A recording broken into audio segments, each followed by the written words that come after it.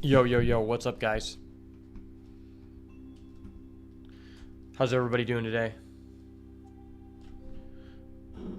Hope everybody enjoyed the long weekend. And now we're going to have a short week. Almost halfway through the week. But today, I wanted to do something that I'd been thinking about last stream, which is I'm going to be recording some sessions. I don't know how long it's going to take us. It might take us two, might take us three streams to fully find out if it is worth your time to buy like a tavern ticket bundle and spend, however much time it requires to use all of the arena tickets that you get from buying one of those bundles to be able to build whatever cards and dust you require to make enough decks for you to actually enjoy this game. Because I know there are some decent bundles in the shop right now where you could buy 75 packs for $60. So basically, I'm going to be using all of the tavern tickets in this bundle, and we're going to be keeping track of the time that it takes me to get completely done using all of them, and then we're going to keep track of all of the rewards that we acquire along the way to find out how that stacks up against just buying packs, with another bundle that could also be a good way for you to finish a deck. And if it ends up taking a very long time, then the answer might be that you should just work a couple more hours and make more money at your job instead of playing arena.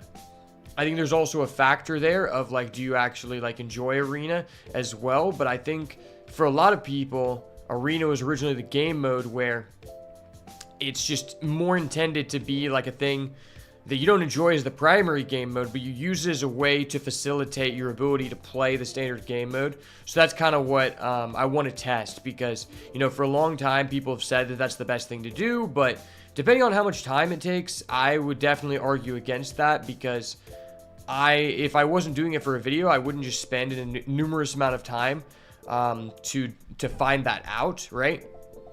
Because I do think that games take longer on average now because cards just add other cards for free, which can just put you and your opponent in a standoff position where the game just goes 10 turns longer than it used to be because you guys just never run out of value. So that's going to be something to take into consideration on top of just your average win rate. And then I'm going to compile these videos into a long form video where I just show the highlights of maybe a couple games, maybe a couple drafts, and see really what is the outcome? How long did it take? How many resources did we acquire? So that hopefully later on you can, actually give yourself a honest answer on whether it would be more worth it to just play arena or just work a couple more hours and actually just buy some packs. I think it's a very interesting question. I haven't really seen anyone do that, so I thought it'd be kind of a fun thing to do. Kind of like a challenge. We'll call it a challenge. It's basically a challenge.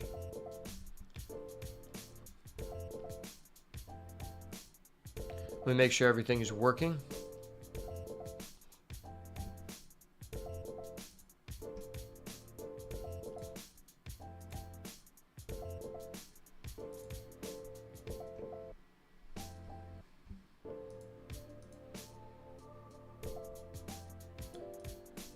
Let me make sure I'm good to go on Rumble. Okay, we're good to go over on Rumble. We're good to go on YouTube, and we're good to go on Twitch. We're lit. Make sure to check out my latest video that I just uploaded on the Excavate Paladin deck that we were playing yesterday. I ended up actually using some games that I didn't do from that stream just because I felt like we were just kind of on an unlucky span of just break hands and just anomalies of matchups that I don't think are very popular. So I didn't feel like it was a good representation.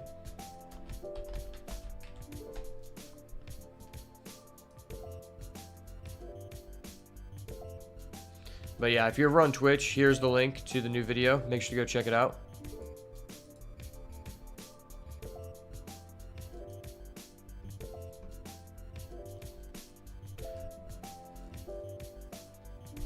Alright. I have just purchased the bundle. We have just acquired our tavern tickets. And we were about to see, is it really worth it to play Arena and purchase the Tavern Ticket Bundle, or is it going to be more time effective and more cost effective to just buy a bundle of 75 packs or however many packs you're interested in buying in order to build a deck? Probably going to take the average of like the amount of dust you would acquire from opening, you know, a comparable amount of packs to the $20 that we spent. And then also just factor in the time there of how long it takes for us to get through all of these, because I know this is probably going to take at least 2 to 3 sessions. But regardless, it'll be a very interesting experiment to test.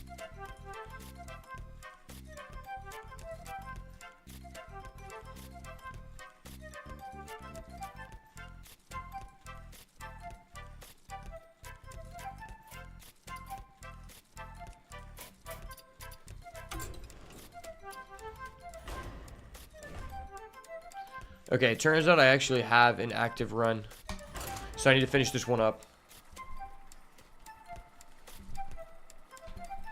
Alright, hopefully we can lose very quickly. I refuse to surrender. I refuse to retire. Especially not with Shaman. Surrendering is not in my nature.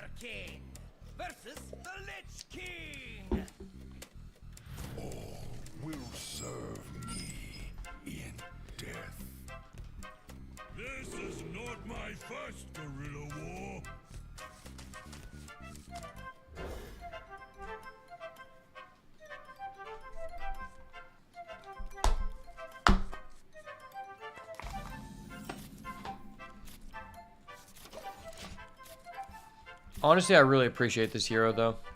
I'm also interested in making, like, a Reno Priest video. It seems like that deck's kind of popping now. And I've always just been, like, a Priest enjoyer, so I'm definitely interested in trying that out, because it seems better now. Now that, like, the aggro deck's got a slap on the wrist and the meta's a little bit slower, might be able to get away with that. It also seems like Control Warriors kind of shifted away from what it was doing. I've seen a lot of people cut the Excavate package, which is very interesting. Alright, well, I was hoping to use this on my Hex, but he might just fully clear my guy before I get a spell. It would be really nice to, like, I don't know, be able to play a fucking Elemental and trigger these guys. But it doesn't look like we're going to be able to do that. I mean, this is just a decent card. We don't have that many Elementals, so I feel like I might rather just have this card. This card will be pretty good, you know, if we don't draw an Elemental. And then I'm just going to trade this. If he randomly decides to prioritize our Poisonous, then we're lit because we have that Hex, you know? I stay with that Hex, son.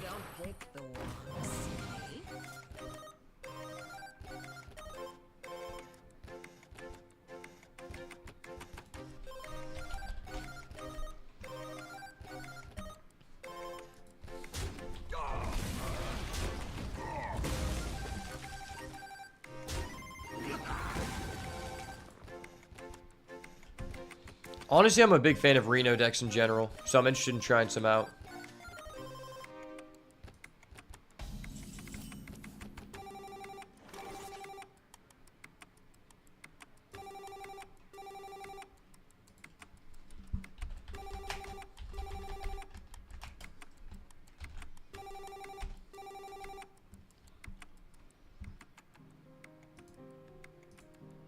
Perplexing.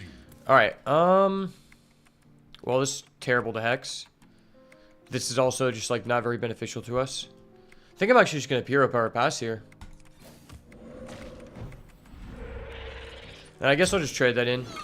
It's not, like, ideal, but he was either going to trade it in or he was going to play a weapon and just kill it anyway.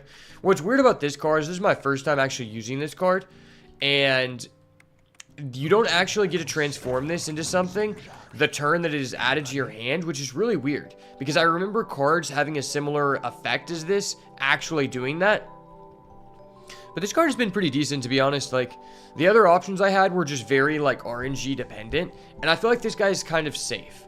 Like, you're not always going to get something that's insanely useful, but I feel like most games are going to go long enough to where you can wait for something that's at least, like, a decent body on the board, so maybe it doesn't, like, negatively affect you. Like, for example, like, this is pretty okay, right? This isn't, like, anything bad. It's not crazy either, but it is an Elemental, and we already have a Living Prairie in hand, so that is kind of nice here. Honestly, I think we're just gonna go. Obviously, we go Divine Shield. Obviously, Divine Shield, and then I guess we can go Rush. If I wanted to be greedy, I could go Wind Fury, but I think I'd rather just do Rush. 5 mana, 5/5, Divine Shield, Rush is pretty decent, right? That's why I think this guy's like okay. Because I feel like most games you can afford to wait till you get something that's worth the amount of mana you're paying for. Even though it's not going to be as crazy as like some of the more auto win button legendaries. Like for him, he could get the Headless Horseman and he's just like popping off. And we're just over here with this mid-ass boy. Okay, so I guess we can Living Prairie. Even though it's not using all of our mana. Or wait, no. We just do this. Yeah, that just cleans up nicely. And then our Living Prairie's online next turn. Yeah, the fact the Siamog guy was an elemental was actually kind of hype. That was actually hype as fuck. Pick me. Crop rotation. You're kind of busted, my guy. I see you. I see you, my guy. For a total of 3 mana, you cleared my 6/5. And then you just got 5 corpses. Crop rotation is probably one of my favorite cards that's been added to Death Knight since the release.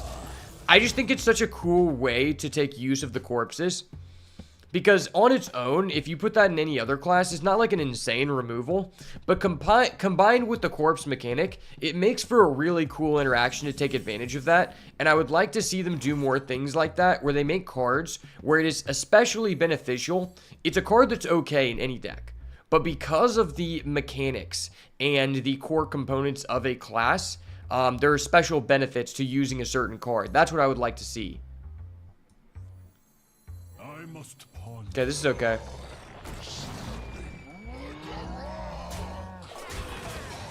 Alright, heal totem here every time. Okay, taunt totem, second best totem, we're lit. Second best totem, we're rolling, boys.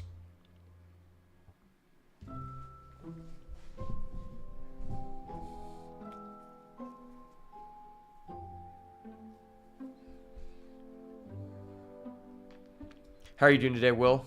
Good to see you.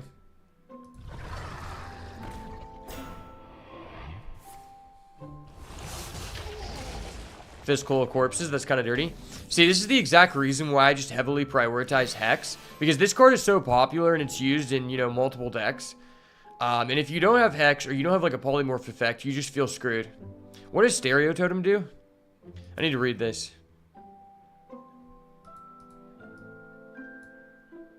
This is the one time it's nice to have a deck tracker. Alright, what does this guy do? Stereo Totem gives +2/+2. Okay. That's okay. Well, obviously I'm going to do this. Like, there's no way we're not doing that. Now, I think I'm okay doing this. If it boosts up our Candle Slogger, we're just rolling. And the fact we have 2 of these is kind of dirty. I'm surprised this card isn't like Overload 1. Yeah, let's just do this. Alright, heal totem. Second try, best try. Alright, we're lit. It's always what you want on the second try, right? You know? I fucking knew it. Oh shit. My boy watching Jujutsu Kaisen. That's one of my my best friend. That's probably his favorite anime. I've heard it's pretty good.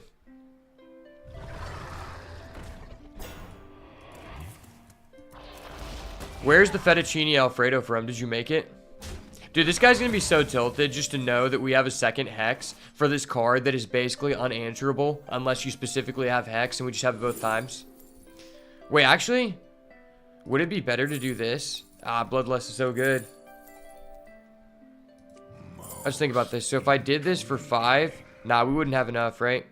So that's 6, 12, 18, 21. Perplexing. 24, 25, 26, 7. Yeah, so we have to do this. If we Bloodlust there, it would be pretty savage, though. This is also more BM. Even though Bloodlust pushes more damage, this is more BM, right?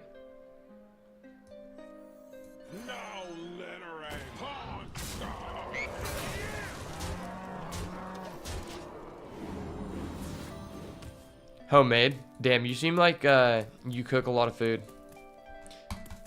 That is lit. Do you cook it or does your wife cook it? That's a very important distinction. If your wife cooks it, then you picked a good one. Alone, we are weak. Stitched together, we are strong.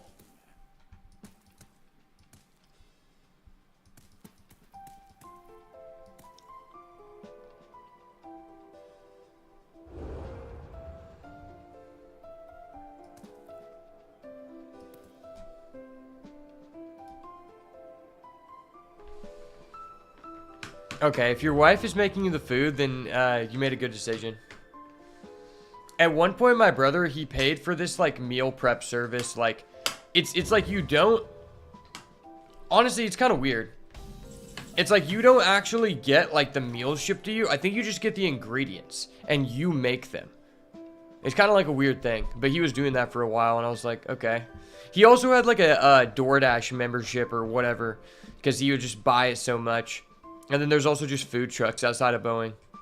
Pawn scum.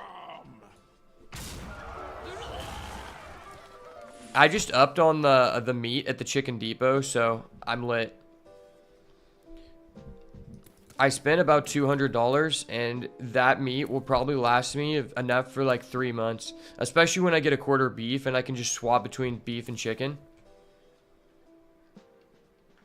Okay, so I don't really want to trade with him, but I do want to, like, put big guys in the field and do cool guy things. I think I'm willing to just forego, like, getting my taunt totems. Okay, that's just pushed.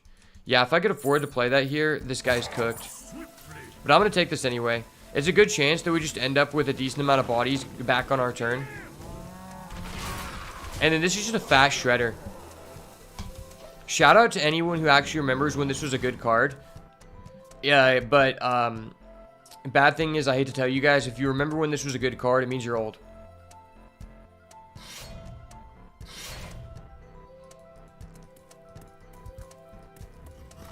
Well, the only reason I was name-dropping Home Depot is because I was just being racist in a funny way, which is allowed because I'm classified as a comedian. The Chicken Depot is actually just probably my favorite small business. Because they sell they sell chicken to, like, local Chick-fil-A's. Like, there's just no way to beat the prices. Like I said, I can get, like, 5-pound bags of, like, grilled chicken, like, nuggets, for, like, $3.99. That is really good. I don't know where you're going to purchase that anywhere else. Also, I bought a bunch of tilapia fillets from them for like $12. It was pretty gas. Okay, but this is gas though. I feel bad for this guy, but there's no mercy against the evil Death Knight. No mercy, brother. Alright, fuck. I should have hero powered first. No! You're supposed to tell me these things. You're supposed to tell me these things. It's okay, this guy's still cooked. The stereo totem pops off. The stereo totem pops off, we're good. We have a 10-10 piloted shredder. Hot Wheels, beat that, baby. Yeah, Piloted Shredder used to be one of my favorite cards. Remember when you could just randomly get Lorewalker Cho, which just, like, fucked you over so bad, or Doomsayer, or you just Omega High rolled and you got Millhouse, and, like, that was realistically the only way you would ever see a Millhouse, was if someone was trolling, or they had a Piloted Shredder. Those were the two potential outcomes, right? No, my totem would be 3-3 if I was a good player. Why? Alright. Good news is, guys, Paul isn't here to flame me. We're okay. We're okay for another day. Paul isn't here to flame me. Taunt, taunt. Okay, we get Rush. Unfortunately, the Rush has no value because this guy's fat. We do have this guy, though. This guy's kind of a hoss. It's just no one kills it first. He might actually kill this first, though, because we have a 10-10. I don't know if he can beat that. Okay, so he only has 16 total damage. So there is a chance he doesn't lethal us. But it's fine if he lethals us because this is a pre-existing run. And I'm really just doing this to complete the challenge that I set out for myself. So I need to be using the tickets. Oh, also I need to get my notepad so I can write down and track the stats. Because I don't want to rely on a tracker and just be fucked. Also, I need to keep track of time. I need to keep track of our start time. Does anyone have a pen? Could I just borrow a pen from the chat, please?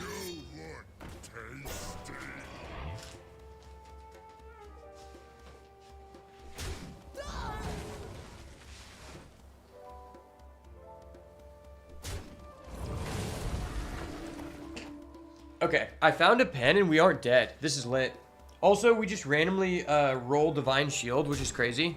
The Divine Shield kind of cook. Kind of cooking with the Divine Shield, okay. Whoa, whoa, whoa, buddy. Buddy, don't challenge my Divine Shield. I didn't consent to this.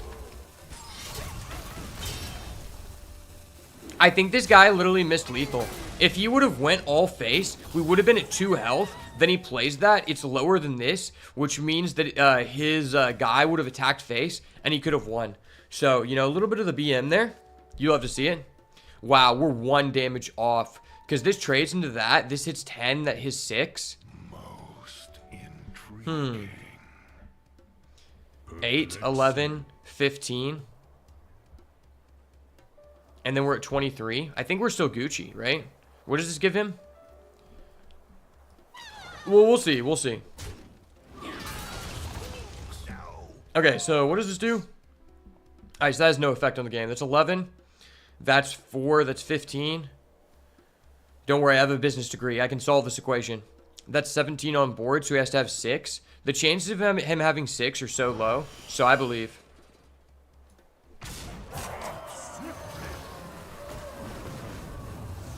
And then we'll play this guy. Alright, do you have 6 damage? Because you didn't have 2 damage last turn.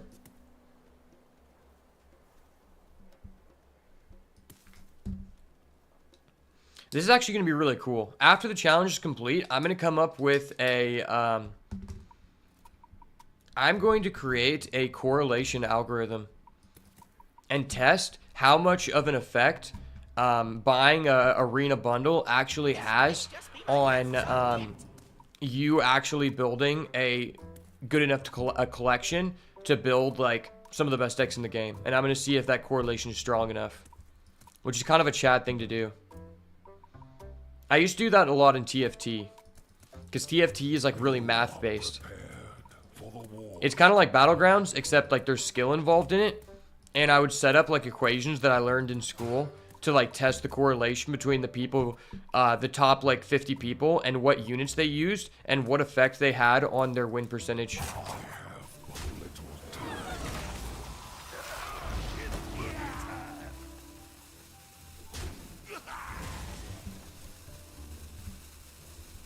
Alright, buddy, just go ahead and rope out. I'll wait. Alright, I'm back to 30.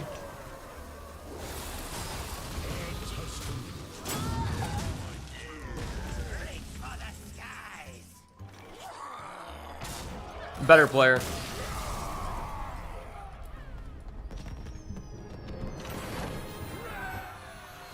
Also, let me know about the music level. Because I didn't realize the music was honestly kind of high before this, and I adjusted it. But no one told me the music was too high. I had to record a video, and I found out it was a little bit high. So I adjusted it. So let me know how the music is right now.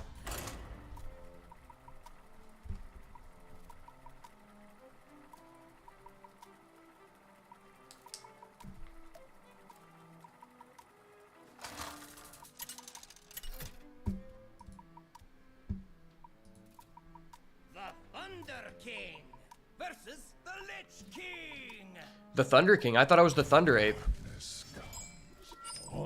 I guess I'm the Thunder King now, guys. This is not my first guerrilla war. I mean, this isn't my first guerrilla war. I really wish that the Leroy Jenkins hero was back in the shop, because I'm not a big cosmetic guy, but that just hit. Okay, starting with this is actually kind of clutch. Since you don't get to transform this the first turn it's in your hand, we now don't have to wait. Plus, this guy is a direct representation of how I look at my victims.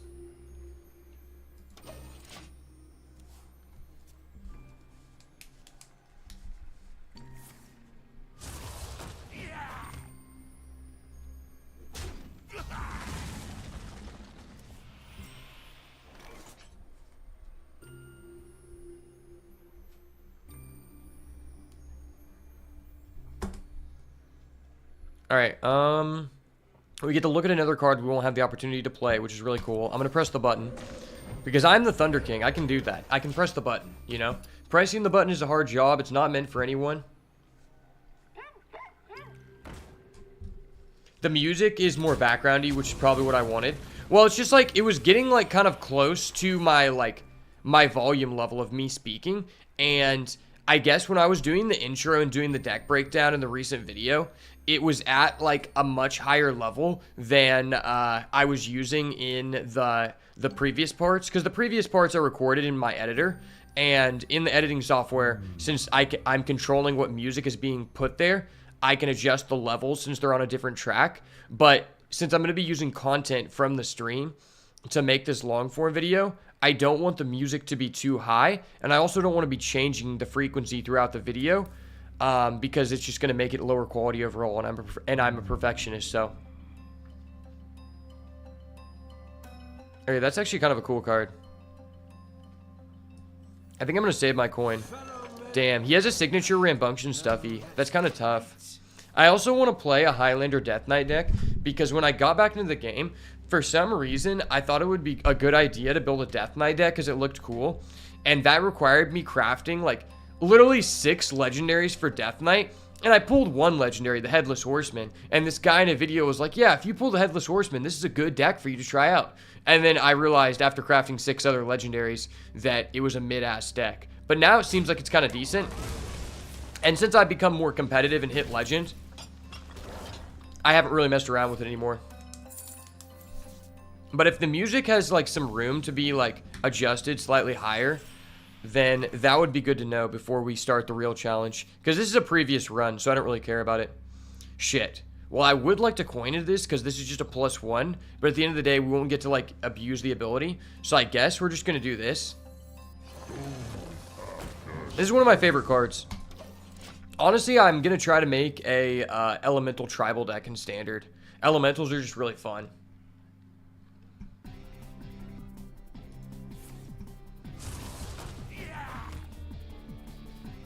I'm going to increase the sound slightly. Destiny calls to you.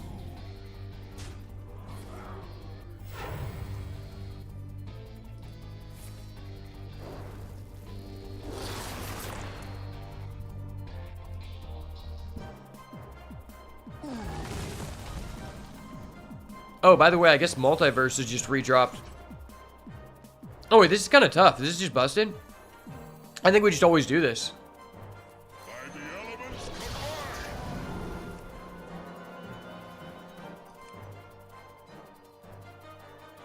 combined.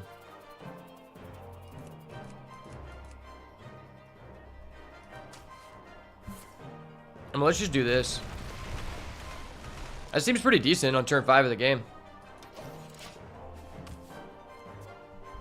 Now if he full clears, we can just do Once Upon a Time. Okay.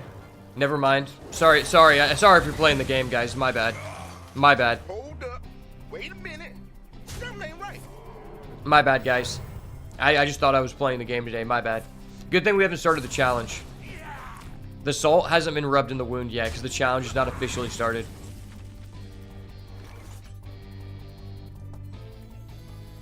Alright, let's summon 3 more guys so we can do another AoE. I love it when this guy AoEs us. It makes me feel really good about myself. Okay. That's cute that I thought I had a chance to win against the Death Knight Arena. Well, I mean, I am wearing like a pretty like hot boy shirt right now. You know, it's kind of the hot boy summer. So, I mean, that was a given when you joined the stream. Basically, this is a community for attractive people only. That's all I'm going to say. If you don't have Riz, then this community might not be for you.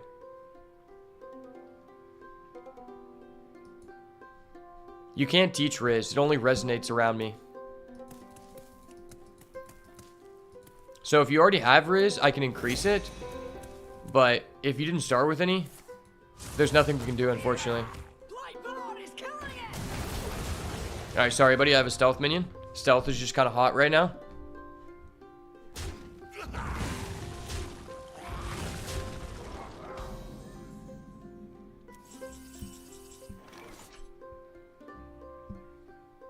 Okay, I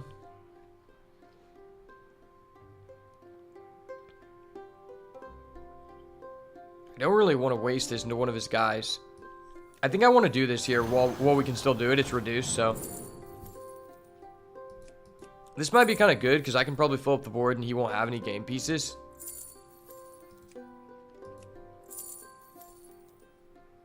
And we already have an AoE. I'm going to do this because it's fun. I'm a fun kind of guy.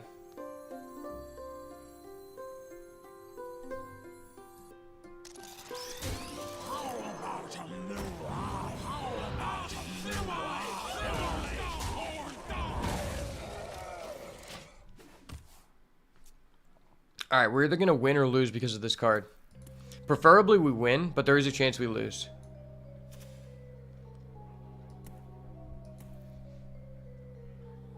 I do have a cheap AoE though. So if I can end with more pieces than him, we're going to win. You know, it's chess 101. More game pieces equal better player. It doesn't matter if they have the queen. If you have 10 pawns, you win every time. Trust. I have like an elo of like 900 in chess. I can be trusted.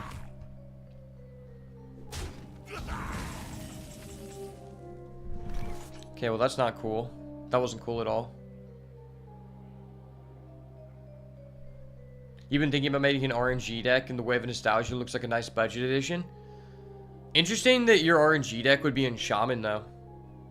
You mean RNG as in you're just like transforming shit? Is that like the purpose of the deck? Because there's a lot of like flavors of RNG, and a lot of times transform is more beneficial for you than the other player, so it kind of mitigates some of the RNG. I think if you want to make an RNG deck, you probably go mage, and you probably play like Yogg-Saron Hope's End, Yogg-Saron the Titan, Yogg in a box, the Yogg in a prison of Yogg-Saron. You should play all Yogg cards. Yeah, I think you just do like the Yogg tribal deck. There's literally like 5 Yogg legendary or epic cards, and they're all just crazy. Okay, so we have to have fast APM here.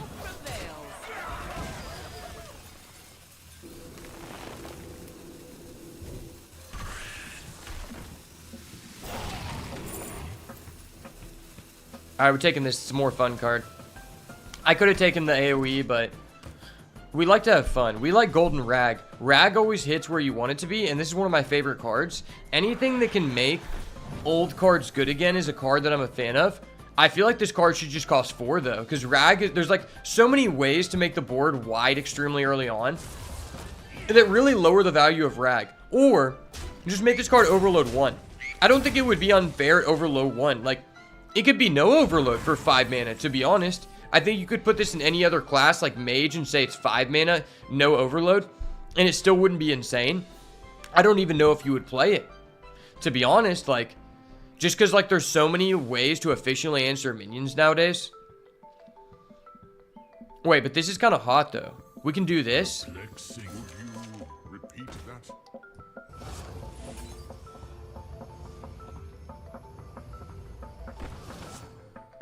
Hope prevails.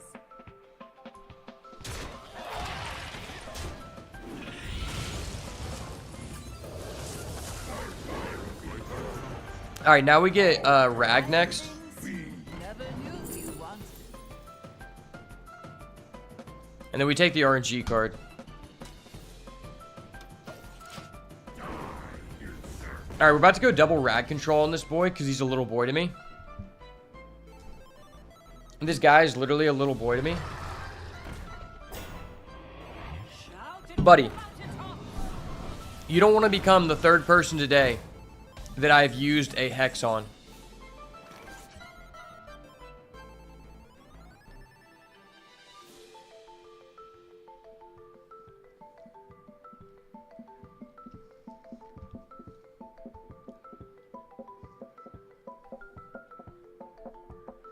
Okay, Perplexing.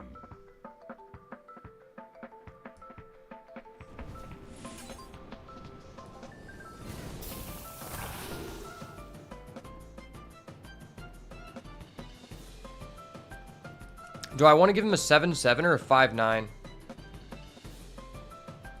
I guess 7-7. The elements combine.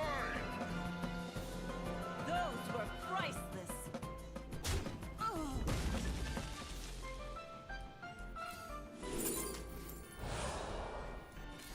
Lightning. Alright, now Rag just has to perform. Don't Rag, you just have to perform for us, buddy.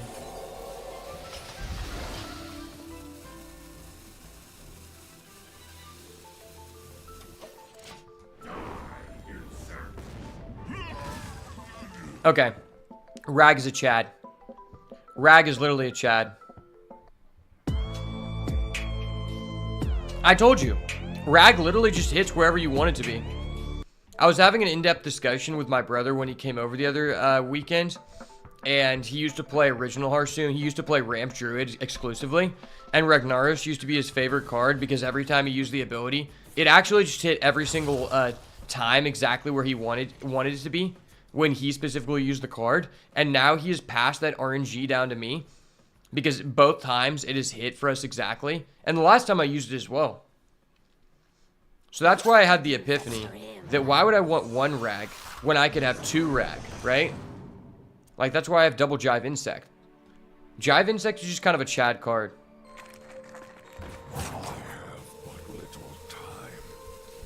The reveal of the Blacklock legendary that turned you into Rag. Dude, that was such a cool design card. And imagine they actually just made it to where it gave you slightly more starting health than it actually did. How much of a difference it would have made. And it wouldn't have been unfair even. Like, I think that its cost was so high to where and you had to kill it too. So the other person could just not kill it.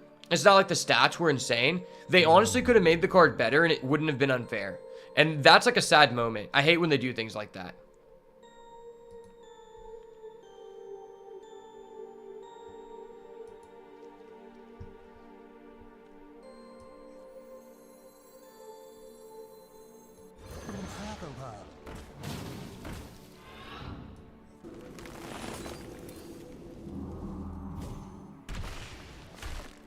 Okay.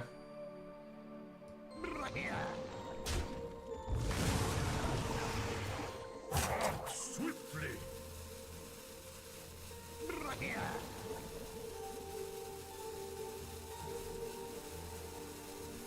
Don't distract me. No, I didn't want to give it to him. He didn't deserve it.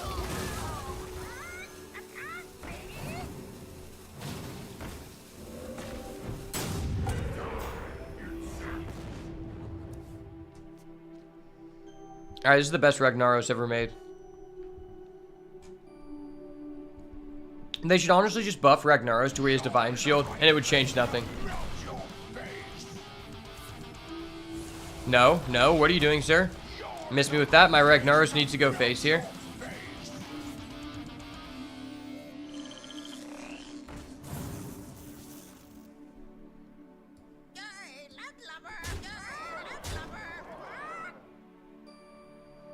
All right.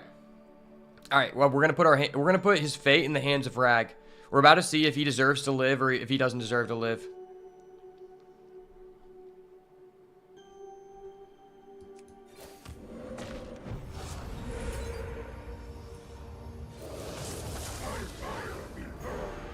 How can this be? All right, he didn't deserve to live. We didn't even take more than one shot. I literally told you, the Rag just hits exactly where you want. That's literally 4 times in a row that the Rag hit the specific target we needed to. And even there was a 33% chance. Like, we just deserved that.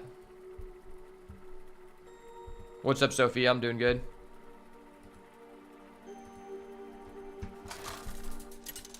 Blackrock Mountain was such an iconic time for me. I honestly love that expansion so much. There were so many decks I enjoyed during that expansion. I enjoyed Reno Handlock. I enjoyed Druid combo decks where you just used Emperor Tharson to cheat out fat guys even faster. I enjoyed Patron Warrior. That, I don't understand why instead of having this twist where they keep adding random shit, it's not just twist, but it could just be twist and it's like, okay, 1 month it's classic. Next month, it's Blackrock Mountain format. Next month, it is League of Explorers format. And just rotate between all the formats in the first 2 to 3 years of the game, and everyone would be happy. Oh, yeah, he did come in the... okay, he came in the League of Explorers. That's true. I got that mixed up. But there was cool stuff that came in the Blackrock Mountain. I definitely love the Patron Warrior. The Combo Druid. That's what it was. You used the Combo Druid. You go Emperor Tharson, reduce your Savage Roar and your Treant card to kill them. That was dope.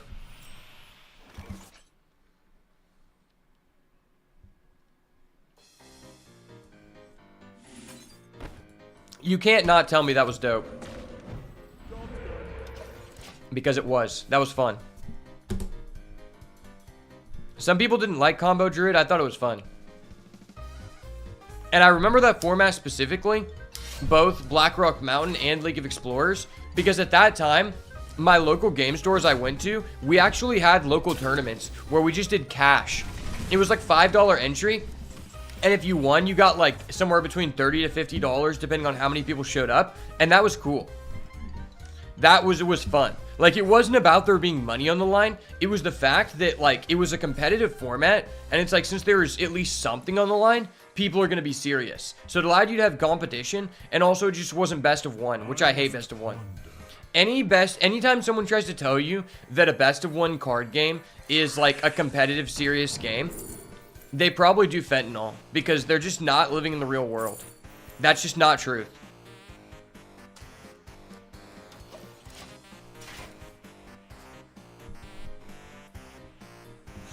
The words competitive and best of one card game cannot legally exist within the same sentence. Like, you're not speaking English at that point.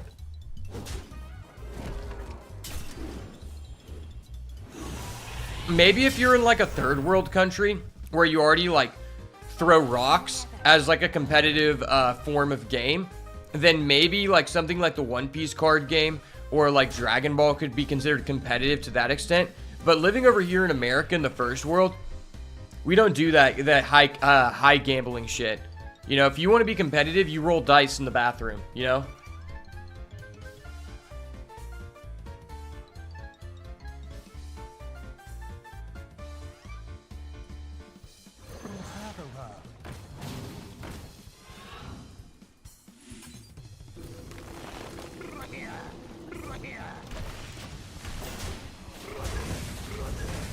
Alright, I believe our legendary is insane next turn. It's always insane. I'll take a 5-mana 5/5 Ragnaros, please. 5-mana 5/5 Ragnaros. Or I'll take a hero card. Hero card would be lit. I don't know if you can get a hero card on this, though.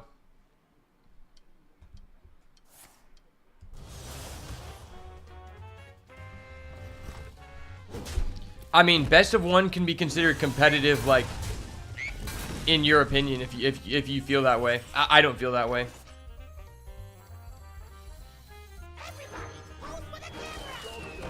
Especially if you don't come from a best of 3 card game, it's easier to have that mindset. I feel like most people that have played a best of 3 card game competitively, it's difficult to convince them that a best of 1 card game is something worth being competitive in their mind.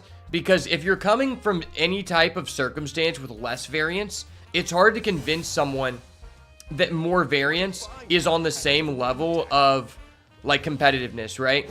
But when you don't have, like, that background, like, let's say your first game is a best of 1 game, it's easier to have that mindset. Because obviously it's all relative to, like, what you think is, you know, considered a good ratio of competitiveness and RNG. Like, I don't think best of 1 Hearthstone is very competitive in any way. I don't think it ever has been. I really like the Conquest format, but even like just the natural variance in the format, even when we would do the Conquest tournaments, I still didn't feel like it was on the same level of like variance to consistency and like benefit of deck building that I had experienced in Yu-Gi-Oh! Or Magic, right? Perplexing. Also, I just think that online versions of games are just less competitive in my experience to my standards. Because to me, part of like the competition is like being able to like experience like mind games and like get inside the other person's head, which is just not possible online. Like, obviously you could play MTGO, which is like, you know, probably the most competitive card game simulator online. But even then, it's not the same level of like mind games of remembering to announce your effects, remembering to, you know, look at your opponent's stuff without just being able to like always access it, right? There's just a certain element of that is like present in person that I think takes games to a different level that for me just isn't comparable online. Now, other people may disagree, and that's fine. Everyone can have their own opinion. But for me personally, that's what I look for if I want to be competitive. And that's part of the fun. It's part of the challenge, like trying to remember everything. When the information is like present in front of you at all times, it's almost like a different experience. Because then you can put your mental into other focuses on that game. Then you would normally have to like disperse your mental across like different fallacies in person. And I enjoy that aspect. This seems pretty good. I must ponder.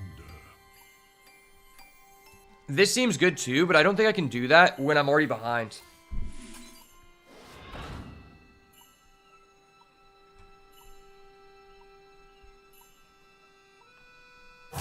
Swiftly.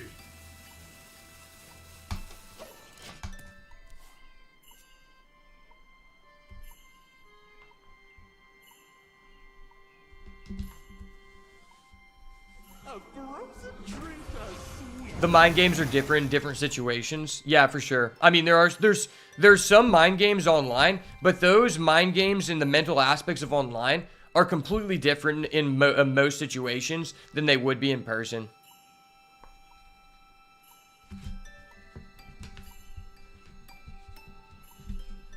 I also just prefer doing stuff in person.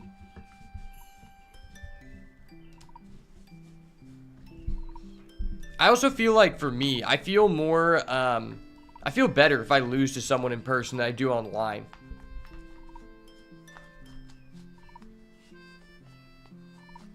Maybe because I see that person, I'm like, you know what? Like, that guy was really cool. He made the experience really enjoyable for me. And versus I'm online, it's like, oh, the guy just emoted me 5 times. I'm like, fuck. Fuck you, buddy. I don't want you to continue doing well in this tournament. You just emoted me 5 times. Whereas in person, that same guy didn't have the balls to actually do that. He was just a really nice guy, and I was like, damn, he was cool. I hope he does well. I hope I see him again.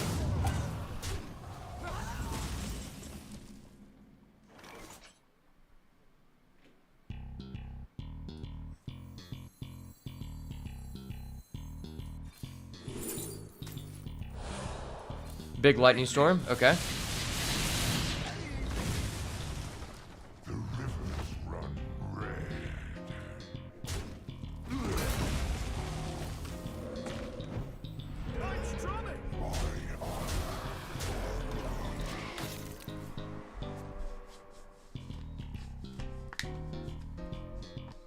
I really hope this guy can just beat us so we can start the actual challenge. That would be appreciated.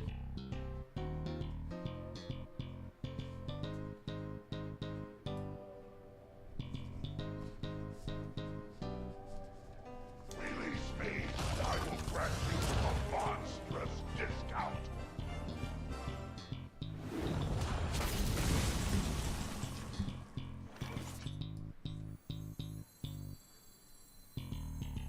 Alright, what was our last battle cry? Let me see what our last battle cry was.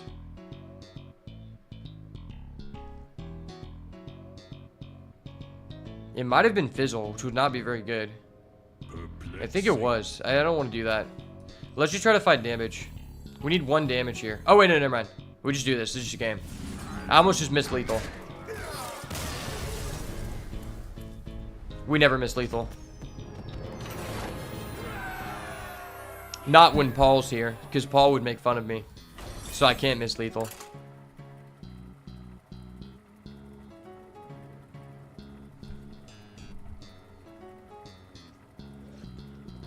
I actually don't even want to look at my stats right now.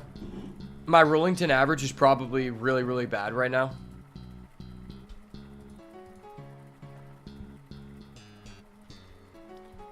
Okay, yeah, it's pretty bad.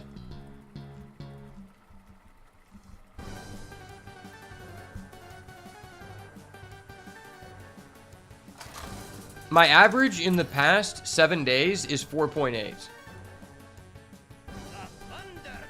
Which is pretty bad in my standards. To me, I feel like if I'm close to 6, then I feel like that's pretty good. Now, if I have some more time in the game, like maybe next month, I'm probably going to be wanting to be closer to like 6.5.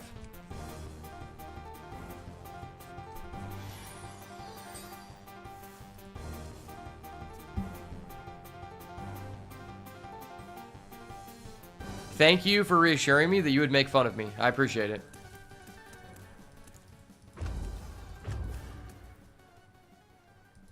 There is little time.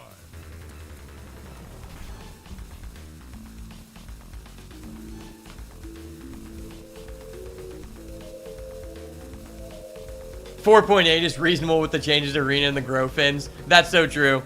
The grow fin epidemic. I honestly want to make a rant video where I'm just outside with a cigar, just yelling at people for how much of a piece of shit they are for just retiring runs on Shaman until they get offered grow fin. And I'm over here like, look at the stats. Do you see? Do you see? I have been offered the grow fin one single time. That'd be a funny video. Or like a short. That'd be cool. I must ponder. Alright, next turn, damn. I wanted this to turn into Manatide Totem. I remember when Manatide Totem used to be such a broken card. It's crazy how different Shaman is. To today's standards, Overload is basically non-existent. Like, the cards that have Overload, like, this has Overload 1. But Overload 1 is just so minuscule to compare to what it used to be. It was like, back in the day, if you had Overload 1, it was detrimental to what you could do on the following turn. But now it's like, I mean, you got 2/5/4s with Rush. That's worth like a ton of mana. So you don't really care. It's kind of crazy. That would be a blunt video, and it's necessary to get my message across. You know, as a content creator, I must strive to control the narrative. It's an important aspect of being a content creator. So this is the guy who gives +2/+2, so like, that's okay.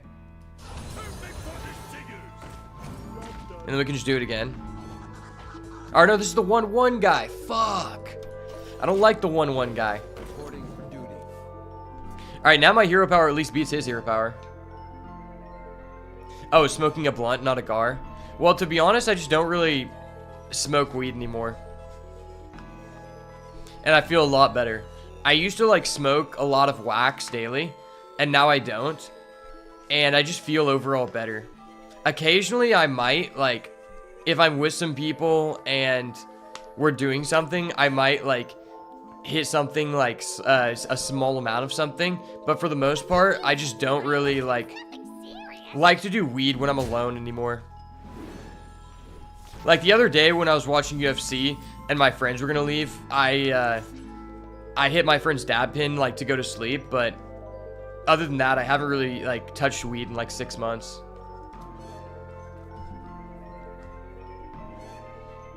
And it's crazy because, like, weed used to be, like, a big part of my life. But for me, I just, like, I can't do it. That's partially because I have a sleeping disorder. And I'll fall asleep, like, 5 to 10 times a day. And weed just makes me, like, really tired.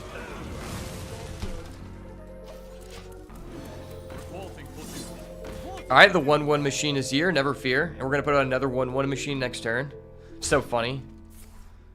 Alright, I'll make another 1/1 machine, sir, since you requested it. Dude, what is it with these people shuffling the 1 bomb into the deck? And every single time they do that, we always draw the 1 bomb on the following turn. Alright, this is kind of a hot boy play. We're going to make our 1/1 machine for a 3rd time. And then we're just going to put up a barrier. The 1/1 machine cannot be stopped. We're taking this guy to Value Town. You'll smoke enough for the both of us? That's cool. Yeah, do a nasty rip for your boy Beats by Ash. Here, just take a rip every single time I miss lethal, and then you'll be as high as a kite. That's like an ideal situation.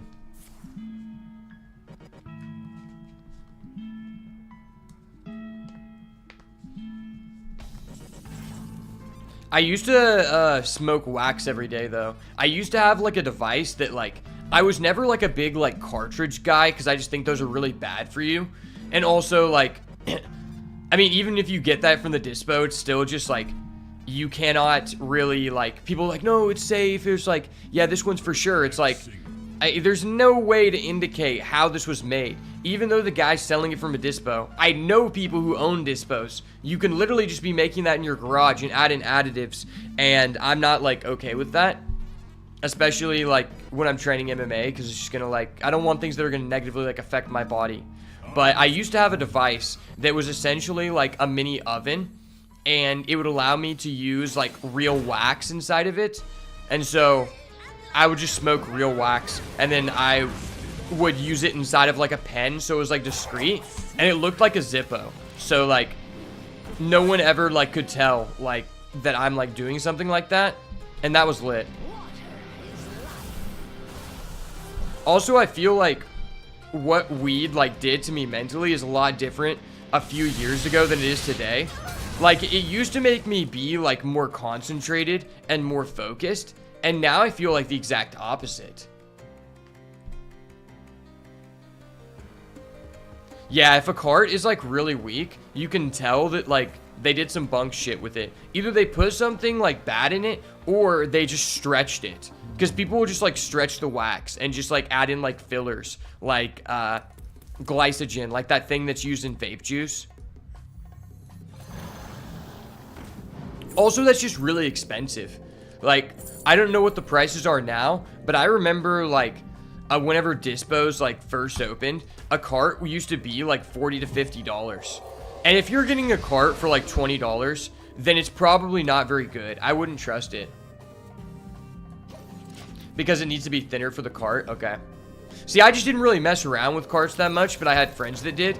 And there was this, I had this one friend that he was from Saudi Arabia, and he owned this store in Stillwater when I was going to school, where basically it was a, like a vape shop that, like he also had a dispensary right next door. And if you had a medical card, you could like go inside of like the shop, and you could like smoke there. And he had a bunch of TVs set up, and he was like running a bunch of gaming tournaments and stuff, and I was like helping him out, and he had like a bunch of like huge ass speakers in this one room, and it was dope. And then he also had a liquor license, so he could like sell you alcohol if you were 21, and that was just dope. But I remember there was this guy who was like sold him some carts, and then that guy ended up selling some other carts to one of my other friends, and told my friend that he had put vodka inside the carts to dilute them, and if you inhale vodka, there's literally a chance that you could die instantly. And he didn't tell my Saudi Arabian friend Zizo that he did that, and so like I told him like right before that he was gonna use them, and he threw them away, and he could have died. And the guy who did this just had like no remorse for what he was doing, and I just felt like that was really fucked up. And because I'm a savage, his name was Davin. Just remember, Davin is a bitch, because he almost killed people with vodka inside of carts.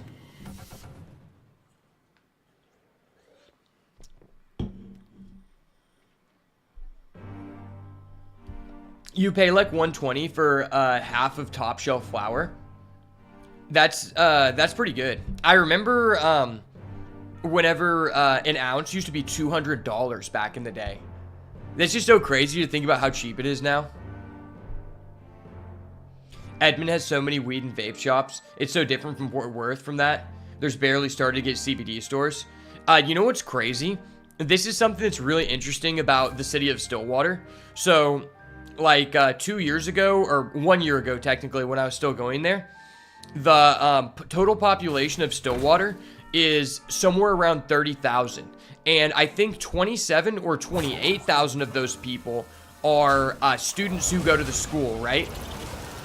Or that also might contain faculty members. I'm not sure. But basically, there are 30 dispensaries, or 31 at the time, which means there were basically a dispensary for every like 1,000 people. And you got to consider, like, I would say a majority of those people don't even qualify.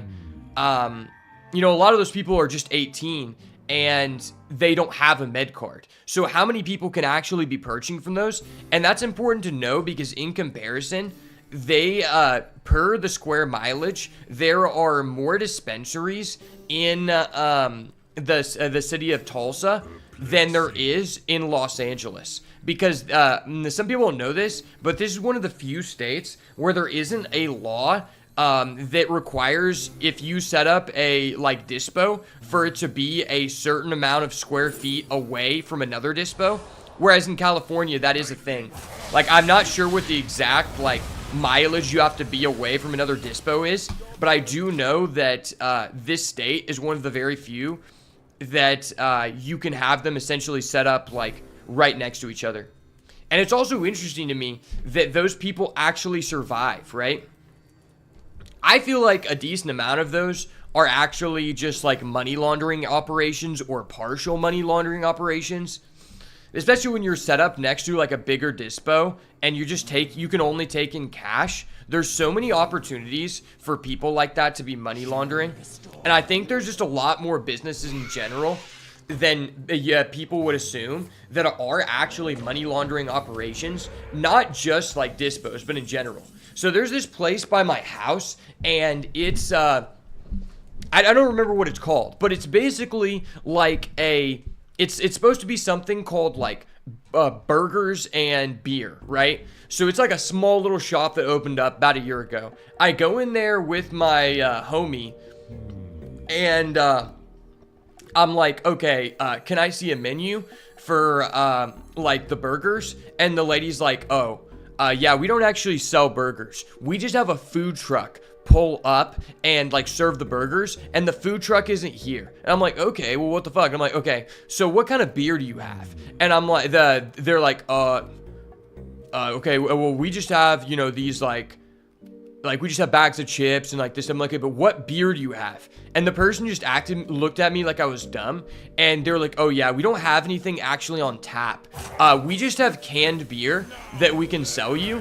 And I'm like, okay, well then why would I even fucking want to come here when I could just go to Quick Trip and just buy a 12-pack and go back to my house? Like, how does this place even make any money? You know, like, it's just one pool table, a bar, and I think they had a Nintendo Switch and a couch. I'm like, this is obviously a money laundering operation because you guys never have this food truck here, and the place is called Burgers and Beer, and then you don't even sell beer by the tap. Like, what are you even offering, you know? It's just kind of crazy to think that, because, like, how is that place going to stay in business? I know that it's not very profitable. There's, like, never anybody in there. It's also very close to, like, multiple places where you could purchase beer at a lower price.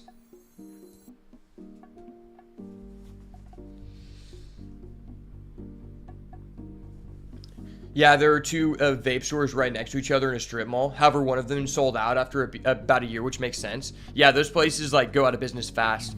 Another thing about that is, I'm honestly getting kind of tired of the vape shops because, like, there's this one in Owasso that it used to be, there used to be a place called Six Killer, which was probably one of the best card game shops I've ever been to. I used to play Magic there in high school, and it was hella awesome. Like, the owner was super dope, and we used to do chaos drafts, and he was just a cool guy. It was just a cool community. But it got replaced by this place called Cali Culture, and it's owned by these two, like, Arabic dudes. And basically, they just, like, would sell to kids who were, like, 16, and in multiple instances, the dude would exchange free vape pods to underage girls in order to touch their ass or have them show him their tits. And I just fucking hate that place. Like, there's just so many, like, shady vape shops like that. They're willing to sell to underage people and are doing weird shit. And for some reason, this place isn't shut down, which is really weird because the cops are very much dickheads in this city, because basically there's just, like, no action going on. Like, there's probably, like, 2 robberies in the past, like, 8 to 10 years. So, like, they'll just pull you over for nothing and fuck with you. Like, a prime example of this is I was coming home from like a concert, and I was asleep in the passenger seat, and I had my friend who is Arabic driving my truck home, and the guy pulls us over, and he's like, "Sir, do you have any methamphetamines in the car?" And he pulls us over for no reason, by the way, and I'm like, no. And he's like, "Are you sure you don't have any methamphetamines in the car?" And this is the first question he asks us. He doesn't say anything other than this, and I'm like, no. And he's like, "All right, can we use the drug dog on your car?" And I'm like, sure, that's fine. And then the guy used the drug dog on the car, and then everything's just cool. But I also just got I also got a ticket another time where my same friend was driving the car while I was asleep because the guy said that my tag was overdue. And you know what happened? I went to the tag shop and they said, "Hey, your tag isn't overdue." So that shows you how much like little action the cops have in my city. So the fact that this vape shop that is just like touching underage girls and also just selling to people who are like 15, like knowingly, is still in action is just so surprising to me. And I mean, a lot of vape shops are like that, where they'll just sell to like 16-year-old kids as a profit. I mean, hell, I know quite a few dispos where like people have told me that they'll just go in there without having a card. And it's just like, dude, you're gonna ruin this for everyone else. Like, it's all the people who are doing the illegal shit that are gonna ruin it for the people who are actually doing it legally.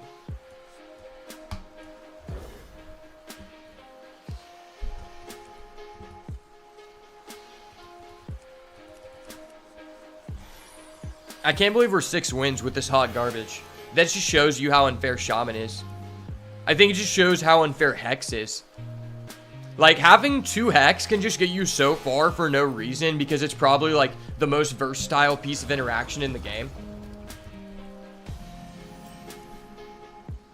Like, our legendary is hot garbage.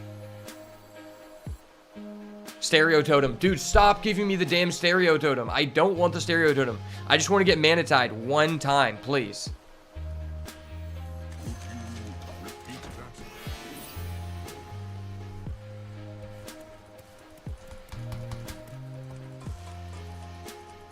Apparently, we're supposed to get news about a new expansion this week.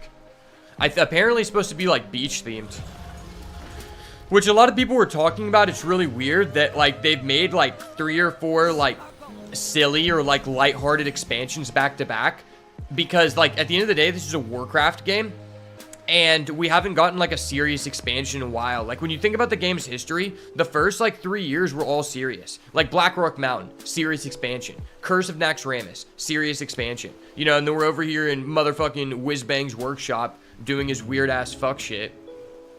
And then we're about to get the beach theme, and it's like, I guess I'll give you a pass just to see Valera's tits, you know?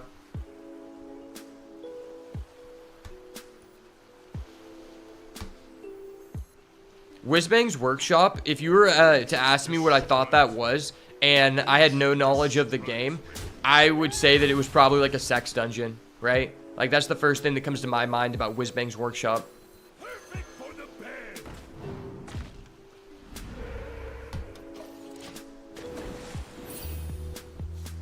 Alright, don't hit my Manatide. Yeah, okay, you didn't hit my Manatide, I'm the better player. Okay. It doesn't matter if this was good or bad. I just wanted to see the Manatide back and action.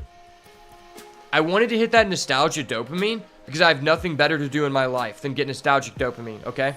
So let me have this W with my Manatide. The outcome of the game doesn't matter. It just matters how long my Manatide lives. Alright, so I guess we can just get a free coin. Free coins are cool.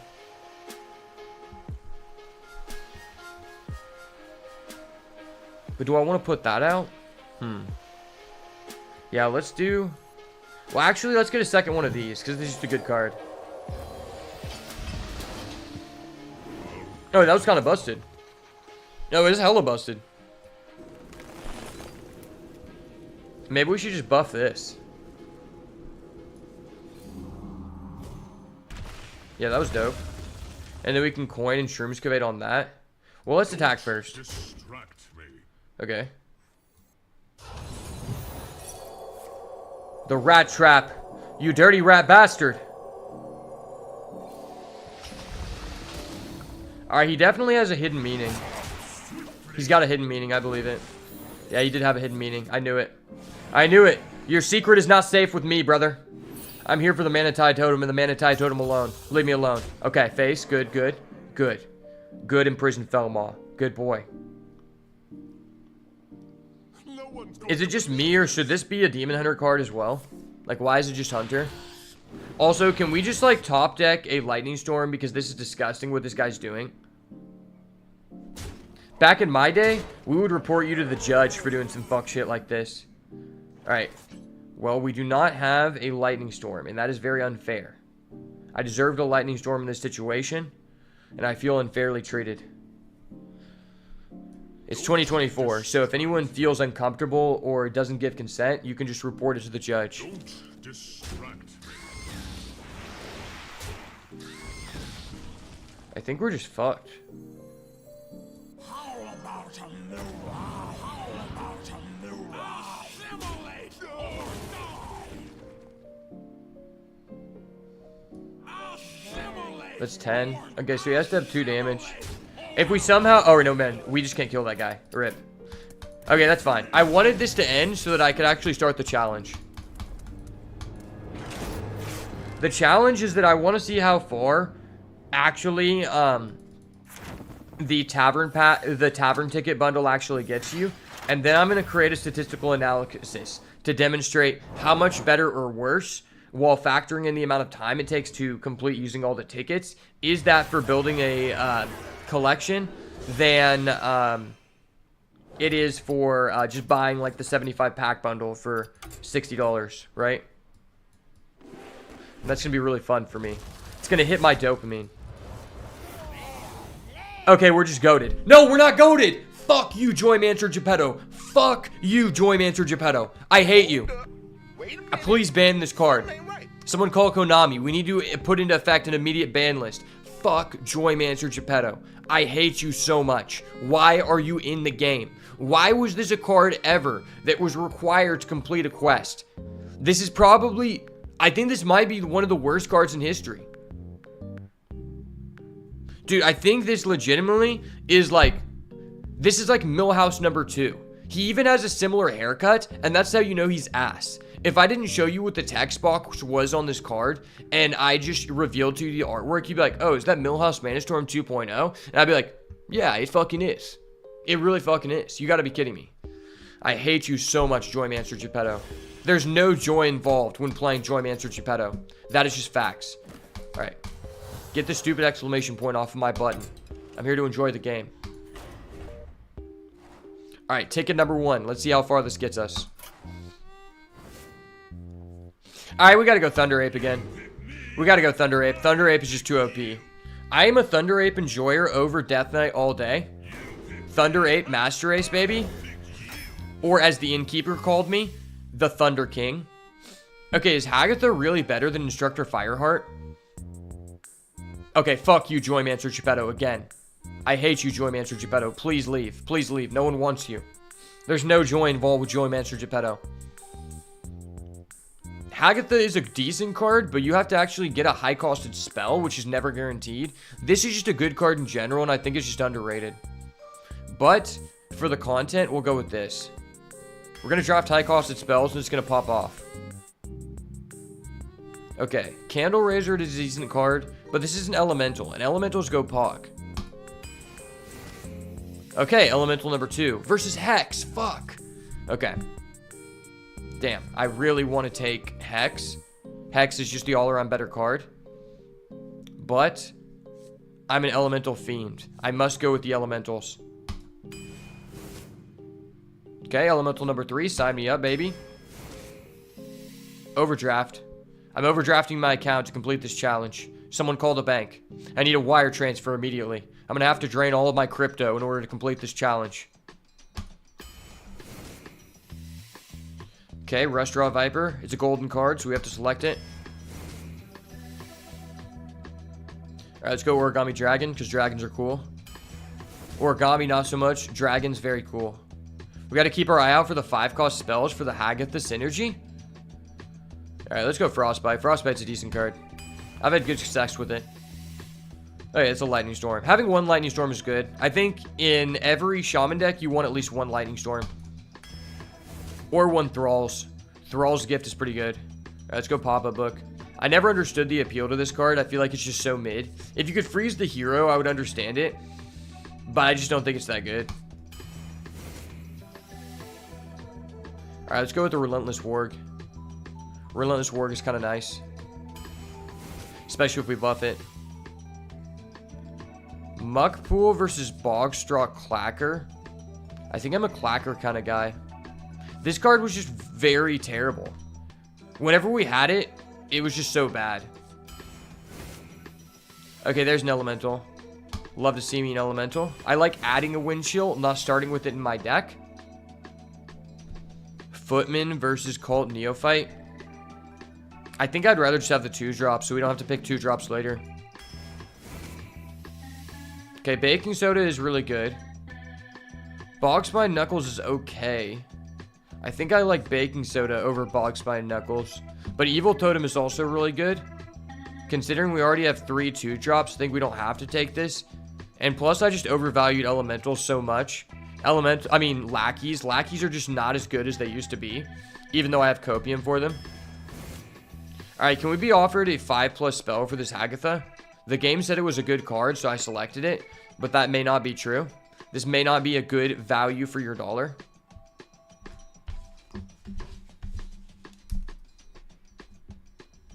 Alright, I gotta write down the time that we started this draft so I can keep track for the data. Okay, Standard Elemental is just an Elemental. It's 2 Elementals, so we gotta love to see it. Marsh Spawn, okay. Marsh Spawn is nice. Sweet and Snow Flurry, the Paul's favorite. The Paul's Delight. Ooh. Shining Sentinel. Shining Sentinel is a weird card.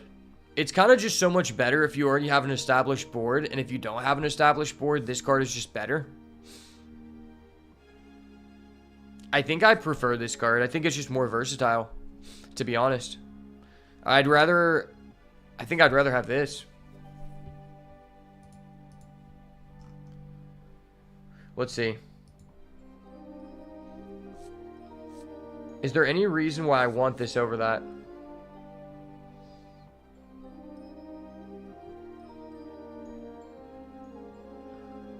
I mean, I guess we have this guy, which is good with that card.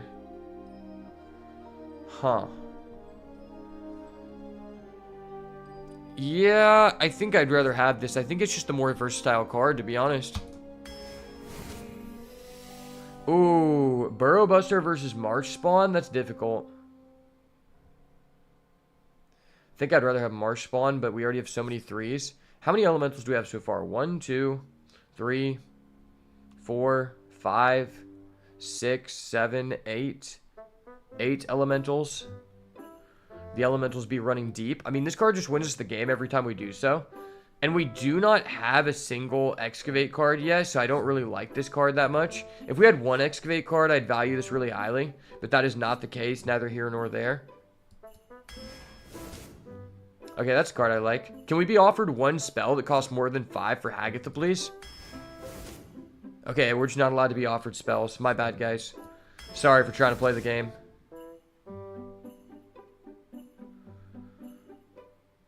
Okay, I guess we'll go with the second Frostbite because we have so many 3s.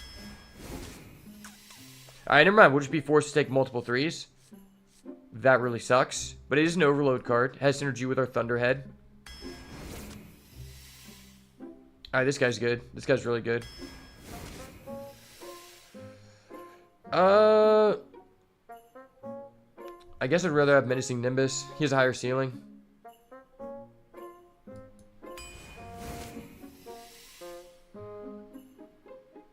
Bogspine Knuckles might be pretty good here.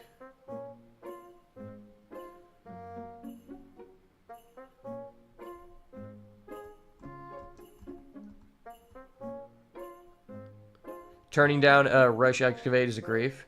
Say, this is why I need you to send in your messages 30 seconds before so I don't grief Paul. Alright, I guess I'll take this. Alright, now I get offered my second Excavate card and we just cry. I guess I'll pick Earthquake. Because we actually need a spell. We need a spell for our Hagatha, so we have to have this. Okay. Let's go. And we already have so much removal. We already have so much removal. But it's just the more versatile card. It's potentially a Hex. Alright, we get offered one card that is over the cost of 5 and is a spell. That is very sucky. I guess let's go Lightning Bolt because we have like 15 3-drops. You won't draft for me, but you'll let me know the grief if I can. Okay. Good to know. Make sure the punish feels even harder. Alright, game number 1 with this horrific deck. I should probably start a counter for every time we are not offered the one who will not be mentioned, aka the Grofin. We will not mention his name anymore because we're not allowed to see him. He's hidden. He's technically locked behind a DLC, and I have not acquired the paywall yet. That's why we don't have access to him. If I spend more money, Blizzard will allow me to see him.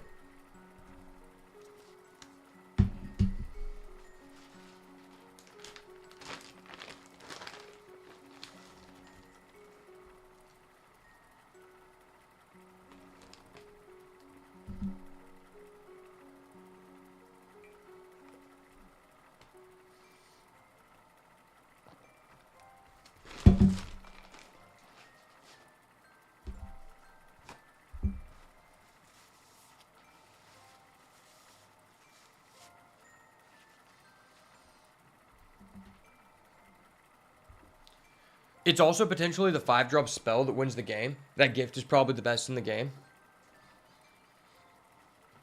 What 5-drop spell? Are you talking about for the Burrow Buster?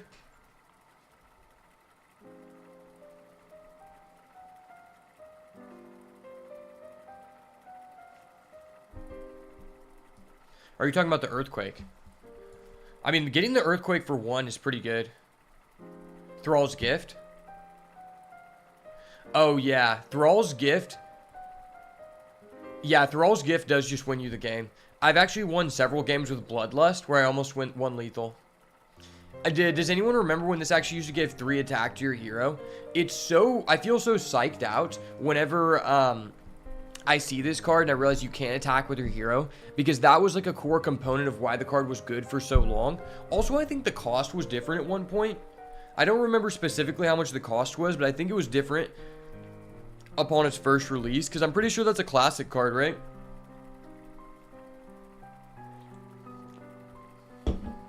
What was the original text? I'm gonna look at that. I'm pretty sure it did give to the hero. I'm gonna look it up.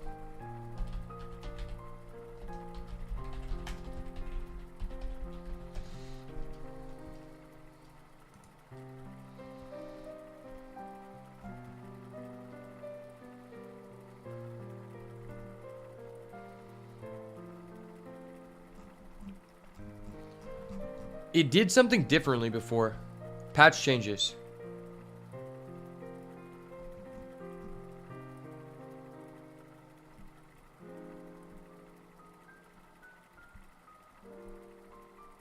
Okay, maybe I'm just tripping. Maybe there was no changes to it. I thought there was a change to it. Maybe I'm thinking of a different card.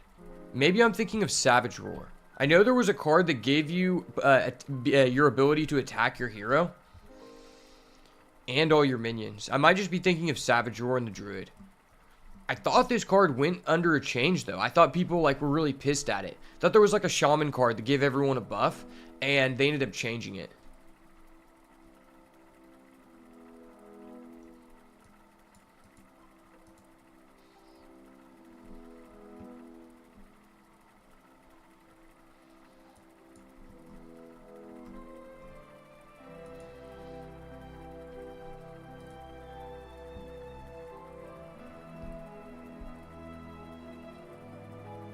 Rock Biter. Okay. What was Rock Biter? I gotta look at that.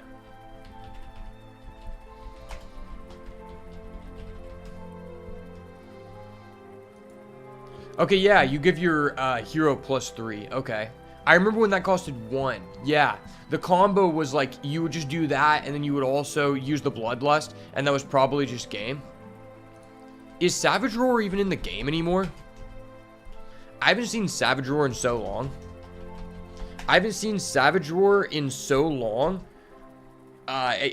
almost not seen it as long as we haven't been able to get into a match. The queue is 4 minutes. That's such a lie.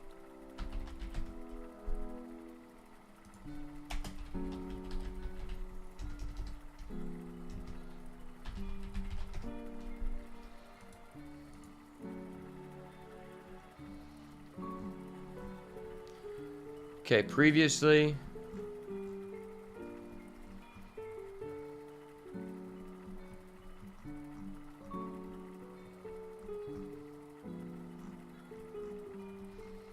So Savage Roar was never changed?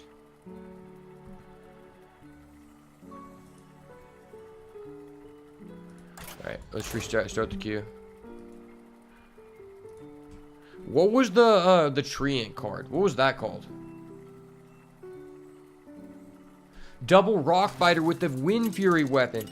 That's what it was. You gave yourself Wind Fury. You had that 6 mana 2/8 weapon. I think that card ended up costing 1 more after a while. Force of Nature. Force of Nature Savage Roar. That was such a fun time. I know a lot of people hated it, but I love that deck.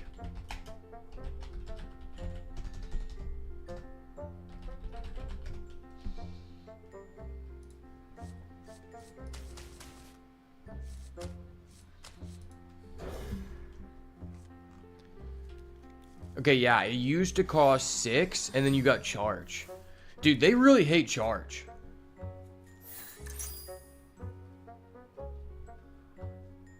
Charge is like anti-Hearthstone now. If a card gets charge, it has to have terrible stats. Like, that's the prerequisite for sure. But I actually did pick the Paul's Delight, so we're going to carry with the Sweet and Snow Flurry. I'll show them. I'll show them all. Oh, he's got the Mad Scientist. Oh my gosh, this guy's playing Constructed. He has a quest and he has a Mad Scientist. Someone called a judge. This shouldn't be allowed. I love how we ended up with 10 plus elementals and no payoffs for elementals. You gotta love to see it. That means we're just gonna have to high roll for our Hagatha here.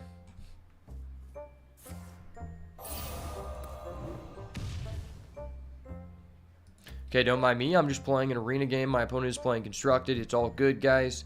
My mental is fine. We're all okay.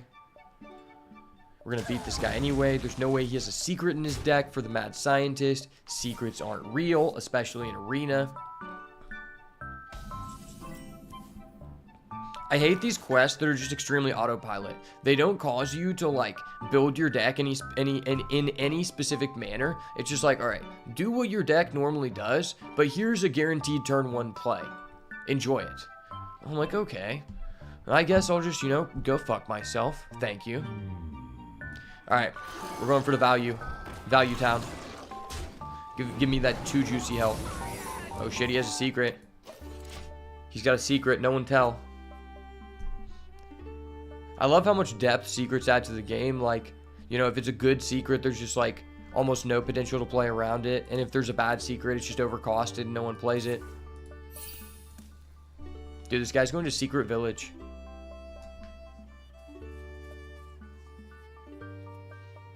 He might as well just pull a Dark Magician out of his ass because he basically has everything else a spellcaster would need.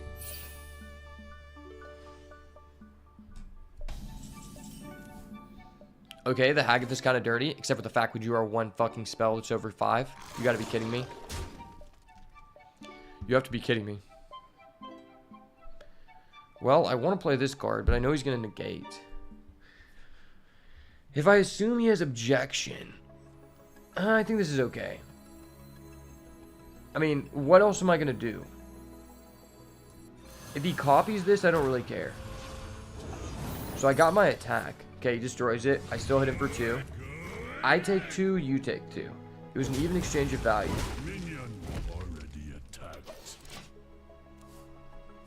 If I was a better player, I would have just not drawn these 2 cards together. I actually really like the rework to this card. It actually makes it viable. They need to do more reworks like this that just don't completely destroy the card. R.I.P. Wheel of Death. You will be missed by specifically me and maybe not other people because it was kind of a toxic card. Okay, so he could have a counter spell, which is very likely. We're gonna test it. No counter spell. After your opponent casts a spell, summon a random 4-cost minion. What is this? Okay. Fuck that. So glad I picked this card over the elusive guy.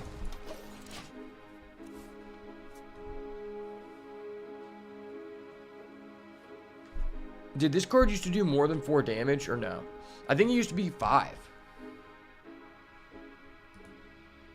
There's so many reworks in Hearthstone, it's like hard to remember all of them.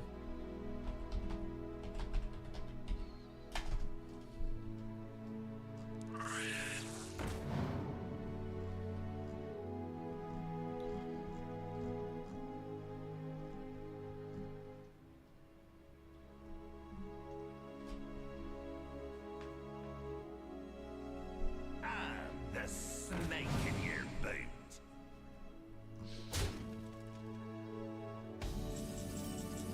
Okay, so I guess he used to deal 3 damage. Really? I didn't realize he ever did 3 damage. That's crazy. I don't know why I always felt like he did 4. I felt like he did 5 at one point. Maybe I'm just confused by how high power level the game is now, and I just keep thinking things were higher power level than they actually were. Okay, so this kills that. That's 5. I freeze one of his guys. Well, actually, this is kind of hot if I do this. Yeah, let's do this.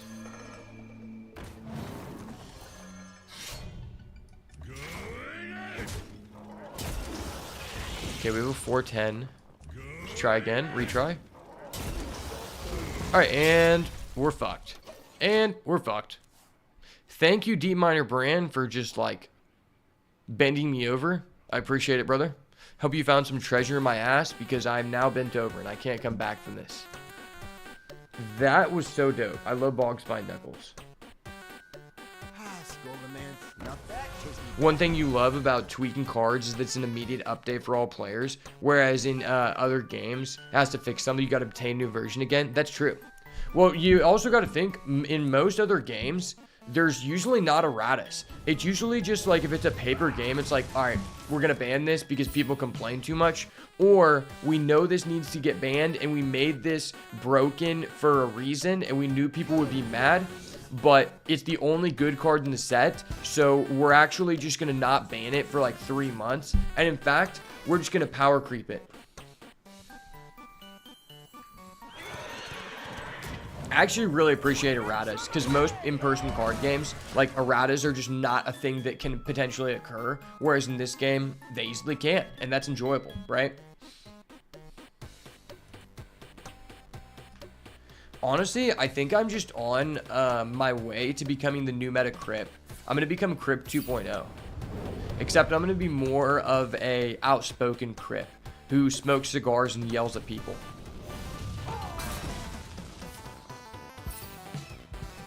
I'm going to be like, hey guys, it's your boy Beats by Ash here for the daily arena video.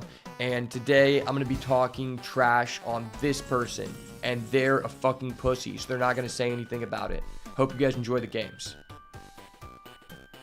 And by the way, the draft will just always be mid. That's going to be an important part of my content going forward. Really mid-draft, really good shit talking, really high-value cigar. But if you're another content creator, don't steal my idea. That's already taken. So, not like Crip at all. Yes! So basically, I'm going to be like Crip, but like, not at all. You know, I'm going to be like Crip in the way that I'm uploading a daily arena video and then just not doing it all what he does. Well, actually, he had some pretty mid drafts too. Okay, wait, no, we are actually more like in one way, in one way. And that is that each time we get fucked over by RNG, we both extremely react to it in a negative way. That was a Crip OG thing.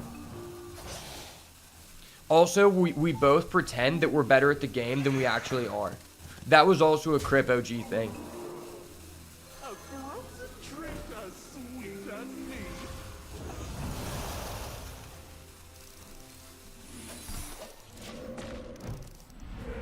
Alright, no harm, no foul. We got the ice trap against the mage. We're popping off here, boys.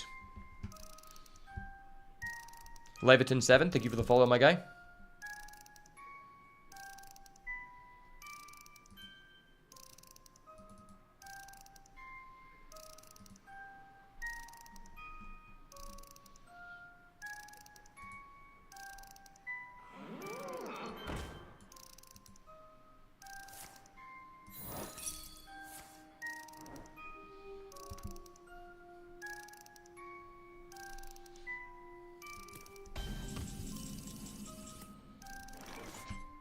Alright, what do we want to do here? He has a 1-1. That's pretty menacing. I'm kind of intimidated at this point in the game. The fact that our Hagatha is just so butchered right now is really sad. Because this is such a broken card on paper. Plus, they told me this card has a high win rate, and data is always correct, right? You know, especially coming from people that I don't know. Alright, let's roll the dice. I'm rolling the dice, baby. Double sixes every time. Alright, what is this? What is this? Okay. Face of the place. I get it. I get it. You want me to go face. Was not an easy decision, but I guess I'll go face here. Not many people would have saw that line. I'm not going to lie. Most people would have, you know, decided to do other things than going face, but as a pro streamer, I saw the line, which was to discover 2 random effects and then throw both of them out. You know, that's something that Crip would do too. Well, he's got a wildfire. I'm scared. And now he's got a 3-3. He can go for the clutch ping on my taunt. Okay, never mind. That was broken. He just buffed his guy and then did 3 damage to it and killed it. Damn. That was insane. Imagine if he was a good player and he just pinged this beforehand. Or no, I guess that didn't matter. I just wanted to pretend that he messed up so I could make myself feel better. Alright, cool. He just completed a quest, which just invalidates his hero power, which is dope. I love that. I love it when my opponent plays Wildfire, then invalidates their own hero power. That was kind of a clutch play, considering he never even used his ping. You know, not many people would think to play a Wildfire and then not ping, then transform it, you know? That's kind of a jitted play. Gotta put some respect on that. Okay, I'm just the better player. I told y'all. There's a reason why I'm the best of all time, okay? I love Arena. Whoa, sir, what are you doing? That's supposed to be game. No, no. Stop, stop. I already threw my card at you. That's game. What are we doing here, buddy? It's supposed to be game. You're forcing my hand. I didn't want to have to do this. I'm freezing the frog. Freezing the frog. Alright, let's throw this back. No totem. We know totem. No problem. We're good. We're good. This guy just cheated death, guys. This isn't real. This isn't real. Man, I'm so lucky that Hearthstone is a complete game of skill and there's no variance involved, or else we would be confirmed to lose this game. That is an advantage we have over other people, you know? Not many people can say that. Alright, miss me with that, buddy. My frog is coming for you, sir. Imagine if this guy just wasn't a troglodyte and allowed us to kill him. That would have been really nice.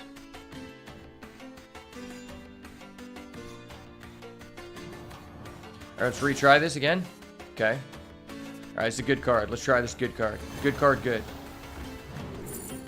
Alright, which one of these lets me go face? This card's kind of good. Yeah, that card is kind of good. Quit distracting. The calm before the storm. What the fuck is this? I've never seen this. Store soul inside of a friendly secret. Dude, why did I get a secret card? Secret cards are ass. Alright, let's do it. My cards are better than his, trust. Alright, what happened here? He got a Hellbore. He got a treasure distributor. Treasure distributor, I'm coming for that booty, boy. I'm coming for that booty. And what did we get? We got a novice zapper. A Naga card. Dude, come on, Hagatha's got to be a Naga. This is such BS. And we got a frothing berserker. Okay, that's tough. The fact we got a frothing berserker made all of this worthy exchange. Because Frothing Berserker is an OG. The more OGs we have on the team, the higher chance we have to win the game. That's how Hearthstone works. The game is set up to where people who are Zoomers are heavily punished.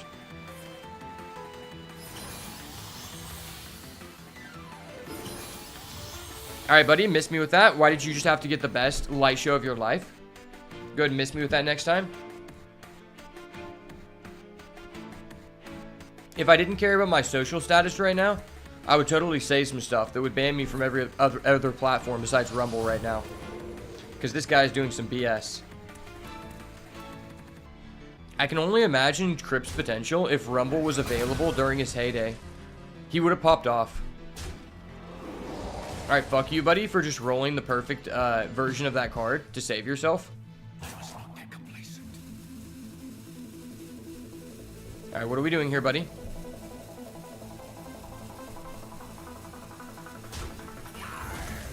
I'm going to Earthquake you, don't worry.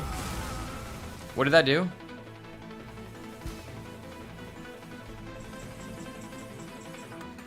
Okay.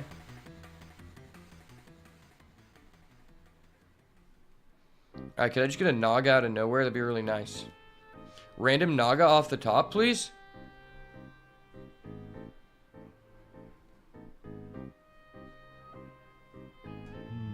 I'll make it count. Alright, well, if you'll make it count, then I'll allow it. Alright, there's no way he can buff his Wind Fury guy, and I just regret my life. This guy is stealth, which I didn't realize. That's really nice. Roll for spell power. How would rolling for spell power help me? Like, I could have done this and just cleared the board, but I didn't really want to. I feel like I'd rather save this because he has so many cards in hand. I want to play this guy because he has stealth. There's a chance I just one-tap him by doing, like, a Lightning Storm next turn and do this. How do I lethal him with spell power? What card in my hand allows me to go face? Oh, Frostbite can go face? I didn't realize that. I thought this was a minion exclusive card because it has honorable kill. I actually just learned something new. I legitimately thought that this was a minion only card. And I'm fucked. Alright, we're gonna roll the taunt totem, or the spell damage totem here. It's always the spell damage totem and he never has counterspell. Or no, he can have counterspell because I'm just gonna Lightning Storm first because I'm a Chad. Okay, never mind, we're just better. We're better, okay? Not needed. Not needed, we're just better. Shit, he actually had a counterspell. I'm sorry, buddy.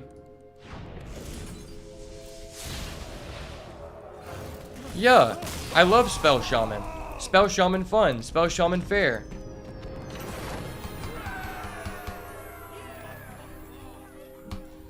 And when I'm with Paul, I never miss lethal anywhere. That's actually crazy that Frostbite goes face. That makes it so much of a better card. I didn't realize that. It's actually really relevant because we have 2 of those in the deck. And I've used that card a lot and never realized that. I guess I just immediately saw that it had perfect death or whatever. That keyword where if you kill a minion with exact health that it was meant to be.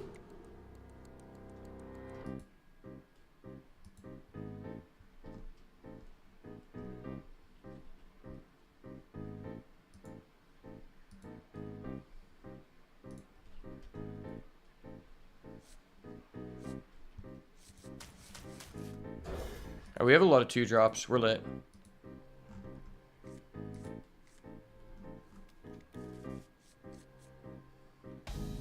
Hiya, friend.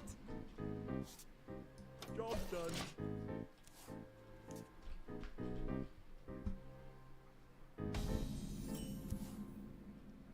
Alright, always lucky. We're going to go Hagathon 4. We're never drawing our 7-mana spell before then. Only a bad player would do that. We're not a bad player. Not at least when Paul's here. If Paul leaves, then we might lose, but he's here right now. He just has to stay long enough for us to get to turn 4. Then we can Hagatha, and Hagatha will carry.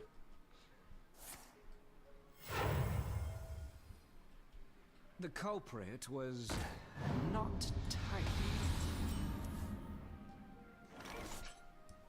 Frostbite sharper than a feather.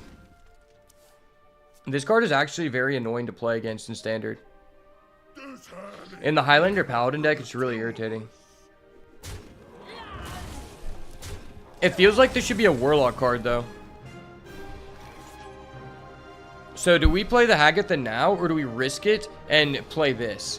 Because this is never going to be lower. Or no, this is always just going to give us another card in hand. So, I guess we always do this.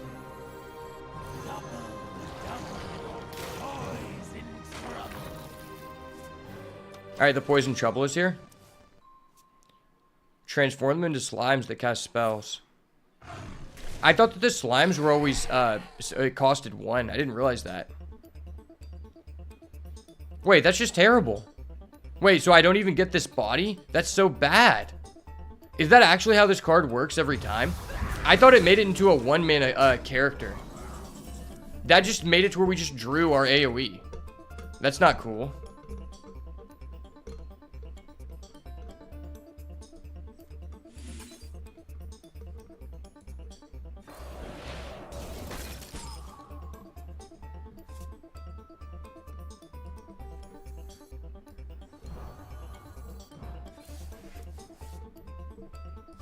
The desert sun strengthens my rays. Alright, I gotta look this up. I want to know how this works.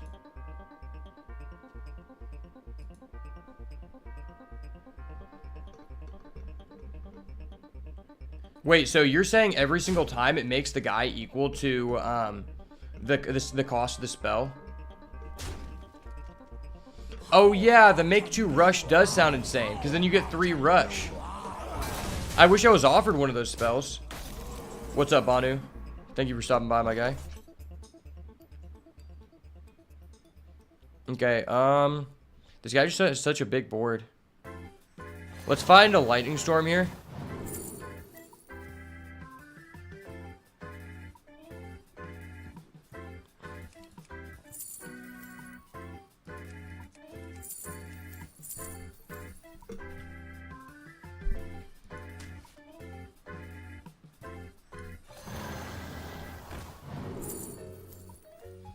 I don't know why, but I thought it made the, I thought it swapped the cost of the spell. I thought it made the spell, like, the guy 1/1. I guess I'm just tripping.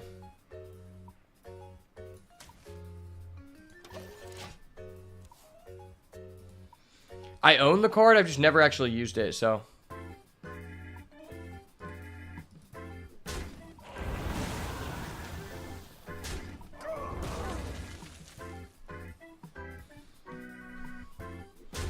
I mean, at least it lets us tutor for our AoE. It's not like there's some legendaries that just negatively affect your deck. And sometimes you're just offered 3 ones that are mid. Like last game, or last run, when I was offered that guy who transforms every time in hand. Like, that guy is, like, okay. He's, like, not the worst, but he's also not, like, a positive effect on your deck, like, more times than not. So I guess I just Earthquake this guy.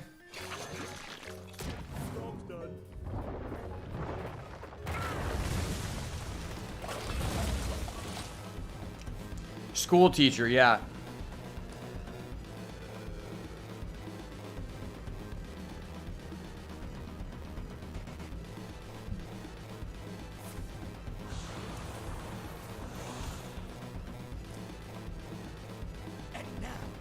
I might be thinking of a card in Wild too, because I thought I saw someone do that with like a high costed card. Because school teacher's only 3 or less, and I thought I'd seen someone do it with less. Kind of wish I took the lifesteal card now. So we could roll with this, or we could roll with this. I'm a gambler. I go with this. I must ponder.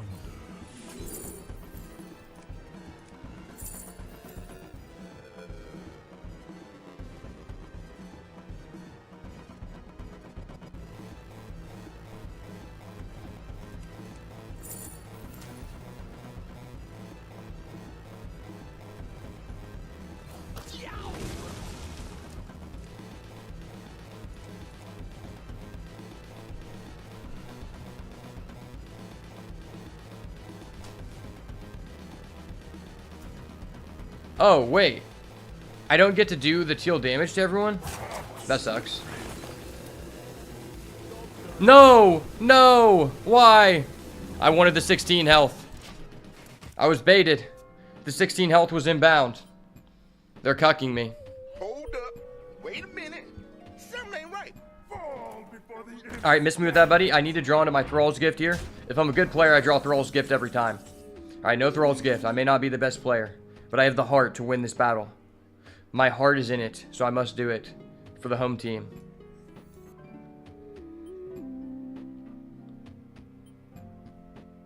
Yeah, I could have just picked the other card that did 3 damage one time. I just misread the card. Ripperonis. And then I just can't answer this, which really sucks. I can't do this.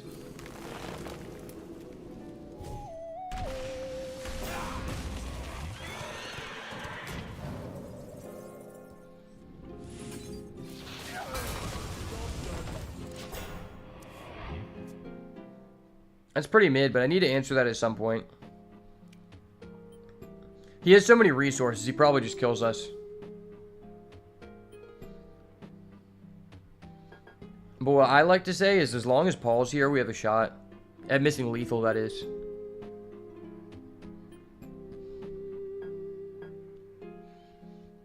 It's crazy how you can have such a mid shaman deck and still just get like 5 or 6 wins because Hex is such a broken card. And Thrall's Gift is just such a broken card in general. I thought about waiting a turn and not giving him the 2 dudes. I really thought about it. I saw that my spell costed 1 and I wanted to do it.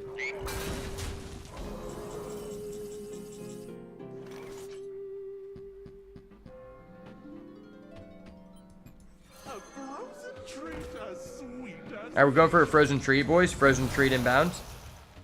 Okay, that's really good.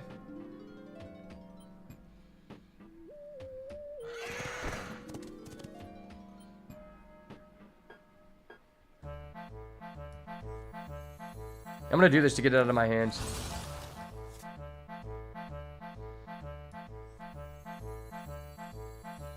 Well, actually, maybe I need to roll this. No, this seems bad. Freeze a minion. Okay, that's good. I like that.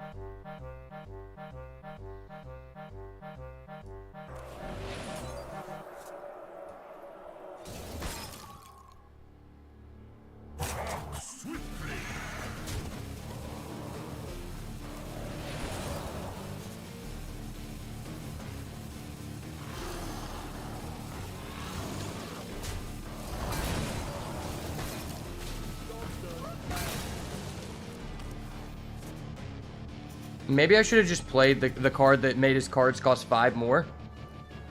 That might have been better and just leave this guy frozen. We'll have to see. Potions, flasks, BOE, I got it all.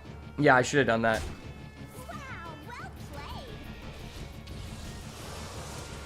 It was a misplay by me, but I don't think that we would win anyway. He had too many resources. He just started off so far ahead.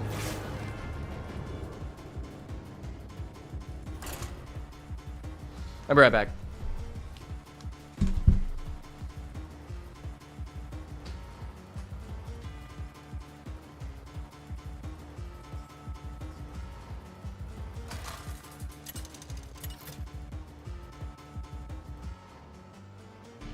The Thunder King versus Anduin.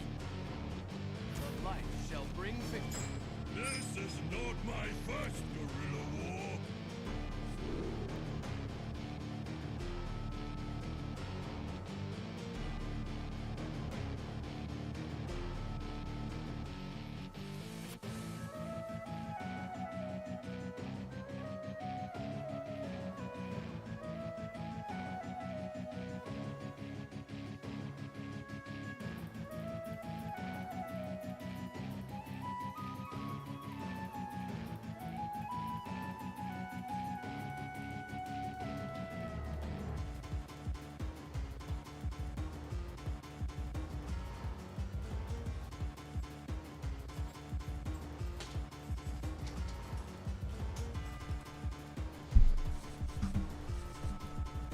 All right.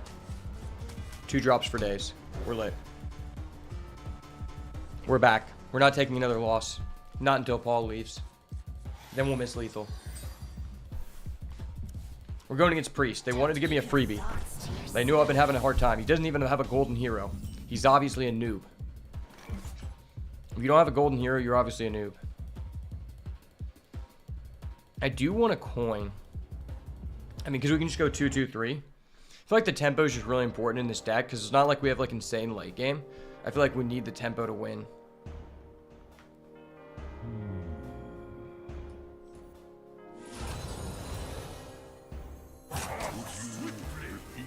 Cannot do better yet.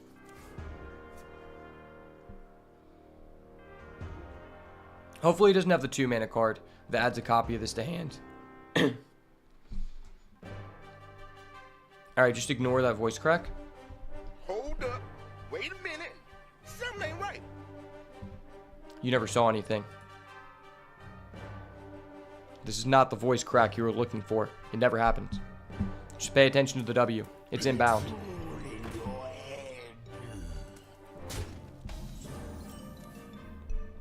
Okay. Add a copy of a card in your opponent's deck to your hand. Your joke's on him. Our deck's fucking ass. Your cards that add cards from my deck to your hand have no effect on us. Because our deck is mid as fuck, sir. That's where you fucked up. At that moment, he realized he fucked up.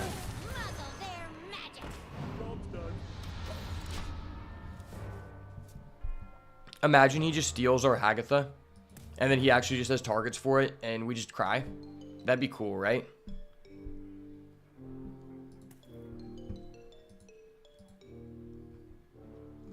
Yeah, that wouldn't be cool at all. That'd be negative cool points.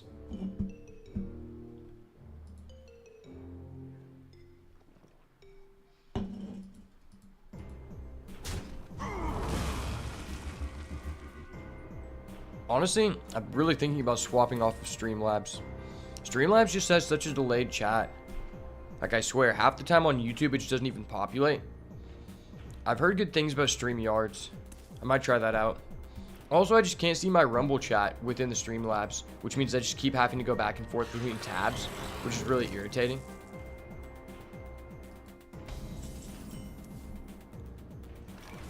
Okay, I guess this is just obvious trade. Play this for tempo. Thumble.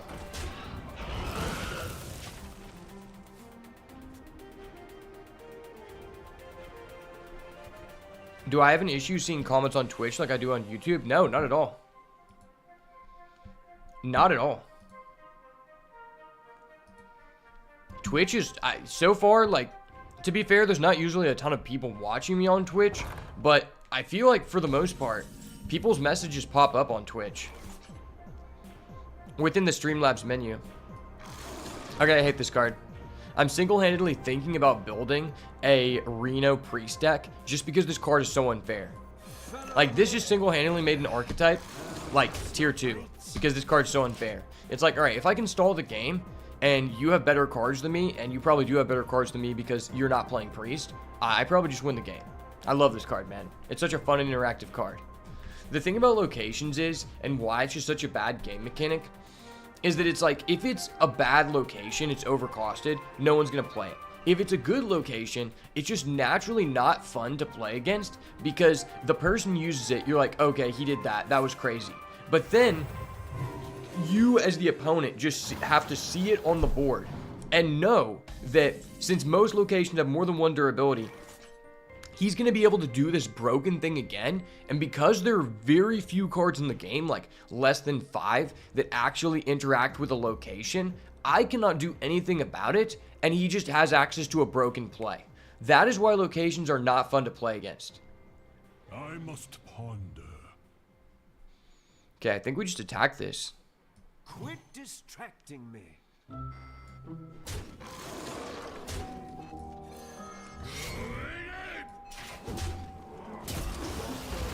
I could have been greedy and just held off, but I feel like the chance of getting better minions is pretty decent.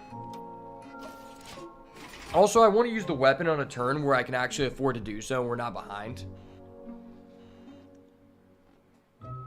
Imagine he just steals this and he actually has the effect live. Couldn't be me. That's not gonna happen. Okay. You get a 1-1 rush. That is not that crazy. It's like, okay, you get to kill one of my guys. That's dope. And you get to pay 5 mana to do so. He made this card look bad. This card is actually busted. It's just not good against us because we don't have a good deck. It was actually such a power play for us to like build a bad deck because now he just can't steal any good cards from us. It makes his cards like, because we have a mid deck, it makes his deck more mid than it should be. Okay, so this seems pretty good.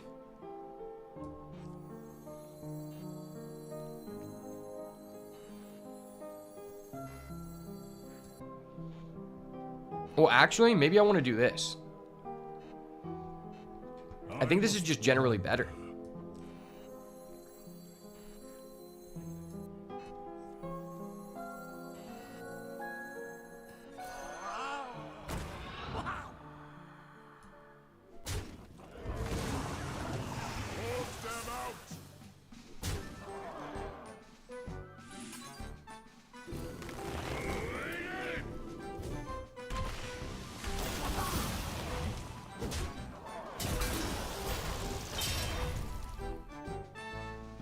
Hello, cool channel. Could I interest you in some artwork for your stream? You look like a promising client. I have great rates. Sir, I'm sorry to tell you this live on air, but could you please go fuck yourself? I see what you're trying to do there. It's obvious that you are an infiltrator from the Joe Biden party, and for that reason, I cannot allow you to be in the community any longer. You're going to be timed out for 10 minutes, sir. Unless you relinquish your Twitch Prime sub within the next 30 seconds, I'm going to assume that you believe in communism, and I'm going to have to time you out. I don't want to have to do it, but I have to uphold certain liberties in order to make sure that the chat is patriotic, okay? You're forcing my hand. Both players draw 2 cards. Discard and destroy the bottom 2 cards of their deck. Why the fuck is this card in the game? This card's so bunk. You gotta be kidding me. And they literally just said, let me make the most bunk card possible.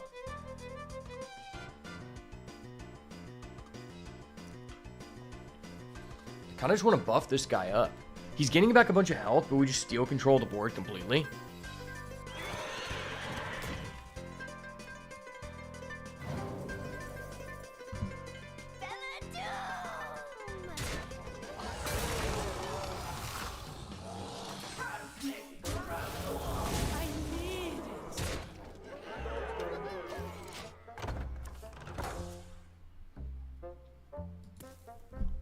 Okay, but for real though, what are your rates on just making like a digital art of my butthole and then minting it as an NFT and then spreading it to as many as people as possible? Allegedly. Serious question, you know? I need to come up with some funny things to like respond to people who are trying to sell me things. That's a very important part of just like mitigating the solicitors. Maybe I just need to make them feel so uncomfortable that they don't want to do business with me. Or I just find out they're still willing to do business with me, and it just lets everyone know who might do business with them in the future that they have no morals, and it completely ruins their reputation. That could be a good idea as well. I'm all about bashing and destroying people who are just naturally not cool people and don't deserve good things to happen to them in life. Like this guy. I mean, he decided to come in and play priest and like try to steal my cards. Joke's on him, we have no cards. You know, this is a famous saying. My grandpa's deck has no pathetic cards. But the thing is, that was Yugi's grandpa's deck. That's not our deck. I'm the Thunder 8, brother. You think all my cards are based or something? I'm the Thunder 8. My deck's ass.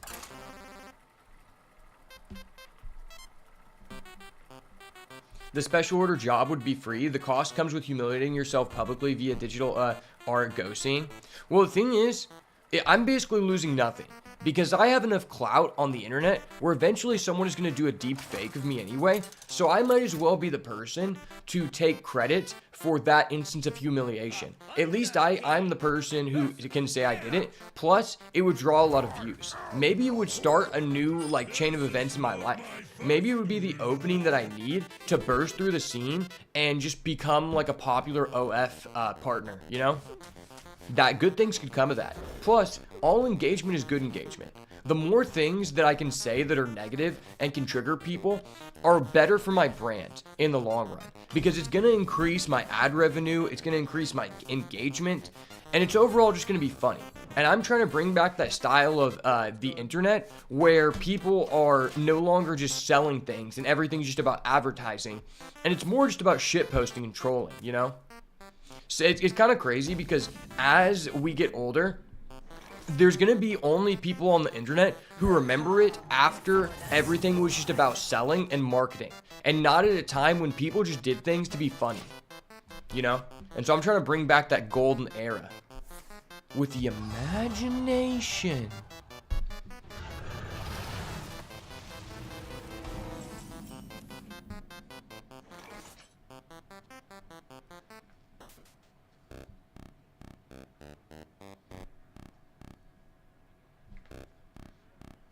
Take shelter.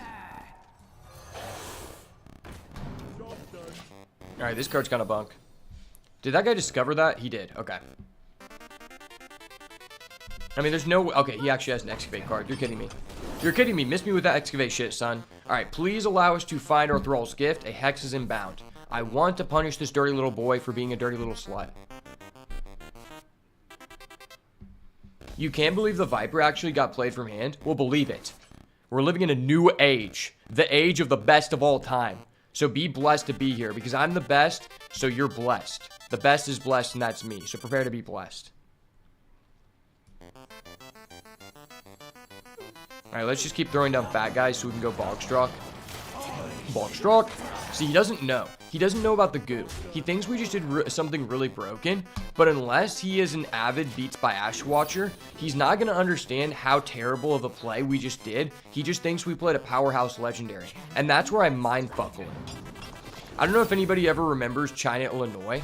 It was a show that was, it was like an adult animation show on Adult Swim. And they had this character, this guy who'd hide in the trees. It was like an animation sketch. And his name was the Mindfuckler. And I'm channeling my inner powers as the Mindfuckler.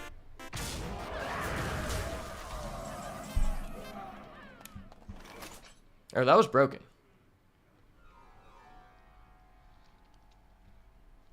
I've actually never seen someone be able to do this in Constructed. The fact this guy just pulled this out of his ass, literally. He's literally the Mindfuckler right now. How do you do this on turn 4? He played 3 excavate cards on turn 4 of the game. That's actually absurd. I think even if he didn't have this, he'd probably still sack us. That's actually crazy. It's so crazy we're at a point in Hearthstone where it doesn't actually matter what class you pick in Arena if you're just playing Excavate Tribal, because Excavate Tribal is basically like a hidden class, where if you have access to 4 more Excavate cards, you basically just win the game. It's like a mini game, right? Except it's a 1-player mini game. It's Solitaire 2.0, because you as the opponent have no opportunity to interact with the person who's doing that.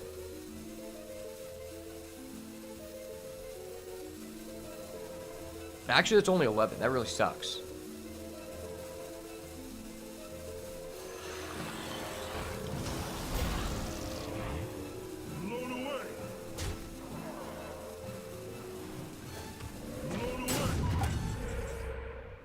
Oh, damn. I wanted to do 3 damage to this so that when we get to 7, if we don't die. But we probably just die, right? Okay, we just die. Ripperonis. Ripperonis in the chat. We lose to the hidden class, Excavate Tribal. Remember this? Lock that in the Spank Bank, because this is a secret strategy that not many people know. Usually it's like only a thing that's available if you're going against Beats by Ash and you just want to grief his stream. Then you get access to this hidden class, right? Especially as Warrior. One of the most BM things you can do in Arena right now is lock in Warrior, which at the time of this recording is probably the lowest win rate class in the game in Arena. And then you just put 4 Excavate guys on the board turn 4. And then Beats by Ash cries. It probably gives you a lot of dopamine. Wait, we're actually dying to a Warrior turn 5. We need to take a picture of this. I don't even think photographer Fizzle could have taken a better picture than this, because this is the biggest fuck you I've ever experienced in Hearthstone. Perplexing. This is actually insane. No littering. Hard scar.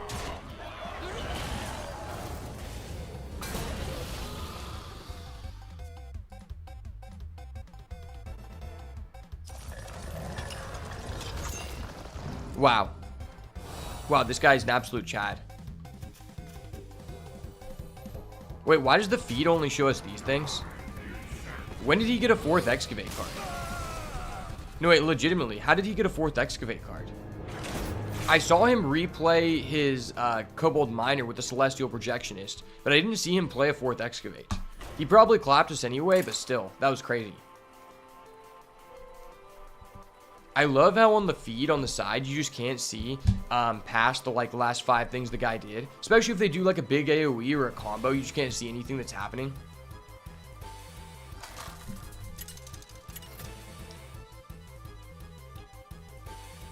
Thunder King versus Illidan. Feel the hatred of 10,000 years. This is Alright, we're going against the Demon Hunter. My blood is fuming when I go against Demon Hunters. Demon Hunters are the bane of my existence, because Demon Hunter is the class that should have just never been added. Death Knight, extremely based. Demon Hunter, extremely cringe. So I don't know if you guys know this, but when the developers were talking about adding a new class to the game, the first new class being Demon Hunter, basically they all sat down at a table and they were talking about like how much love there is in the community for Hunter since its inception, and how for some reason in every single meta they always want to make sure there's a way to make Face Hunter a viable tier 1 deck. And they said, there seems to be a lot of controversial negative feedback towards the Hunter class in general over every other class in the game.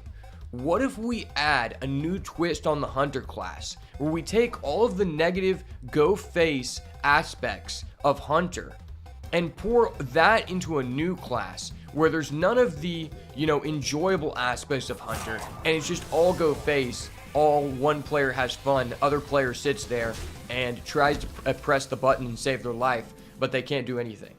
That is what Demon Hunter is. If you think about the most broken aggro cards ever created, they're either from the Demon Hunter class or they were before Demon Hunter was created, and if the Demon Hunter was around when they were in the game, they would have just worked better in the Demon Hunter deck than they would have in the Hunter class. And when you say it like that, it really puts a lot of perspective to how much of a big FU the developers did to the community. Because now not only is there one fuck you go face deck, there's now a more cost efficient fuck you go face deck. And they also knocked out 2 birds with 1 stone, because they found a way to just add in a class that fundamentally breaks the arena game mode for no reason. Because who cares about how good your deck is when I have a 1-mana hero power and you don't, right? Like, that's always really fun. No, that's not right.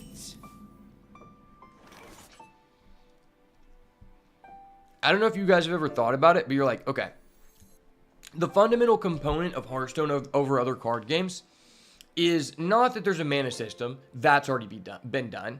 Not that there are random effects, that's already been done. It's that each class has hero power. And if you notice, each class in the game has a very distinct and unique hero power to what their class is about, different from the others. Except for Demon Hunter, which literally just steals the good part about the Druid hero power and then just removes the bad part and just decreases the cost, right? It's like, what are we trying to do here? Just delete Druid? Like, I almost would argue that why would you want to play a aggro Druid deck when you could play an aggro Demon Hunter if they could use the same cards, right? Take shelter.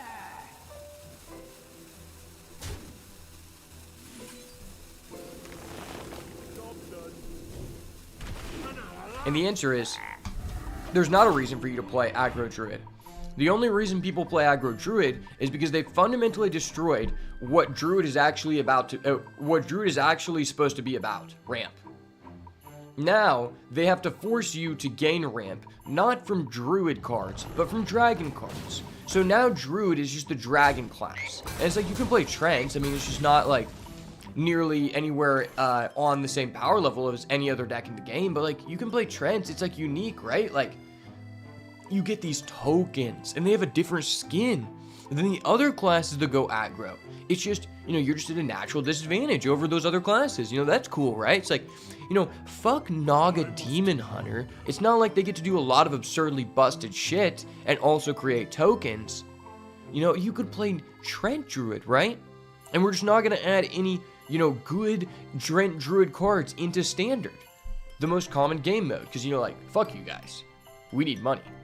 We're going to put, you know, the Trent Druid deck, which seems more fun, behind a paywall, and we'll make the Demon Hunter deck free-to-play friendly, to tilt all of the people who are grinding to try to be able to afford the aggro Trent Druid deck, right?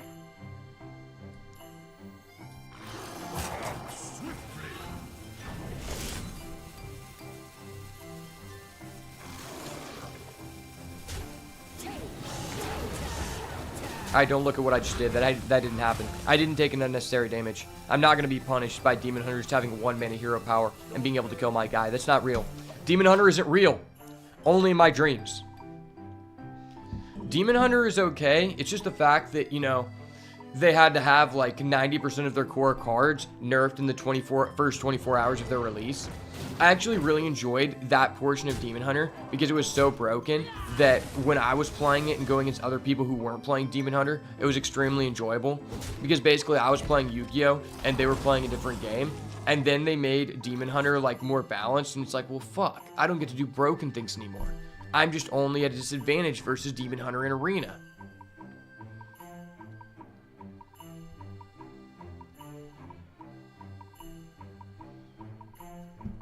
I'm pretty sure for the most of Demon Hunter's lifespan, it has been at the top of the food chain for Arena. There was a small period of time where it was actually like C or D tier, and that was for like less than a month. Because fundamentally, if both of our decks are kind of mid, having a 1 mana hero power and having a lot of synergies behind like your hero having attack is really busted.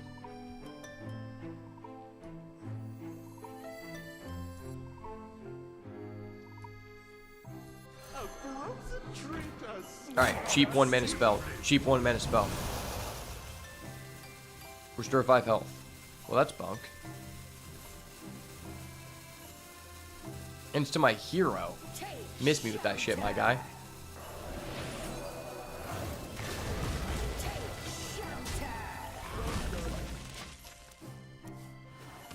I needed to get a guy on the board, that's fine. And this is golden, so we're good. Golden means you're Gucci. Golden and the word Gucci go hand in hand.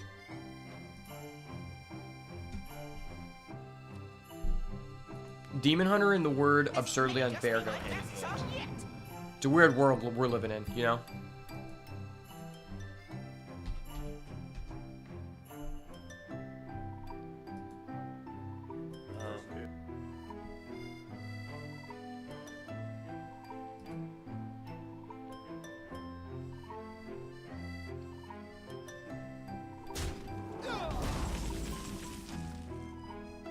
Okay, we finally drew a good card. Good card, good. I don't really want to play it right now, but it does increase our typing on the one-man band, the Bad Mamma Jamma. This is actually one of my favorite cards in Arena. It's just a good design card in Arena. It's kind of just what you want. A card that benefits you for going, like, in all kinds of different directions, and I really like that. It's one of the coolest cards that's been added to Arena in recent times. See, the thing is, this is a really good card. It's just it gets countered by just 1 mana hero power. Once again. Ripperonis.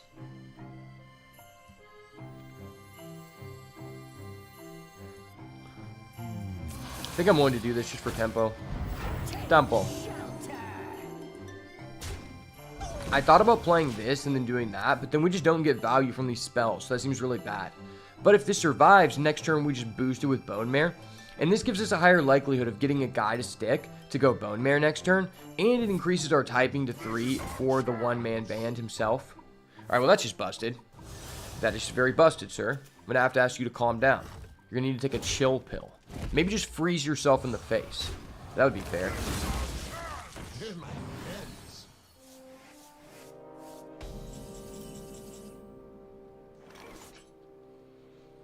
So I could do this and just like go double attack. That's okay. I'm a dirty high roller. I believe in this. I don't believe in it. My mind has been warped. My mind is now warped.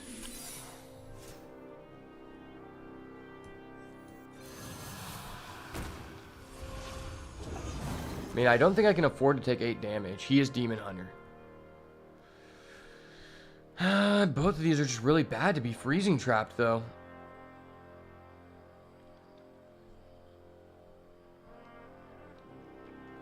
I'm risking it for the biscuit. We take 8. We take 8. Don't look at me. I'm doing a dirty thing here.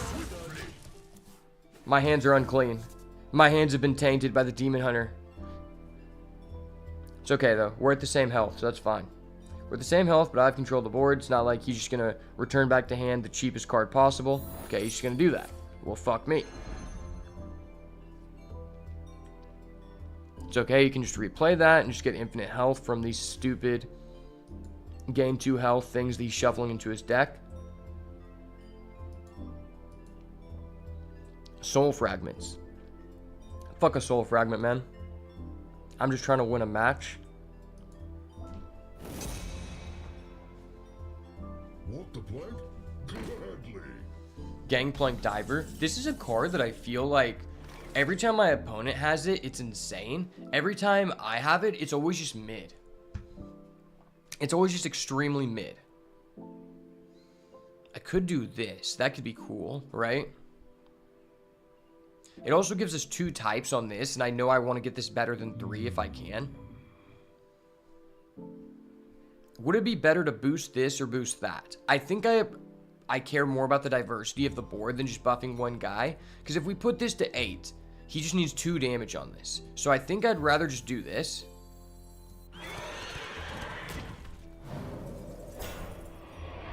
And then I'm just going to play this so that we have more guys on the board for our Bog Spine Knuckles if we survive. Alright, just don't draw any Soul Fragments and we can kill you in 3 turns. Alright, no Soul Fragment. We're lit. We're lit. I believe in the power of my opponent not drawing Soul Fragments. It's not like he activated a Forge card and it's that Watcher guy that gives him 6 health. That's not a real card. I don't believe it's a real card, so it won't be a real card. Trust. Those are the fundamentals of arena science. Trust. If you believe it's not real, then it's not real. You know, because everything is, you know, all mental. This is all a mental game. There's no physical properties. If I say a pixel doesn't exist, it doesn't exist. Like that didn't happen. Don't worry about that. That never happened. Hold up. Wait a minute. I didn't see it. I had my eyes covered. That clip will be deleted forever. Removed from existence. No one will ever hear of it again.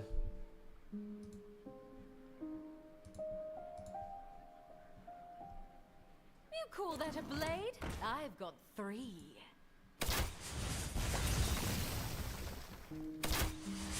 Time grows short.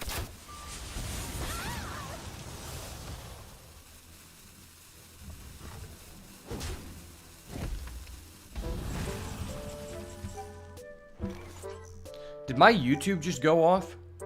I just got a notification that streaming to a platform is temporarily unavailable. I hope that wasn't YouTube. Because YouTube be acting weird, man. Because we got to capture this lethal, you know? To show why we're the better player. It's because our opponent does not draw Soul Fragments. He's not that good, right? Plus, we got to go Frostbite here to show him we're a Chad. Frostbite this guy, show him we had excess damage. We didn't need this. Alright, cool. We're Chad. Let's go. Let's go. We didn't miss lethal. It's a good sign that Paul was watching over us.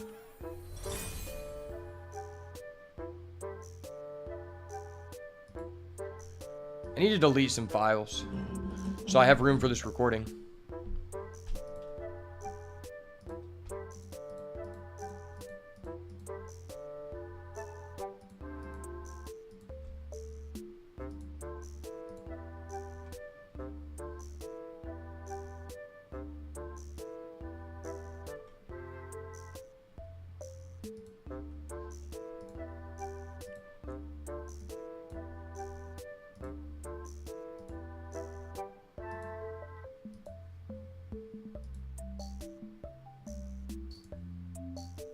Okay.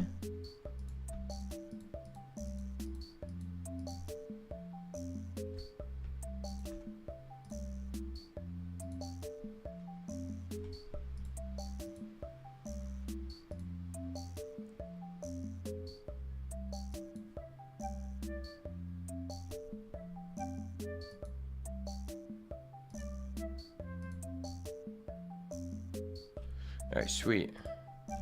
We go to the recycle bin.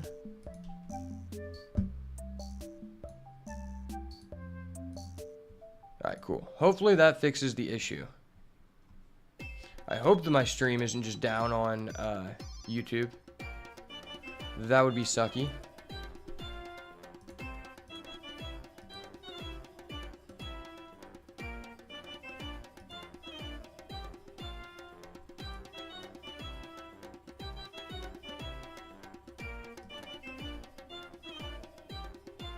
Okay, looks like I am back. It was saying my stream was temporarily unavailable, which is really weird. I've never had that happen on Streamlabs, but Streamlabs be acting weird, man. Streamlabs be acting weird as fuck, boys.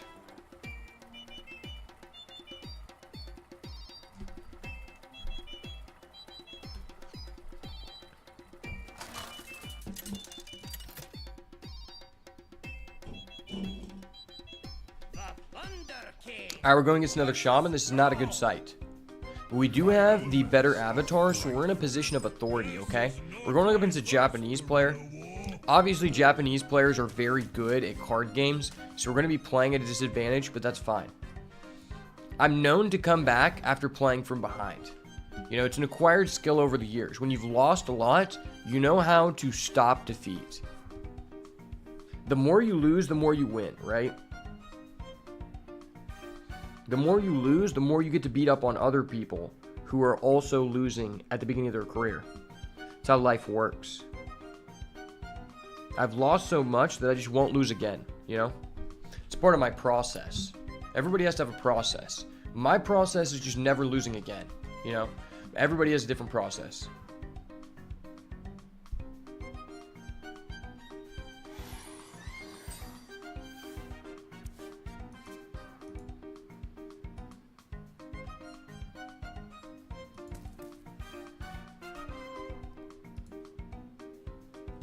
The comeback is real.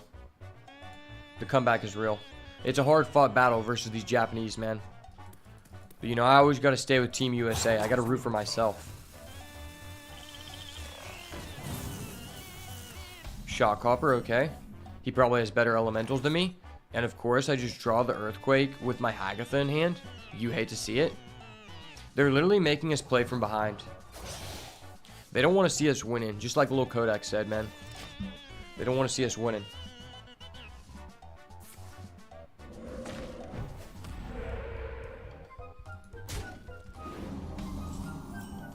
I'm here for a good run, not a long run. That's what I'm saying, boys. So I'm actually going to do this here. This is actually pretty good. So we can kill that. And then next time we play this, since we use the coin, we get to cast a spell. So that's pretty lit. This is pretty much the win condition of our deck. When you don't have a good deck, you have to discover a good deck, right?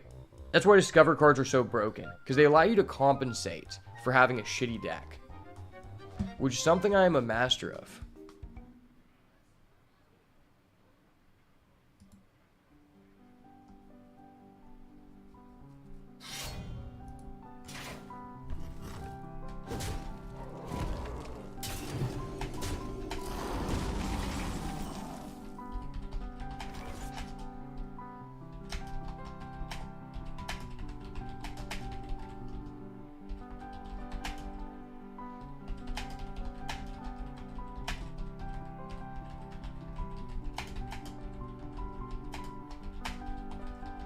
I must ponder.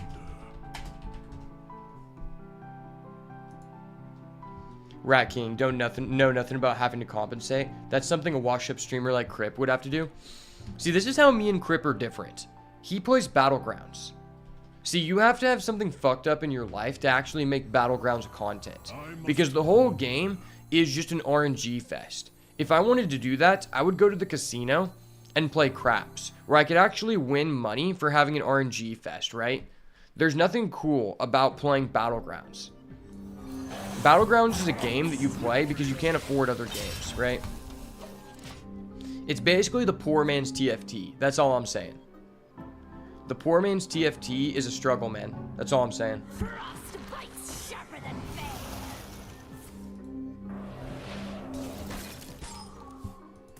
Okay, he's freezing my shit. People who freeze other people's shit that aren't beats by Ash are obviously compensating for having a small thing, you know? It's what it always is. Now, I think the Chad play here would to play the Hagatha and just activate no effect and show them that we don't care. We have balls, so we'll do it anyway. But I think I'm going to risk it for the Biscuit, and I'm just going to take 6 damage. Because our deck is not that good, so we need to gain tempo. He froze our snake, which honestly is kind of a pussy move. Any real hero wouldn't feel the need to freeze another person's snake, you know? He's obviously just compensating because he has a smaller snake than us, and his snake isn't golden, and that's fine.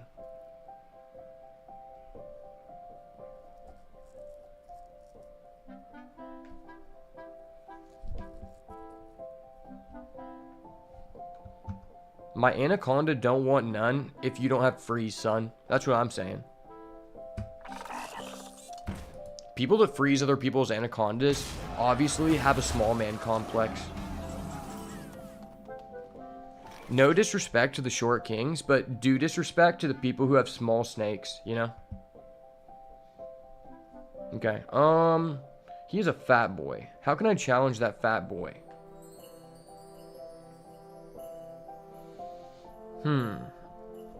Do we just roll for the spell damage totem? I could do that. It just does so much damage. Like, fuck, man. I don't want to take 10. He's gonna hit us with 10 anyway. I must ponder. I guess I can just try to hit this. Try to hit a freeze spell for 1 or 2 mana. Just kind of broke it at the time he got it. Discover a spell. If it's a frost spell, freeze. Do we have any frost spells? The answer is no. We're playing shaman. What am I saying? That's really bad. Roll taunt totem. Roll taunt totem, please, for the one time. Yes, sirski, brother. Yes, sirski, brother. Talk about it. Taunt totem control. I fucking knew it! That's how you know you're a real alpha. When you roll the taunt totem and you hover over it and it shows you have double taunt. I have double taunt. He literally cannot fuck with us right now. He's overloaded and he can't stop our double taunt. Double taunt goes crazy. One might even say poggers. I don't think Crip could ever get double taunt.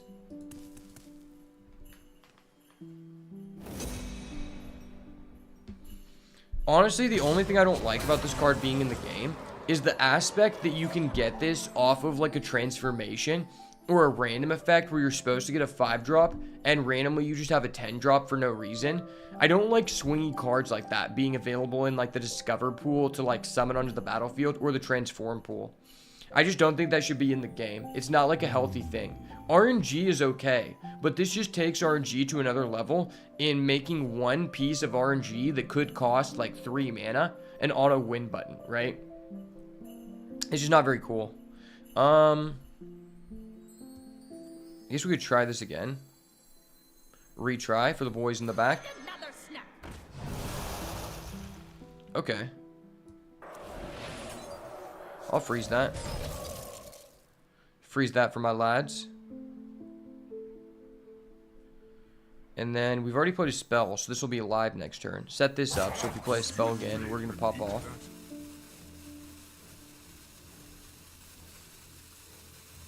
Do I want to do this, or do I want to totem? I guess we can just totem. Heal totem? He literally can't touch our Viper. I told you, don't fuck with the Viper, son. His venom is electric.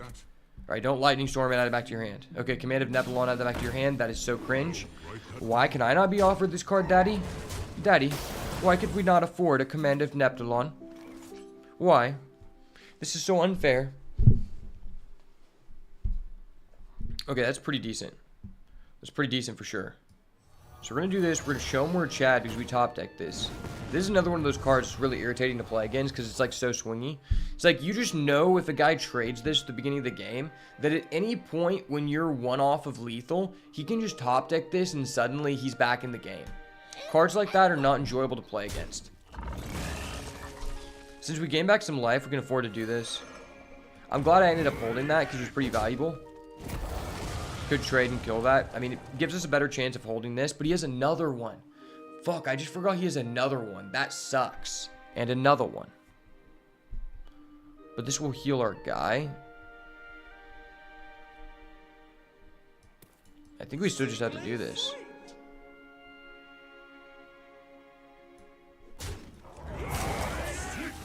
Well, next turn we have the Earthquake. Earthquakes go kind of hard. Especially being a person that lives in Oklahoma. You know, I don't like using tornadoes. I appreciate earthquakes and volcanoes, you know?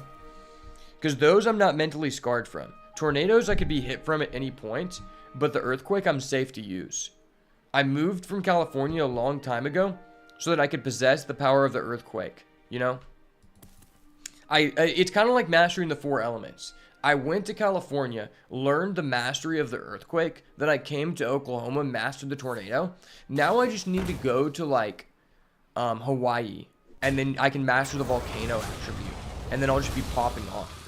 I won't be beatable in Hearthstone anymore. I'll just play Nature Shaman, right? I'll just be known as a Nature Shaman Chad. I'll have to get all of my cards golden. Okay, so I could play my Hagatha and just say, like, fuck me, I have no targets in the deck. That is a possibility we could do. Don't really want to do that, because that's really ass. Or I could just go Baking Soda Volcano and gain no life. Baking Soda Volcano and gaining no life is pretty poggers, as the kids would say. Yeah, let's do that. It's going to trigger this guy, which is like the only literal way we can win this game, because our deck is ass. And then we're going to press the totem button. Hopefully our totem button is better than his. Okay, it's ass. I hate this guy. What if we just remove this guy from the pool, and instead of the spell damage one, and we got the +1 attack guy? Because this guy is literally just useless. And also, it's just kind of a direct representation of what the Paladin hero power is. So it's like, why do we even have this in the game? It has nothing to do with Shaman's identity. I don't remember there ever being a time where it was feasible to make a totem tribal strategy. Like, they act like totems are a core component to being a shaman, when I've never seen a plausible totem deck. Like, there have been good totem cards, but never a plausible totem tribal deck. And that just really shows this guy could just leave the pool at any time, and no one would care. A lot of people cared when the spell damage totem left, which was stupid. When I came back, I realized that was gone from the game for a bit, and I was like, why? That was like one of 2 usable totems. The spell damage one was always cool and unique, and then the taunt totem was like, okay, it can save your ass. The other ones were just mid. But at least all 3 of them, besides the 1/1, have like a legit like utility where they actually could be good. And the 1/1 is just like, all right, go fuck yourself. It makes you really think like, damn, I'm so glad I'm not playing Paladin, because you get to do this every turn and it's always mid. I do want to take the Jade Druid for Will, but it seems really bad. Seems very bad. So I'm going to take that card, because that card's good. Then we're going to play this card. Okay.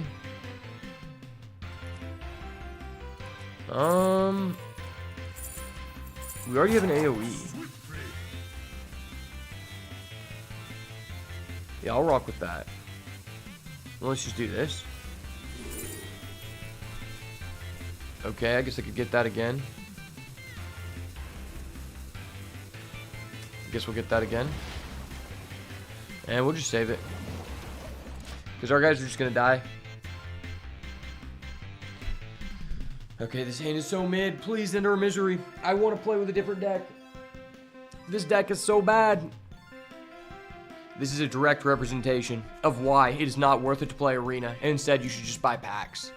By the sheer amount of time that you are being forced and cuckolded, unconsensually, of course, to sit here and watch your opponent play the game while you just lose sanity by the minute.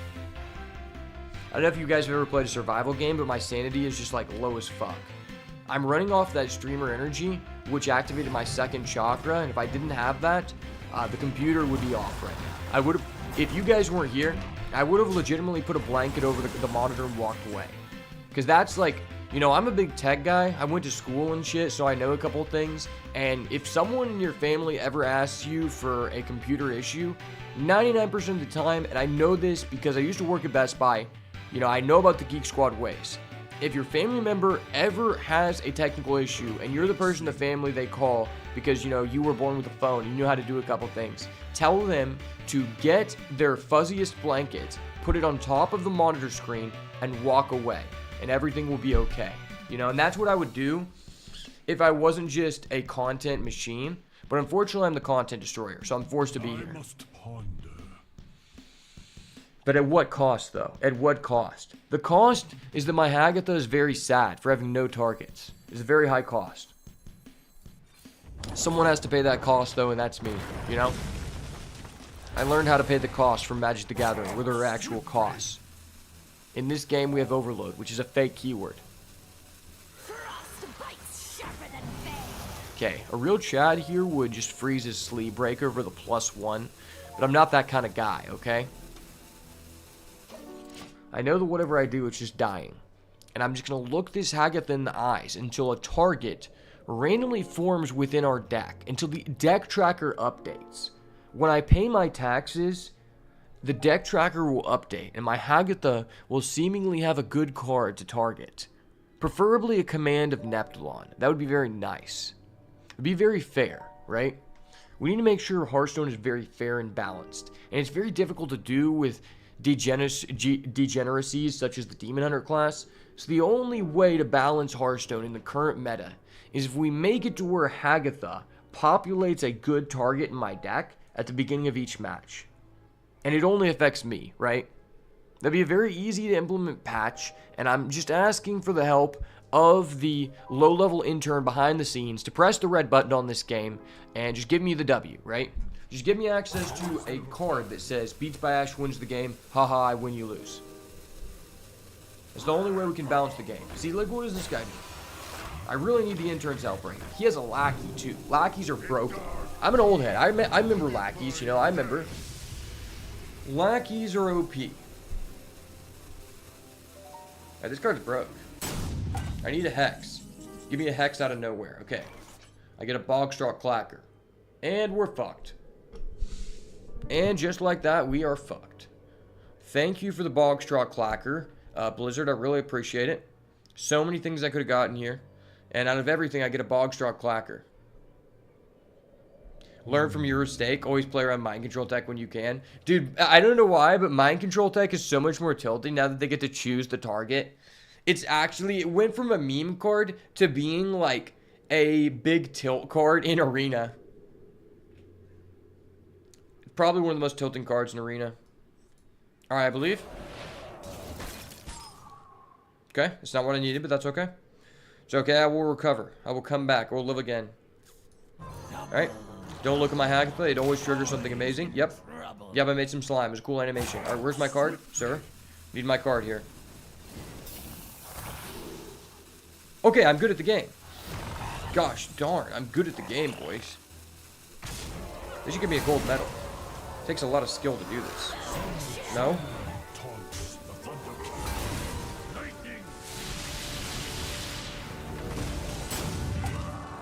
Alright, buddy. We've got 10-10 defending the wall. We're defending the fort. And just like Game of Thrones, the dragons will never come. The dragons are never coming. Okay, never mind. He has a Murloc Growth in. I'm not sitting through the match. I'm out. I'm out of this one, Chief. Alright, rule number 1 about Arena. If your opponent has a Murloc Growth in, just go ahead and leave the match. Don't give him the pleasure of actually activating the Murloc Growth in, because to the average person, Murloc Growth in is not real. But obviously you can see by this guy's name, he created a bot that only plays the Arena run when he is offered Murloc Growth in, and just retires until he gets it. If your opponent has that card, it's always because of that. It's not because they actually drafted fair and square. And, you know, I mean, Japanese and Chinese people, I'm not trying to, like, spread stereotypes, but it's just the truth. It's a known fact that it's a cultural thing, that if they don't have a draft that has Murloc Growth in, they just retire it, you know? And I know, because there's a person in my family who's Japanese. That's how I learned that information.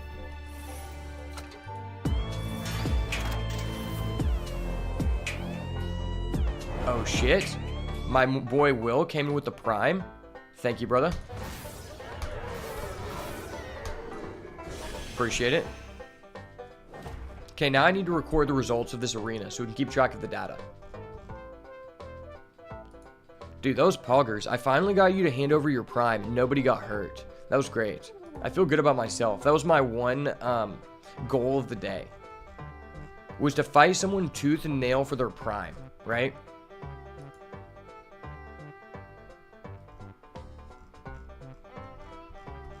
Consensually, of course. Okay, so first run. We went 3-2, and we got... Did we go 3-2? Yeah, we went 3. Wait, okay, we went 3-3. 3-3. I'm done. We went 3-3. We got 1 shaman. 3, 30 gold. 10 dust. 1 pack. And minus 50 sanity. Minus 50 sanity, adding that to the total. Adding that to the total. And now, I'll be right back.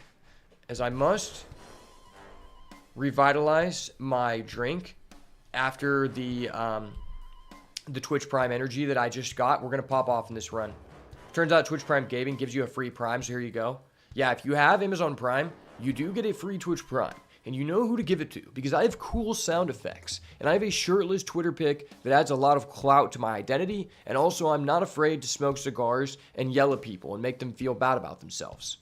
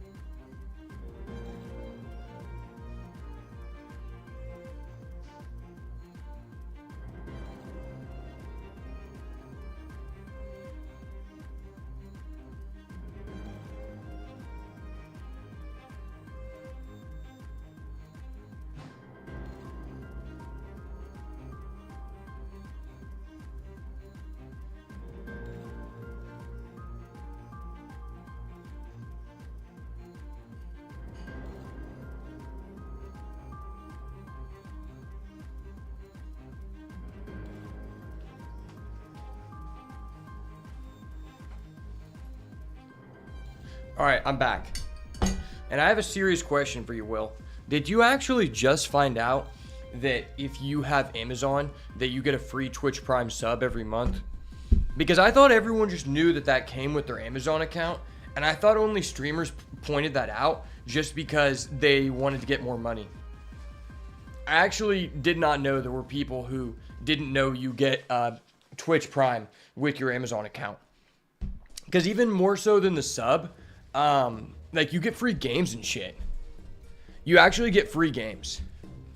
Like I don't really use Twitch that much, to be honest, but sometimes you get like a cool game and shit, which is honestly kind of nice. Like they'll have like a free game of the month. Sometimes it's on like the Epic Game Store. Sometimes it's like just from Amazon. It's on Game Studios. Like it changes periodically, but it's actually pretty cool. Like I would say that's a bigger benefit than getting a sub.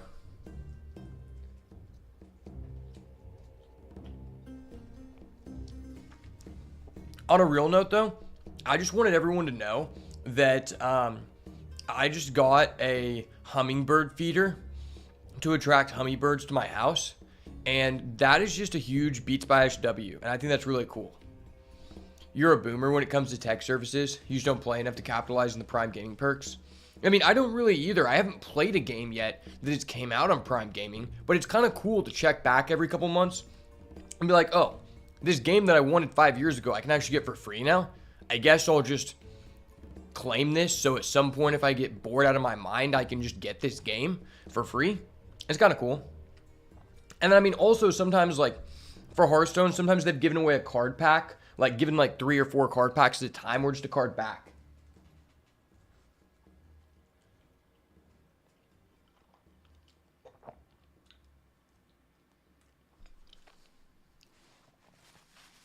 You check for a Hearthstone pack or a free skin in some games? Yeah. A lot of games tell you if there is one. They should do Twitch drops for more games. I always see people use the tag drops on Twitch, and I'm like, what games are those? Like, I've never played a game where there were Twitch drops, to be honest. That must be just like a League of Legends thing.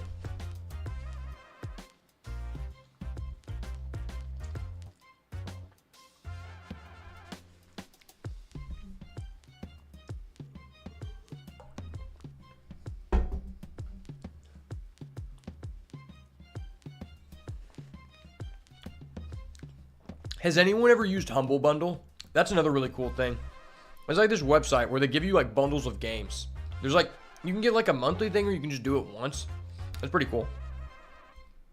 That's what I kind of think about as like Twitch Prime. Because they give out like similar styles of games and similar like, in terms of like how long it's been out or how much it costs, like indie games.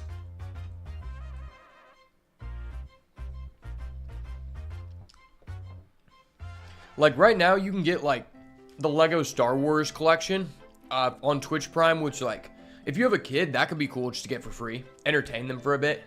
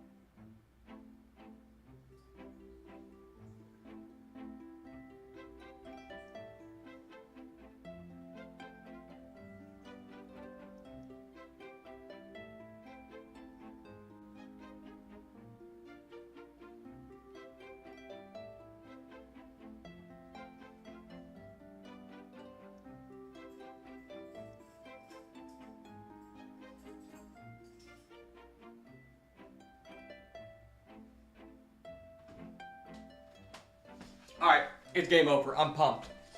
I just had enough carbohydrates in one slice of pizza to to be the entire amount of carbohydrates that I need for an entire day. Plus, I just got Will's Twitch Prime. So now I'm energized, and now we're going undefeated. We're going undefeated, boys. 10 tickets left. The 10 ticket challenge. Let's go. I'm feeling it. We got such a bad... I want to go Death Knight here. I really want to. But number one, I want to get the Murloc Growfin one time. Number two, the Thunder Ape is just such a Chad skin and I have to abuse it. And number three, we got such a bad draft last time that I didn't feel like I did Shaman good justice.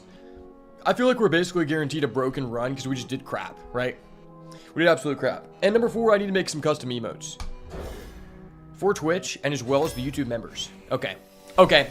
It's game over, boys. My boy Scar is here. Let's go purely by the tier list. Overlord Drakaru. How about fucking not? I actually would like to win the game, so I'm going with my boy Scar, the Catastrophe. In my opinion, top 3 legendary within Arena.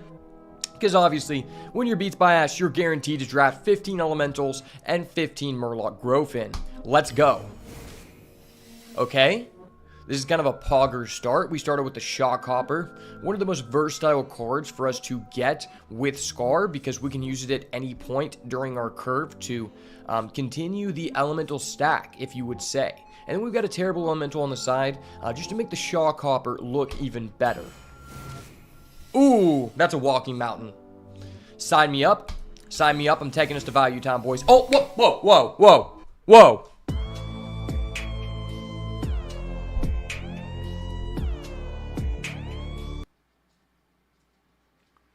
In the Murloc Growfin, we pray, boys. We literally pray with the Growfin. I don't think there's a more devout follower of Jesus Christ than Murloc Growfin. I didn't know we were allowed to pick this card, and the fact that we are just further strengthens my belief in Jesus Christ. I didn't know we were allowed to pick that guy. If that doesn't convert you to believe in God, I don't know what is. Because I've never been allowed to be shown this card. And also Scar at the same time. Is this just the best arena that we've ever done? See that? See how I set myself up for an awesome short there? Big brain plays. Big streamer plays, okay? Alright, let's go with this guy. Because I ride with that gang. Ooh. Man, the Wailing Vapor is so good. But last time that we didn't pick the Excavate card, Paul ended up flaming us, and I can only take so much heat, you know? I can only take so much heat, plus I really like shrooms. Okay, another Poggers Elemental, we're rolling. Too bad we have to choose between these cards. Normally I would pick Shining Sentinel because, you know, it's just an overall better fucking card. But however, I suggest you pick Tar Creeper. How about I actually want to win and perform because I'm a content destroyer, so I'm going to pick the card anyway. You told me not to. Okay. Who is making these decisions? Is it Bran? He just got nerfed. He's not in a position to be making decisions like this, okay? Alright, Sludge Slurper. An actual representation of me when I'm at the party with your girl. Oh, this is a toughie. You guys know I'm a fiend for the Evil Totem. But the Lightning Storm is just too dirty. We gotta go Lightning Storm. I mean, I think you just want at least one Lightning Storm in your deck. Preferably Thrall's Gift instead. I think Thrall's Gift is just so insane.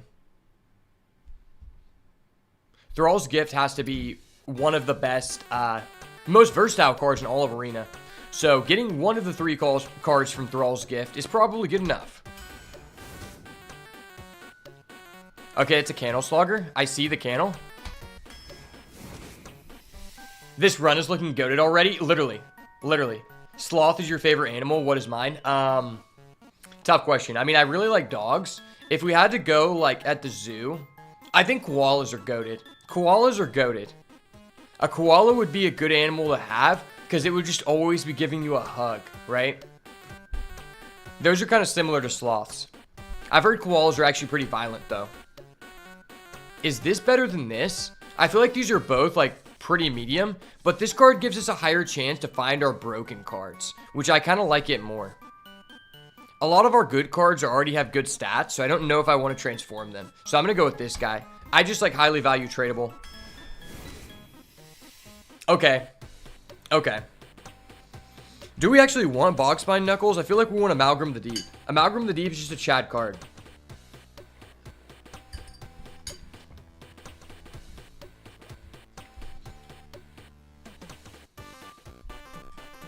Also good versus Foam Render. Yeah, that is a very popular card right now. That's actually a really popular card. It doesn't have that good of a win rate on some of the trackers, but a lot of people are using it right now. I think I'm going to go with this card. I think it's just better for our strategy. It can just find so many busted cards, right? Bog Spine is strong. But this is just one of the best 2-drops in the game. Like, it's just better for my Scar. Bog Spine is a strong card. But a lot of the cards I have good stats, too. I just feel like getting to be able to continue my Scar is really important. It's something that I highly value. Even, like, not adding. Just playing an Elemental. And I like to get 2-drops early. Okay. Okay. I'm willing to take the Bog Spine Knuckles now, Paul. There's a mid-elemental.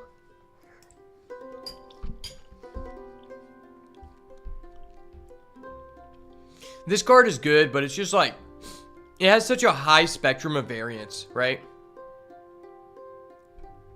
You wouldn't have picked the Trap of Scar, but that's where you're wrong. I'm the content destroyer. If I was doing this on my own, then I probably wouldn't have picked it either. Well, actually, the other options just weren't that good.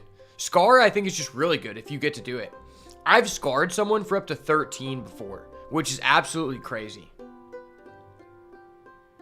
Yeah, I mean, I've already committed to this Elemental Dream, so I kind of want to continue it. But the Bog Spine Knuckles is just really good. We have enough Elementals right now, so I think I can just take one of these. Okay, there's a Sleep Breaker. The Elemental Dream is alive, baby. Ooh, that's a Thrall's Gift. I told you. I ride with that Thrall's Gift. This draft is looking insane. This draft is looking insane, boys. Okay, Menacing Nimbus. We're lit. We're actually so lit. This draft is crazy. Yeah, I'll probably take the pop-up book. This is an underrated card, though. I feel like people should pick this more often. It's just so good. When you already have control of the board, it's just like a good like ender of the game. It kind of decides who wins sometimes, like off the bat in some situations. New card, new. Damn, I kind of want to take this card because it's new, but I know it's bad. I feel like this card is really good in the late game. And sometimes it just doesn't even matter. Like, depending on who you're going against, the overload won't matter. Like, if they're not playing Shaman and they don't have a good way to interact with it, this card can be crazy. Like, sometimes it's Death Knight, you can't interact with it. A Demon Hunter really can't interact with it well either. Candle Razor is a good heart, just not the highest pick. That's true. This card is just really difficult to evaluate because I've had good success with it, but there's just a lot of, like, removal. There's a lot of, like, good removal. Like, versus another Shaman person, you don't necessarily want to, like, yeah, use this on curve because then they just hex and then you cry. But versus other people, it feels really good. I already have a pop-up book, though. Having 2 pop-up books is kind of greedy. Okay, the Elemental Dream is alive. The Elemental Dream is alive. This card is so busted. It's when I saw this card and I came back, I'm like, all right, this is just the new standard for 2-drops. 2-drops are just busted. Even though holy cards just aren't insane or anything. If Knife Juggler better than Chill Vibes, how many 2-drops do I have? So I'll consider this a 2-drop. That's 1, 2, 3, 4, 5, 6, 7. So I have a lot of 2-drops. This would be like the last 2-drop I have if I take it. We do have a lot of ways to get board presence. And Chill Vibes, I just feel like it's such a mid card. Like, it can be good, but it's so situational. I feel like Knife Juggler is just better generically.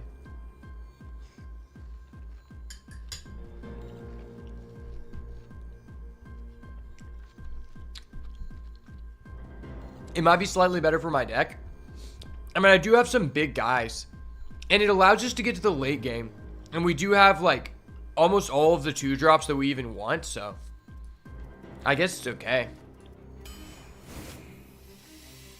Alright, well, I'm glad that I did not pick, I'm glad I didn't pick Knife Juggler because we get a Shale Spider.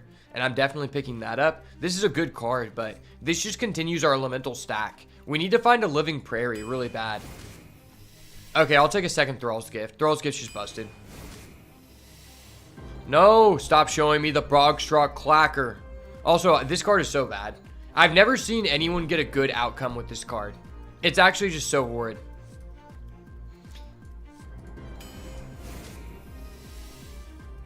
Okay. Sleepbreaker. Sleepbreaker kind of tough. The Scar Dream is alive. The Scar Dream is alive. Okay, wait. Muckpool versus Rocket Hopper? I feel like I'd rather have Rocket Hopper. Muckpool has just not done me well. Muckpool has like screwed me over multiple times.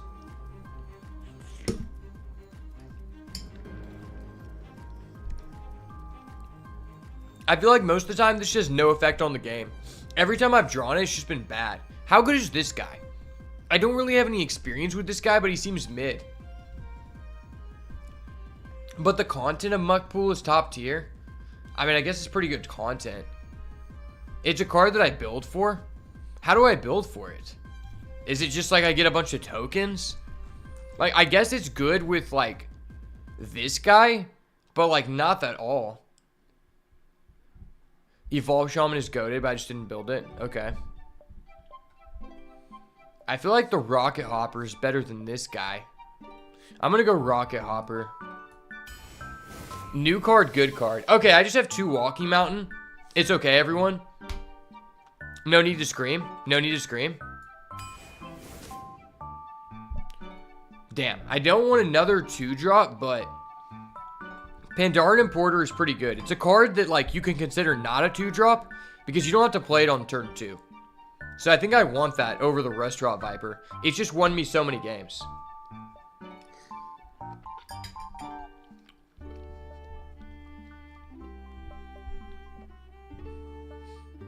There's like a 4-drop 1/1 that makes a 3/5. That if you muck pull, it's kind of cracked. Okay. I haven't seen that yet, so maybe we'll experience that at some point. I mean, we have 10 tickets, so we'll probably get to do that at some point. I'm going to go with this guy. Okay, the Sandart Elemental is here. Yes, I see. Good news, everyone. Good news, boys. We have so many elementals, and we have 1 elemental payoff. I believe. If we believe hard enough, our last pick will be a Living Prairie or a Command of Neptulon. I believe. I believe, chat. Big Gamba. Fuck! Oh my gosh! Oh my gosh! I didn't know I was allowed to have this. Oh my gosh.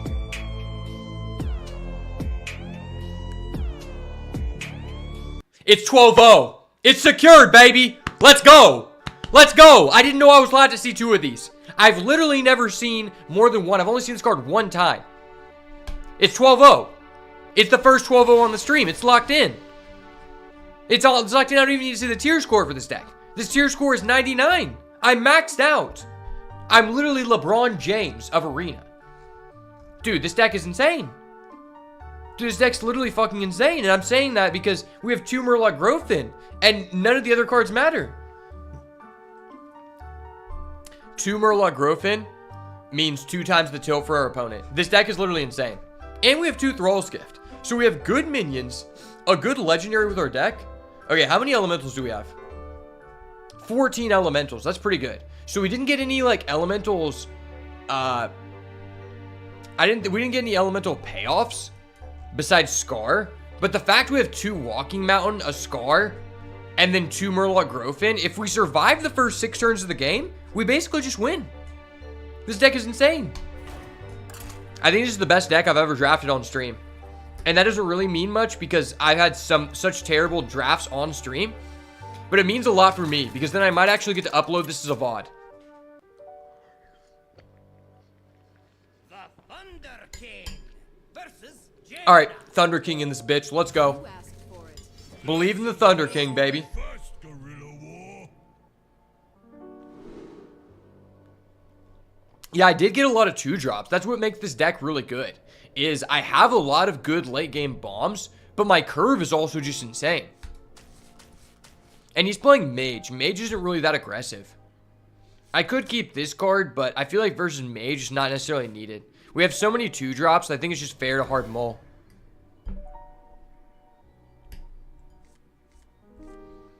Okay, the Shale Starter. Shell Spider, Pandaren, and Porter combo? Wombo combo? Wombo combo? Am I allowed to see this card? Am I allowed to look at this right now? It feels what I'm doing is illegal. I think I'm just breaking the law. Dude, this is why I'm getting the Twitch Prime subs. I'm literally breaking the law right now for you guys' safety.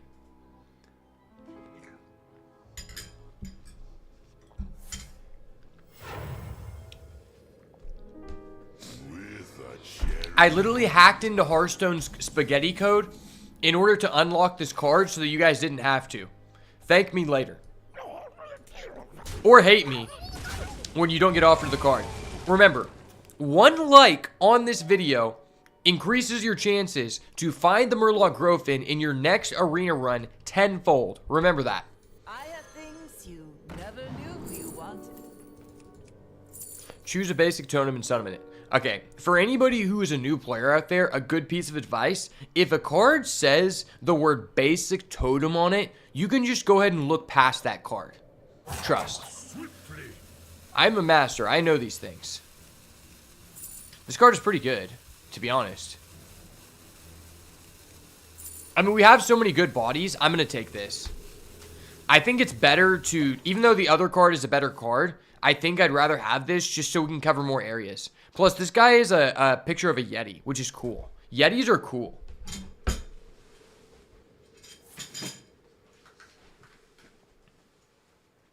When you really think about it, Yetis and Murloc Growfins go hand in hand. That's something that a lot of people overlook. Okay, Watcher of the Sun, I see you, my guy. Fuck the life, I'm just trying to get a holy card. Alright, never mind, I get a useless holy card. But my opponent thinks we got something good. He thinks we just got a +1 in card advantage and popped off. Joke's on him, I don't have any mechs, son. I don't got any mechs. Imagine he activates that card that trades cards with us. That'd be cool. That'd be really cool.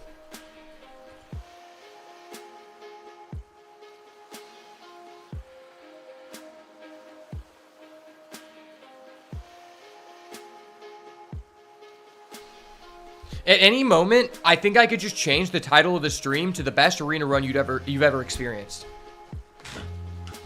It's crazy because I probably had 12 wins over 100 times, considering I played this game since day one, but I've never went 12-0. Going 12-0, you have to get so lucky, but I think with this deck, I have a chance. Bro, this guy doesn't know. He's playing elementals, but he doesn't know I'm the elemental jit, baby. There's a reason I went to master all of the elements. I'm basically like the Hearthstone version of the Avatar. I came here and mastered all of the elements, and that's what gave me the power of the Murloc Growfin. You're not normally allowed to see 2 of these cards, but because I'm a master of all 4 elements, I was allowed to. Okay, buddy, miss me with that next time. Like, just don't let me see you doing that. Don't let me see you doing that in my stream, brother. I'll time you out for something like that. That was vile. That was vile, brother.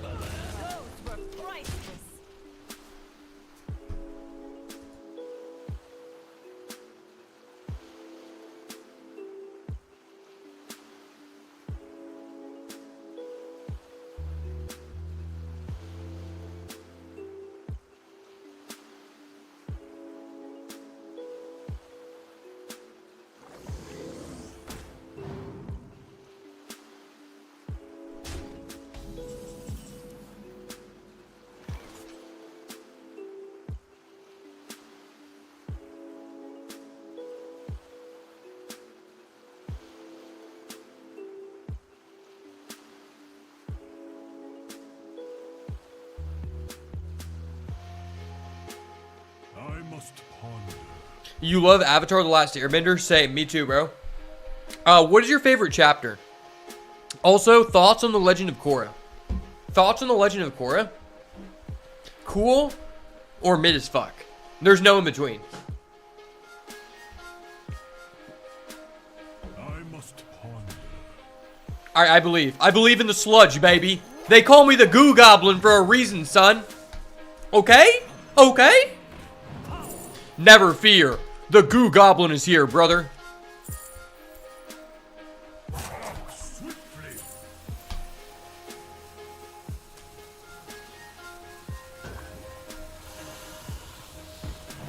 hide your wives, hide your children, hide your husbands, because the goo goblin is here, and he's got a hex, baby. Let's go.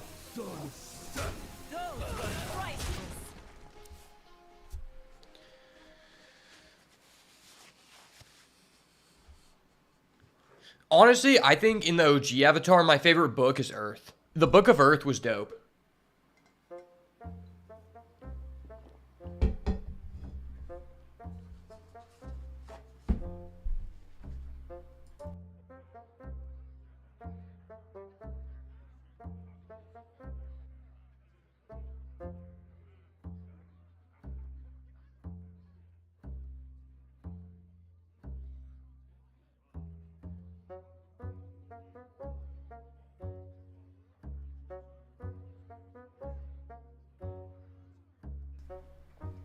It's kind of crazy because back in the day, Nickelodeon low-key had some like a more adult jokes, you know, with like Avatar: The Last Airbender. And then I feel like now it's kind of swapped with Disney. Runs out on me. Like now Disney is completely tame. And they used to have like some like crude suggestive themes in there and stuff like that. And same thing with Nickelodeon. And now they're both like bunk. They're now both made for like people who get easily offended by things, right? It's really weird how the world has changed like that.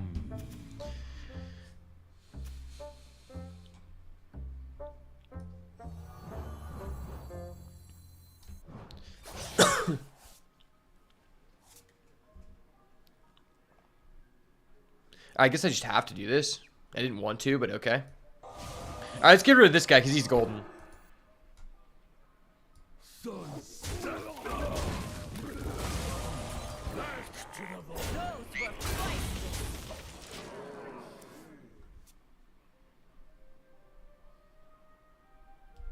Favorite chapter is 3, Fire. Lots of excellent payoff, character growth, finalized, and incredible fights. Legend of Korra was a respectable attempt, but I think struggled to follow in the footsteps of the original masterpiece.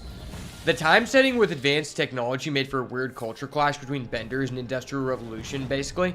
I think the thing about Legend of Korra for me is it had a lot of highs and lows. Right? Like, I think the second chapter or whatever, I don't know if they're called chapters or not, but like the second portion of Legend of Korra, I thought it was fire. I can't tell you what was distinctly from that, but then they had that weird chapter after that where they had like the spirit animals and they did like the spirit animal battle, and it was weird as fuck, right? So it was like, they obviously hit the mark on certain things, and then they threw it out the water because they kept wanting to try new things in each chapter, and I didn't like that. I didn't like how it was like, I understand it was all connected, but to some extent, it wasn't as coherent as I would have liked. You know, obviously everyone has their own opinion, but that's just how I felt.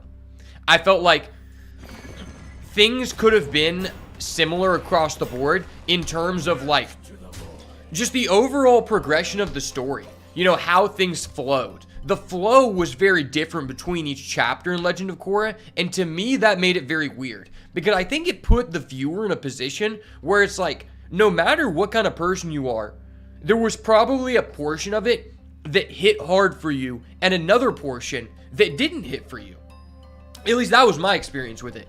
I'd be interested to see what other people said, but I think it's just overwhelmingly agreed that most people will say the original is just 10x better, and that's facts.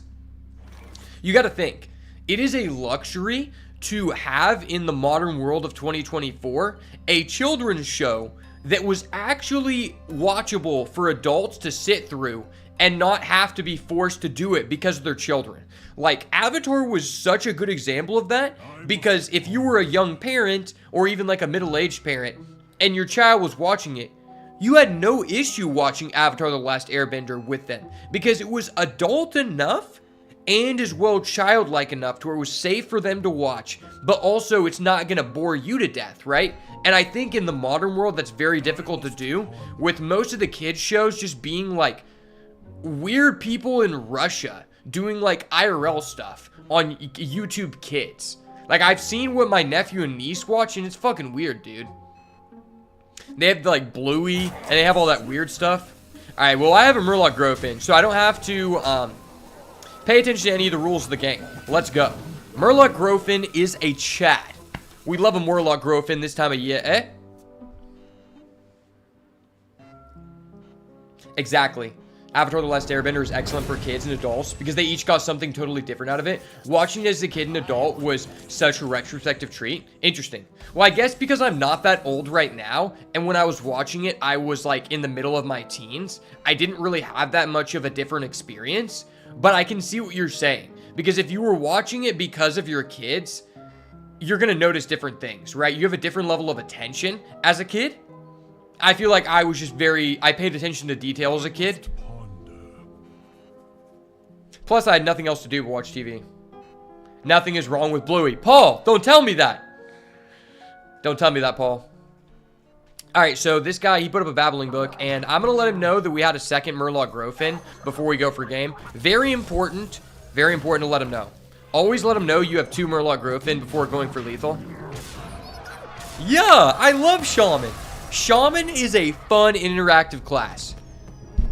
2024, Shaman for President, baby. President Thunderape coming into office. Remember to vote for me as President Thunderape. I will be the new Supreme Leader of Hearthstone if you vote for me. Only if you vote for me. You have to vote.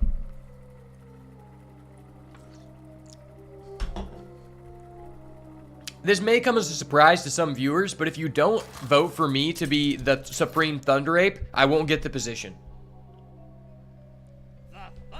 There's this other weird show that my niece and nephew watch. It's like it's like an IRL show, and it's weird because like these IRL shows on YouTube, it's very obvious they're like adult people are exploiting these Russian children, where in the USA they wouldn't allow that young of children to be like crucial parts in these videos. It's really weird.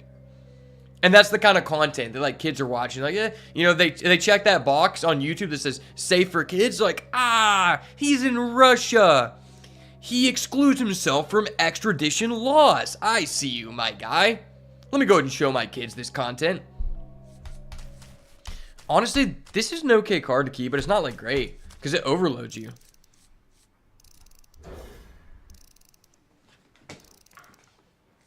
You just got into a treasure cup? Hell yeah, bro. That's dope. Hopefully you win. I wanted to play this so bad. We got to curve out on 2. Got to curve out on 2, man. Maybe I shouldn't have kept this. This is such a weird card. 1 mana overload 1 is so weird because it just fucks up your turn 2 almost indefinitely in Arena.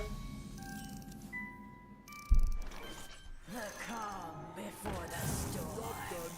Brass Elemental? Okay. Alright, hold on. Let me just start the Elemental Escapade. My boy Scar is here. I'm about to scar my opponents with how many Murloc Growthin we got in this deck, boy. Greedy partner. Brother, I've been greedy since day 1. Oh my gosh, I'm insane. I'm literally insane. Someone might need to call the authorities because I'm popping off too hard with this Elemental chain, baby. Blink. Alright, let's draw an Elemental here. Okay. Alright, it's not an Elemental. It's an honorary Elemental. One's in the chat if I'm unfortunately forced to craft Golden Murloc Growthin so that I can see it more often in draft. Okay? I'm just a better player, guys. Like, what can I do about this? I'm literally just the son of Scar. Dude, I'm the son of Scar. I'm literally the long-lost son from the Lion King. The son of Scar. And I'm about to showcase why Scar is a busted card. I'm actually just so glad that Paul was talking shit on Scar, because I'm about to prove to him what you can do if you have the YouTuber luck. When you have the YouTuber luck, you can take good advantage of Scar. Trust.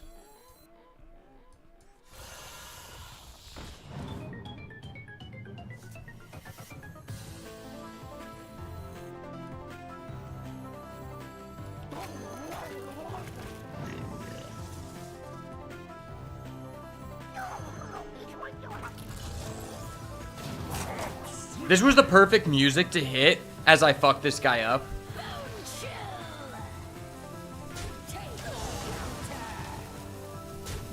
Yeah, this guy might want to take shelter because I'm fucking him up, boys. might be good, but I hate a card that forces my pick so much. That's if completely fair. For me, I just like the aspect of the dream of doing it because I really like elementals. But coming from like a place of like, I don't want to be limited to the way I need to draft because of a card, I completely understand you. I'm just a fanboy for elementals, and that's why I get excited when I see it, right? So if we don't draw an elemental next turn, that would actually be so sad because then Paul might actually have some merit to hate on my Scar. So we really need to draw an elemental next turn, please. This would be such a huge Scar. Please don't let me down. I need you, Scar. I need you, brother. Do we trade into this guy? Do we trade into this guy? I feel like we do. Because if we don't, he just, like, I want to do this damage, so in case we end up, like, needing to Bog Spine Knuckles and he just removes it, I feel like we do.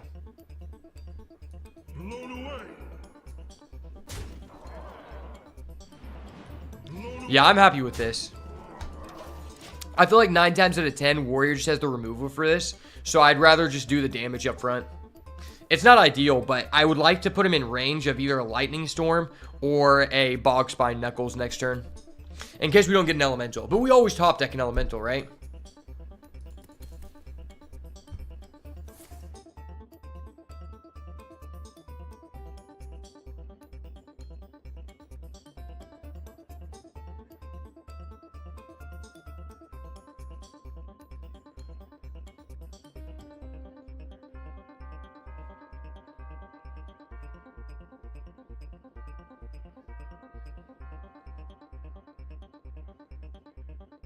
The other reason I really like Scar is because, in my opinion, most of the good cards in Shaman are ones that have the elemental keyword. Like Living Prairie and Stone Sentinel are absolutely insane. So is the Minecart Daredevil. So is, there's another good elemental card. Like, a lot of those cards are cards you would pick normally. If it was one of those things where it's like, I'm forced to pick this tribe to make this good, I would understand. But the tribe is just naturally good. Okay, so we have a chance here. So let's turn this back and get an elemental. Fuck! No! I needed the elemental so bad! They're cucking me, boys. They're cucking me! They don't want to see me win with Scar. Simba would be so sad right now. I'm supposed to be the Lion King, brother. Now I understand why Scar hates Simba so much. I have things you never knew you wanted. Huh. I mean, I guess Scar will do 2. Confirmed. Potentially more. What do we want here? I don't know what we want here. Tumbleweed maybe for insurance. Like, we probably win board anyway, but Tumbleweed would just be a good card to have in case. It's a good failsafe. Jam Sesh is also really good. Jam Sesh is a really good card too, but I don't think very good versus Warrior. This is a really big toss-up, and I could be completely incorrect, but I'm going Giant Tumbleweed. Because it's a failsafe for if our game plan doesn't work.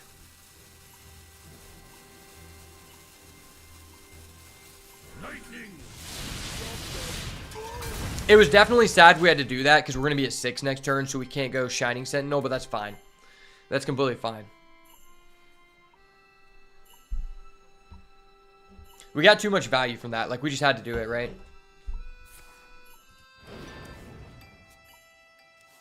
Barrel thrown.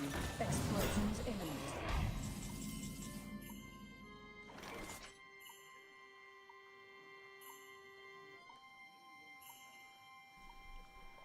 Alright, well, I think this is a good turn just to go Bog Spine Knuckles, and then we can do the Faceless Lackey. I'm about to prove why lackeys are always broken, boys. Lackeys are always broken. Remember that. Remember, Beats by Ash was the one who told you that. Ah, oh, it's a 2-mana 2/1, and we missed the battle cry. I'm sorry, the Bog Spine Knuckles are talking, buddy. It's not me. 2-mana 2/2. 2-mana 2/3. We get a 1/1 Hyena and a 3/2. So what do we have before that? We had a 1/1 that turned into a 2/3, 2/1 that turned into a 3/2, and then a 1/3 that turned into a 2. It doesn't look like this was very good, but it was actually quite a bit better than what we had before. Plus, we're just putting a bunch of stats on the board that our opponent is forced to answer, which probably just makes this card a lot better. The good thing is, even if Scar is ass, I don't have to listen to Paul because I have 2 Murloc Growfin. So I'm allowed to defy all the rules of the game. Murloc Growfin is actually my legendary. I decided he's my legendary now. I chose him as my spirit animal. He's got that drip. Literally has that drip because he was made from the faucet.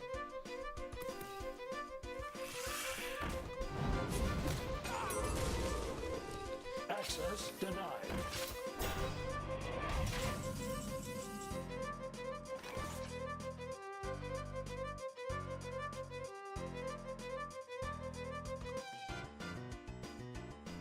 Okay, do we want to like transform this with the Bog Spine Knuckles? I feel like that's really broke.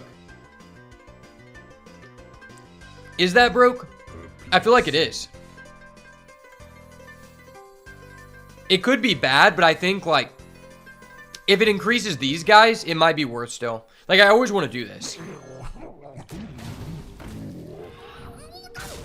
And now that this guy's taken 4 damage, is it worth it to attack and get rid of these and risk it for 9s? I have no idea in my head how good 9s are, but it seems like something I should be doing for the content, so I probably do it, right? Like, there's a chance of us getting something bad, but these also increase, so maybe it levels out. Thoughts? If no one says anything before the rope, I'm going to do it. I feel like you could argue either way. It's kind of 50-50. But I have fail-safes in the hands. Alright, he wants the content. Content! Okay, thank you for the content, brother. The content farmer is here. Okay? 6 to the face. That was disgusting. We roll the 1 charge minion in the pool. So that we turn an 8-4 into a 6-6 with charge. And then our 8-8 becomes 4-12. Honestly, it was basically a, like, equal trade. I think the fact we got to do 6 face damage probably made it pretty even. It was pretty close, though. I think either way, a board of this stature is pretty difficult for him to answer, and the fact we have this and a Tumbleweed and a Scar still, I think it's very difficult for him to come back. And our deck is just all gas. We have another Murloc Growfin, we have 2 Walking Mountain, Fire Elemental, Rocket Hopper, like we have just only big stuff basically. Big stuff and cards that find us good cards.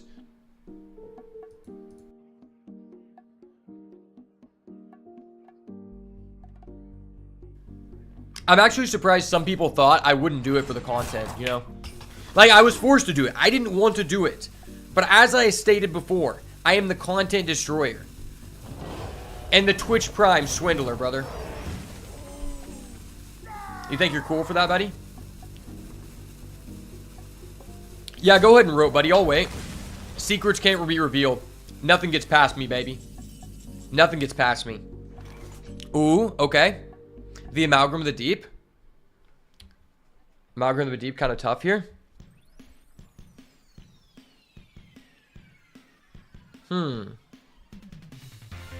High key, this is just kind of good. It's still 6 to everything. We go 4 face. Right? I feel like this doesn't even get any better.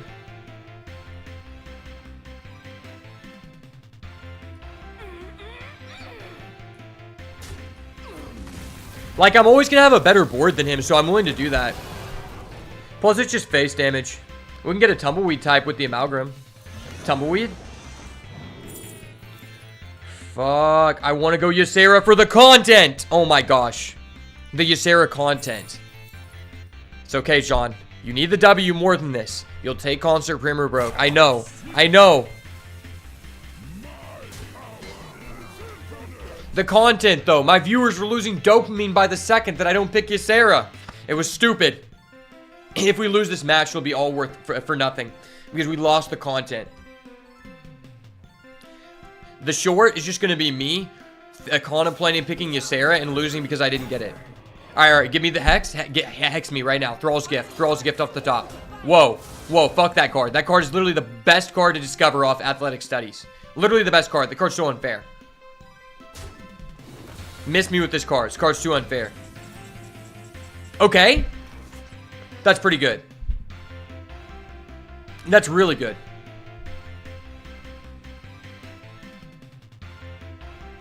I mean, we attacked twice. Attack twice, and then we go pop-up book, right? Or we just go Scar. Scar for 2? Fuck on with the Scar for 2, eh? Just keep this.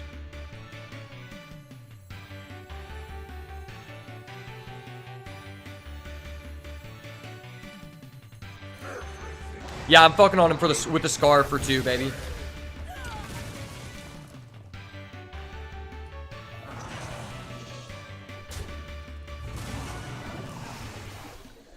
This is a viable option to heal this if it doesn't die.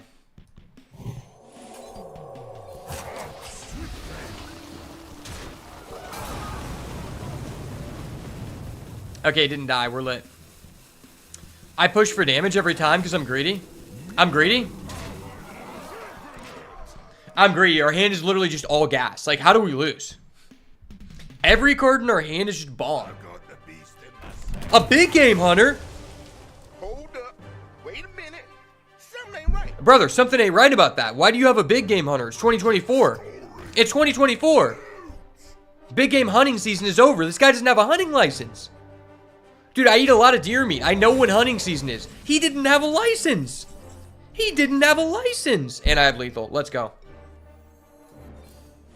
Better player. The Scar for 2 sets up the lethal. Okay. Okay, the content machine rides on. The tornado ain't taking away our electricity anytime soon. I'm on fire, baby. The content destroyer is here. Let's go.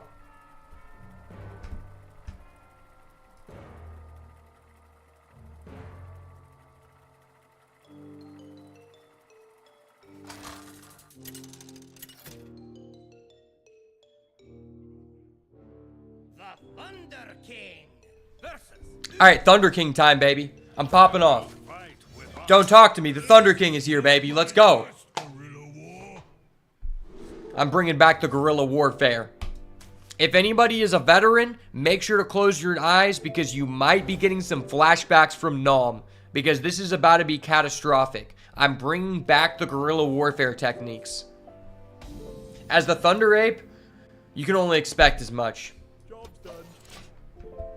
Thunder Ape is indeed the most Chad hero in the game. And this guy, he isn't even a golden hero. Like, miss me with that shit, my guy. What even card back is this? Dude, he didn't even use his mom's credit card to acquire that card back. Like, what a noob, man. As an elemental Chad, I'm allowed to say those things about other people. Initializing descent.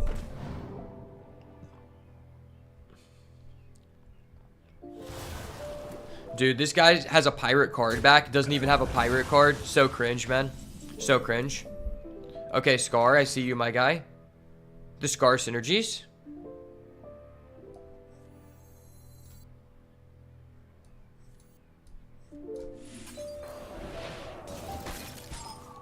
Ooh, piece of candy. I have things you never knew you wanted. How good is this card? So you're getting 6 mana for 10-10 worth of stats? That seems... Or no, 8-8 worth of stats. That seems bad. Because on average, these aren't going to do anything. I think this is the best card. It's not like ideal, but it's 3 damage anywhere, which is probably more versatile than the other options. Plus, this is an RNG effect, which means it is content worthy, right?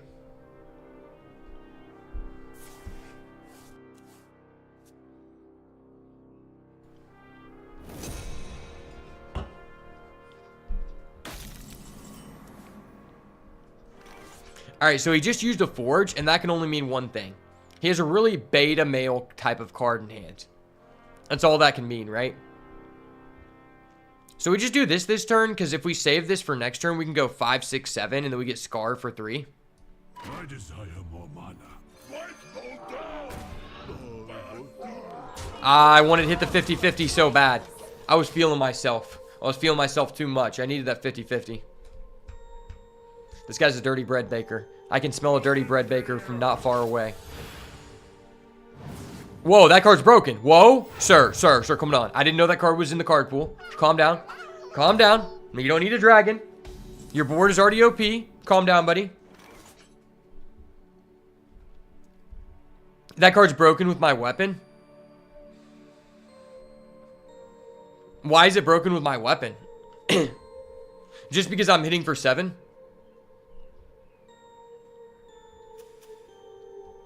Flexing.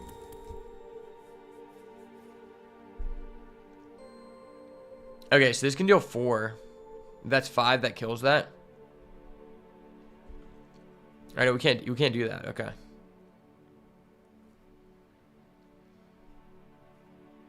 I could just go Hex for 4 and then play this. Well, let's play this first. Okay. That's pretty good. That'll be online next turn. That will indeed be online next turn. 4, 5, 4, 6.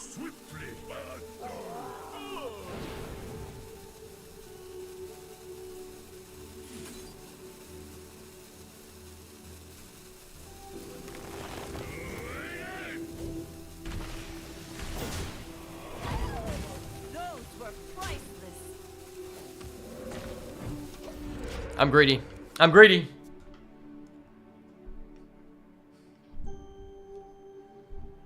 Oh, the spell I said was trash? I mean, I wasn't necessarily saying it was trash. I was just saying, like, on average, you're not going to get a guy that has an effect. But I don't have the weapon right now. And I only have 1 copy of it. I understand that interaction. That seems pretty good. But on average, I feel like this is just more versatile, assuming all else is equal. Like, I already have a bunch of cards that, like, allow me to develop a board, so I'd rather have a piece of interaction. Now, if I had the weapon, I'd keep that card all day. That'd be busted.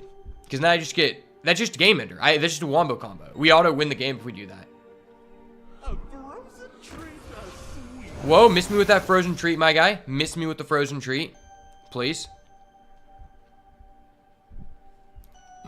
Alright, about to scar this guy for 3. Scar for 3 goes ham. Don't be touching my frogs, brother. This ain't the Princess and the Frog. I didn't say you could get this close.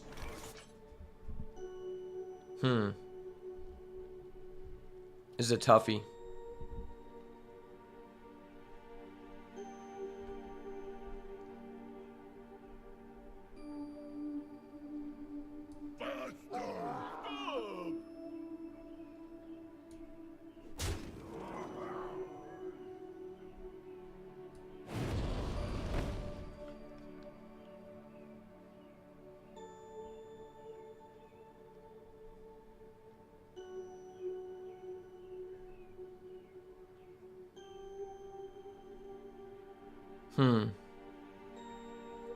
If I do 2 here, play this. I must ponder.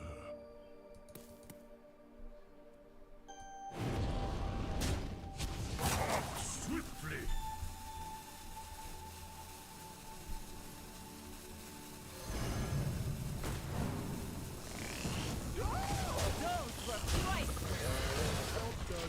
That's pretty okay. The Scar synergy is building. He can't stop the Scar.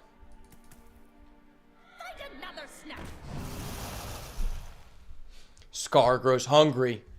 His hunger grows. Just like the Thunder Ape, we go hand in hand. Sir, stop hovering my card. We know you don't have an answer to this. It's okay. No need to hover. Does anyone ever just fake hover with a card to bait their opponent? I actually want to know. Because some people legitimately do that. It's extremely BM. Ooh, okay, so we can just keep the Scar cycle going. I feel like we just keep it going as long as possible.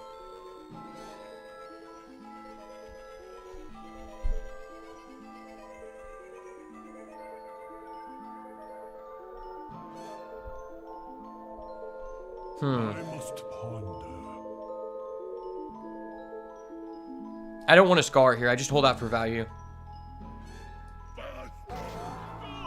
Sweet, sweet.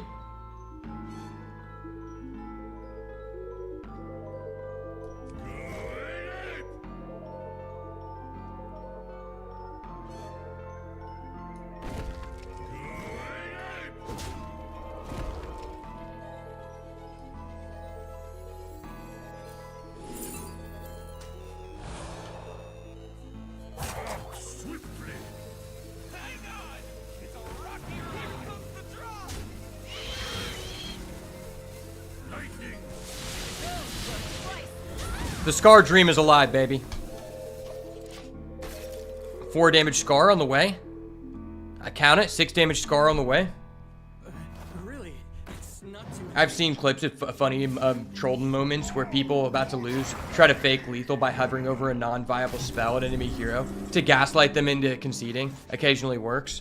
Yeah, that is a thing that a lot of people do. It seems like people do that sometimes. Now the question is, do we want to Scar here? I think we could hold out for more, but I think it's fine just to do it here. I must. I think this is acceptable because it's going to put us in a really good position, right?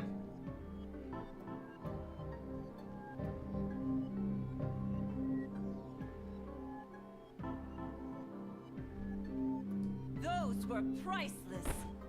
I mean, if we don't do that, what are we doing? Nothing impactful. I think we have to do that. Those were priceless.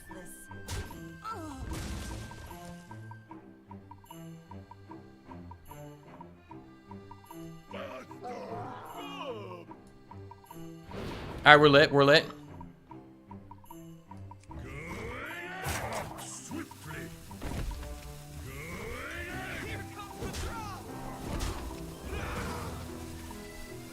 It's time for Scar, baby. Let it rain. Let him know the Elemental Lord is here, baby. And his friend, the Walking Mountain. Say hello to my little friend, the Walking Mountain. And his buddy Scar. The Elemental Lords, they're here. Don't worry. We just go Menacing Nimbus, add a random Scar to our hand, and play it next turn. The most disgusting thing I've done with this card is I hit them for 11 with it. On the following turn, I then played the bird that plays the last battle cry, and it hit them for 12. Whoa, miss me with that shit, my guy. Miss me with that, my guy. My guy, don't be doing that.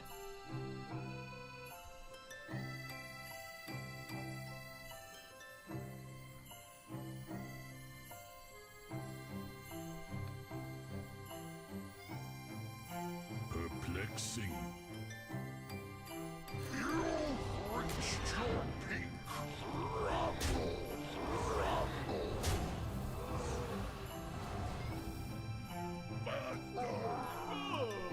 I'm insane.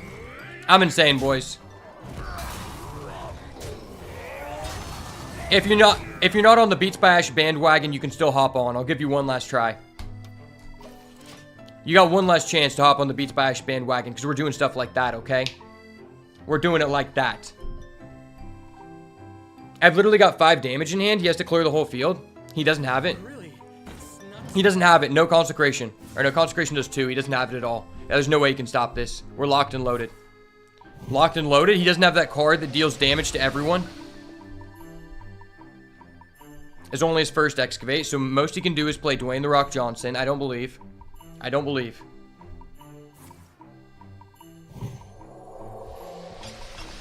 Bro, come on. You could have at least given me Divine Shield, brother. Alright, good game. I had 5 damage in hand. There was nothing he could have done. Told y'all, Scar is the shit, baby. Scar is the top G. Remember that. He's the top E. Top elemental, baby. And I'm top 1 rank NA, you know? Gotta give my dog some food.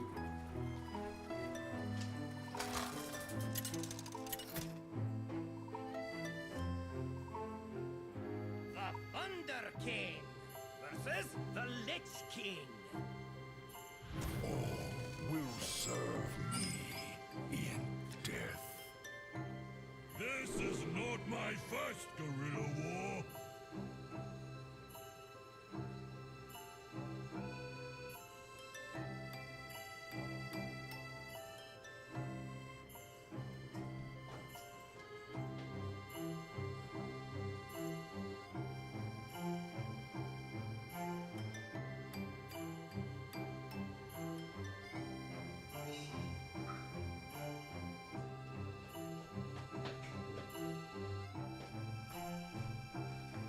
Dude, that was some crazy APM.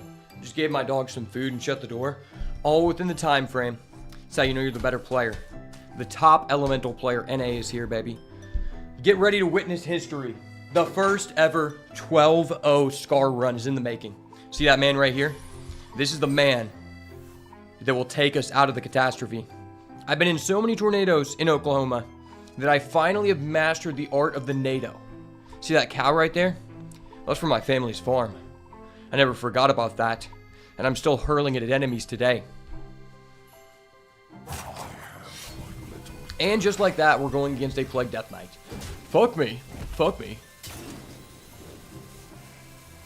Of course, the worst plague. I hate this plague. That plague is so absurd. If that plague was reworked, I would have no problems with Plague Death Knight. Other than it's just not enjoyable to play against. But that plague is extremely irritating. It's so tempting to just throw this at his face so he can't plague us for 2 turns. Because plagues are just so toxic.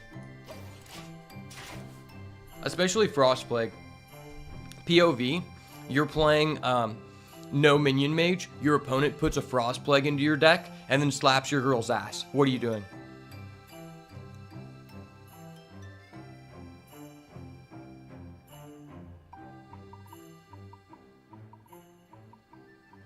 Literally, what are you doing?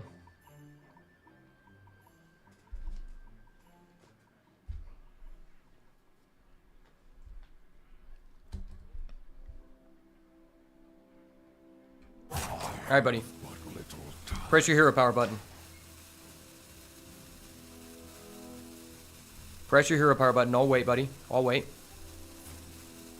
Good boy. Good boy. Good hero power. Good job, buddy. Now, don't give us another Frost Plague. Okay, Blood Plague. That's fair. Blood Plague is fair. Let him drain us for 2 health while he's at 30. Okay, never mind. I'll just play my overpowered 2-drop that doesn't give us a useless card. Okay, not a useless card. That's lit. Wow, we actually got a balanced card. I swear, every time I get a random card off this, it's junk. When they get it, it's broken. But for the one time, we got a fair and balanced card.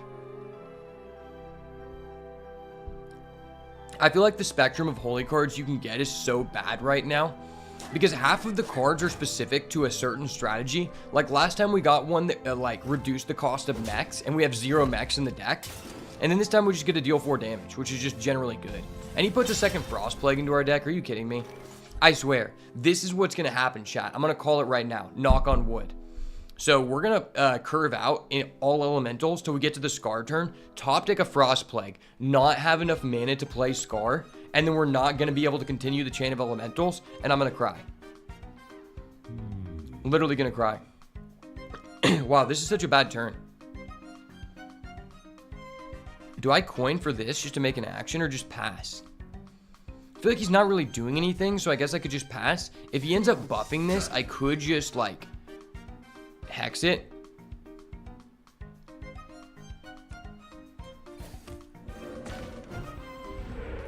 Of course. We get the bunk hero power. You hate to see it. I hate you, Searing Totem, with a passion. Please, Blizzard, if you do one thing for me, one favor, I ask the Searing Totem is removed from the game. I'm being fair here. I know that I'm never going to get my wishes upon asking for Demon Hunter to be removed from the game or Plague Death Knight to be reworked. But if you could do one thing for me, just remove the Searing Totem. That is a fair compromise of a request. Okay. Well, that was weird.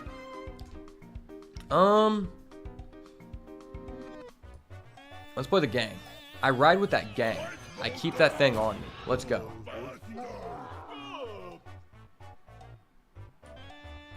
Okay, I'm jitted. I'm jitted. Let's go. Searing Totem for the win. Searing Totem for the 1 time. 1 time for my Totem brothers in the back. 2 times for all the people who get fucked over by Searing Totem. 3 times for Scar, the Elemental Lord. 4 times for the Thunder Ape. Thunder Ape, the ultimate sign of a free-to-play player. Oh shit. Our opponent actually has a foam render. This is where Paul's idea of picking the Viper is going to come into play. We're just going to top deck the Viper and screw up his foam render. Trust. Like it always happens. We always get what we want in this game, right? That's just how the game works. It's not my fault. The calm before the storm. Okay, that's pretty cool. It's a card we can play, so I'm cool with it. I'm just going to do this to his face. We have 2 of them. And then we're going to protect our guys. So, like, Protecting our guys is pretty good here. It lowers the value of his weapon.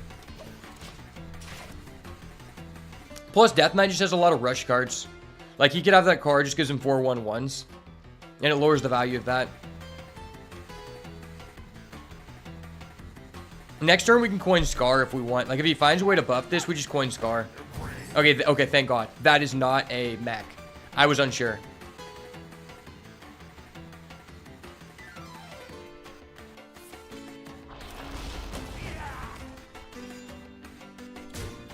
I don't think I've ever played against someone who willingly put this in their deck. I thought this was a card that you only discovered, to be honest. Oh shit, that was kind of busted.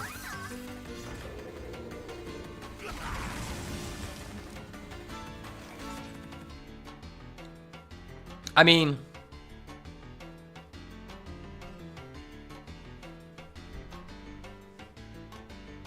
I kind of just want to coin Scar. Do this. And then get rid of all of his guys and just coin Scar. Scar is just a really good tempo play here.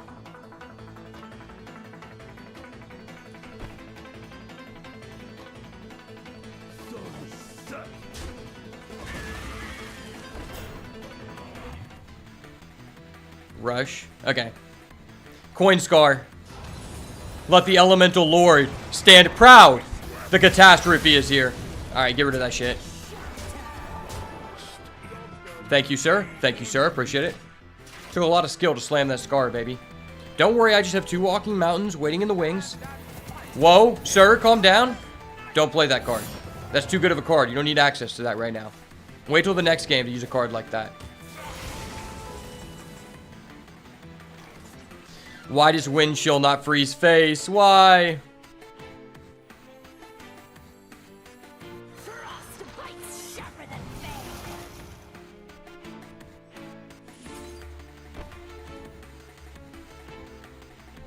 Wait, did I just fuck up? I just missed lethal, didn't I? Yeah, I just missed lethal. I'm actually so garbage. No. I missed lethal. Why? Perplexing. This is 5. 9. 12. No, I didn't miss lethal. Or no, did I? I did miss lethal. I missed lethal. Ripperonis.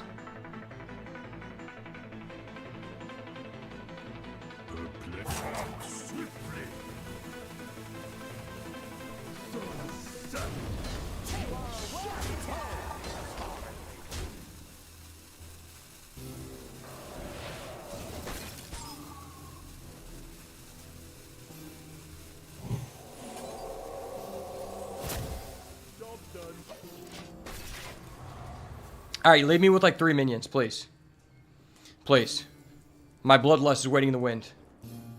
You could use No, I just forgot at all that I could even use bloodlust. I forgot that was an option on the card. I didn't forget the frog could attack. I forgot that I could even use bloodlust before slamming my card. You give the best hugs.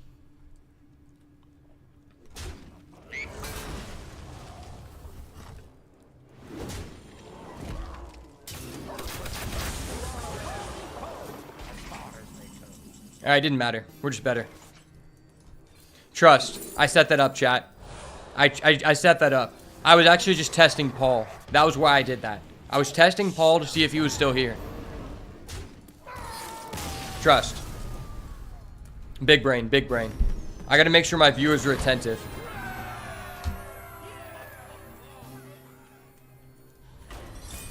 I remembered.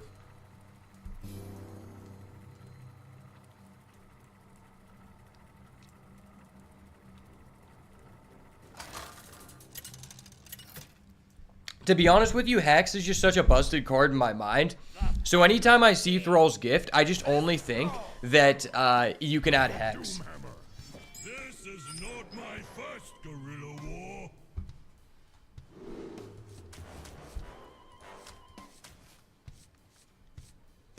war. Yeah, I don't know if I want to keep this. This can be good. This can be good. I mean, it's just 2 into 3. This is really good.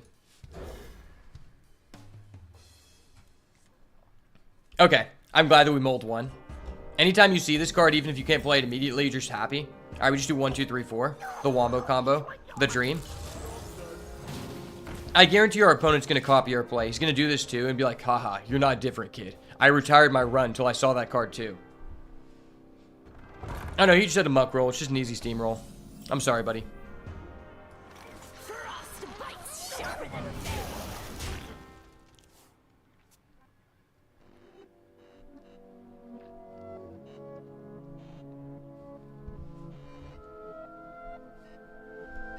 Remember, it's not just me that can abuse the Murloc Growfin. One like on this video increases your chances to find the Murloc Growfin in your next draft. Remember that. Very important. What if I actually just target this with the Amalgam to specifically just find another one? That'd be so hot. I know that's really bad though. I'd probably just target Elemental. Elemental is just better in general.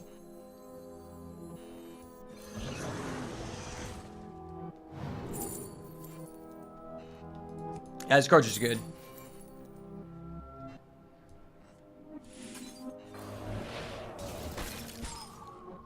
Okay. You want to Muck Pools that, my guy? Muck Pools goes crazy.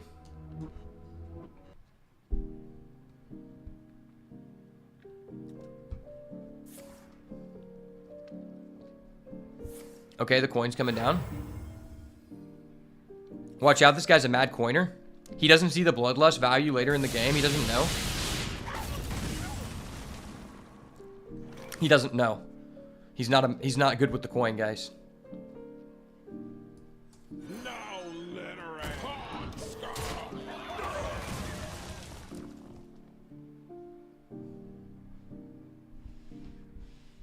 We are 4 turns away from the Mad Laddie.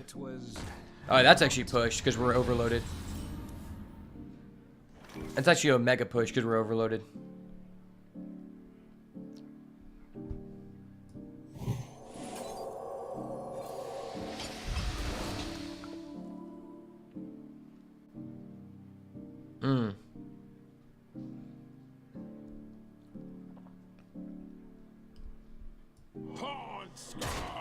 High key, I think we just do this and then trade so that next turn we're on 6. We can double coin for the Murloc Growfin. That seems really good.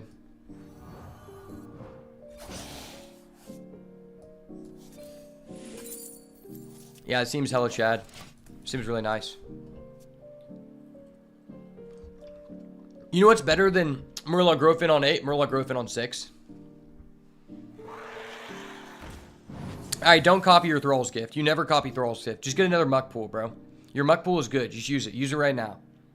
Actually, use your Hero Power, then Muck Pool. Ancestral Knowledge? Dude, this guy's playing with the core set. My guy's been messing around with the core set too much. Alright, guys, this is how you actually play Elemental Shaman. I know there's a lot of guides out there giving away misleading information, but this is actually what you do. So you want to make sure that you always keep some chocolate on deck, because usually with Shaman, your Murlocs get hungry. And so now it's time for us to feed our Murloc. And when you feed your Murloc, he actually grows into a big and healthy boy. And then he can take down the enemy. And that's what I decided to do. So remember that, kids. Next time you're playing Murloc Shaman, always fill up your Murloc Growfin's belly so he can grow up to be big and strong. It's not actually milk that makes him grow into a healthy boy. It was the chocolate all along. And I hope you guys take away that from the stream. I always want to make sure that I'm providing value in my content. And, you know, no better way than to give health tips as a streamer. Because I'm totally qualified to talk about stuff like that.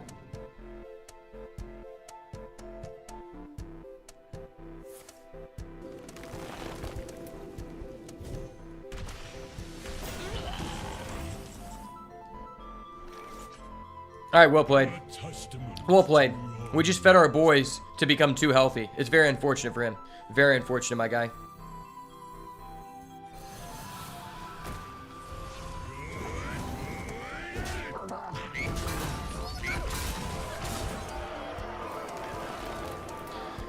This is just what happened when you're a growing boy.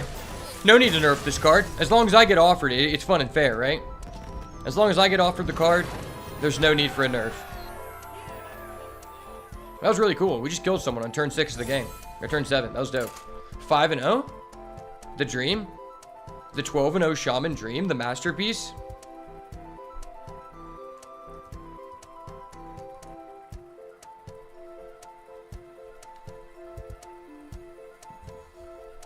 There's a reason they call me the Mad Lad.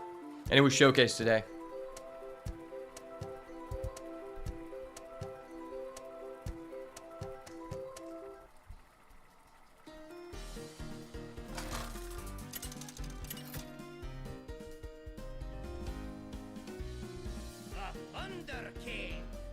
Of course, just another Shaman.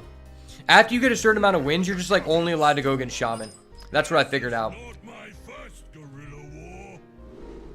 What's so busted about the Grofin is it's like a late game card, so you would think that you don't want to keep it. But because you get 2/1/1s for 1 mana, it's also just an early game card. There's just no weaknesses to the card. It's kind of stupid. But like I said, as long as I'm the one who has it in my deck, I have no issues with it. As soon as someone else has it, I don't feel comfortable.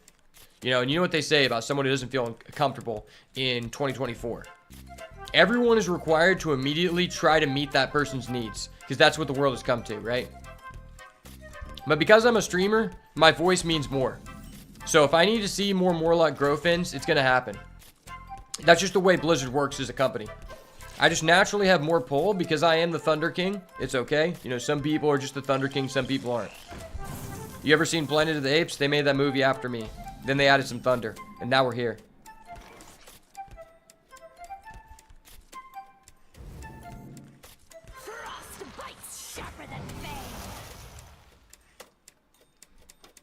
There was an argument to keep this until a later game to use with our Scar. But I just feel like the stats are best to put out at this point. This guy has late game value. This person has late game value. Okay, you're just gonna overload 2 on... Oh no, he doesn't overload 2, does he? He doesn't, that was busted.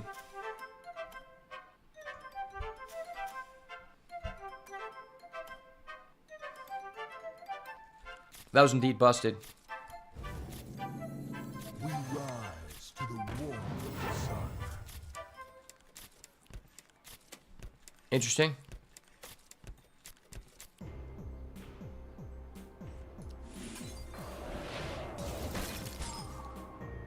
Okay, me likey.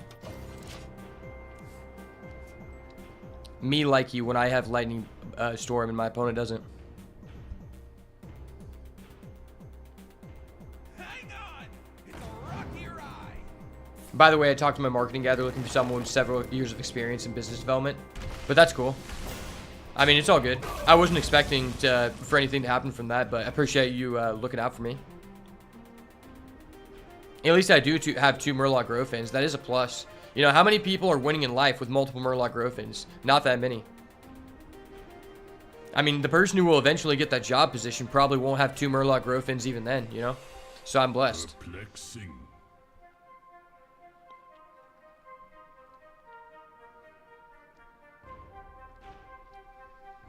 Is there a way I can do something with this, right?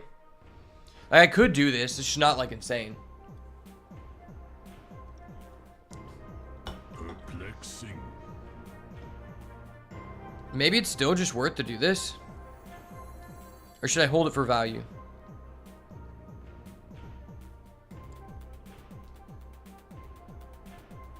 I feel like this is, like, the best we're going to get from this.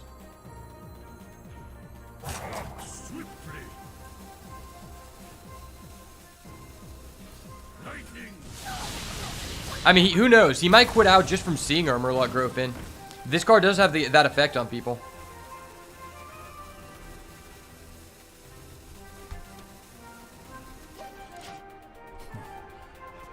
Unfortunate.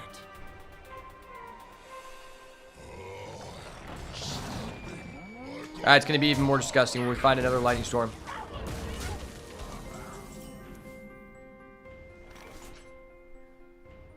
I didn't, wait, Lightning Storm, did that start in our deck? Did we use a Lightning Storm already? I think we got it off of our...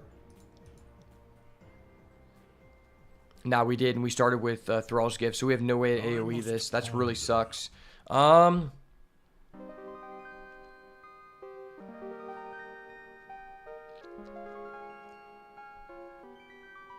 Coin this. What does that really do? Not a lot. This is a tough situation. Could just throw this back. Try to find an AoE. Try to find a Thrall's Gift.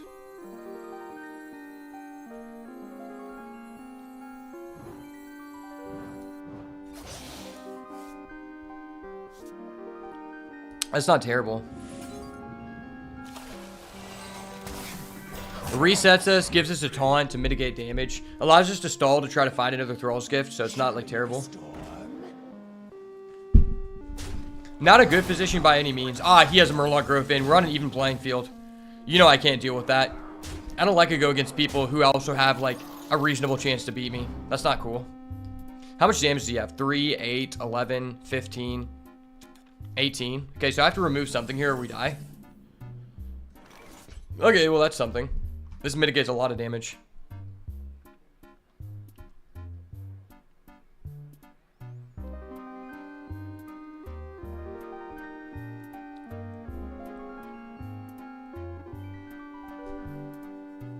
Perplexing. I mean, this is pretty good.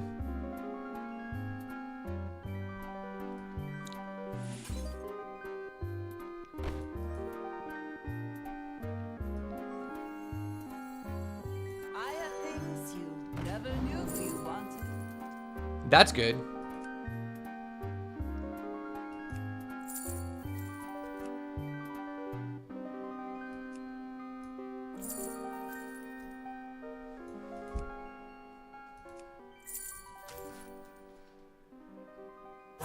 Swiftly.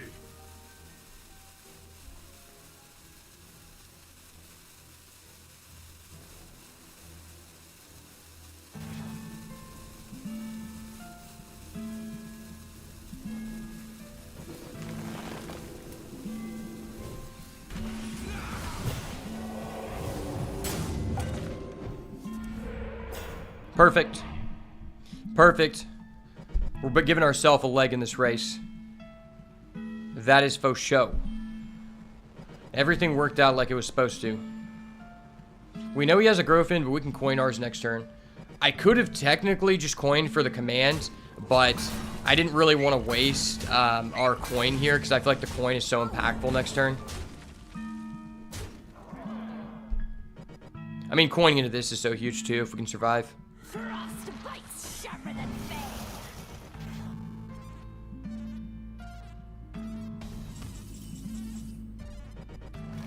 So if I remove all this, this is 6 plus 8. That's 14. Okay, this is really risky, but I think here, I kind of want to just do this. He'll be 1 damage off lethal. The next turn we could coin Walking Mountain, which could potentially clear up multiple bodies and give us back a total of 16 health, right? Or we just coin for this. Takes off that guy. This is a tough situation.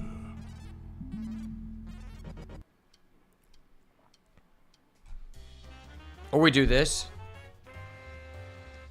Kill that, kill that. And then next turn, and we play this, and then we Scar for 2.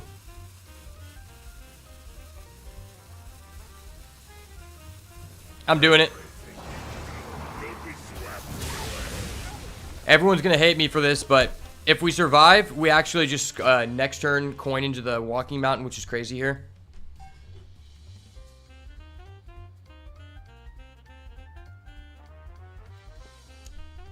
He got so far ahead early on, which is really hard to come back. Oh, but on a good note is, I've been looking at some jobs in American Airlines.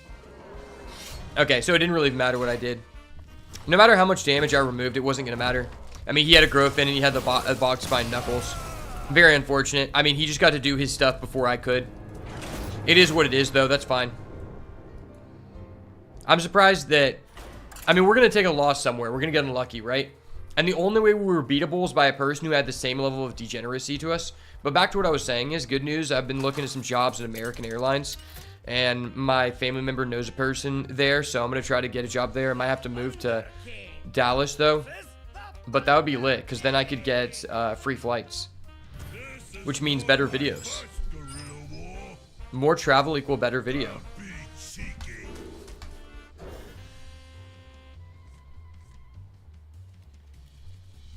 Dude, I swear, everyone just goes Shaman. Shaman is the new Death Knight. And Death Knight is new Demon Hunter. Previously, before the mini set, Demon Hunter was the auto win class for like 2 months, maybe 3. And now, post mini set, Death Knight and Shaman are auto win button classes.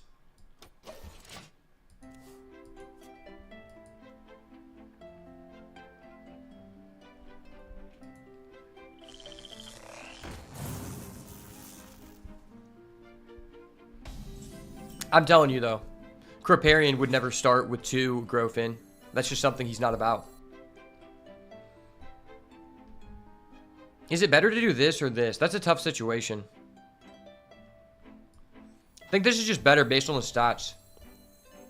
Plus, if we get a card we can curve out into next turn, that'd be amazing. Sure, we mess up our Scar stats, but I think it's just better. It's just better, okay? There's a reason I'm the better player. It's because I have 2 Growfin and I need them to carry. This guy is also using Thunder Ape, but where he fucked up is he's using the Legend card back, which is extremely cringe, right? If he didn't use the Legend card back, I'd give him a leg in this race, but nah. For each Frostbow, you got this game. So I'm going to 3-4 Elemental that freezes. Brother, what the fuck is this? What the fuck is this, brother?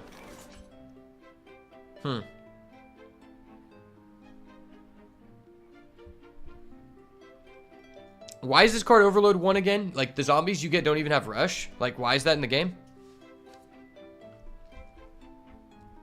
It's actually really scuffed, because if I give myself an Overload, it means I can do this next turn, which is, like, very important to our tempo.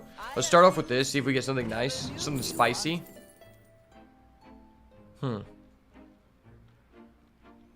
This card is interestingly good. I forget what a Spirit Raptor is, but I know that it's decent. Spirit Raptor is definitely decent. It's tough. These cards are both kind of equal. They're equally mid. I don't know. I must ponder. Honestly, Paul talked highly of this card, so we have to take it. Swiftly. Take shelter.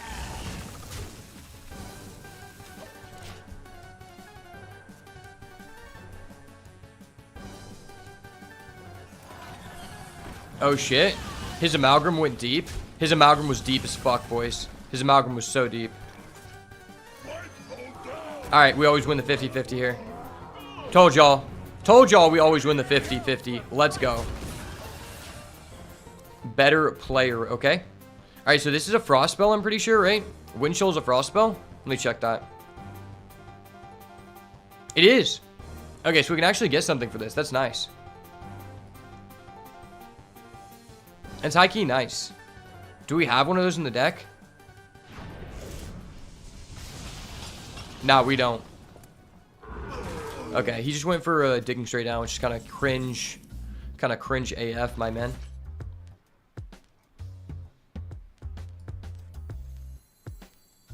Frost bites sharper than fang. Should I go for the Lackey or the draw? Let's go for the Lackey first. Nah, okay, we can't overload here. We cannot overload because then we can't Tiny Toys next turn. No Tiny Toys equals no W. We got to get this. I believe. Okay. The value Shroom Excavate. That was such a tough hit, bro. This is like the best use of our mana we could get. Alright, that was tough. Into the Escaping Trog. Trog City, bitch. Let's go.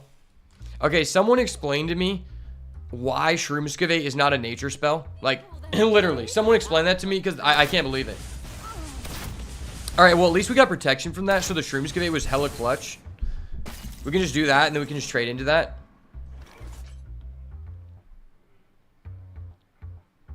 Alright, Paul said this card is cracked, so it's going to be cracked. Trust. If Paul says it's cracked, it's probably cracked.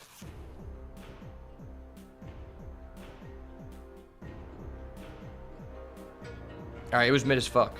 It was mid as fuck, Paul. I hope you saw that. Alright, now just let us draw the weapon and hope he doesn't have an AoE. There's no way he has another Lightning Storm. He never has a Lightning Storm here. Lightning Storm isn't a real card in this matchup.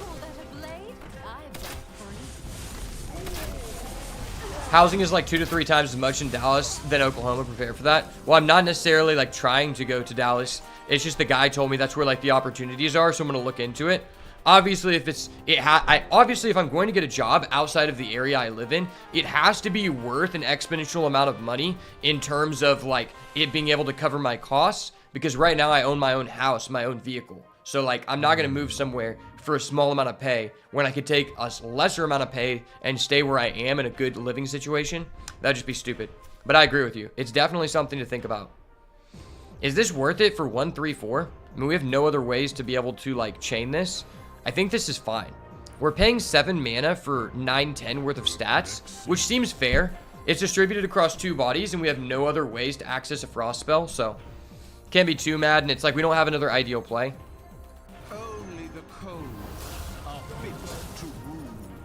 Plus, it's a golden card. Golden card make me feel good. Golden card make me feel alive. I live in hyperdrive. Bars, bitch. Oh shit. What do you know?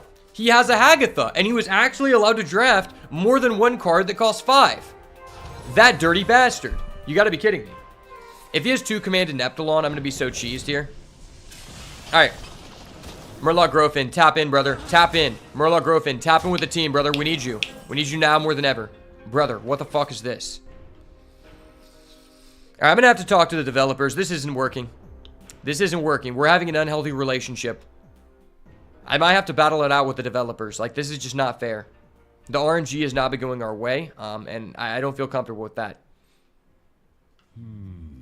An actual representation of how I feel in this situation. Alright, well. When in Rome, let's fire it off.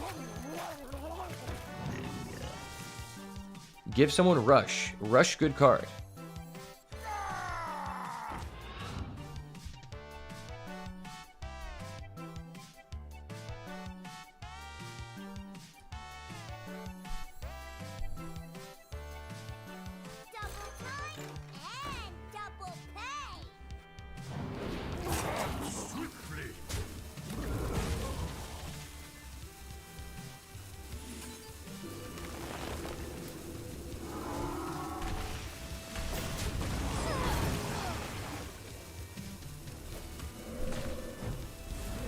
Me press button, me good player.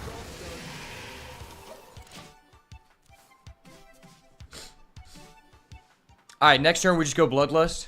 I believe in the Bloodlust value. The value shrine is here. Even if he Lightning Storms, we get 2 3/2s. This card is so crazy, man. You get 2 3/2s on deck. I mean, it's not like they don't have Rush or anything, like a really impactful keyword when you're gonna give someone fucking Overload 1, please. Miss me with that shit, my guy. There's no way that one of his 5 or higher spells just answered my full board off his Hagatha. I don't believe. It's not real. This isn't a real situation. This is a simulation. It's here to test me. God is testing me to see if I'll give up. But God's soldier never lays down in defeat. I stay with the Bloodlust on deck, my guy. I don't even want to think about how much damage that is right now. Okay, I'm not going to think about it. Because this guy's a dirty high roller. Fuck you, dude. Fuck you. Hey, but hey, we got the guys. We did the thing. That's cool, right? Doing the thing is cool. Okay, we have enough mana to do this thing. That's good. Doing the thing is good. Very good.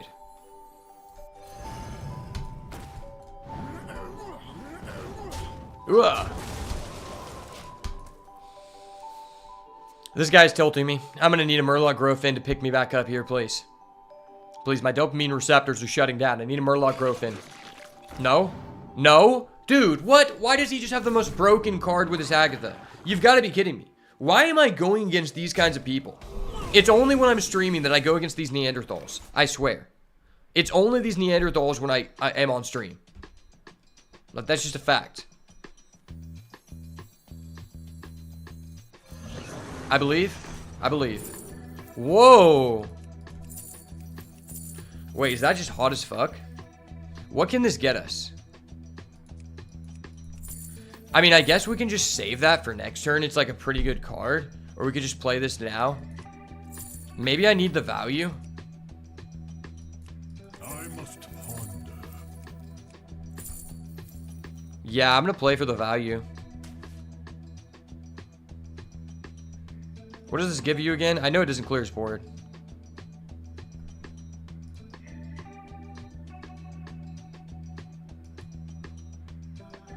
I know one of them deals 3 to everybody. Swiftly.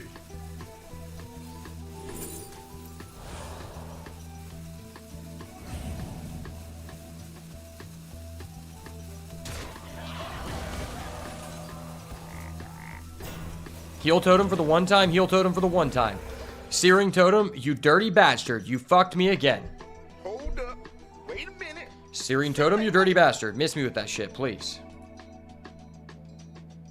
Can I please look at what the Calamos things are? Just want to see. For my sanity, please allow me to do this. Alright, now just build a board like 3 times over so I can just keep using Lightning Storm. We need to stall until the Growfin is here, brother. We know one of us is the better Thunder 8 player. It happens to be the man named Beats by Ash, the best of all time, okay? That much we know. Will this guy make an efficient board for my Calamos? That I do not know.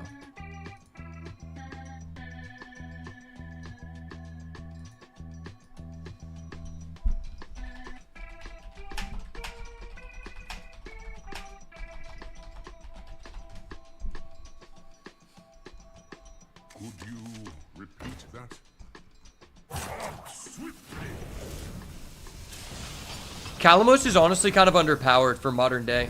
Alright, now he just gets to the Azurite Murloc. Dude, he plays Wishing Upon a Star and the Azurite Murloc. Dude, this guy's deck's so insane. How am I going against this guy? I already have a loss. How did he lose to someone? Are you kidding me? How did you lose to someone? Are you an actual troglodyte? I'm sorry, but this is just unreasonable. Like, how do you lose with this deck? I don't know. I'm frustrated, and it's very reasonable for me to be frustrated against this kind of guy. Alright, well, this just works very well.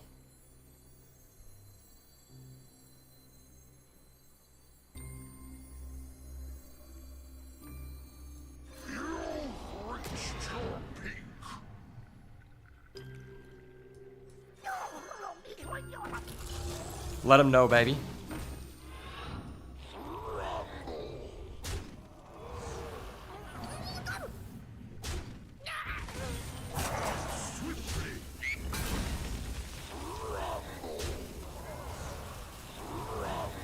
Taking this man to Value Town with a Searing Totem. Searing Totem control. Let's go. Calamos is still online. Calamos awaits your arrival, brother. I've got the Mad General. Dude, this deck's crazy. We have Scar and Calamos. We literally have 2 out of 4 of the Elemental Lords. Can we even be defeated? Oh, wait, yeah. This guy played Wish Upon the Star into a fucking Azurite Murloc. We can be defeated. That sucks. Screw you, buddy. Screw you. Screw you, buddy.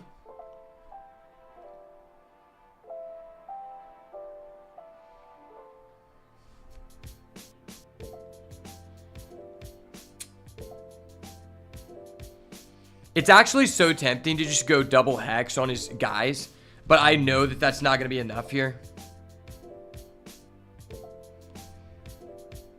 I don't know. And we're overloaded.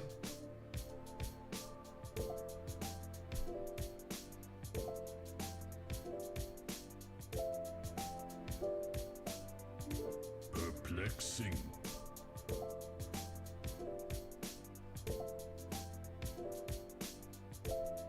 Why are invocations so underpowered, please? Someone tell me.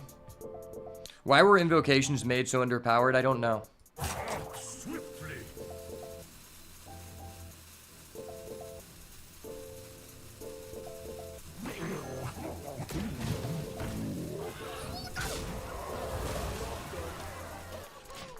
I mean, even if we had 10 mana, we weren't doing anything. This guy is just so absurdly busted. I wish I could draft Hagatha and just have multiple spells over the cost of 5 that are actually useful. And just also have 5 Excavate cards. Alright, dope. I love that for you, my guy. Yep, just go ahead and activate your 4th Excavate card. That's awesome. I love this deck, man. Such a cool deck, man. And then you have another Command of Neptulon. So I know your deck possesses 3 insanely high value targets for Hagatha. That's awesome, man. I love this deck. So many cool cards, man. So expensive. Such a cool brew. You know, I don't think I could have came up with a better brew myself, my guy. Yeah, I don't think I could come up with a better brew than this. This guy's just saucy, man. He thinks he's a hot boy, but you're dealing with Mr. Beats by Ash. You can't talk dirty to me like this in front of my stream. I didn't ask for this. I didn't give you my consent to act like this in front of my brothers. In front of my brothers and sisters in Christ.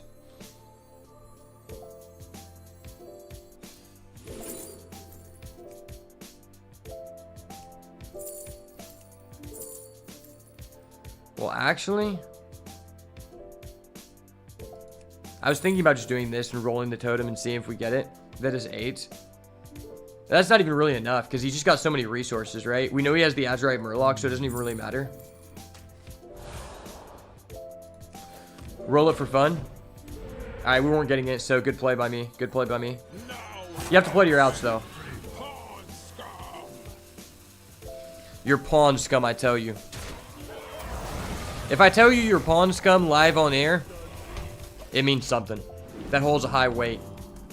Don't you love it when you just always get the healing totem when you have no minions, but when you actually need the healing totem, you get searing, and you're just never offered spell damage totem? It's almost like the spell damage totem was never added back to the game. Basically, right? It basically was never added back to the game. And that's cool. I love that card, man. Such a cool card for you, my guy. My pal. I go ahead and play the Azurite Murloc, okay? Just not going to play the Azurite Murloc. Just continue to be in. Well, damn. We're fucked. We could gain back 12 health. 16. Plus 5. 21. Don't be a dirty complainer. Brother, why do you think I stream? Why, if I couldn't complain to anyone, why would I be live in air? That's the whole point of my persona. It's just to be a complaining bitch when things don't go my way.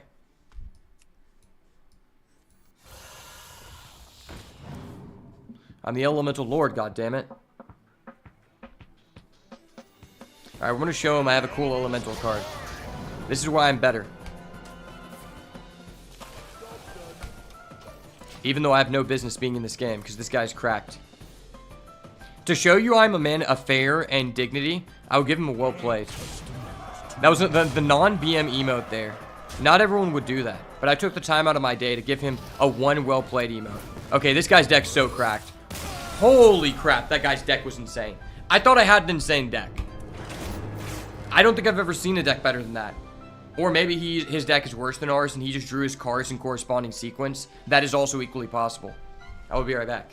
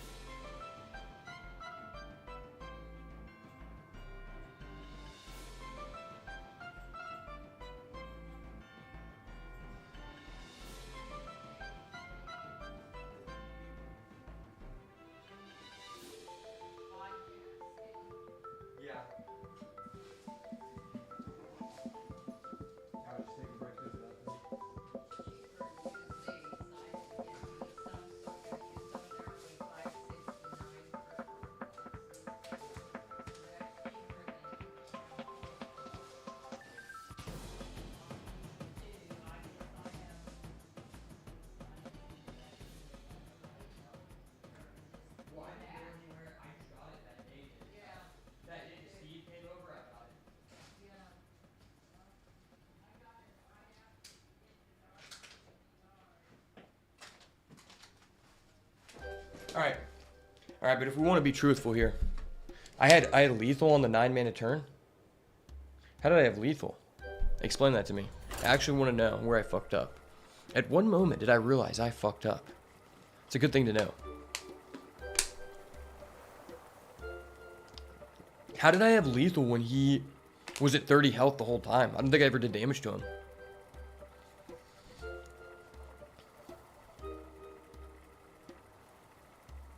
Did I ever do damage to him? I think I did, and he gained it back. I think he gained back health. Yeah, because he had that volcano. He had the baking soda volcano that cooked me. He never let me have enough minions to ever get to use my bloodlust. That guy's deck was insane, though. Like, there was really nothing I could do.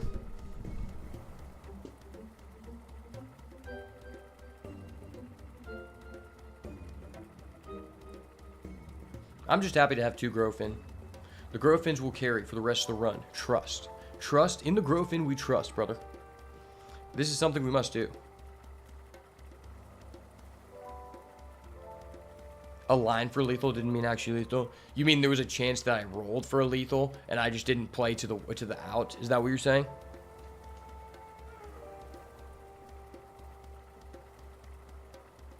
I know on that one turn I could have pressed the totem button before and then used both of my lightning storms. It just seemed like a far-fetched idea to come back. You play your Mega Wind Fury, then try to keep alive, then Bloodlust if it survives. On the 9-mana turn, though, I was overloaded the first 9-mana turn. I think I would have had to have not put down the guys I did on the previous turn in order to not be overloaded. But he had a big board.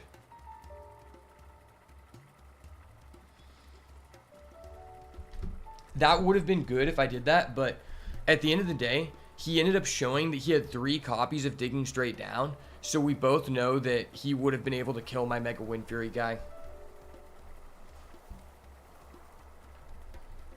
He would have been able to 100% kill it, but that was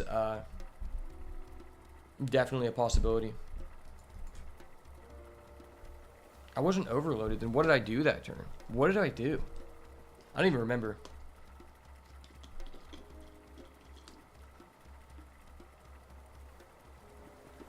It was a very low chance that my guy was going to stay alive, but it sounds like a good play. Sounds like if I could go back and you told me in the moment, I would do it. That guy's Hagatha was just insane. He had a good deck for Hagatha. It's hard to tell if his deck was better than ours or if he just drew his cards in sequence, because I felt like he just had such an insane sequence. Like, he might not even have had that many Excavate cards. It's just the fact that he drew his Hagatha on curve and didn't draw any of his 5-mana spells until later. So he got, like, the best ones off of it. Then he also had that Spellburst guy with the Excavate. That was crazy. It was definitely crazy. Hagatha is definitely one of the better legendaries you can get. I think, in my opinion, my favorite legendary to play with in Shaman has got to be the hero. The elemental hero that lets you choose 2 elemental catastrophes. I really like that one. I feel like I do well with that one in general. I've only got to choose it one time. The Battlecry one is okay. It can be good if you end up with a deck for it. But once again, it's like there's a lot of legendaries that their value is determined by what you end up with, and not as many that are just broken, and you don't need other cards for them to be broken, right? So those are like the really sought after ones. Because like, when I was offered Hagatha, it has a really high win rate, but I was offered 1 spell the entire draft that was 5 or higher. I feel like that's kind of low roll, because there are a decent amount of 5 or higher spells in the class. And then it was a spell that was just negligible because it just didn't... It removed my own body, so it was so bad. Okay, we're not sitting in a 4-minute queue. My Mega Fins grow hungry. I think the issue is I don't have Golden Murloc Growfin, and I need to do that. I think that's a need, not a want. Because it's going to increase our chances of popping off in the arena. Increase our chances of finding him in the mulligan, right? High-key, I think that's a good enough card to probably fit inside of a Highlander Shaman. I think it's that good. Just because it's like never bad. It's not like insane in standard, but it's good enough, right? Okay, finally we get to play against someone that's not playing Shaman, so that's a good refresher. Get a little break before we go against a raid boss Shaman player at 12 wins. I don't know about you guys, but for me, I feel like the decks that I do well with, really well with, the decks I end up with 12 wins, are never the really busted ones. It's always the mid ones where I just get kind of lucky on my curves and stuff. And there's actually a secret elo system. I don't know if everyone just knows this, but there's a secret elo system for cards. Like, every card has a rating by the developers, and your deck like has like an average rating, and that plays a factor into what people you go against. So when you have a very high average card quality, in the opinion of the developers, you go against people with a similar card quality to their standards. Now, it's not guaranteed, but it is more likely, and that's just a fact. Pretty sure that was a statement by the developers like a few years ago. I don't remember exactly when that was like revealed, but it's been several years. And it makes sense, because like most of the decks I've gotten 12 wins with weren't like insane. I've gotten 12 wins with a couple decks that were insane, but for the most part, not really. So I could play this here. I think this might be a good turn to just do this and this, because then turn 3, I'm happy just to do this.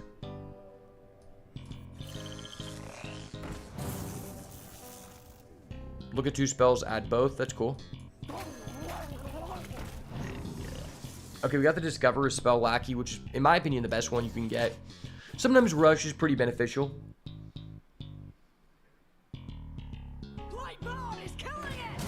Okay, that was dirty. It was dirty, my guy. But I draw into the +1. +1s for days. We got 2 Thrall's Gift. We are frolicking, boys. We're literally frolicking.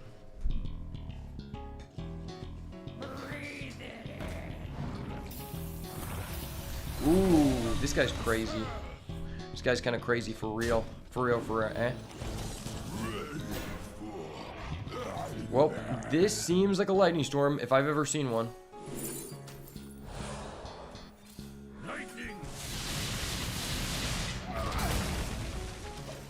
Cool. I didn't want to have to do that, but that was probably the best case scenario for it. And now we still have another one if we want to hex that. Hexing that isn't terrible. Are there better things we can do? Maybe. I'll probably be dissatisfied if I don't save this hex till later, even though it's very tempting to do that. Kind of just want to do this, freeze this guy, then get a spell off of that. That seems pretty decent. Delay the decision-making process, eh? And I'm going to keep this, just in case he plays the Foam Renderer. Discover an 8-cost minion, summon it, and freeze it. This is a card I haven't really liked so far. Summon a 3/2 duelist. If your hero attacks this turn, summon another. We do have this weapon. Is that good? It seems too situational. I think I'm going to take the Aftershock, specifically because it leaves us more open to using this for another option that's not Lightning Storm. And this guy seems to be going pretty low to the ground. I think this directly answers this, but I don't know if his reborn occurs in the middle of the animation or not. Some cards like trigger in the middle of an animation, and I always thought it was that it triggers in the middle of the animation if it was played before. But I guess that's not the case. I don't really know what determines that, but I've seen it happen where you play an AoE and then their guy dies, it gets a new guy, and then you still kill it. But some cards it doesn't work like that. So I won't be interested to know if someone could explain to me how exactly that process works.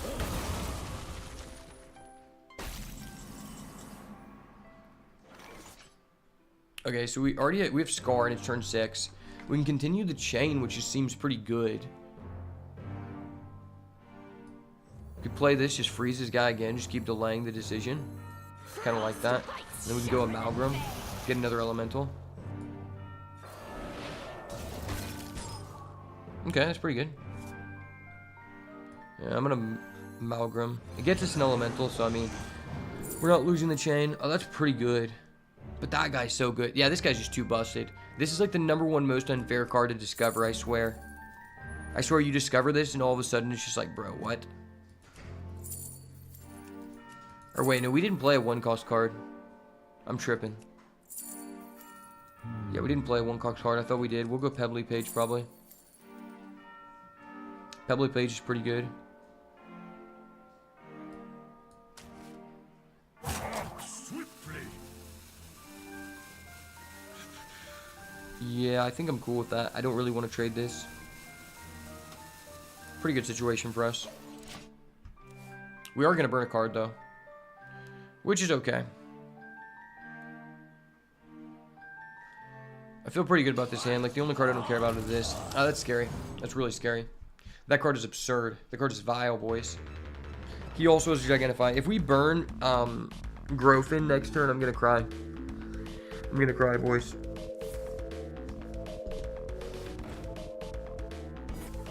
Okay, that seems like a really good Aftershock if I've ever seen one. Seems like a really good Aftershock.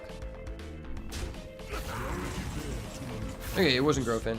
I don't feel as bad. Scar seems like okay. But we could just Aftershock and then still play an Elemental, which is pretty good. Yeah, I kind of like that.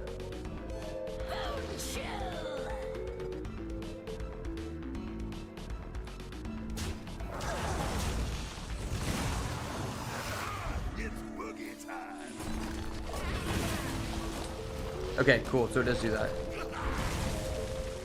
See, like, the Death Rattle's triggering the animation, but I don't think Reborn does. It's important to note.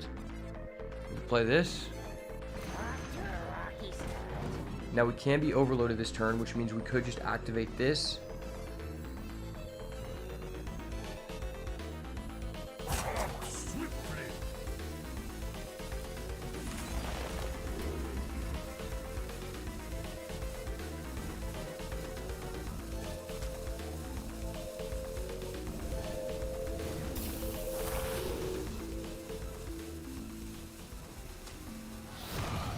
Maybe I should have went to the one that has elusive. That was an interesting turn, but I was running out of time. I can't really blame myself for that. He's gonna go with the Toy Snatcher. Toy Snatcher kind of nice in this situation. We do have a lot of cards. That's an interesting card back. I haven't seen that before. It's got a snake. That's dope, actually. I didn't even realize that. Where's that from? He's gonna be surprised with how many AoEs we have. Ooh, that's pretty good too.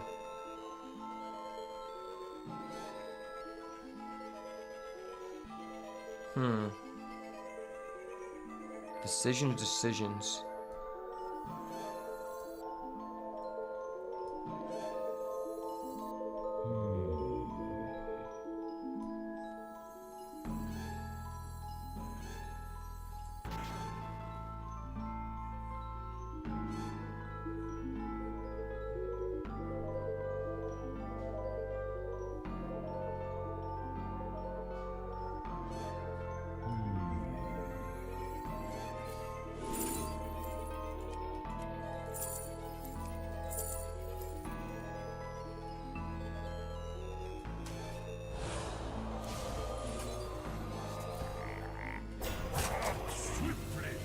Continue the elemental chain.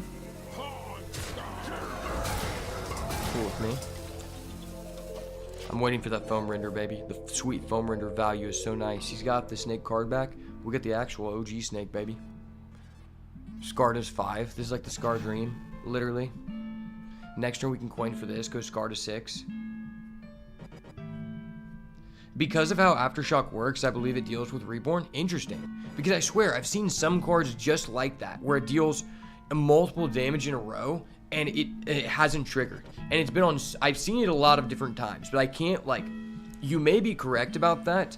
I'm not sure either, but I know that there are cards that don't work with it and cards that do, and I would be interested to know what the actual criteria is for that.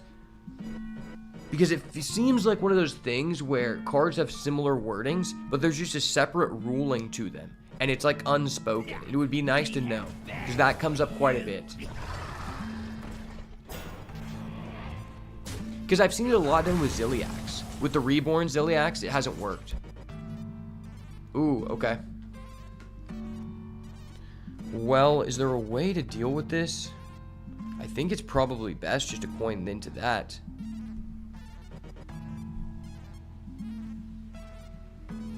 Yeah, just ramp that up. Perplexing. Because I want to save this for next turn.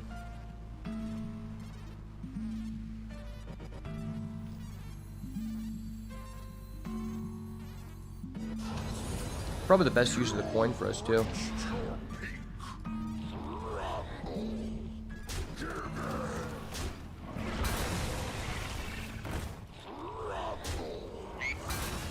Alright, we're not giving you a 0-3 chicken, bud. Fuck out of here with the chicken. Alright, that was a good turn for us.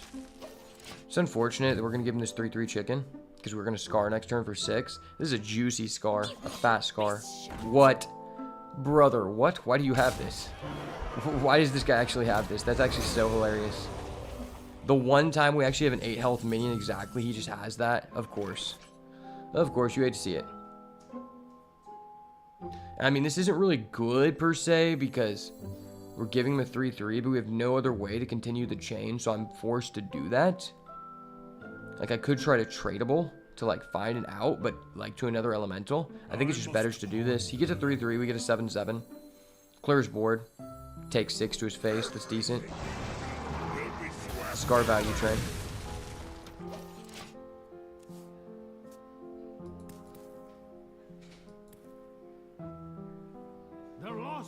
Aftershock and Earthquake, deal with them. Okay. That's good to know for those specifically. I wish I could pull up a clip of a time that it didn't work, because there has been like multiple situations with different cards where it didn't work, and I was wondering why. Because there has been times that it has worked. This may just be my best song yet. I think it might have happened with minions triggering like death rattles that deal damage to everyone multiple times or something. I don't know. It was in standard, and my opponent had a Zilliax.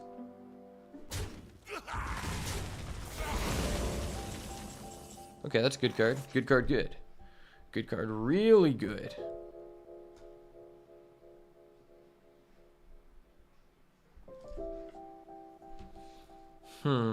Is this like ideal to do right now? I don't think so. I must ponder.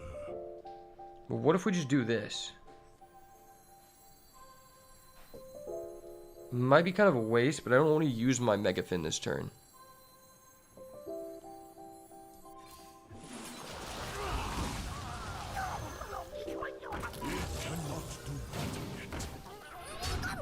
Alright, that's fine. Just don't want to put up an 8-8 when he has a field that can easily, like, answer it, right? Rambunctious Stuffy, okay. Into the Frost spell, I see you, my guy. Wow, that's disgusting. I hate this card so much. It's a card that no one puts in their deck, but when they discover it, it's so tilting. It's tilting for both people. Ooh, and he got that off the Ghost Rider. That might have been the best Ghost Rider I've ever seen. High key. High key, the best Ghost Rider I've ever seen. Literally. I don't know what I really want to do here. It's just such a bad situation. I guess just play this. Then like Shroomscavate on it. I could play this guy, but it's like he gets it back, so it's not like ideal. Let's just do this. It's like the card I'm most willing to use. Plus 2/1 in Divine Shield. That's pretty cool.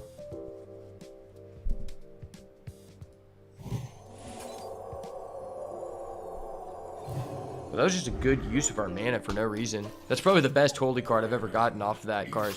This card's usually just terrible. He just got 6 spells, though. That's crazy. Hopefully at least one of them is bad. Because this guy is currently cracked. Ooh, that's a really good one. Wow. Death Rattle deal 4.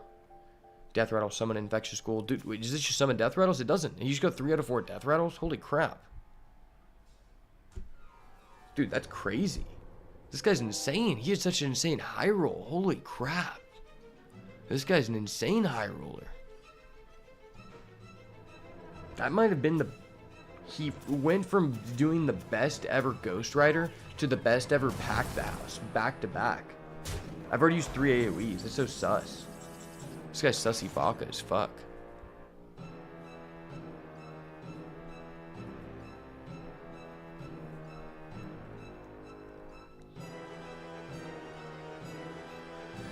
Yeah, I don't really have a good answer for this board. This is a tough situation. I know what's gonna happen. I'm gonna do something and then Paul's gonna be like, man, you missed lethal. And be like, fuck, again? You're kidding me. You're kidding me. So if I want to do that, plus this, that's like okay, right?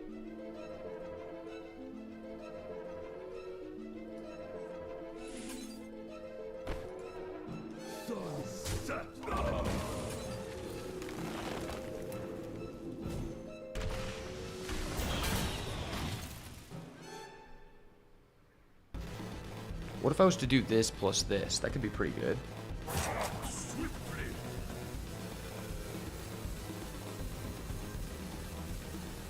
But then I lose the taunt and we just die.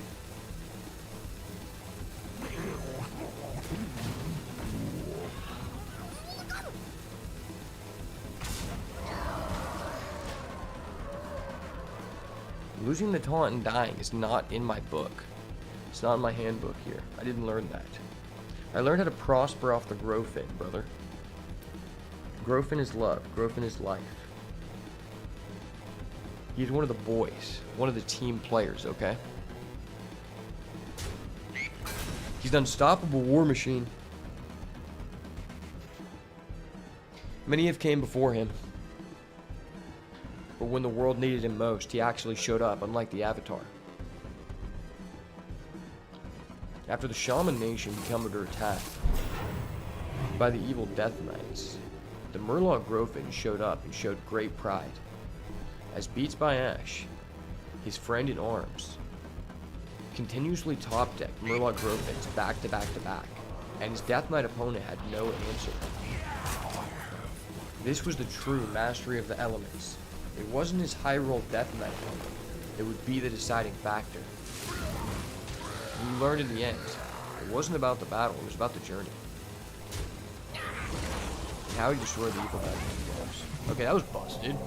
I've never seen someone get a good value out of that card. It's kind of crazy. Ooh, okay. So what can we even do here? If we get like a scar off this, deal 2, it does nothing. This gives us 8 health though. Can we manipulate this to some extent? Perplexing. What is in our deck? I feel like I'm legitimately like forced to actually trade this here. Because I need an answer. But I don't know if there's even anything I can do. His board is just so insane. Maybe we just high roll off this. Get what we need. Ragnaros hit this, I guess. Wait, that's a good card. That's a good card indeed. Could get us back into the game. We'll see. Does that do anything for us? This is 5, 10, 12, 16. Okay.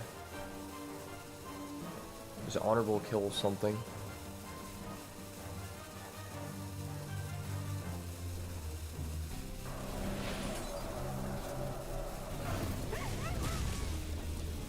I think that was the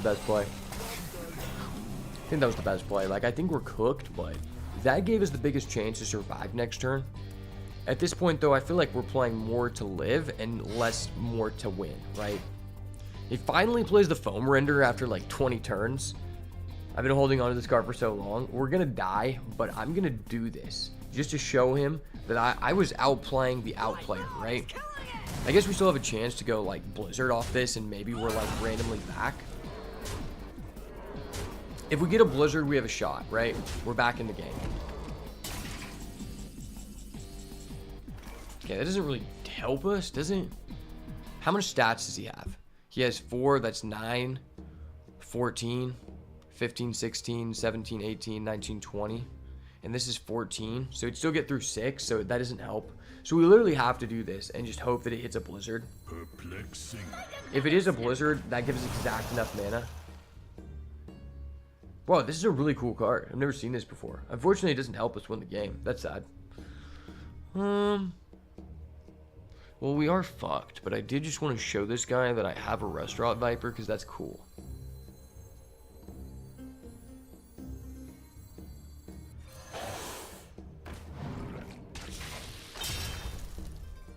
Maybe in some world this has some impact on the game.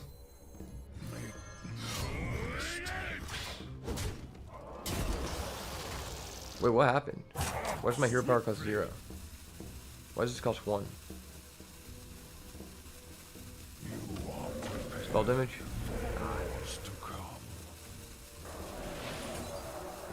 I can't honorable kill anything. Ripperonis. Whizbang. Why didn't you start in my deck, brother?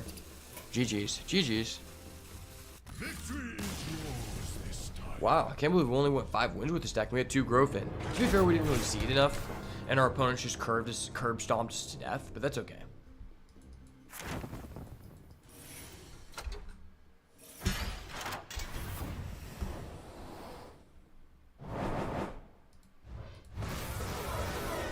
Okay. We go to look at the stats of game number 2 so I can write it down.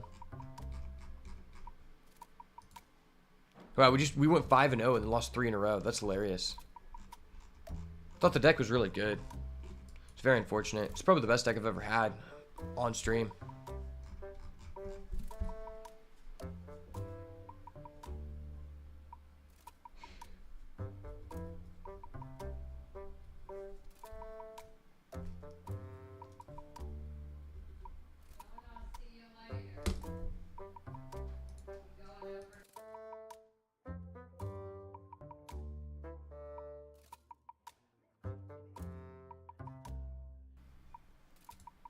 Alright, let me write this down real quick, and then we'll move on. 5-3, 110 gold, which is like pretty good for 5 wins. Like, that's better you can hope. If you get dust and you have 5 wins, you feel really bad.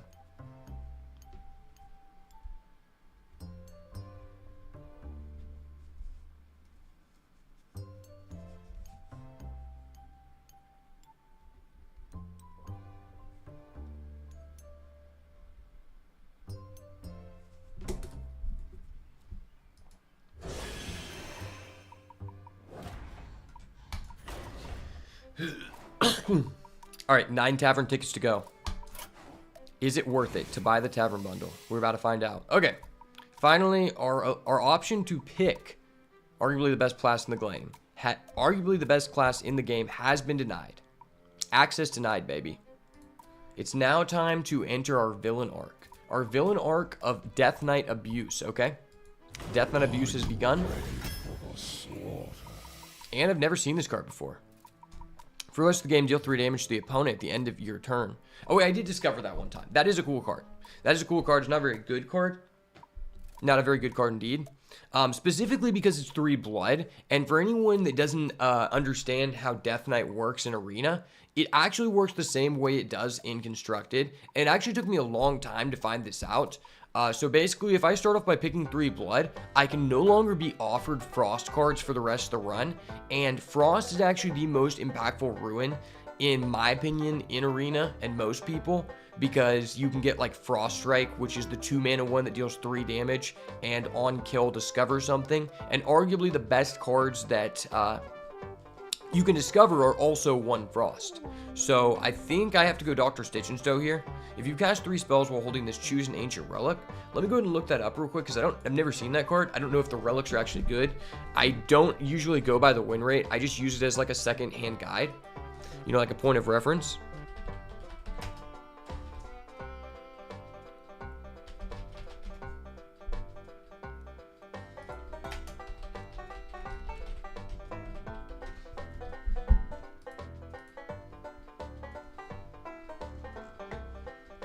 Okay, so you can make, after you cast a spell, this becomes a copy of it that's costs 1. So you can get a 1-mana spell of your choosing after you play something. You can shuffle 5 spells into your deck and set their cost to 1. Then draw 2 cards. You can get a weapon that's 2 mana 0/5. After you cast a spell, deal 2 damage to the enemy hero and lose 1 durability.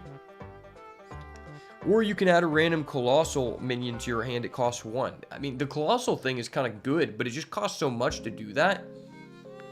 Like, you have to be at 9 mana in order to do that. I think we just go Dr. Stitch and so. He's just, generally speaking, a pretty decent card. He's kind of just a better version of Obsidian Revenant when you think about it, right? Dr. Stitch and so is a pretty, like, solid pick. Let me go fill up my drink real quick.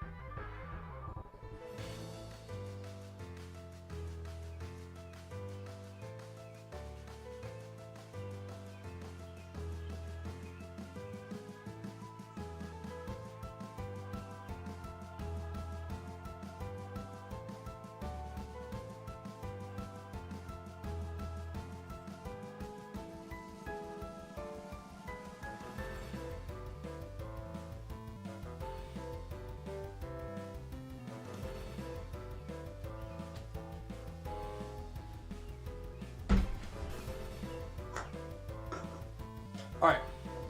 We are back, and I just took my supplements, so now I've got that second burst of energy to pop off here. You already know what it is. So yeah, I mean, the more that I think about it, I actually like Dr. Stitch and So a lot, because I feel like more importantly than anything in Arena right now, tempo is just the most important thing. And if you're not going in Shaman, there are just very few answers to this card efficiently, right? Like, unless they have Hex or Polymorph. Ooh, Unchained Guardian. Such a cool card to get off of Discover.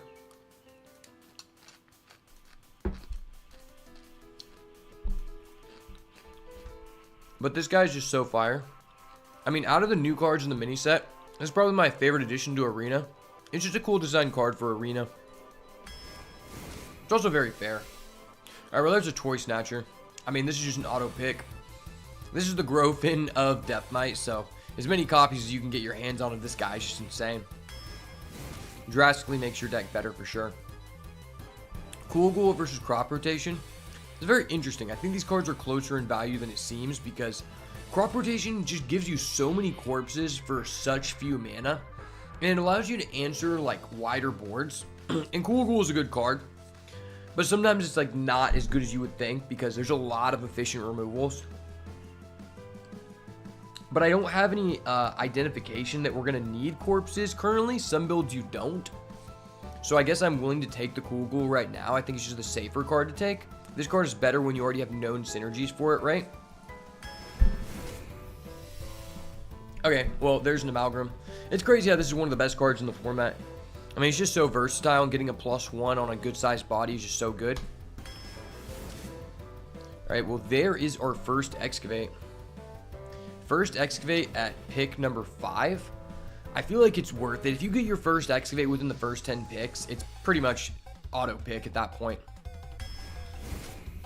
Especially the Excavate card for Death Knight. The guy who gets an Excavate card at 0 is really good. Especially if it's like your third Excavate. It's kind of crazy.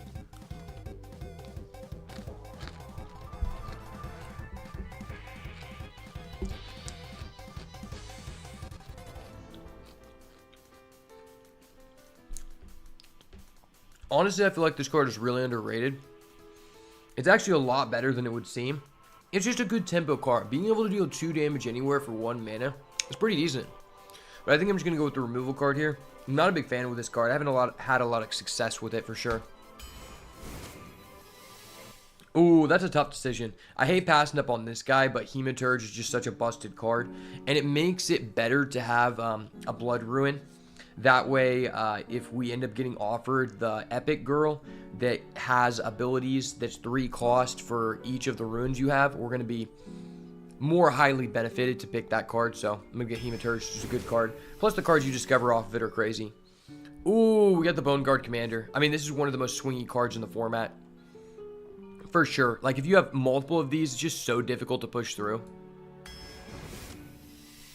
Alright, so we got Necrotic Mortician and Origami Crane. I mean, this is why Death Knight's so OP, right? Because you have, like, Hematurge and a Necrotic Mortician at 2-drop, which are just both cards that give you an on-rate body and give you a Discover of a good card. I mean, and we also have an Amalgam of the Deep, so currently all of our 2-drops give us a +1 in card advantage. This draft is looking really nice. Okay, I guess I can take the Stonehill Defender. I think if you have a low curve deck, this card's actually underrated. This card makes it really difficult to answer boards, in Arena specifically.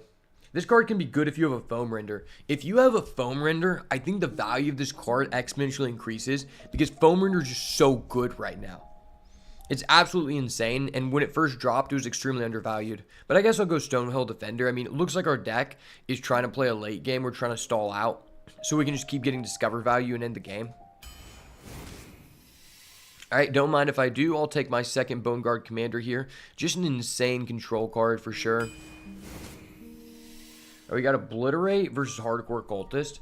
I know everyone says Hardcore Cultist is good, but I feel like sometimes it can just be hit or miss, right?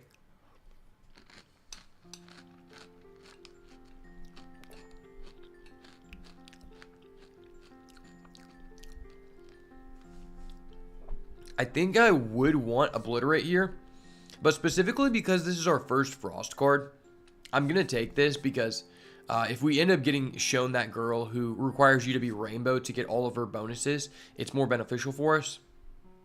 Plus, it's another undead, and there are a few synergies with that, right? It's good to have at least one form of AoE, and this is our first form of AoE. So, after we pick up this, I'd be down to pick one of these later if we get shown it again. Okay, Death Strike. Death Strike is highly performed for me. Just because sometimes you'll lose because someone rushes you down when you have like a really like grindy late game deck like this in Death Knight. Having one of these is just really good. One form of a lot of lifesteal is just really nice since all of our good cards are just late game cards. Ooh, and there's the crop rotation. Definitely going to take that here. Yeah, crop rotations are looking a lot better for our deck. If I could go back, I would choose to pick up the first one. Just because we have 2 Bone Guard Commander, which is just so good with this card. Or if we get a Foam Render. Alright, that's a card grader. Love me some card grader, baby. Especially when we have broken cards in our deck, like the Commander and the Stitch and So.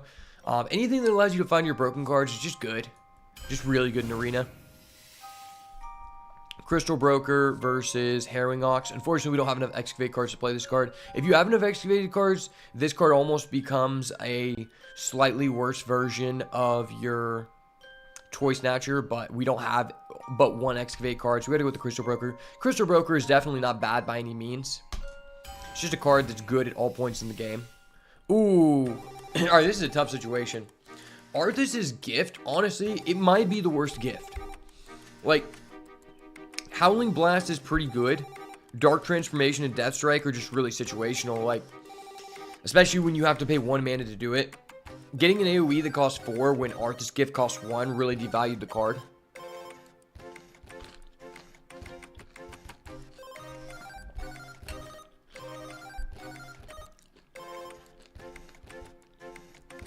How many ways do we have to change our health in this deck? We could discover one for sure. And then I guess we just have the Death Strike. So we don't have any like ways to do it, but it's still a weapon. I feel like having one weapon in your deck is good. Even though this card is really good. This card is really versatile. It probably has a wider play window. I still think having one weapon is just good for tempo. Weapons are just really good in the meta. Ooh. Okay, second Kobold Miner or Darkfall and Neophyte. Darkfall and Neophyte's really good. It has synergy with our Toy Snatcher.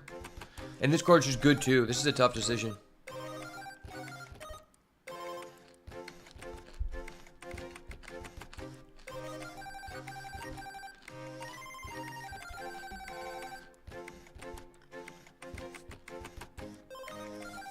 We do have a lot of 3-drops though. We do have a lot of 3-drops.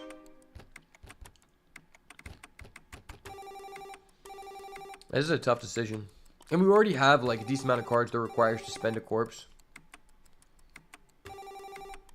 I feel like since I already have the 1 Excavate card, this card just becomes a lot better. I think I'm going to go with this.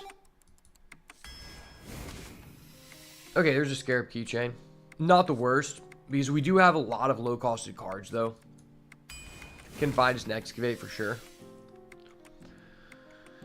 Glacial Advance versus Restaurant Viper versus Coroner. I don't want Coroner. I have too many 2-drops. I also have too many 3-drops, but this is tradable. And then there's this. There's really no advantage to this. Like, we don't really have any, like, good spells. We have this, which is, like, okay. I think I'll go with the Restaurant Viper. Weapons are just really popular, and the tradable is just important, since I don't want any of these cards in terms of the curve. Alright, well, there's another low-costed card. We're just playing Death Knight aggro, I guess. Death Knight aggro, you know, kind of nice, I guess, for no reason. I don't really need this. I'm going to go with the Mining Casualty. It's just a good card. Corpse Farm. Oh, wait, no. Second Toy Snatcher. Alright, we have 2 Toy Snatcher. See, the reason why these Gigantify cards are so good is because they're really broken late game. But because they start with a small body and not with a big one, there's no disadvantage to keeping them in your hand. And that was always the disadvantage to keeping a bomb. So these cards are absolutely insane. This actually makes our deck so much better, because even though we have way too many low-costed cards in a deck like this, we do now have 2 cards that just provide so much value. And we have the Bone Guard Commanders, so we're looking pretty good. The Concert Promo Drake's really good here. We need a couple more late-game cards, and maybe some more mid-game cards. If we could get like the guy who attacks the lowest health minion and costs 6 with taunt, that'd be good. Ooh, there's our first foam render though. I'm gonna go with the foam render here. The stats on this card have drastically increased since last week, which is really crazy to see. A lot of people undervalued this in the beginning. This is a good card too, but I just think having one foam render is really nice. Okay, we get the Gnome Muncher. That's perfect for our deck. This is the exact card I was talking about. This deck's looking really good. It's a really balanced deck for sure. Defrost. I've never seen this card. Sinister Soul Cage. How many cards do I have synergy with? 1, 2, 3, 4, 5, 6, 7, 8, 9. That's pretty good. That's pretty good in our deck. And it's a 4-drop. That's nice. I'm glad to pick that up. Alright, Reef Walker. Reef Walker's like, okay. We don't have that much removal, but we can discover into it. And this card just gives us multiple corpses. That's why we need it. Cards that give us a bunch of corpses are great in a deck like this because we have a lot of cards that are good but demand corpses. And then we get another building block golem. That's great. This is kind of a better version of that card when you think about it in terms of like what they give you, because it just gives you the value up front. This kind of gives you the value up front, but you have to be able to afford to play that minion, so I would argue against it. So I'm just going to go with the building block golem here. This is looking like a really good deck. Oh, and a Burrow Buster? Heck yeah. So we ended up with 3 Excavate cards. That's pretty good. And we have a chance to discover one. So there is the possibility of us getting Excavate 4. Overall, this deck looks insane. Specifically because we have 2 copies of the Toy Snatcher. And then we also just have a really good curve in this deck. We have a really strong early game. And we have a pretty good late game with all of our discovers, right? Yeah, this deck looks really balanced. And I have high hopes for it. I think this is easily a 7 wins deck.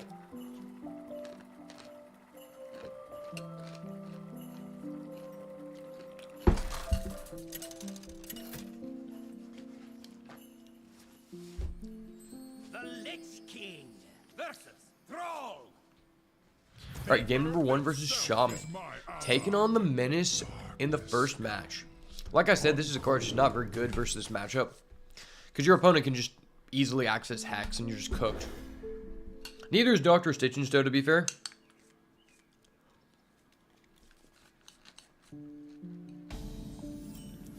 Well, this is the dream if I've ever seen it. Ooh. Yeah, we'll take that guy for sure. I mean, this could be good to bounce that, though. Maybe this is better. This might be better. That's tough. That's tough. We have 3 Excavate. We do have 3 Excavate. That's pretty good. I'm going to go with this guy. I think he's just safer. Probably better in the later of the game to get the Excavate guy, but we don't know if it's even going to live. And I'm not just going to hold it in hand forever.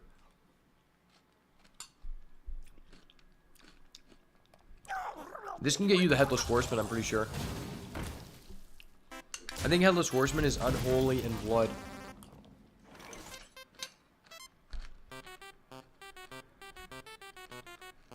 Well, that's not a good sign from our opponent.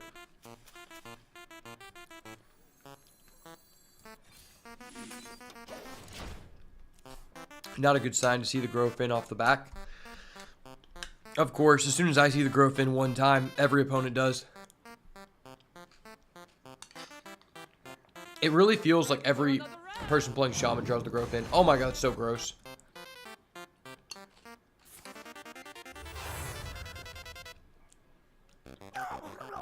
I don't know if we can win in the late game because of that now. That was so disgusting. Holy crap. I've never seen anyone do that before, but that was absolutely disgusting. Yeah, I don't know if we can win now. We just know he has 2 8/8s to summon a second 8/8 with Rush. That's like saying I know my opponent's going to go back-to-back Midnight Wolf. I sense your strength. This is exactly why people are complaining about Arena right now. Exactly why. And I completely understand it.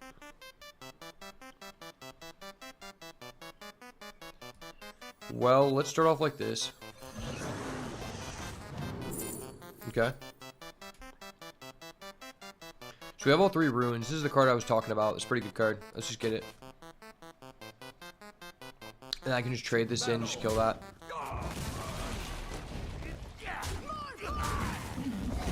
Everybody needs a Play the Mortician. Tough decision, tough decision.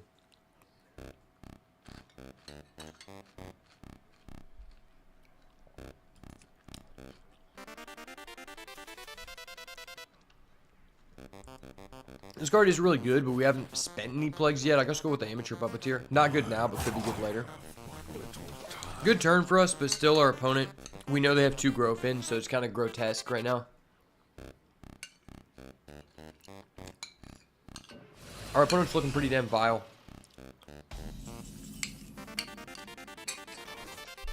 That's pretty good. That's pretty good indeed. I think I'm cool with this. It's just pretty good tempo play. Like, we have 1 undead, so this isn't crazy. This is the most proactive. What does that do? Oh, that's busted. Fuck that. Now he's forcing us to kill his whole board. We did get a Flame Imp, though. It's like we got like both sides of the variance. We got a Foul Leg and a Flame Imp. But if he goes for a Lightning Storm, we get a 3-3. That's pretty good. We got insurance and a decent board.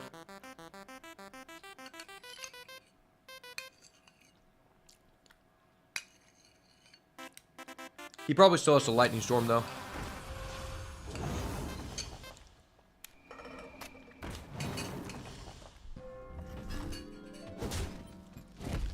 Okay.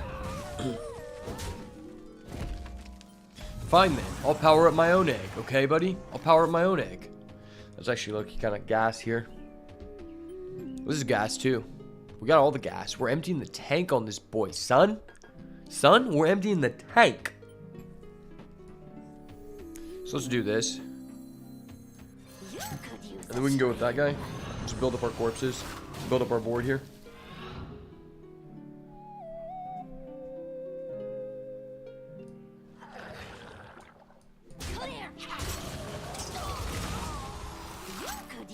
And then, yeah, let's just do this.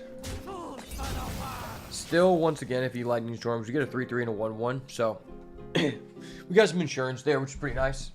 Need to find the Toy Snatcher if we want to get back into it, though, because he's getting so much value off that double growth in. That is absurd. It's literally vile.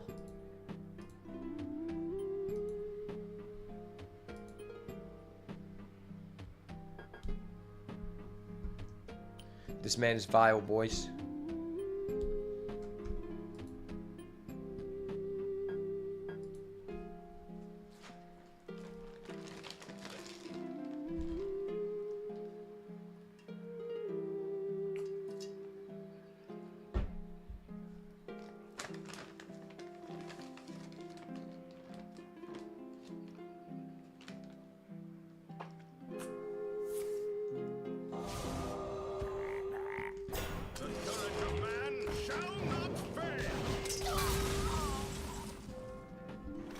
Okay, so he found a way to clear our board without having to remove our egg. That was dirty. Dirty indeed, sir. Well played. Well played. Do we want to do this? My rule is eternal. I feel like we do this first. We could do this first, actually. I want to do this first. Okay. Alrighty. It's kind of a good card. It's not good in our deck. This card's okay. Our spells are pretty fire.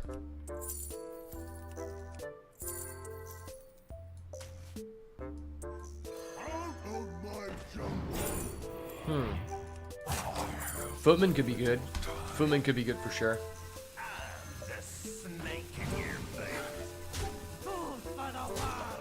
Try to force him to Lightning Storm here.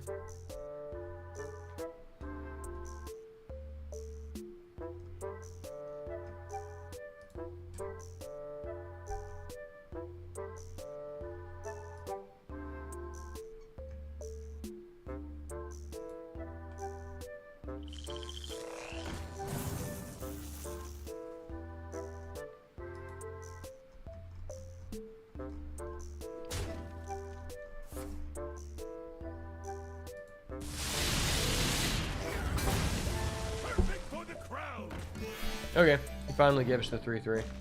We knew the lightning storm was inbound at some point. It is what it is. Can we wait 2 turns for this? I don't know. Yeah, I don't know about that.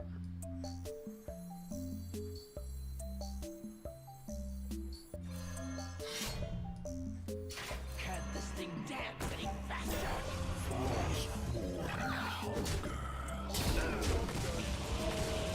That was okay. It wasn't ideal by any means. Definitely not in a good position for sure. But we still have a chance.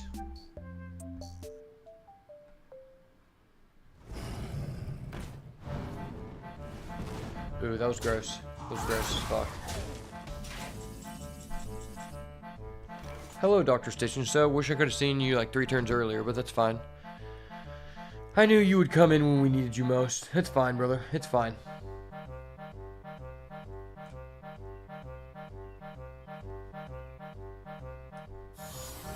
Well, I guess let's do this.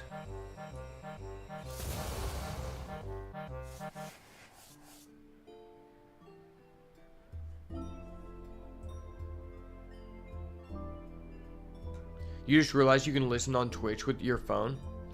That's hilarious. How did the shaman run end? Oh, we just went against a person who had Hagatha and used the effect to draw into Wish Upon a Time, which gives all his guys +2/+3. Then he copied an Excavate card 3 times, which allowed him to then find the Azurite Murloc, and then he also had a Murloc Growth. So basically everything we had, he just had it better. And I was actually really surprised. Together, we are strong.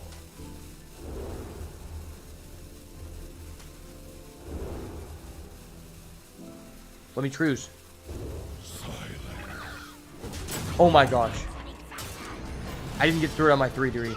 You're kidding me. That's fine though. That animation took so dang long, bro. That animation took so dang long. That was sus. Sussy Baka at its finest. We did end up with 110 gold off this, so I'm not that pissed. But I am a little irritated that it's like we went 5-0. Then we faced 3 shamans in a row that all just had better decks than us. And it was like, bro, come on. I thought I had like the top cream of the crop deck. And apparently I didn't. Oh, but I want you to know, this guy at the beginning of the game, he played Murloc Growfin turn 1, then he just showed us, he used the Saloon Brewmaster turn 2 to return it back to hand, coin it back out, play it again. So not only did he get a second one, because Brewmaster boosts it +2/+2, he got a rush copy that was a 3-3. And now we just know he has 2 Growfin in a simplified game state. So it's like really scary right now. Good to use. Alright. Oh, dude, what? We know he has a 2 Growfin, and we just roll a 5/5 8 cost minion. You gotta be fucking me, man. You gotta be fucking with me.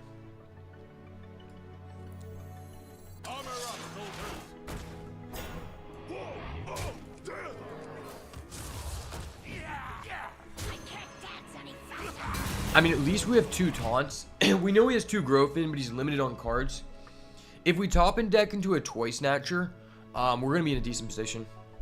The good thing is like, Toy Snatcher isn't as good as Growfin because you can't do both in the same turn, realistically. Oh, wait, that becomes 10-10? What? Wait, why is this 10-10? That's busted as fuck. Dude, what? Okay, that was absurd. That was vile. And now we know... Okay, we actually did it. We have the dream, Will. I believe in the big Gamba. Troy Snatching Geist. Carry me, please, please. Please fuck this guy up. Oh my gosh. Yes, yes. I'm doing the thing now. I'm doing the thing. We both get to have fun. Ha ha ha ha ha. We both get to have fun. We are not the same, brother. We are not the same. Better player. Let's go. Better fucking player, okay? What does this give us? Can I not fucking see what this gives us? Forgot what it is. Oh yeah, it's the 4-3 guy that when he dies, he has the death rattle. Okay, that was actually perfect. Perfect! Need to add that sound effect. I'm still going to play this, even though it only gives us 2 1-3s. That's fine, because I have so much damage on the board that Him. Oh, wait. No, we just hit him with a plague. That was dirty. I didn't even know how to shuffle a plague into his deck. Wow, we have a chance just to lethal him here. So he trades with all of these. We have 12 on board. We need 3 damage. Potentially, this gives us a 3 damage buff.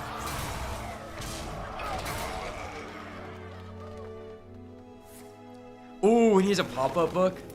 That's disgusting. This guy had double pop-up book. You're so cool, man. You're such a cool guy. Okay, cool. We have double death strike. That's actually lit. Double death strike. The double death touch. I mean, we do this. This card's just crazy right now. Please give me something good. I mean, what do I want here? Anything we do here is 0. I think we just go Sludge Belcher. It's worth 2 taunts. Yeah, Sludge Belcher is just worth 2 taunts. We just go for this every time. He's already used 2 copies of Pop-Up Book, so the chances of him actually being able to, like, recover from this are so low. I've got 3 taunts on the board. There's no way he gets out of this. Hot Wheels beat that, brother. Hot Wheels beat that. Burrow Buster, you bitch.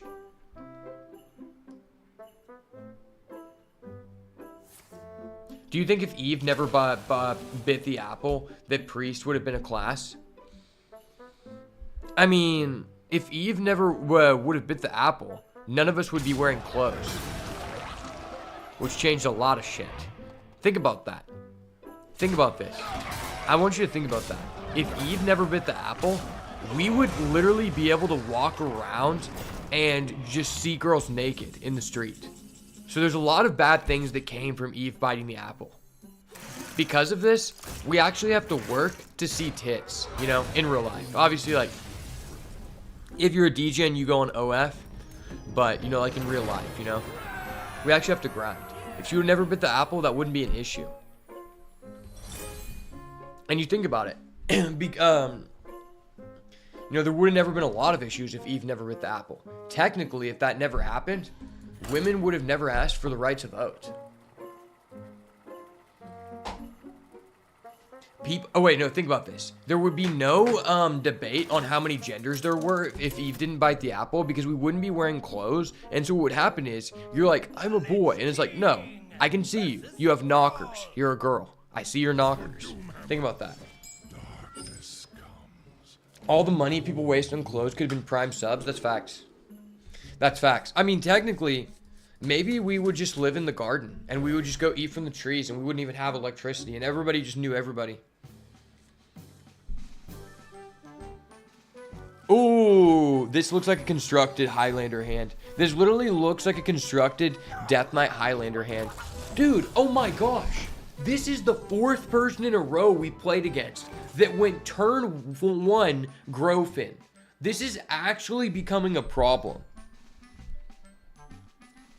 This is actually insane. It's literally becoming a problem.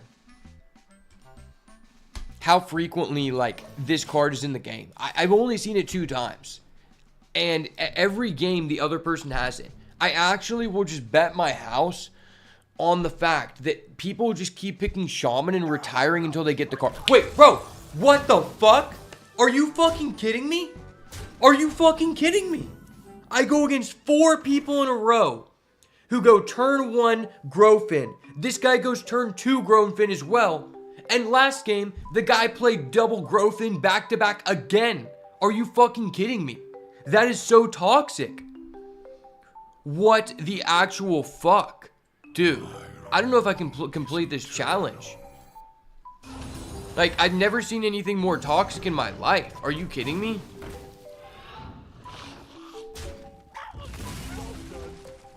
Damn, if you didn't give me a prime sub earlier, dude, I would be so heated.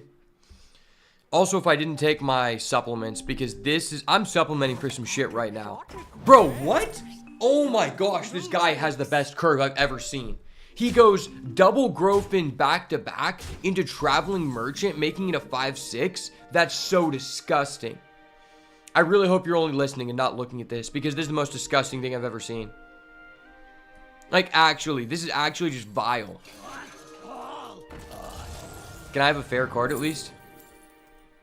Okay, so I could get a 4-mana Dr. Stitch and so, which is like okay compared to what the fuck this guy's doing. He's playing a different game. Bro is playing a different game. I showed up to play Hearthstone. I don't know what this guy's doing. He's playing Yu-Gi-Oh!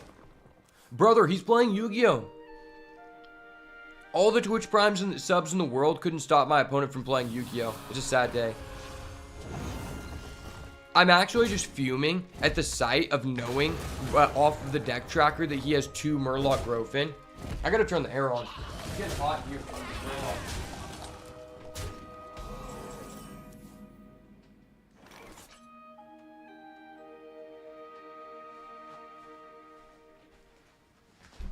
I thought that the arena was toxic before. And now I'm just like, my mindset is different. I thought it was toxic before with the addition of Midnight Wolf and Demon Hunter. But this is a new level because you can use the best card in the game even earlier. Okay. This is disgusting. We get that guy. Okay, we get that guy.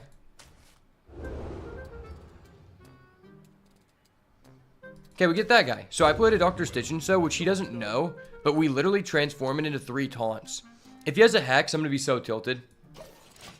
You're scrubbing all day-old rice from a pan, but that doesn't sound nearly as nasty as your enemy's plays. Brother, what the fuck? Hold on, guys.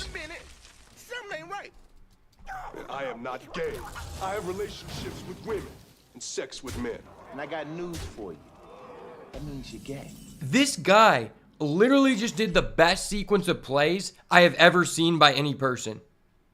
Can someone give this guy an award for being the biggest cocksucker in the history of Hearthstone? Like, I'm just playing a Chad Death Knight over here. I go against fucking 5 shamans in a row. My 5th shaman play in a row who all have Murloc Growfin. My past 2 opponents went turn 1 Growfin, turn 2 Growfin. I think I need an aspirin. I'm in so much pain right now. My blood for the Lich King. Well, this is dope if I could use any of these cards. I want to take the Headless Horseman. I'm just dead on board. I'm dead on board turn 5. I love this.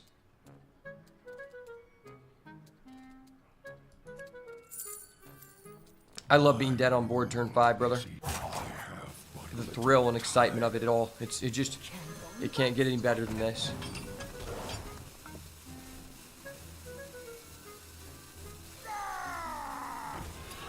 Yeah. Wow.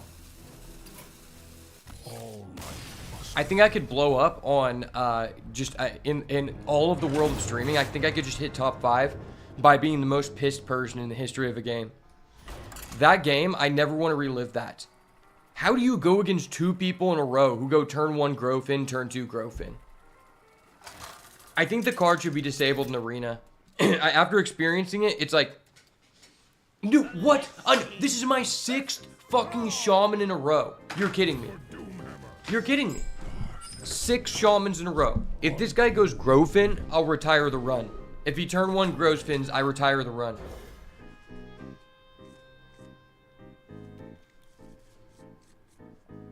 And each time I've had a playable hand. I've had like a really good curve out hand. Every time they just Growfin me. It's like I'm at the bar and this guy just keeps repeatedly slapping my girl's ass over and over again and I can't do anything about it.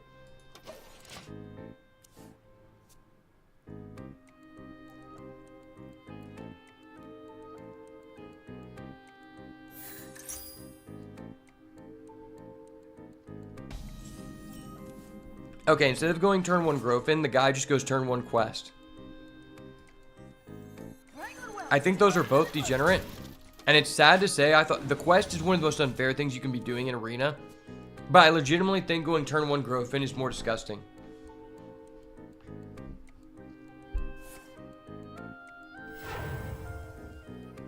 Perfect for the crowd. Stereo Totem, okay. I don't know why you're coining for that. That's really bad.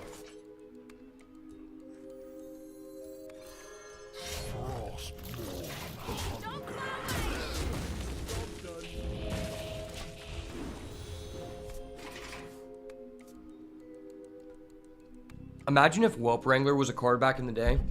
I would have popped off with this card in Dragon Priest. This would have been a Dragon Priest staple back in the day. Sludge Slurper.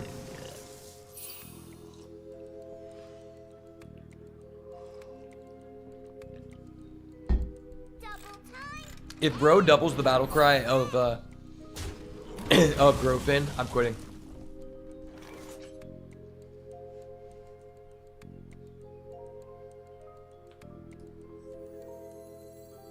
Alright, the Hematurge Dream is here. The Hematurge Dream.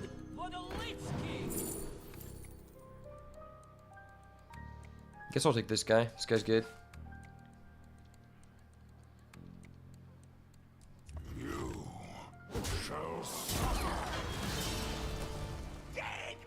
We got a 3-3. That's pretty tough. Tough indeed, my friend. All my friends hate Murloc Grofin. All my friends. And I've got 13 friends on my friends list online.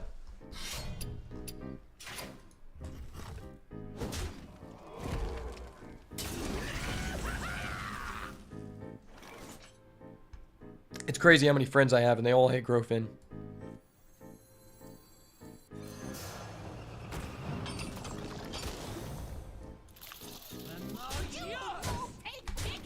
Well, that's good excavate.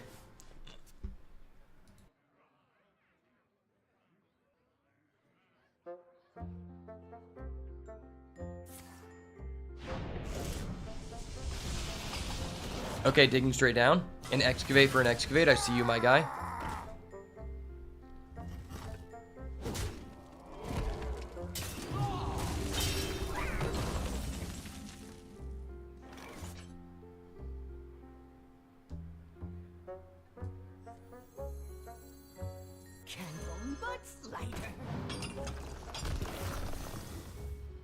Ooh, World Pillar Fragment. That's tough. That's so tough. Ragnaros? Bro, why are all the elementals that I get to choose from fucking 3 or less?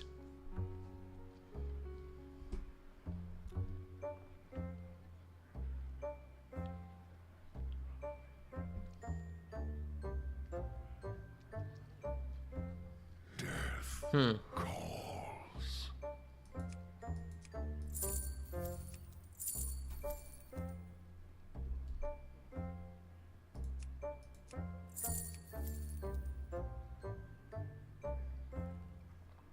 I have but little time.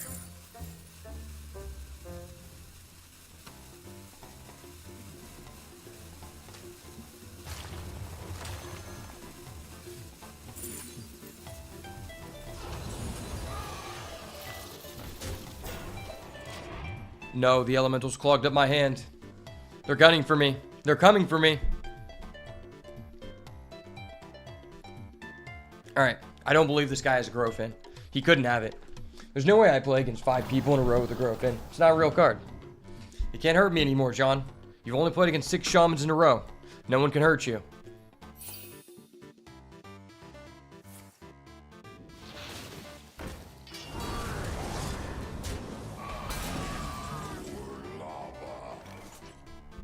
Don't worry, John. Daddy Death Knight is your friend. Daddy Death Knight is your friend. He will take care of you. Trust, trust.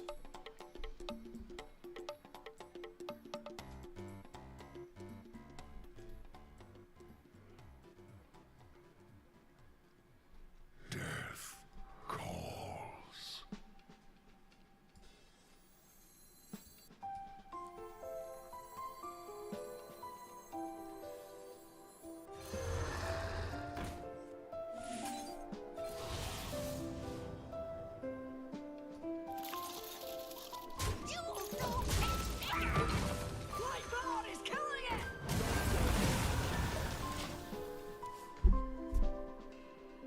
Okay, he's 4 out of 6 on the quest. He's not going to do it. I don't believe. Weather away so easy. You don't get the 3 jewel system. So I was explaining this before. So it actually works the same way in Arena as it does in Standard, which is very important to know. So basically, it's kind of complicated, but so essentially, if you go, let's say your first card, so the first card we were offering in the draft was a legendary that was decent, but it was 3 blood. So if I start with a 3 blood card in my deck, I can no longer be offered Frost or Unholy cards for the rest of the draft. Likewise in Standard, if I have a 3 blood card, I can't put Frost or blood cards in my deck. If I think the way it works is if I choose a 2 blood card, at that point, then I can only have 1 other ruin in my deck, right? So the most popular build is to go Rainbow, where all of your cards only have 1 of each symbol, but you can use all 3 symbols, right? I think that's the best way to play the deck.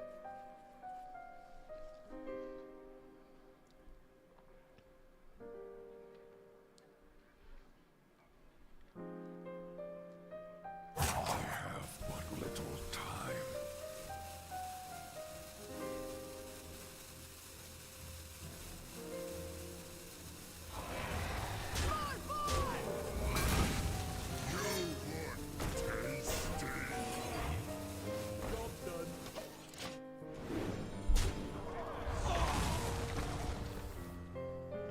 I think it's kind of a dumb system, though.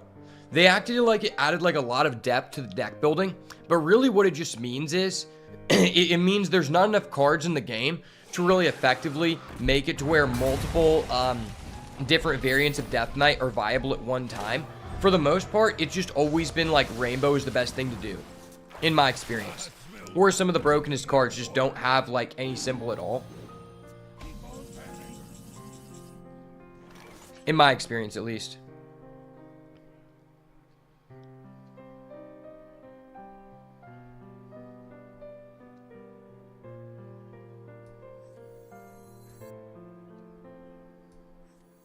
Embrace the gift of death, as I have. Embrace the gift of death, as I have.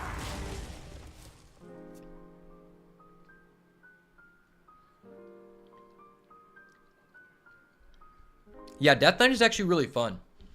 I think out of the 2 classes that were added to the game, I think it's one of the best classes created.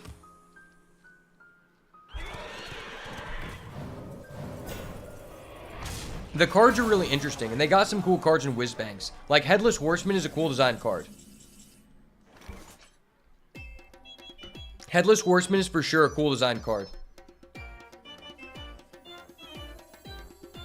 Embrace the gift of death, as I have.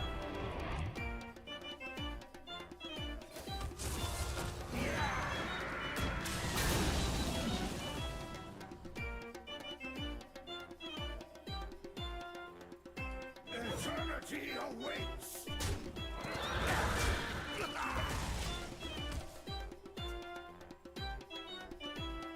I think the class and the cards itself have been pretty cool, what they've done with it so far. What I don't think is cool is the rune system, because I just don't think there's ever been enough good cards in rotation at once for there to be 2 styles good at one time. Now, if they were able to do that, I think it would be cool. For the storm.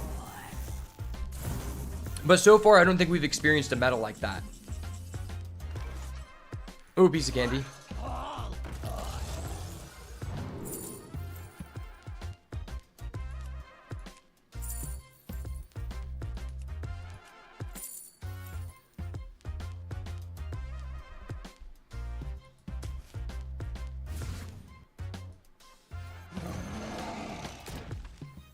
Embrace the gift of death. Eternity awaits.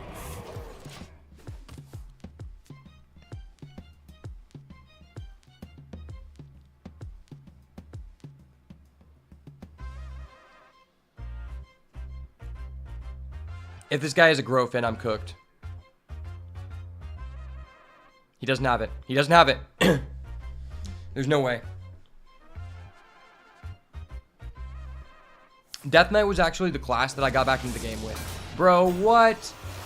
He devolved my cards. You gotta be kidding me.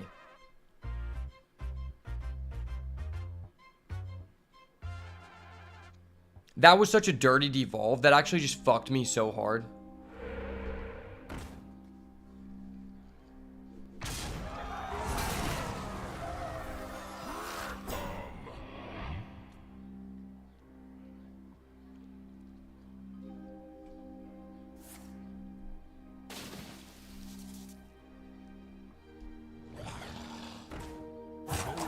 time.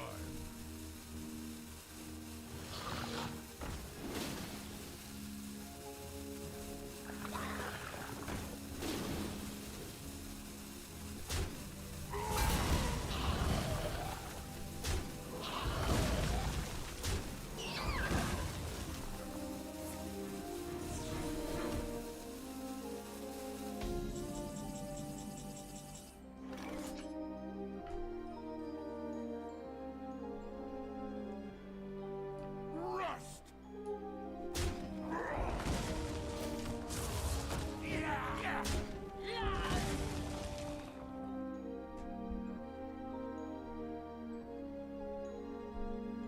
A free Hearthstone pack got you back into Hearthstone because the 10th anniversary celebration gave you like 6 of those catch-up packs. Yeah, same. But what actually got me back into Hearthstone is I hadn't thought about it like since COVID. And then I saw a video that the Rarin guy had posted about basically how Hearthstone, it was the 10th anniversary. And I was like, it's the 10th anniversary, I'll revisit it. And then I got hooked again. Yeah, the catch-up packs definitely helped.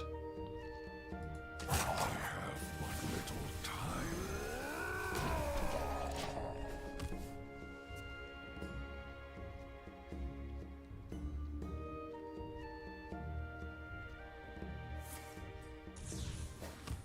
I remember they had a deal before, though. If you hadn't played in a long time, they just gave you a free 50 packs. And that was dope.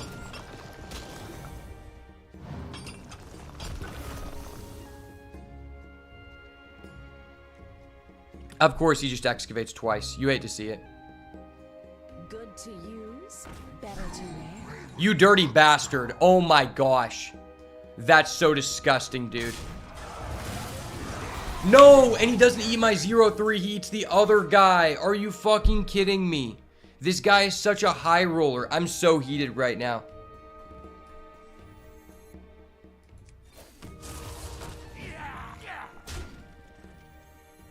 Armies of bone, laid waste.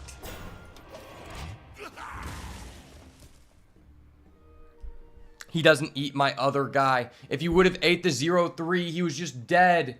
He literally got a random summon of an 8-cost minion that just randomly ate my 8-8. You have to be fucking me. This deck is insane. How have I not gotten 7 wins in like 8 runs? The desert sun strengthens my rays.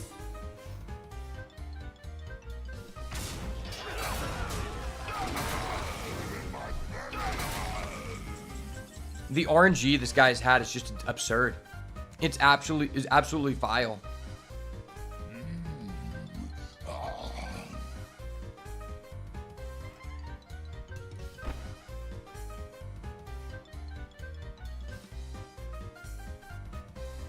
A charming composition.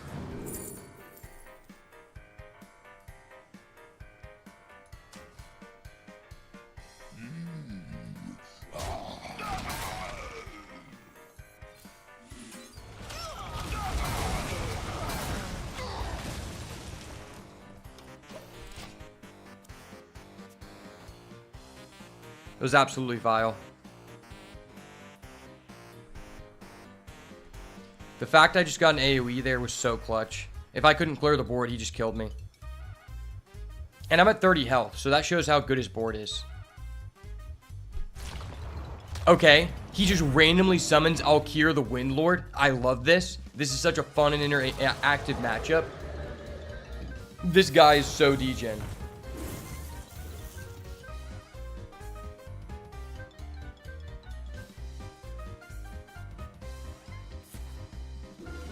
Oh my gosh, and he just gives Alkir the Windlord +2/+3.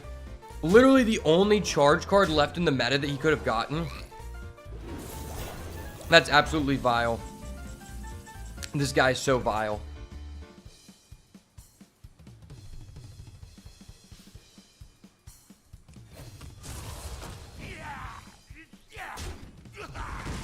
Armies of bone, laid waste.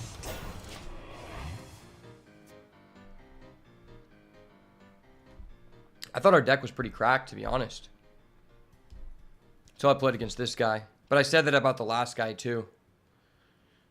It's crazy to me how high of a spectrum there is, because I feel like I have a much higher amount of matches in Arena than the average person, like much higher. Like, I have tons of hours in this game. Like, I've streamed almost every single day for the past 3 weeks. And playing even before that. And yet, somehow, I have never had a deck on the power level of half of these people. It's like, I've heard about streamers talking about that, like, Arena streamers, what they'll do is, this guy was interviewing this other guy, and he was like, so about how often do you get 7 wins? He was like, well, I don't play most of my runs. I usually retire until I get a playable one, but usually, out of the runs I actually play, I'll get 7 wins, 1 out of 4. Or 12 wins, he said.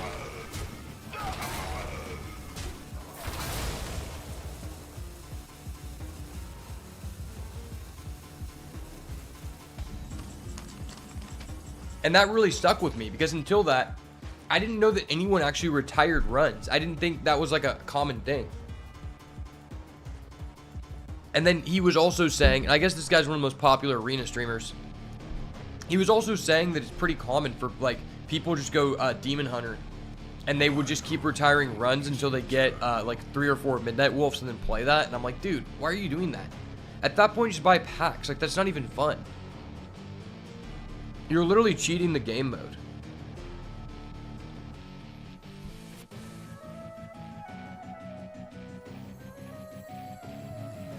I almost wish the game mode costed more money if it would deter people from doing that, right?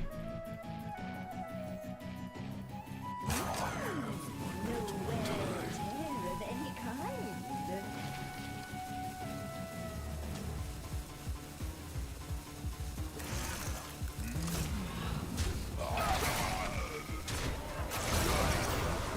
Everybody needs a cast.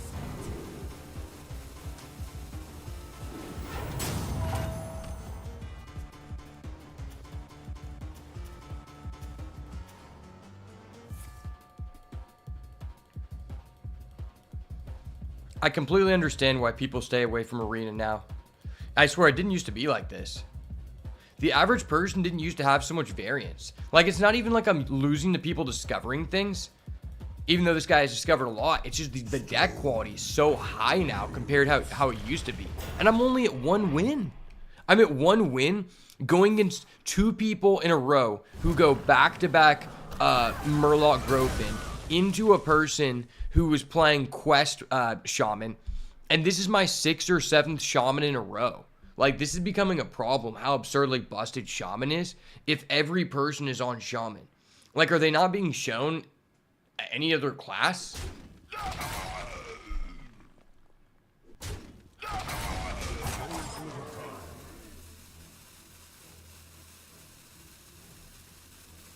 I feel like a lot of people just retire if they don't get offered Shaman. That's what it kind of seems like. Out of my jungle!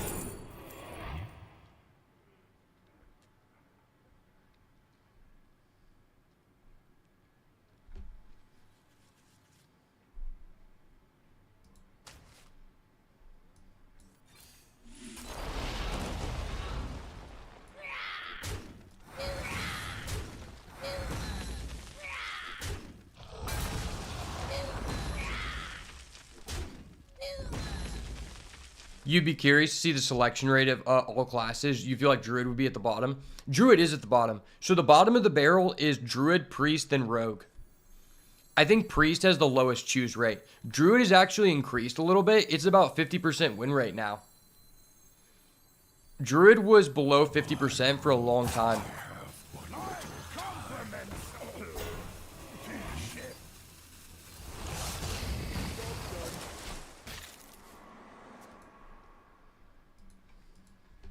I think I can actually check that.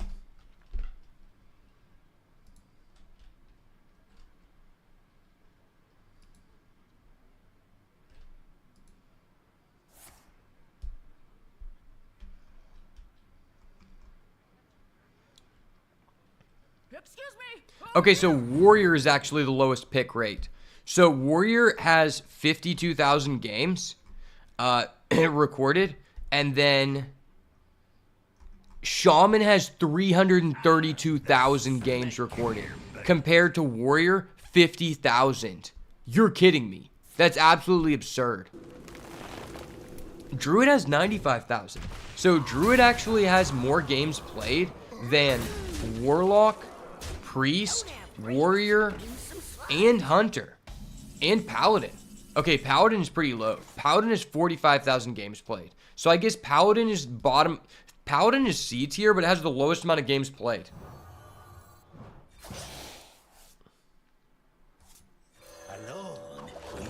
I'm surprised Paladin has the lowest amount of games played. I feel like Paladin's pretty good. We actually got like 6 wins with Paladin one time.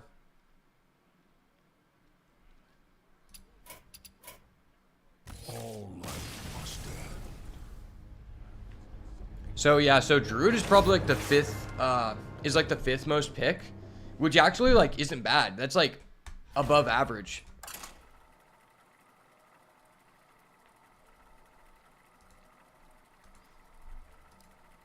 I'm extremely surprised that we're 1 and 2 when we have 2 Gigantify cards and we have a good legendary. That's like hella surprising. The Lich King versus. All right, we're going into Warrior. They felt bad for us. They felt really bad for us. Darkness comes on cold winds.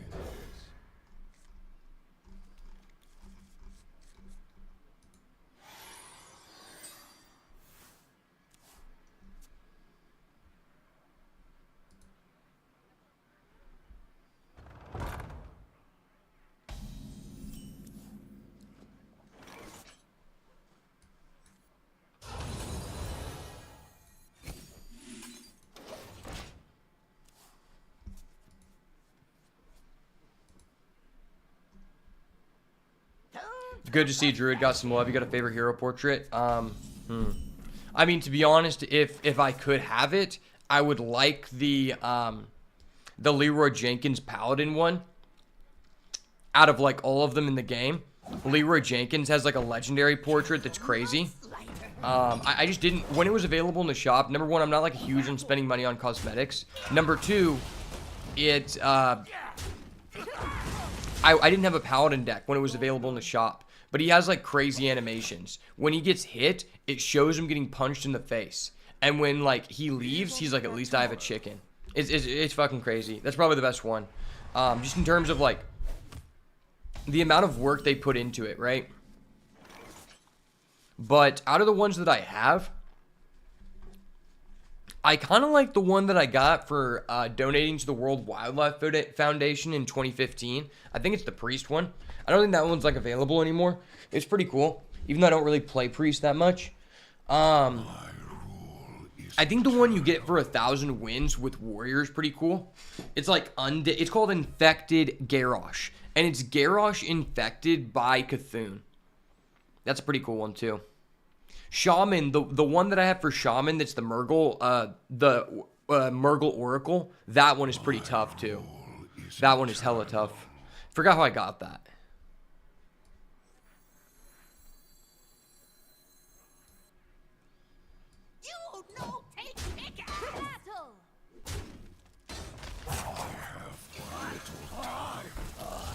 The dog they came out for Death Knight though is pretty dope. For the rest of the game, your first target you play turn costs 0. That's terrible.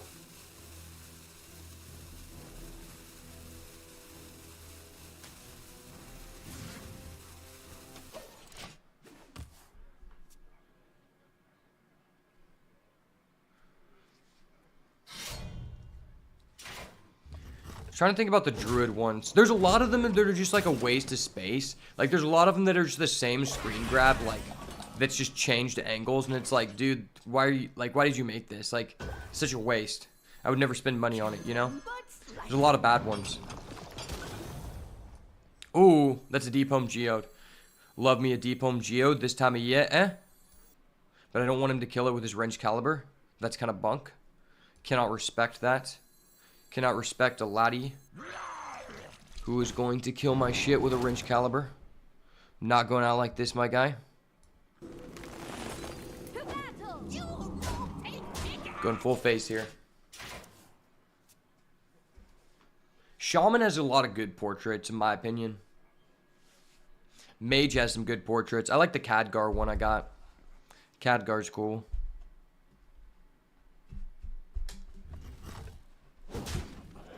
Rogue has a cool portrait. Sir Blingtron, that's a tough one. Sir Blingtron MC, that's dope. The Shaman one that's like the first diamond hero, that's kind of cool, but it's not worth like the amount of money they want for it. Any cosmetic is worth, to me, no more than $5. But even then, it's like, it's a cosmetic. Even spending money on this game at all when I'm getting nothing like physical feels kind of bad. Because I don't know how much money you've spent on digital like games in general, but it just feels kind of bad knowing like after you put the game down, like what did I pay for? Nothing. And I've, you know, it's not like I've invested a ton of money at one time, but over a course of the time, you're like, it's almost like I'm just buying a pack of cigarettes every day when you like budget it out. That's why I don't like to look at my purchases, you know? It's kind of a bad idea. But it's also a wise idea for your sanity, you know?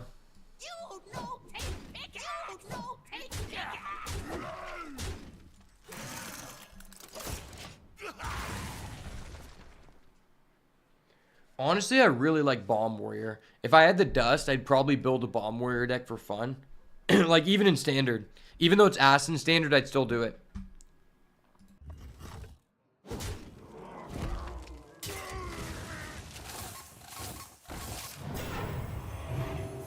Man, I wish we could relive the Boomsday Project. If they did a twist format where it was Boomsday Project and before, oh my gosh, they would get so much of my money. Because I would love to just relive that format of like playing tempo Bomb Warrior, where you had Dr. Boom, Mad Genius, original Zilliax, and Snip Snap. Oh my gosh, I love Magnetic and I love bombs.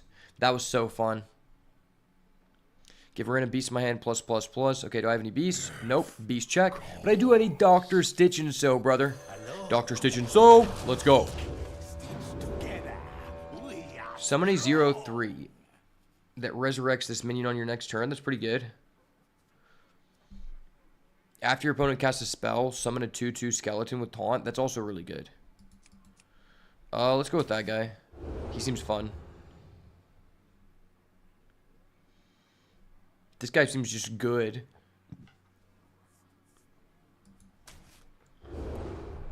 And then the 1/1 doesn't really matter.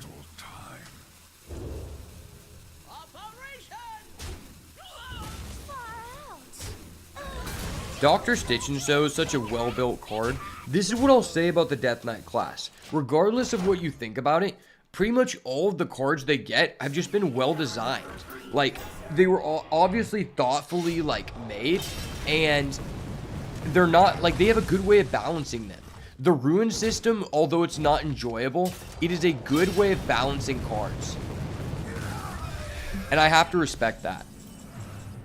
Definitely have to respect that. Because you can't say that about every class.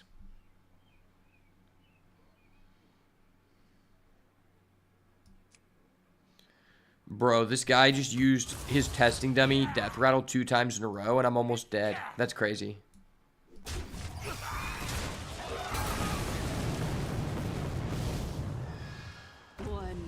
Literally almost dead because testing dummy is just broken.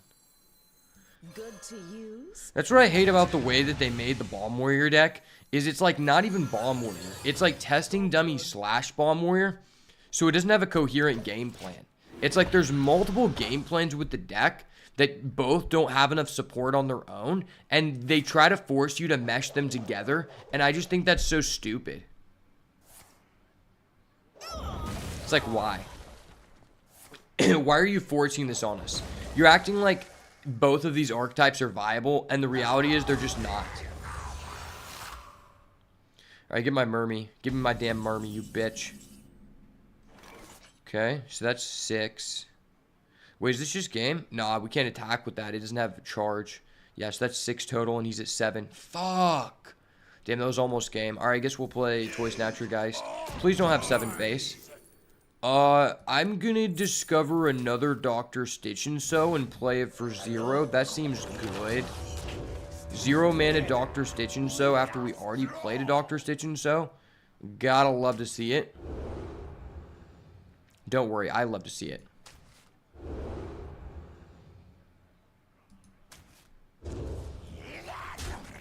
Alright, that was gas.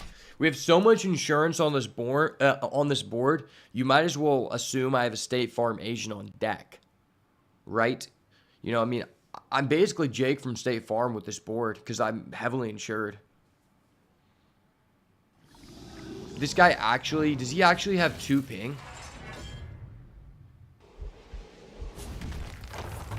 Oh, what the fuck? I thought he just had 7 face damage. I was about to be so tilted. Well, luckily I drew a lifesteal card, so I can't be cheesed at least. That would have been really irritating.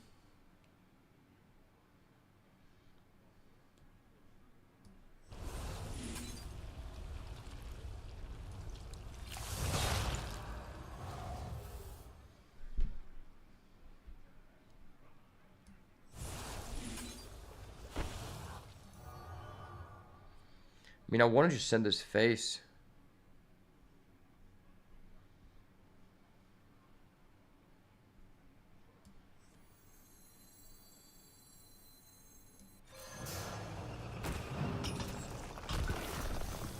Okay, collapse. Deal 3 damage to everyone. Alright, we're putting this guy within lethal range. Thank you, Lord. Please have no answer to my Dr. Stitch and So. This warrior guy just seems to be pulling AoEs out of his ass. Like they're free. He's handing them out on the side of the road.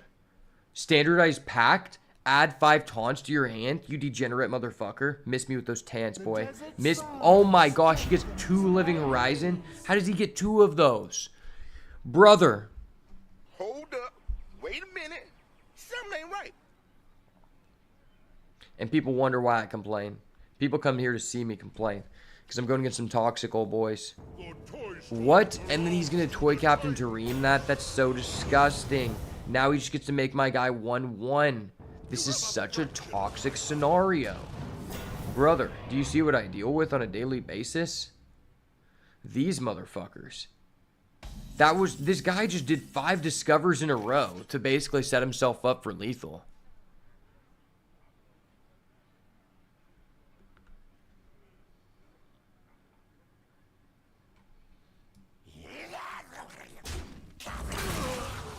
Wait, is this game? I think this is just game.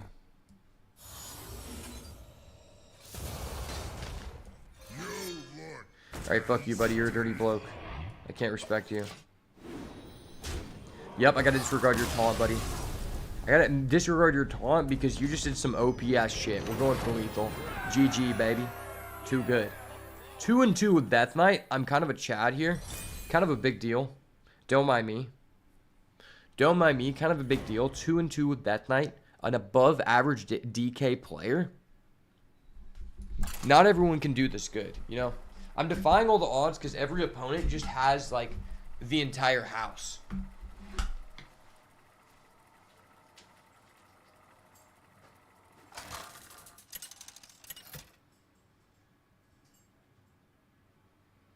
The Lich King versus Medivh. Let the games begin. Darkness comes on cold winds.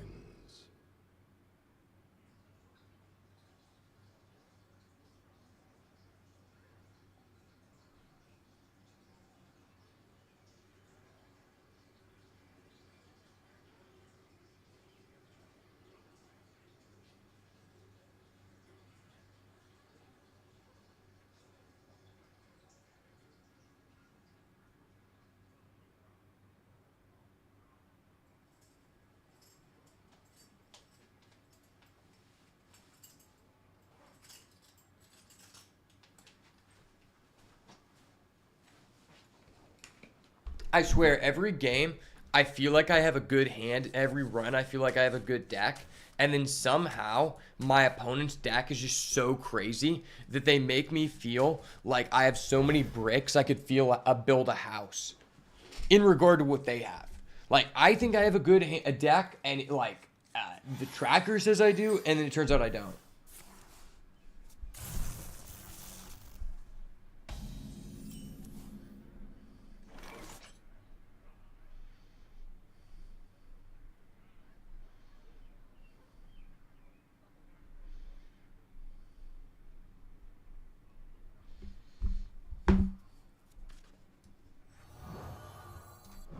Alright, well, we open the Toy Snatcher again. Hopefully the Toy Snatcher can do some work. I hope, I pray. In the Toy Smasher, we praise. We praise in the Toy Snatcher, baby.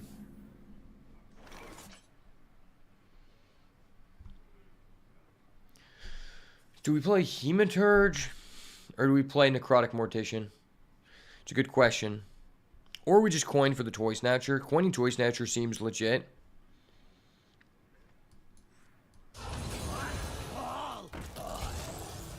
Lit like Bic, okay.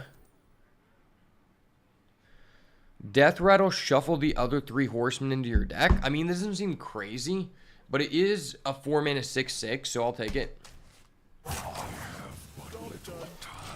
If I was a better player, I'd just be discovering the Headless Horseman every game, right? Discovering the Headless Horseman is just kind of like a Giga Chad thing to do. And I need to get better at Death Knight. I'm not channeling my inner Death Knight skill set. Kindling Elemental. I've never seen that card before. Holy crap. I swear, I keep seeing just so many new cards because the arena card pool is so vast. And the Discover pool is even crazier.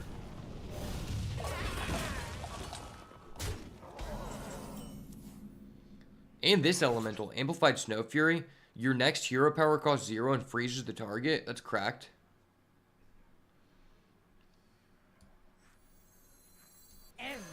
Alright, let me throw out my chump. Hope I can get a good card here. Alright, alright, alright. Cagehead just seems too slow. Chain Guardian seems like I'll never get the cost down. And Down with the Ship is just a mid card.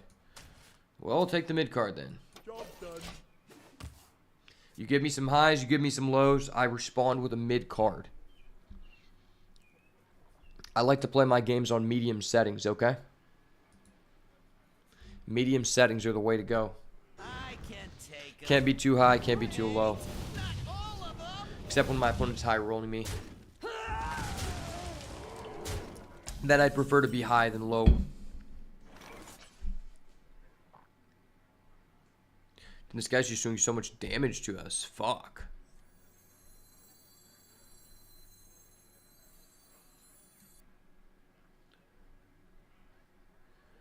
Six. I could Hematurge, or I could play a 4-mana 6/6. I mean, he probably answers it, but I feel like I'm forced to do this.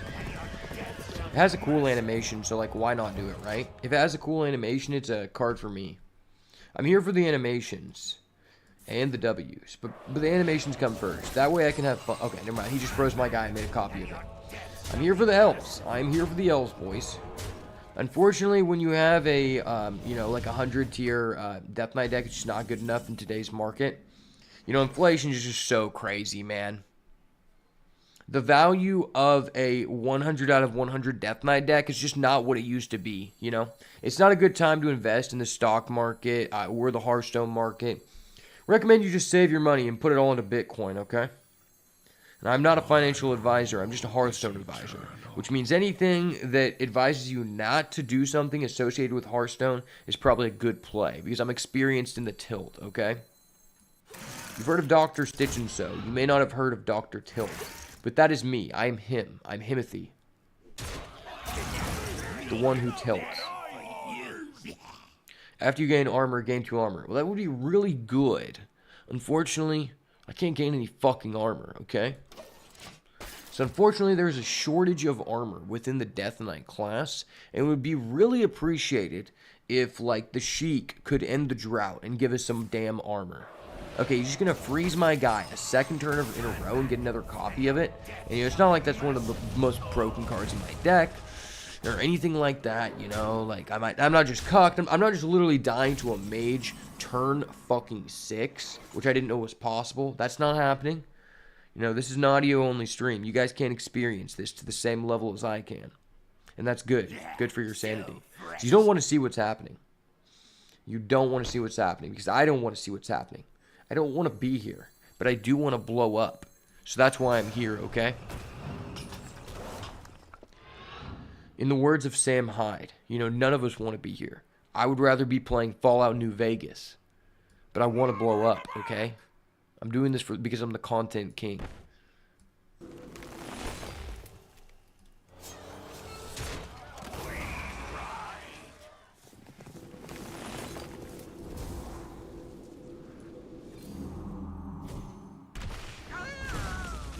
Okay, well that kind of worked out. It kind of worked out other than the fact we're just 6 health, turn 6. We've taken 5 health a turn for the past 5 turns, and now we are down. And he's at 30. Do you ever just feel like in Hearthstone when you're at like 6 the entire game, and the guy's at 30, that you kind of just diverge from this point of like, I'm playing to win, and now I'm just playing to see another turn. And I know even if I win back the board, the guy just hero powers me 5 turns in a row, and there's just no comeback mechanic. Well, that's kind of the story of this game, you know? And the sad part is I was so close to just clapping this dirty little boy's cheeks. Because next turn, I've got the Bone Guard Commander, and then we've got our Toy Snatcher level 8. So we're kind of cooking, but at the same time, we're already cooked. But there is a chance we high roll this guy, and we go Card Grader into Death Strike, because we're a Chad, and we can do that. No wear and tear of any kind. That is not a Death Strike. Unfortunately, that's not what I needed here. That's kind of fucked up. When you think about it, that's kind of culturally insensitive what these people are doing to me. And I'm probably one of the most culturally appropriate people you ever meet. Out of my jungle. Okay. Your non-red herring minions have stealth. That's kind of an interesting card, except we're fucked. Taunt, give adjacent minions +1/+1. That seems like the most Chad card here, so I'm going to go with it. Chad-likey. Chad-likey. I fucking knew it! Oh! Now, if we live another turn, we go Bone Guard Captain. Except we're at 6 and he's playing Mage, so he could just burn us. Which is honestly really sussy baka of him. Okay, never mind. He just has a Meteor. He's just a better player. We get Meteored in the face, turn 7 of the game. Gotta love that Mage deck, man. Maybe I should change the title of this video to how many tries does it take for us to not get less than 3 wins, right? Currently, that number is like 50.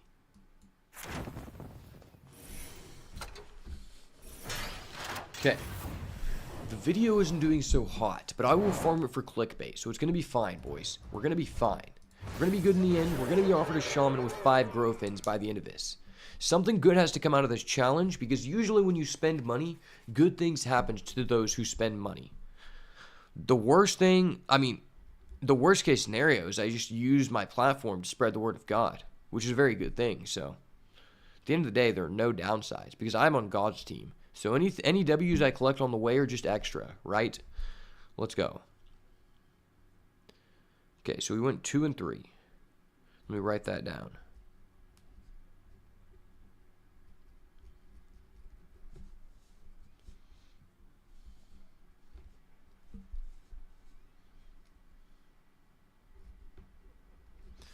Two and 3. 45 dust. 1 pack. No gold, which really, really sucks. Anytime you don't get gold, you feel like you were cheated. You were cheated out of the life you once had, which was a life where you had 150 gold previously, right? A life where they didn't make you overpay for a pack. A pack of Whizbang's Workshop. Oh shit. If I reach 5 wins on my next run, you'll craft Guff for your Druid Lab? Sheesh. Dude, I'm gonna have to set up a goal where if I get 50 prime subs, I'll have to upgrade your Guff to golden, man. That is tough.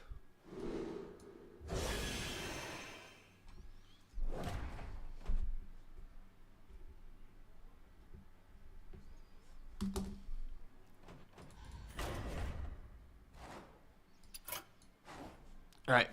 Offer me something good. Demon Hunter. I hate Demon Hunter. I hate Demon Hunter so much, but we have to go Demon Hunter. They're forcing our hand. I didn't want to have to do it. Kane Sunfury, Jace Darkweaver. The fuck is Jace Darkweaver? I've never even seen this card. Cast all fell spells. You played this game. Target enemies if possible. So basically, this is just a worse Yogg Saron. Who would play this card? That just seems so bad. Alright, we go Kane Sunfury. He's a Jit. Kane Sunfury is a Jit indeed. Let's go Spirit Jailer. I'll go Bartendo Bot, I guess. It's a good card. Good card for sure. Ooh, Wretched Exile is a good card. Because if you play Midnight Wolf, the only good card in Demon Hunter, you get another Midnight Wolf, which is pretty good. Stonehill Defender, that's a really terrible card in Demon Hunter. Destroy a soul fragment in your deck, deal 3 damage to all other minions. Dude, stop trying to... Blizzard, stop trying to act like soul fragments are the same as Plague Death Knight. It's not the same. They don't give you any benefit. There's no point of shuffling soul fragments into your deck. It's honestly so useless. Stop trying to put these cards centered around that into Arena. It's so dumb. Bibliomite has a 50% win rate? How? How does this card have a 50% win rate? It seems so bad. I guess we have a Kane, so it's not terrible. Ooh, okay. Nostalgic Clown versus Spirit of the Team. I'm a Spirit of the Team guy. We play aggro every time. Fell Gorger. Draw a Fell spell, reduces cost by 2. Do we have a Fell spell? We have no spells. Well, fuck me. We'll go Devouring Ectoplasm for the boys, eh? Cosplay contestant. You know me. Love me some anime bitches. Love me some waifus. Blind Box, Pendar, and Porter. Blind Box is really rated that high? Okay. I feel like I never do good with Blind Box. How is Skull of Gul'dan rated that high? Skull of Gul'dan just seems so bonk at 6 mana. It seems so bad.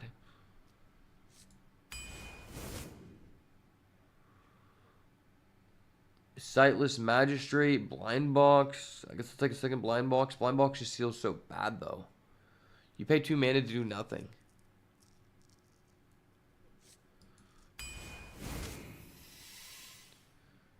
Okay, I guess I'll go Greedy Partner.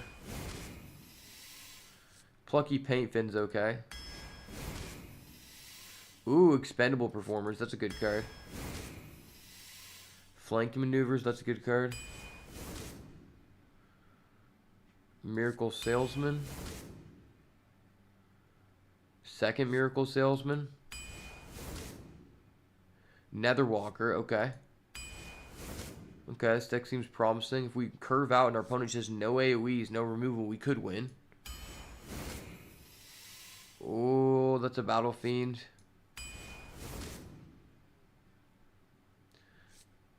Yeah, let's go Sightless Magistrate. Glaive Shark. Can I be offered 1 Midnight Wolf so I actually have a fair chance to play the game? I guess I cannot. Don't worry, guys. It'll be an easy 0-3. Doesn't look like will be getting a guff because it's an easy 0-3.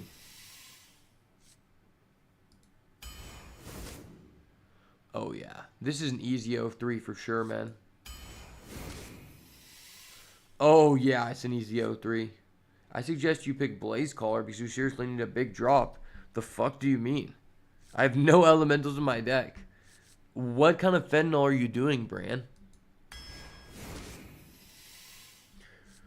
Well, what do I want here? Spirit Jailer, Whelp Bonker, or Blackwing Corruptor? I mean, all of these cards have less than a 20%, have less than a 15% win rate. Are you kidding me? I was already forced to take a Spirit Jailer before? What the fuck is this? What is this draft? I was actually just ravished. Dude, they tried to ravish your boy for the ELO. I don't know what to do here. Like, I actually want to retire this run, but for the sake of the video, I can't. And for my boy Will, I can't, because he needs a guff.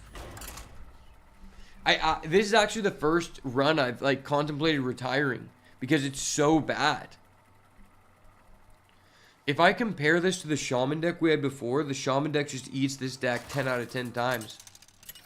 Maybe, though, because we have such a low-quality deck, the people we go against will be terrible. I'm telling you, that's a thing. If you have a bad deck, you go against people with a bad deck. My quest begins. Ooh, good. This hand's crazy. This hand is crazy. We're all out aggro here. We coin into a 2-mana 5/4. He's playing Warlock. He takes damage on his own. We just hit him with the 5-4 3 times and he's dead. You know?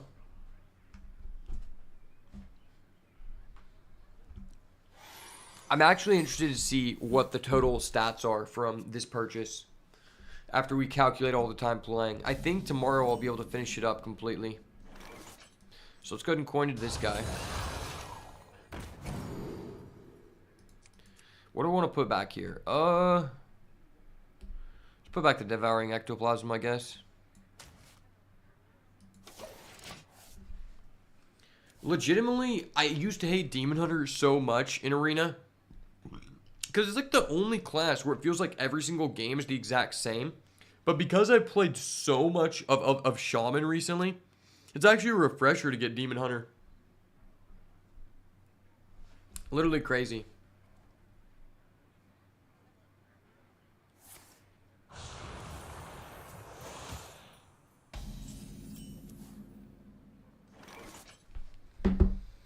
Okay, so our opponent life tapped. Well, we have a 5-4 on turn 1. That's lit. Okay, and the Outcast has been moved to the left side of our hand. Low key, I don't know what you guys think, but personally for me, I think I have the most fun playing aggro in Arena because I feel like on average, you end up having more agency. And what I mean by that is, if you end up with like a control or mid-range deck, usually what ends up happening is it just comes down to who has the better deck. Either you or your opponent, right? Whereas with an aggro deck, more often than not, it comes down, like you at least have the opportunity to choose like how you want to trade in cards and stuff to affect the game. And I just feel like mostly with control decks, you don't.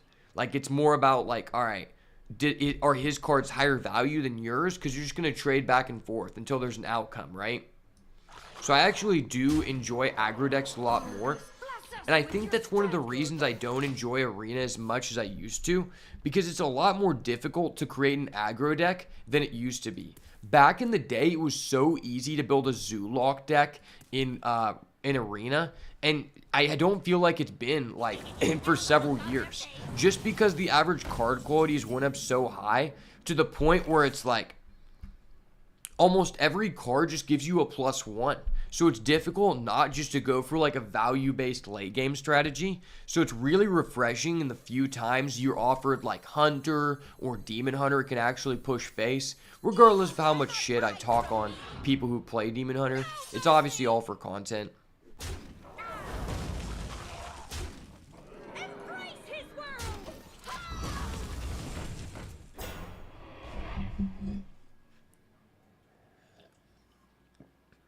There's also a really weird thing that's happened now in Arena where it's like, it's almost less about what kind of like deck you end up with and more about like who can find their broken cards first, right? Like almost like certainly no matter what kind of draft you do, each person usually will end up with a couple broken cards. Not every time, like this deck, I wouldn't say there's any broken cards at all.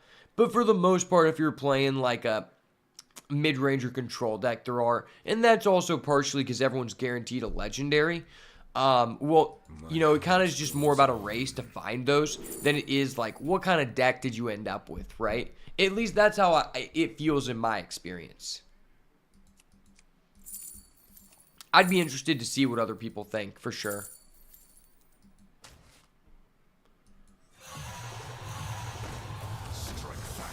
Okay, so we just discovered 2 Battle Fiends, throw those bad Mamma Jammas on the board. We paid 5 mana for 2/2/3s. Poggers in the chat. Poggers in the chat, boys. 5 mana for 2/2/3s is kind of hot. It's kind of savage. If you want to be a savage, you got to do savage shit. And this is a great place to learn how to do that, okay? For 8 hours a day, you can come into the stream. You can learn how to be a savage. You can increase your testosterone naturally without having to be on TRT.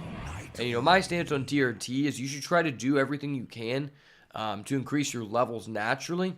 And then if you still have abnormal levels, then go for it. But, like, most people under the age of 45 will be able to, like, naturally increase their tests enough from watching this stream that it usually doesn't have to come to that.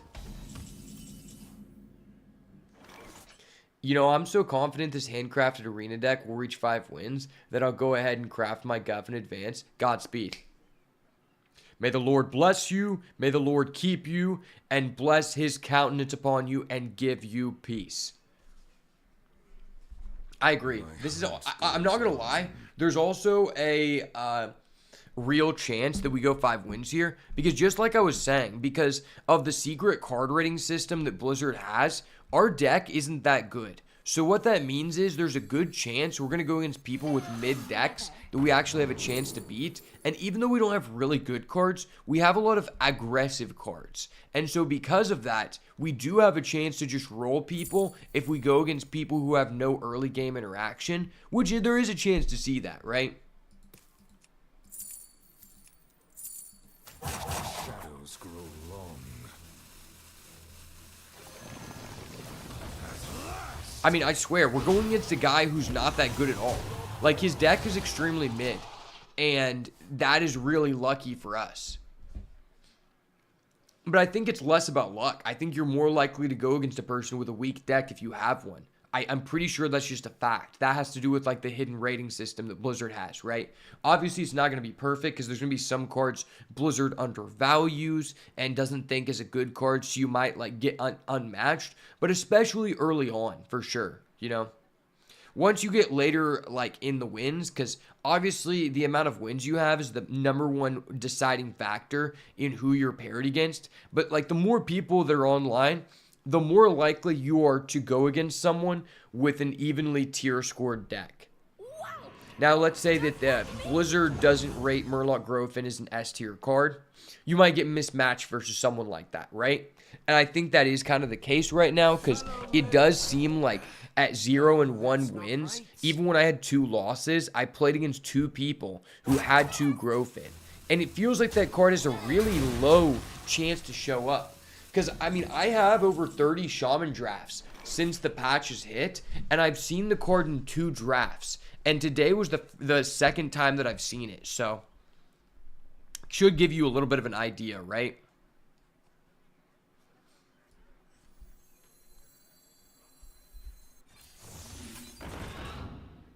Vengeance!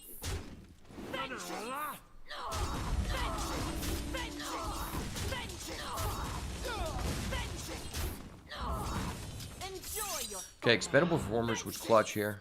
Clutch for sure. Wow, this is actually perfect.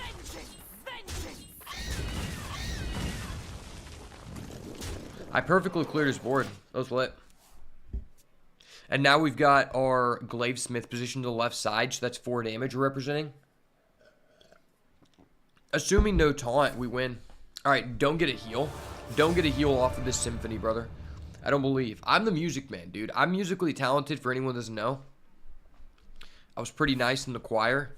I was also, I also play acoustic guitar, so I know about the Symphony. This guy doesn't. You gotta be kidding me, brother. Why did you get the Taunt Reborn? That was like the best thing you could have gotten. Like, all of my damage I can do is based off of attacks. This guy is low-key a cuck. He's a cuck in disguise. I don't know what to say. Ooh, that's pretty good, though. This might outmatch the cuck. I didn't know it was possible to outmatch a cuckold. But now I know. Now I know, chat. Even a deviant cuckold like this guy is no match for a Chad beats by Ash. Trust.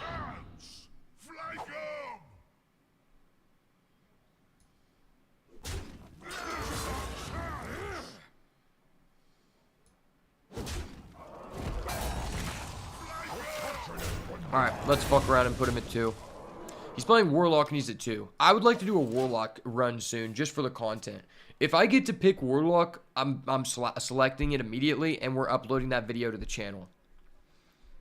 It's just, I'm kind of self-conscious about, like, these, like, arena things, because I feel like I don't do the best job, like, in terms of content of talking during them, because there's so many things going on compared to standard, that I don't know if people would want to watch, like, an arena run.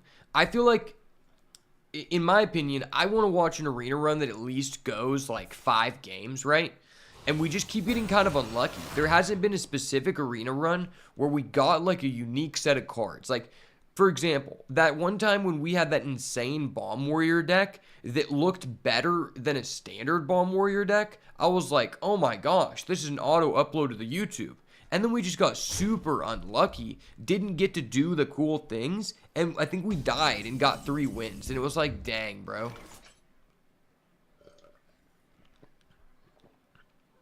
Oh, wait, there's just a 50-50 chance the ball hog just goes face and we win? Okay. Alright, just hit face, we win.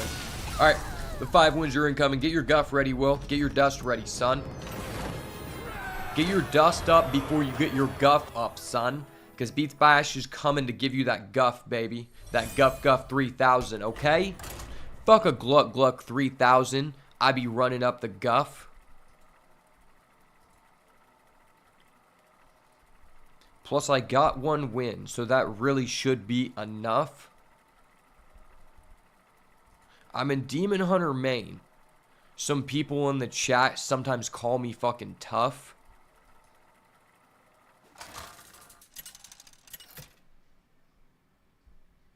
Honestly, what I need to do is I need to find another content creator and challenge them to a rap battle. That'd be tough, because I'm just kind of dirty in a freestyle battle.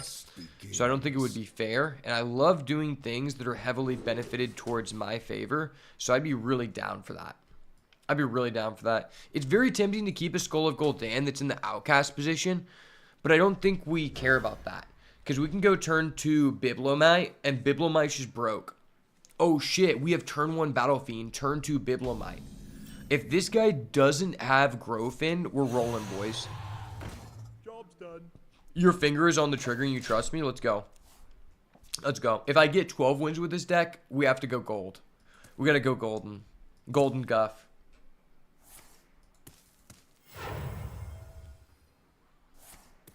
You're just sitting there with your daughter and you're like, daughter, I just want to let you know, this guy's never getting fucking 12 wins in his life. Don't end up like him. Don't end up like Ash. And that's okay. I would say the same thing to my daughter. And this card was just so good for us. I like Blind Box is just a good card. But I'm never getting it in the last position because we're going to hold on to this. So we'll just get rid of it. 2 mana 5/4 is kind of good. If he just goes Hex, I'm going to be so dead. I didn't realize Bibliomite. I didn't realize Bibliomite was actually a good card because it just seems so bad to me losing a card coming from Yu-Gi-Oh! At the same time, it's just so refreshing to play an aggro deck again, and you guys just don't understand that. I've just been playing so much of this late game control fest, and regardless of whether we're winning or losing, the runs have just been taking so long, so it's refreshing to play a deck that we can actually know the outcome within the first 5 minutes and be like, okay, go next game. Ooh, Ignore Taunt. Me loves some Ignore Taunt this time of year. The fact he discovered a 3 mana lifesteal, though, is disgusting. I am not blind to your cry. Alright, refill our hand. 1, 2, 3. The Skull of Gul'dan is inbound, brother. If I can find my words. That was a crazy line dancer this guy just got. That's fine, though. My Bibliomite goes crazy. Man, I kind of want to play like an aggro Demon Hunter deck in Standard. I don't know if I just want to keep uploading deck profile, like discussion videos to the channel, though. I kind of want to mix it up. I want to think of something cool. I was going to do this damn challenge with my homie, but then we end up just keep, like, not getting to, like, link up the times. I think it's really negatively affecting me mentally that, like, I don't watch that many YouTubers. I watch some MMA content and, like, some of, like, whatever game I'm playing, mostly, which is, like, Hearthstone and, like, a little bit of, like, 1000-Year Door since I just got back that.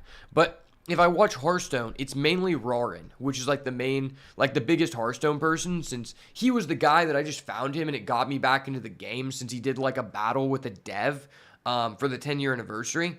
And he does a lot of creative videos, and it's low-key negatively affecting me just seeing all the stuff he's coming up with because I'm, like, subconsciously thinking, like, oh, did he do something like that already? I don't want to, like, be doing the same thing as him, right? That's, like, I feel like it's throwing me off. what's my opinion on competitive slapping? I mean, I think it's kind of stupid. I think like the way that they've been dealing with it has just been kind of like negative in general. It's really stupid the way they've been dealing with it, because you gotta understand, like, I mean, I don't know what your like knowledge level of MMA or martial arts is in general, but I understand the impact that getting knocked out has on someone's life, has on someone's like long-term health and short-term health, and it's very bad. And any situation where it's like, to me, I could never do that, and the reason is, if the other guy won the coin toss and he got to slap me first, I'm leaving. Like, fuck that. The thing about MMA is people are like, it's so dangerous, so dangerous. Well, a lot of people don't think about this because there's just like a negative connotation associated with the danger of MMA. But the reality is, MMA is actually considered a lot safer than the NFL. Because you got to think about it like this. So after every fight, you were required to get checked out by the doctor, right? And so if you do have a concussion or you're having like a brain bleed or something, that will be found out immediately. Number two, this is also goes into the slap fighting thing, is in MMA, I can get knocked out, but I have the potential agency to stop that from happening. Even if I'm not winning the fight and I don't win the fight, if it's MMA especially, I could try to take the guy down, which then could, like, even if I don't win the fight, I'm mitigating damage. Or I could try to hold him up against the cage or clinch if I get really badly hurt. In the slap fighting thing, it's like, oh, you lost the coin toss. You're fucked. Like, if you go against a person that's actually not like a noob and knows how to do it right, you're pretty much gone. And it's like, you can't even have that good of like a long-term lifespan in that sport. That's the other thing about it, is like, if you get knocked out one time, it is a known fact that it makes you more likely to get knocked out for the rest of your life. Because getting knocked out is just the body sensing that you are in danger and flipping the switch on, so that hopefully like the animal that's attacking you will stop attacking you or whatever, or assume like you're dead, right? Well, so if you're doing the slap fight, let's say you might actually be really good at it, you were training, but you lost the coin toss, you get knocked out really badly, and then it's like, you're just over, you can't do that again. Yeah, you made like a small amount of money. Let's say because I don't even think the people that are doing it are, I hope they're getting paid more than MMA. Because if you're in the UFC, which is like difficult to get into, because first of all, if you want to get into a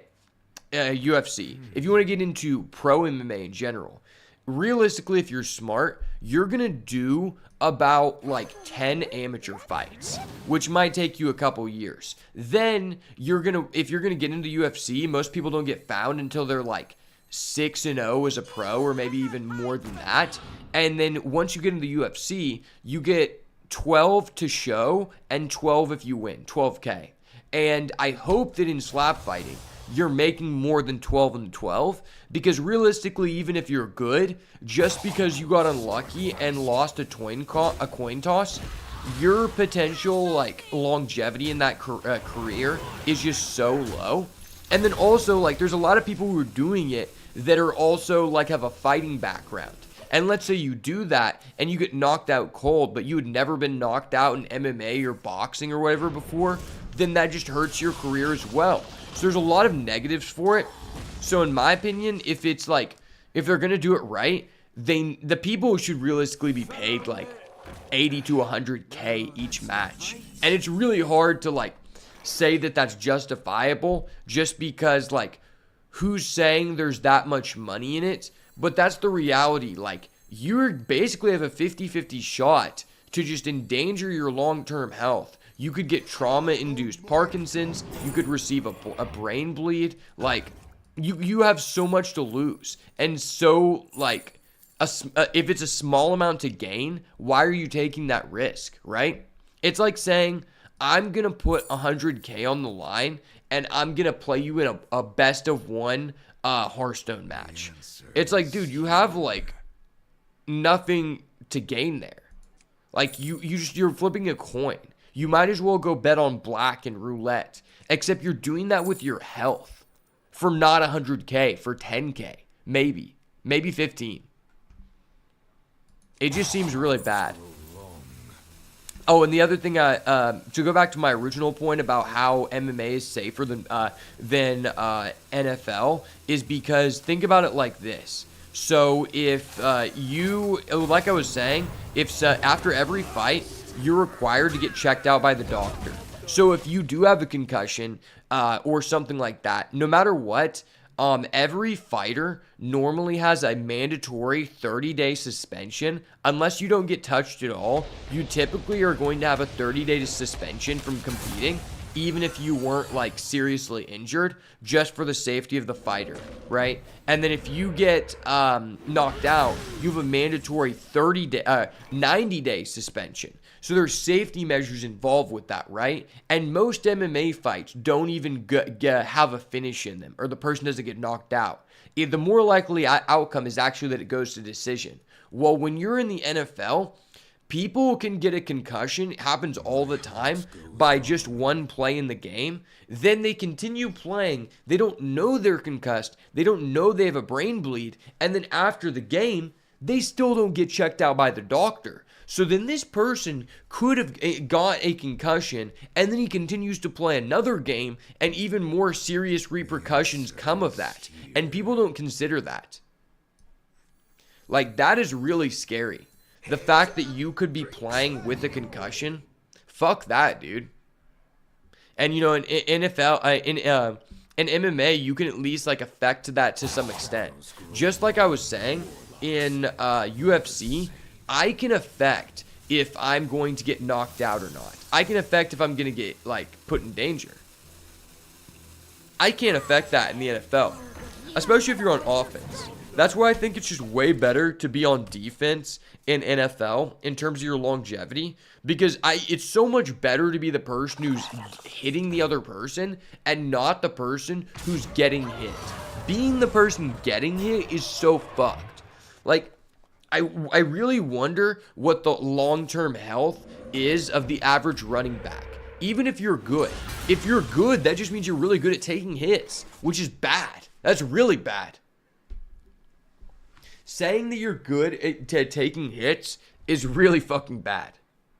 I mean, that's why the kicker is the best position in the game. Because you just, like, don't take damage. And you just, like, get paid a sizable amount of money. Even the QB is scary. You think about, like, why was Tom Brady able to be the highest, like, longevity person in the history of football? It's because he stayed with the same team for the majority of the career. And what was that team known for? Having a really good offensive line. Meaning they were really good at protecting him from getting hit. That is the only reason he was able to survive that long. On top of the fact that he was very good at deflecting the hit. He was very good at, number one, when a guy is going to tackle him, knowing when to throw the ball out of bounds so the guy will stop hitting him, or he knows when to slide, or knows how to fall correctly so that he, like, reduces the impact, right?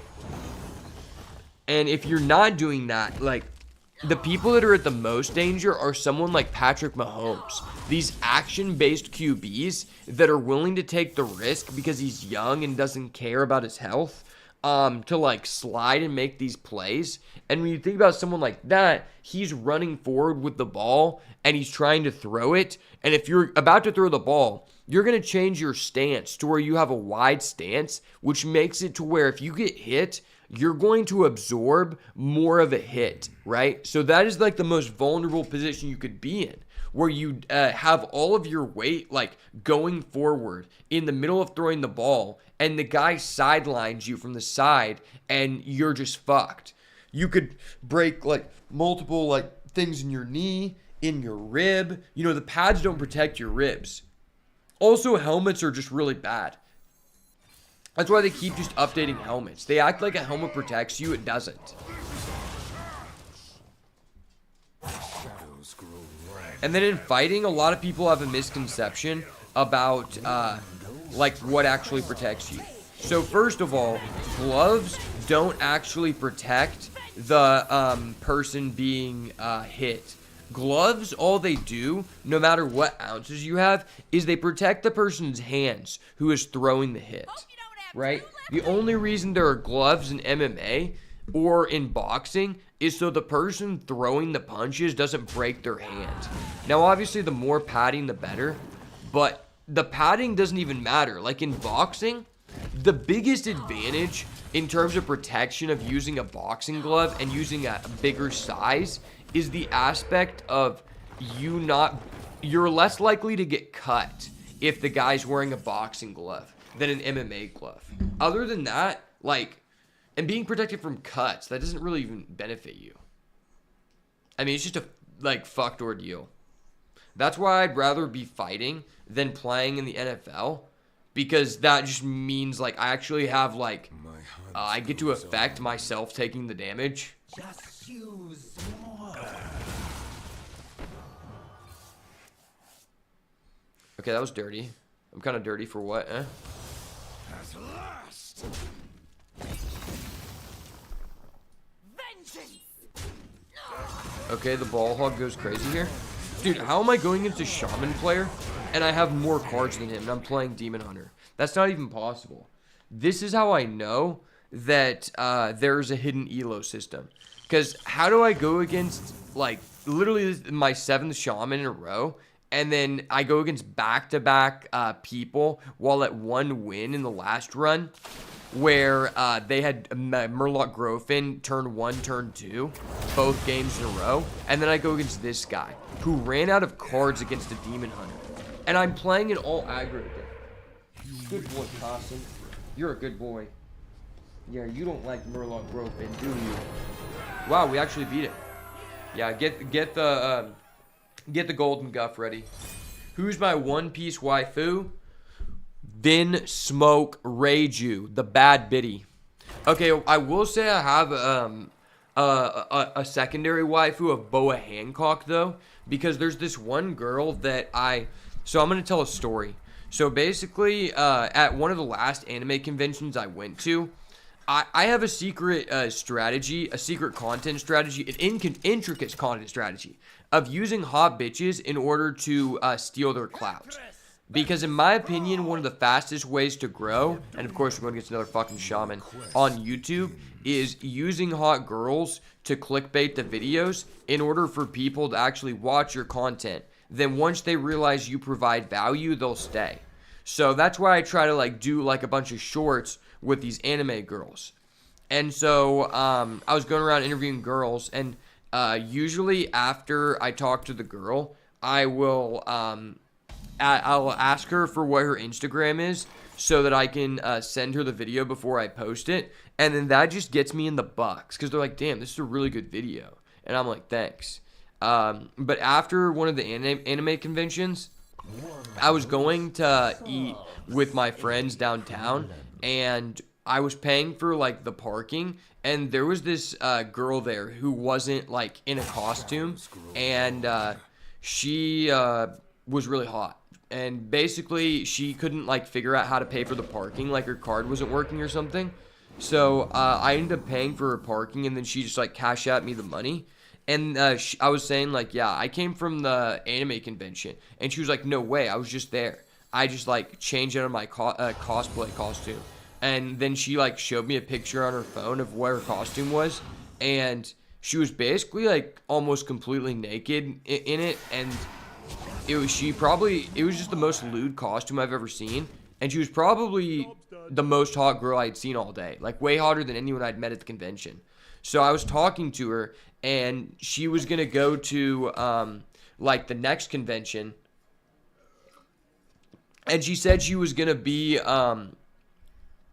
Boa Hancock and this other person, like 2 or 3 people like throughout the days. And I was like, we should do a skit.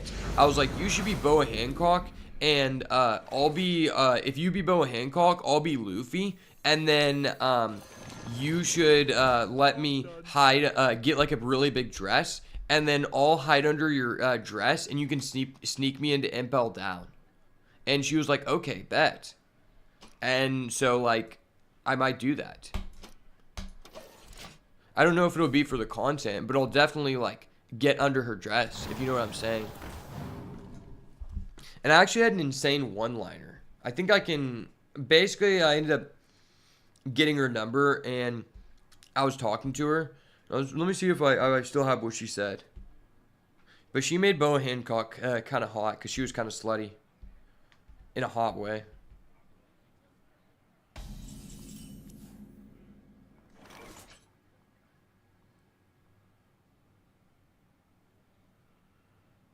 Okay, what was this girl's name?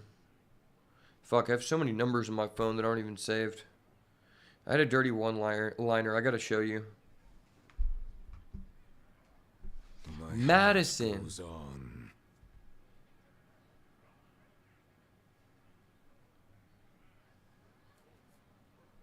Okay, yeah. So I started the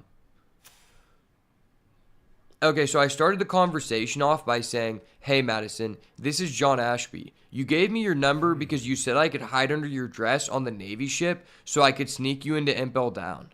And she said, "Hello, yes, this is she." And then that just kind of like got me in the bucks.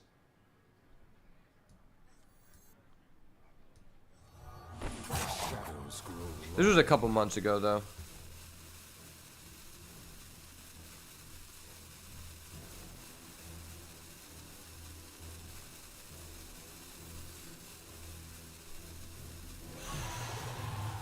Honestly, she kind of baited me because she said that she was a digital artist and that she could like help me like update some stuff without asking me for money. And so that's why I'm mentally scarred by these people who keep asking me for money to do digital art because Madison fucked me over.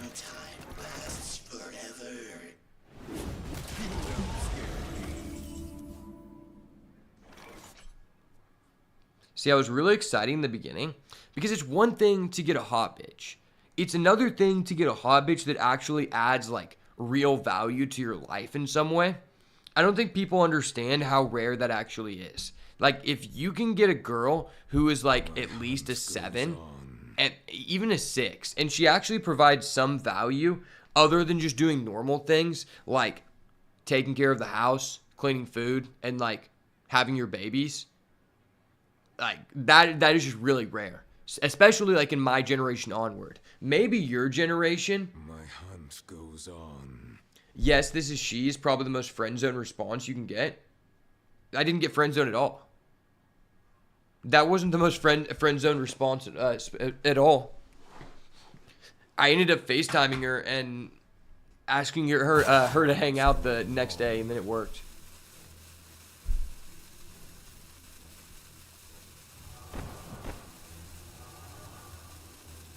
Yeah, in my opinion, that's... If you would have saw the rest of the conversation, you would realize that it wasn't friend zone at all.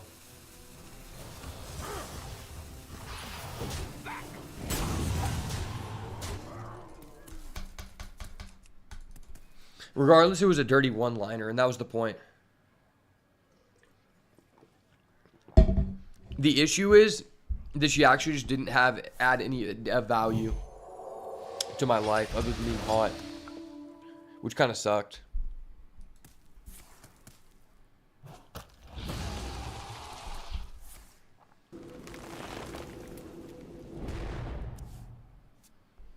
But it's also just like finding a hot bitch that also like like cosplays is also like really hard to do. Because most people that do that are fucking weird. I'm not gonna lie. Like when I went, I just had like an ace hat and I had like shorts and like, I wasn't, like, decked out, like, because that's kind of pussy. But next time I go, I'm going to dress up like Escanor the Lion's Den of Pride. Which is basically just going to be me wearing, like, a vest without, like, a shirt. And then I have an Escanor the Lion's Den of Pride tattoo on my back. And I'm going to get, like, a big, like, hammer for his weapon. And I basically just already look like the guy. So it's basically just going to be me letting people know that I'm jacked. And I want you to know, you know? It's kind of an ideal strategy when approaching females at a convention. What is not an ideal strategy is this guy fucking me up. I didn't appreciate that. I wanted to acquire a golden guff for my boy Will.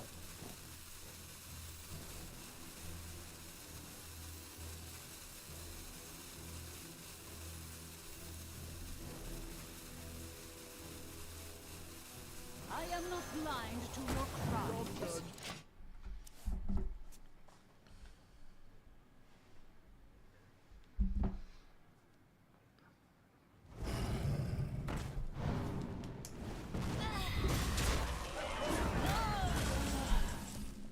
Consider inflatable muscles that deflate as the night approaches to nail the lure. Fuck, that would be funny. See, the cool thing is like, I can be Escanor during the day, but I can also be Escanor during the night.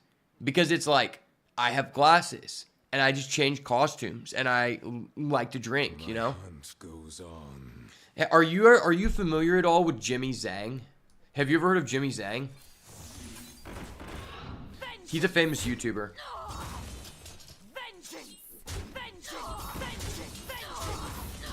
Okay, well, basically, he does, like, he's the person that kind of inspired me to do, like, the anime convention videos. Except he does, like, really cool shit. So, like, he's gotten to go to some that were, like, way cooler than the ones I got to go to. Like, this one that he did most recently, and he doesn't just only do that. He does, like, a lot of other, like, just cool IRL stuff. Basically, it was like 3 hotels combined, and it looked like it was in Las Vegas, and they were all connected in the back with these huge ass pools, and there was probably like thousands of people there, and there was like a ton of like hot bitches that were like my age or like a bit older, and it just seemed ideal to talk to people. So like he did this one skit where it was like he would go up to like, he found this one guy who knew him, and then he was like, let's play rock, paper, scissors, and he played rock, paper, scissors with the guy, and whoever loses has to go try to get a girl's number, and then the other person can try to like wingman them or just like cock block them. Or no, I don't know if he cock blocked him. I think it was just a wingman him or just like don't help him. And it was really cool because this guy who was a huge fan of him, he ended up just getting the guy like a number of this girl that thought was really hot, and you could tell the guy like had no game. And I just respect him for that, for helping out the homie. But that's like a really cool thing that I would do. But he also did like, so there's the one, I haven't been able to go to an anime convention where it was actually in a hotel and I could stay there, but he did. And so this one time he just started going into like knocking on people's rooms who were loud and just going into people's rooms who were basically partying and like joining them and asking them questions. And like he went into this one room and they had like a literal ski, like where you go skiing, and it had like 8 shot glasses like glued to it, and he did a ski shot with these people, like these random people he just met. So a ski shot is where you have like the shot glasses glued to a ski, and then you tilt it over, and everybody like 8 people all take a shot at once from the ski. And that was just clouded as fuck, and I would love to do that. Just walk into, like, I just want to showcase the party aspect and do like IRL content like that with like girls and just like cool people, because I feel like I'm charismatic enough to be able to entertain the girls and the audience at the exact same time. And I just think that content is like really popular. I also just think it has like a high potential, right? Like, the card games or just playing any one game in specific, it doesn't have that big of a market cap. But stuff like that, that's just pure entertainment, appeals to a wide range of people. And if you're funny enough, you have a chance to just like elevate your brand so much from that stuff.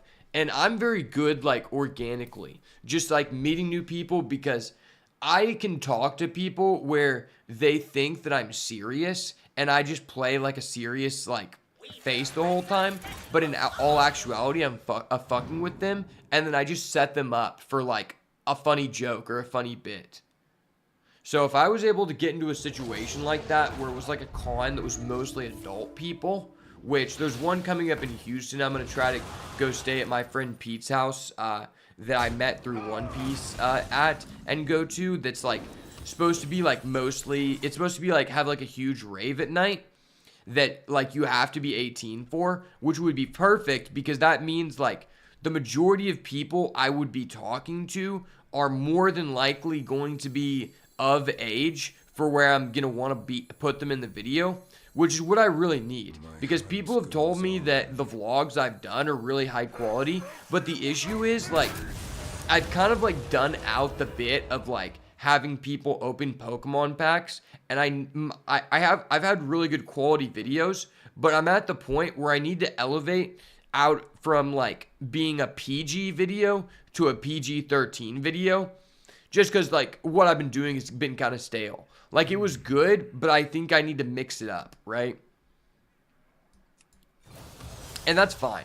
You know, at a certain point, you know, you need to move on to different things. And the style I was doing previously was fine in the beginning, but it's time to move on to a new idea. So if I can go to one of these cons where it's more adult people, I feel like I can do more stuff where like I'm not going to try to do something where I get kicked out. I don't really respect people like that. People who are just trying to cause trouble, but I want to be funny in a way where it actually like I can take things to a new level to separate myself, right? And you can't really do that when you're talking to young people because it's just risky, you know? Like, I don't want to be talking to someone, say, like, a joke that's funny, but might be inappropriate if the person actually ended up being below 18, right? And that's not just for me, like, hitting on girls, but just anything. There's so many ways you can, like, be seen as, like, a bad person if the person, like, is 18 or, like, 17 or whatever, and it's like, I'm 23. That would just be a bad image for like my brand, you know? So I'm not really trying to do that.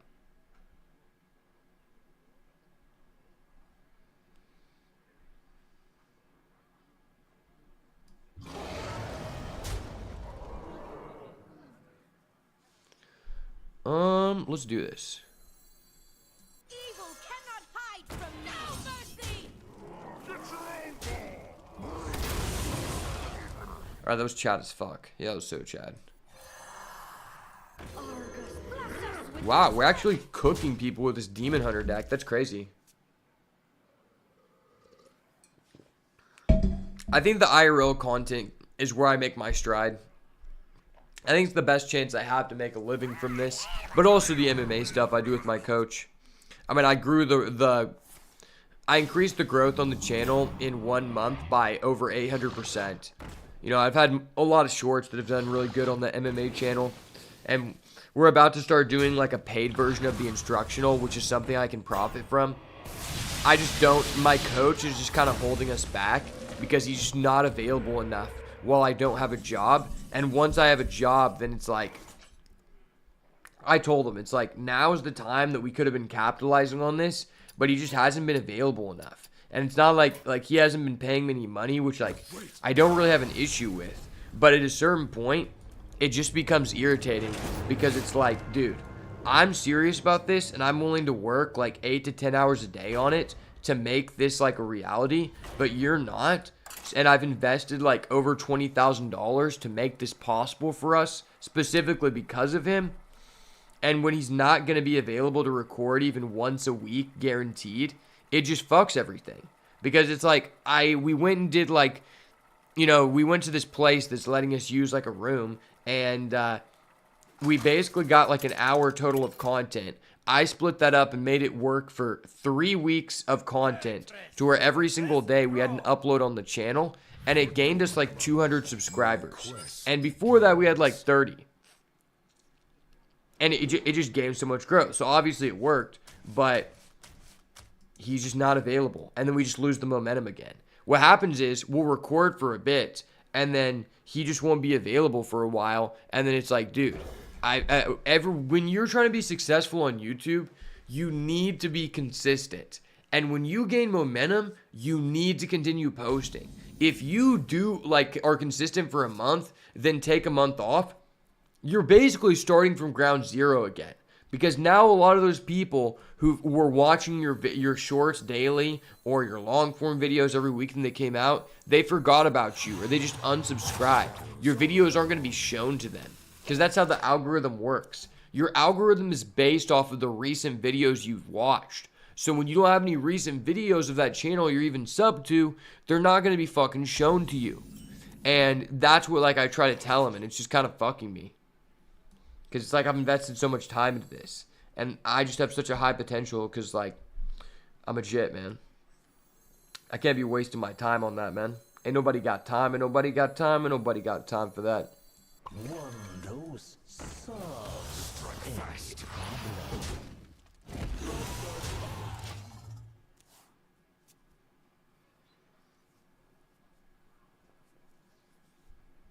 It's crazy. I was talking to the guy from American Airlines, and he was just saying that, like, oh, yeah, there's actually most of the jobs in Tulsa have been moved to, like, pretty much maintenance only.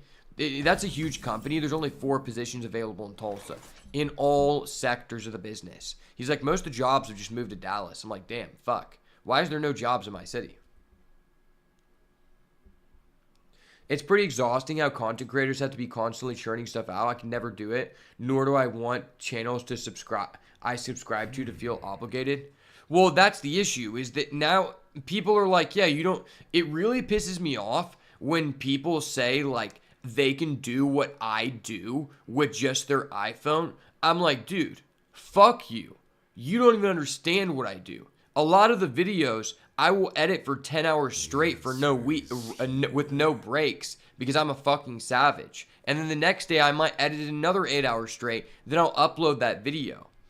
And that's the part of the portion where I'm like getting irritated with how this is like going with me and my coach. Because like I originally bought the equipment so that we could like do this because I thought it could be like a long-term deal. And then he hasn't been consistent. But I've still put in like 50-hour work weeks without any benefit or any pay so many times in the past 2 years, to the point where it's like I could have been working a full-time job. But because of all the breaks that we've taken, it basically amounted to nothing. Because each time I put in another 50-hour work week, I was basically starting from scratch. And I'm doing everything.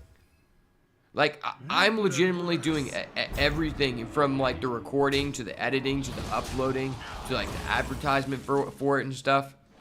And it's just becoming, like, irritating. It's like at a certain point I might, like, just have to give up. And it sucks because I care about him. But it's just, like, he's just not available. And it's just fucking me. Because, like, I don't want to just commit to this when I haven't had a job. Like, my mom is 62. The way that I think about it is, I don't want to be rich when I'm 40 or 50. That is nothing for me. Most of the people in my family are dead. And by the time that I become successful by 40 or 50, the remainder of my family members will be dead. Because the family members I have live and care about are already extremely old. So I need to become as successful as I can now in order to actually help those people. And so anyone that gets in the way of me being able to do that, I can no longer guarantee your safety. It's unfortunate, but it's just the way it has to be. I can't guarantee your safety. I'm coming to become a world champion.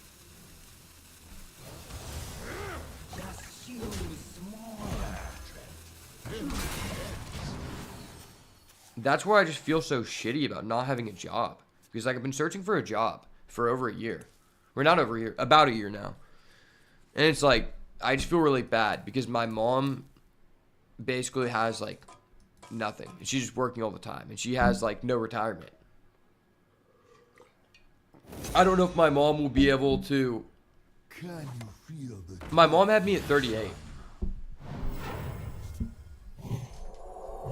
She had me at 38 and my brother at, or wait. No, she had me at 36. My mom had my brother at 18, but me and my brother have different dads. We have different dads with the same mom. Okay, maybe my mom's 61. She's about to be 62. But still, that's extremely old. And I'm pretty sure that my mom, like, since my mom worked with my dad owning a business, and he passed away, that she basically he never like gave her like an official salary. So what happened is she doesn't have a pension, she doesn't have like retirement or anything. So she may have to work until she's 70. And you know, it's not even guaranteed that you're going to live till you're 70. So that's why it's like I can't fuck around with the shit waiting. It's like this is life or death for me. You're mine. I do not have enough mana. Just use more.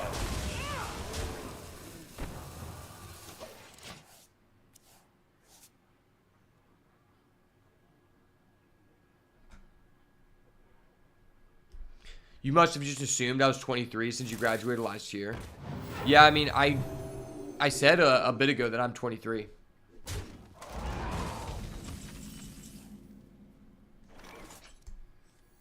I feel like kind of a piece of shit for not having a job. But to be fair, I did have a job from age, like I started working in my dad's shop for basically like 30 hours a week from age like 11.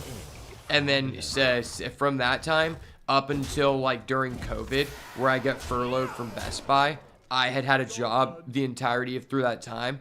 So I don't feel necessarily bad because I know a lot of people who are just kind of scumbags and never had a job like even until after they graduated college. But I do feel bad because I'm just like that working mindset. That's why I take the video stuff seriously. Because to me, it is like a serious thing. It's like I don't really care about making a small amount of money now. I want to set something up to where I can do this for like life because it's what I enjoy. And I have a very addicted personality. So if I'm addicted to something, I perform at the highest level. Okay. We can't give our hero 6 or more attack. We can get the 1 Amalgam Band, just kind of a hot boy card. We get a Window Shopper. Window Shopper goes hard. Window Shopper hard. Window Shopper right. Okay, yeah, we'll just take Illidari Inquisitor, the best card in the game. Unfortunately, I couldn't actually choose either of these cards to put in my deck. Kind of fucked. Rule number 1. If you don't have a good deck, discover good cards that are better than your deck. That's your only win condition. That's kind of what Arena has come down to, right? It's not really about like how good is your deck, because your deck is usually garbage since you're going against mostly people who just keep retiring their deck until they get a busted one. It's more about what cards are you discovering that allow you to get a better deck than your opponent. Discover cards that were never in your deck in the first place, like legendaries when you're capped at 1 legendary. Man, I really wish they just removed the 1 legendary cap. I think it just limits so much of like potential. I liked it so much more when it was like you could have any number of legendaries, but on average you were unlikely to even get a single one, because it just made it less like variance based and more skill. Like the person who was better at card evaluation would win more times than not, and nowadays I would disagree with that being true.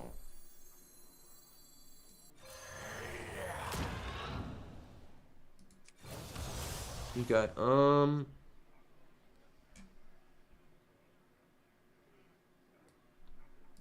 let's do this. And then let's go Fell Barrage, because Fell Barrage is a Chad card. And let's punch him in the face. Illidari Inquisitor for game, okay.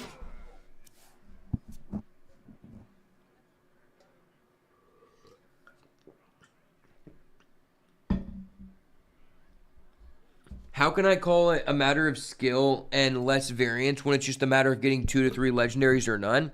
Because, in my opinion, with modern card design, most of the cards that are considered auto win buttons are in the legendary category, right? And so previously what would happen in Arena is the average person wouldn't have a legendary in their deck. So typically, if you are better at analyzing cards and making a better deck than the other person, typically that person could potentially just steamroll the other person if that person just built a much worse deck, right?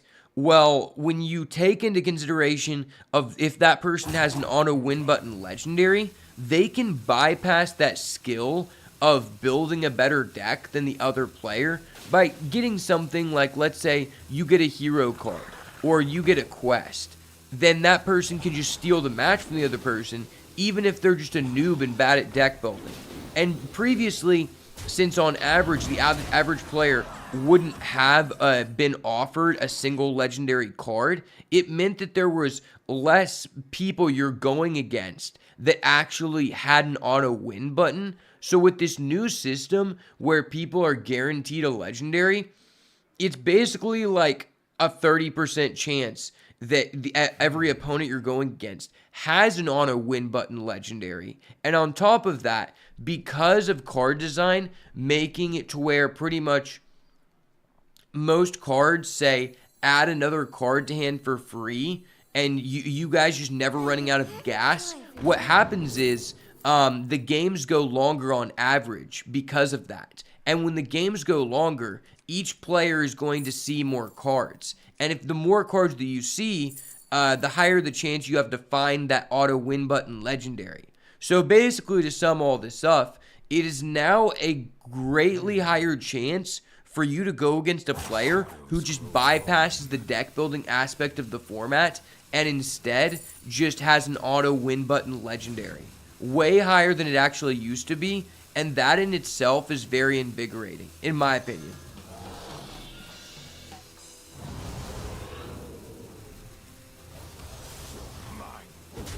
Now, you may have a different opinion about that, and that's okay, but I mean, that's just how I feel. I feel like that's just a fact.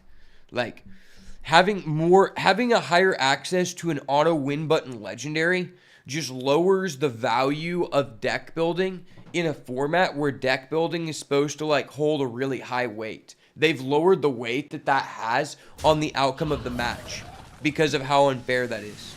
Okay, he didn't roll a taunt, and we just have a Wind Fury guy. We're tough right now. Big tough.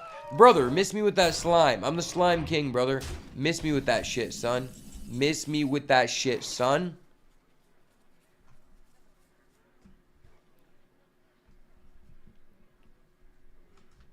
Okay, we go snake oil here.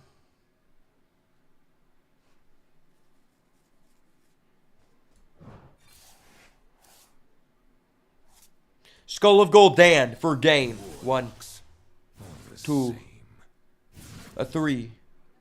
Okay. Okay, I can work with this. I can work with this, baby. Let's see it. Let's see it. It's go time, baby. Let's go. Time to put in the work. This guy's done. He's fucked, I tell you. Trust in the process, brother. I'm taking you to the promised land. Glaive Shark, deal 2 to everyone. Putting him to 12. Double Wind Fury. Attack for 12. GG. We're 3-1 with this garbage pile of cards called Demon Hunter that has no, like, overpowered cards by any means. And we've just been going against, like, very, like, low variance opponents.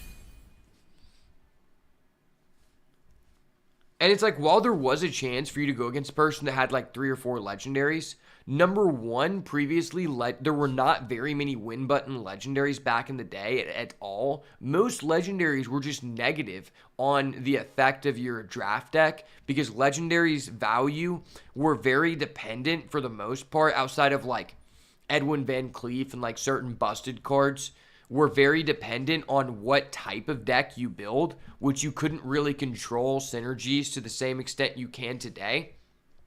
So for the most time, like, legendaries were just garbage. And now that you're just, like, there's so many auto win buttoned ones that don't require you to have a specific deck. They're just broken. Like, you just have, like, a hero, and it's like, oh, fuck. He just gets to become a Headless Horseman. I guess I'm fucked. I just can't win. Even though his deck is garbage as shit, and he's playing like 5 Wisps, suddenly because he has the Headless Horseman, he now has an infinite value engine, and he gets head, and I just can't beat that. Like, that's what's really frustrating. That was never a thing, and that's why back in the day, I averaged 7.6 wins per run and could go literally infinite, not even soft infinite, just hard infinite. And nowadays, like, I don't think you can. Because of the massive variance curve, I think they basically made it to where the game mode, you can't go infinite. I don't think it's possible. Actually, I take that back. I'm not going to say it's an absolute. I think it's dependent on the meta. We are in a meta right now where the mini set just made Arena worse than it has been in like a long time, because these gigantic cards are so polarizing that it's like, previously the only issue I had with Arena was that people just retire until they get Midnight Wolves because it's such an absurdly unfair card compared to every card in the game. Well, now Shaman has a Midnight Wolf and Death Knight. So now basically you have 3 classes that have an auto win button at the rarity of common, and they can potentially get like 3 or 4 of those of drafts. And a lot of people who just have a lot of gold saved up or money just retire until they get a deck with that many copies of that broken card. It makes it very difficult for you to go hard infinite now in this meta because of like how high variance and how polarizing those cards are. Now, if they remove those cards from the game, I think it would be a lot more easy to argue that if you're a really good player, you could go hard infinite. But in this current metagame, I just don't think you can. You might be able to for a short amount of time if you get lucky and you're offered those cards. But without retiring runs, I don't see how it's possible. Like, I had probably the best run I've ever showcased on stream earlier today with the 2 Grofin deck that also had a Scar, which is arguably a top 3 legendary in Shaman, and a total of 15 elementals. And I literally, like, did shit. I think this deck is about to do better. That deck was 5 wins, and I played against 7 Shamans in a row, and every single one had Murloc Grofin at least 1 copy to my knowledge, and the last 2 I faced, after I already had 2 losses, or I gave my second loss and my third loss, they both had 2 Grofins, which they started out with on turn 1 and turn 2.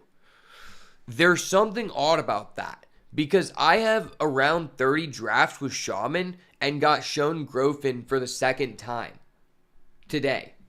So I don't know that the card is like, I think the card is very difficult to like see. I think it has a low frequency of being shown, and I think people are just literally retiring until they get offered the card.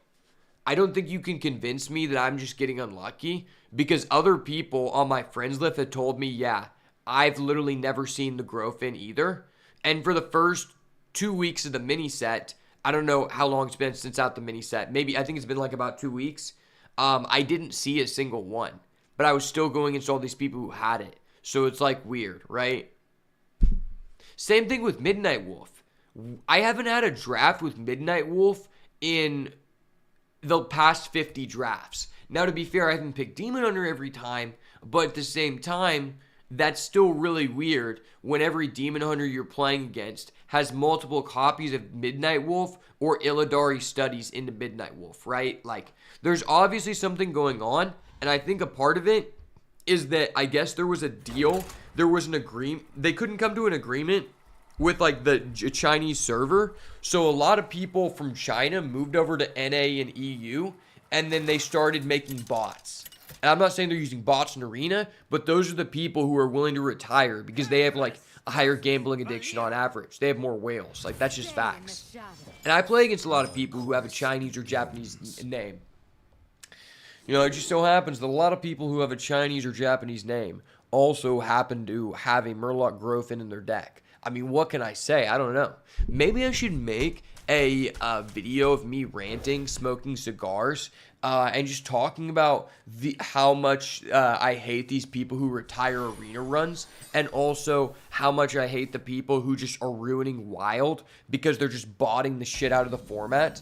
There was a guy who literally made it to Diamond 10 facing all bots. He never faced a real player until he got to Diamond 10 in Wild. Do you know how frustrating that is? Because the average bot takes so long on their turn. It's very frustrating. That's why people don't like bots. They don't have a problem going against non-real people, which is still frustrating. They have a problem that the bots go so damn slow because it doesn't matter if the bot wins. The bot just needs to play with the new reward system. So it's scuffed as fuck. Your next concoction costs 0. Well, that's a cuckold-ass card. Miss me with that cuckold-ass card, boy. Miss me with that cuckold-ass card.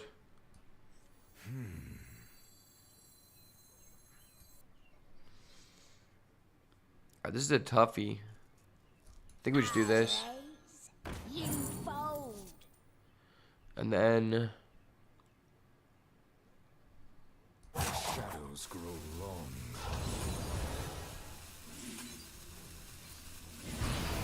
push for damage. Try to go aggro.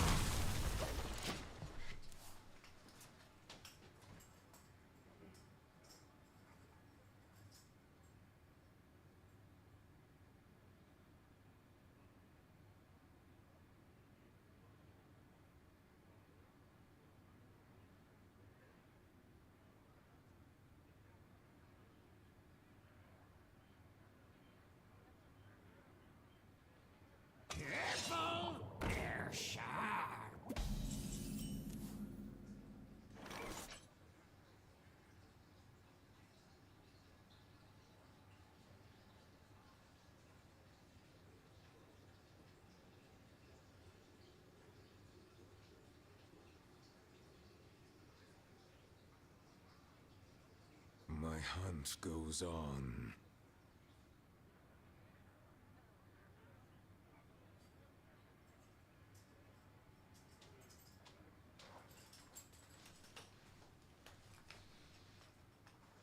Okay. This guy's kind of cuckolding us. I don't really, consent to that. And he's drawing pirates, which is already busted. I might need to call a judge on this guy. If someone could get a judge in here, I'd really appreciate it. This guy's kind of cuckolding me.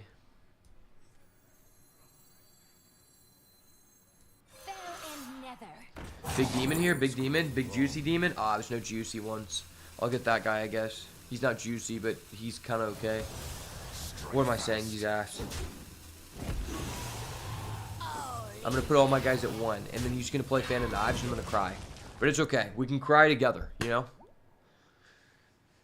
We live together, we die together, we cry together, brother. This is the way of the DH. This is the way of the Beats by Ash.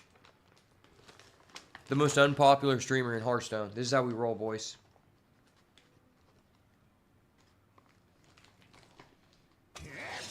Honestly, when you think about it, I should probably apply to the Guinness Book of World Records. Because I don't think there's been a streamer with fewer viewers at a time while getting double Murloc Growfind back to back. Or going in 7 Shaman players in a row. I don't think there's a lower recorded amount of viewers while doing that. Or that just happening in general. But more importantly, both at the same time.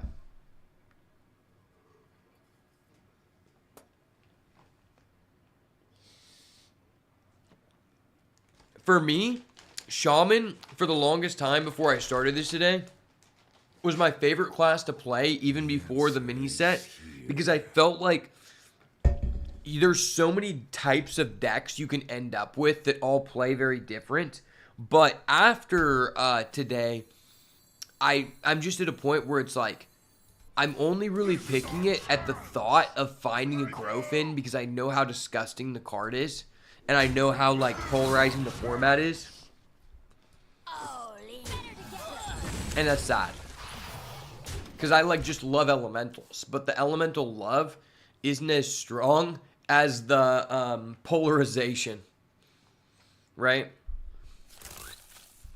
Oh shit, he's going Origami Frog. He's got a 4 attack Origami Frog. This guy's going crazy. He's a madman. He's a mad lad. The mad laddie. I play Ildari Fellblade. Yep, sir. Dude, okay, I'm just an aggro enjoyer. Aggro brought my love back to the format. Because I love playing aggro against people who have a better deck than us. And just destroying them for no reason. Because they just didn't draw their AoE. Especially Rogue. Dude, we were never playing against a Rogue with our Shaman deck. Because Rogue is so ass. The only way we could get this is through the hidden Elo system feeding us, An on-level opponent? Are you kidding me?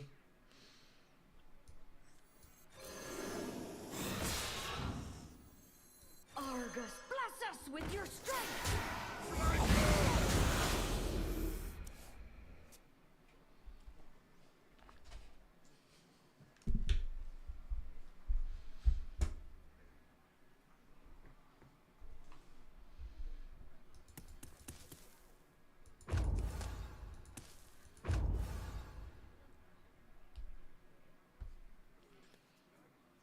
I've honestly been fiending to play some Paper Mario Thousand Year Door so bad, but I know I can't do that because I've got to save it for the stream so I can make sure everyone gets involved with all the chapters. It's so sad.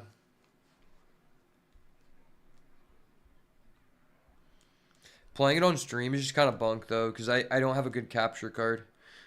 I'm saving up to buy a good capture card. That's where the Twitch Primes are going. To improve the Twitch streaming setup, you know?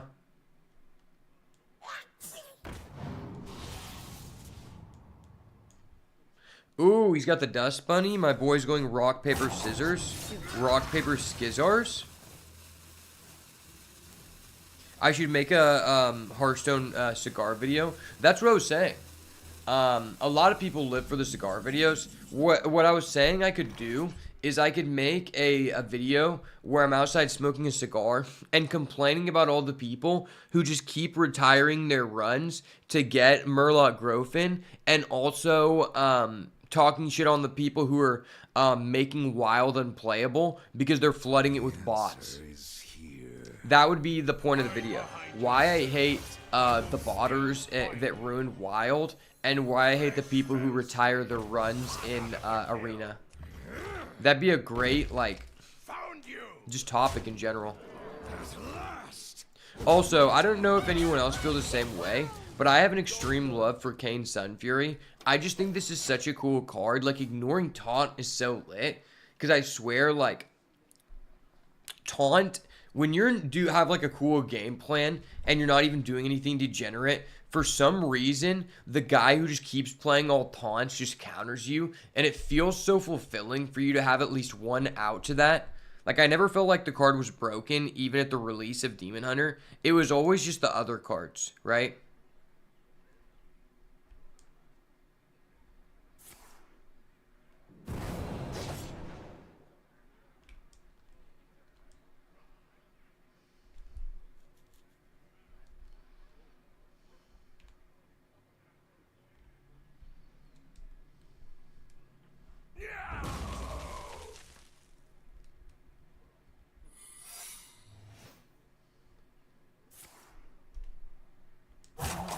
Soon. All right, buddy. Take your turn. My Kayn gets hungry. My Kayn is hungry, brother. No, he stole my fucking ball hog. That whore. That dirty little whore. I must punish him at once.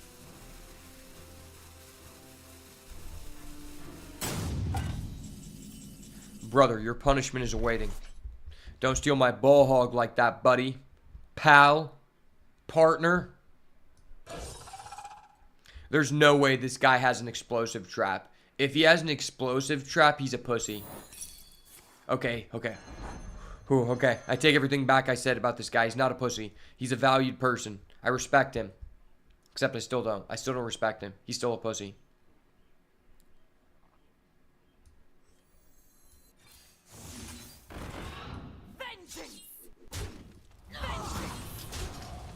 Wait, I just gave back this guy 12 health. I'm actually retarded.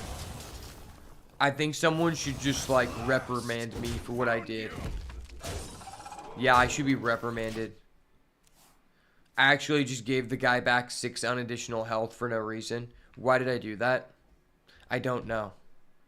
I really don't know. Well, to be fair, if I would have cleared it with my Kayn, he wouldn't have taken 3 damage, so it kind of evened out. I basically gave him back 3 unadditional health, but it's still really bad. It felt bad. It felt bad to see him use my own card to fuck me up, because I always, like, think that I'm so much better than I am.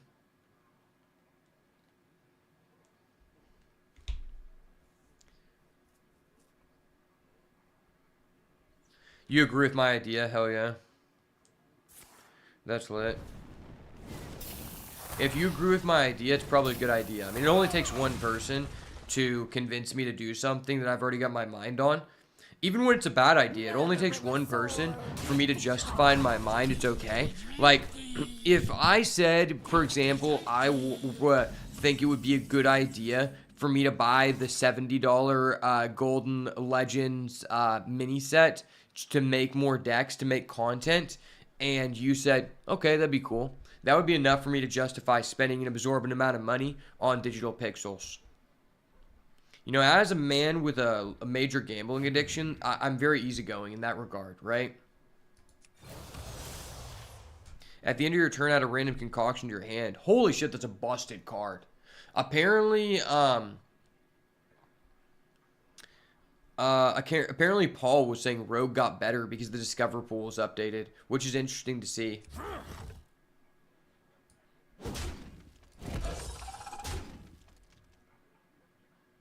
Don't do that, homie. Put it towards the graphics card. It's not a graphics card. It's a capture card. But yeah. Shadows grow long. And I mean, to be fair, I'm not like... I say I'm saving up for it. I have the money to buy these things. It's like, I'm just rationing my money to like live off of so that my mom doesn't have to like... I don't like my mom having to like give me money. You know?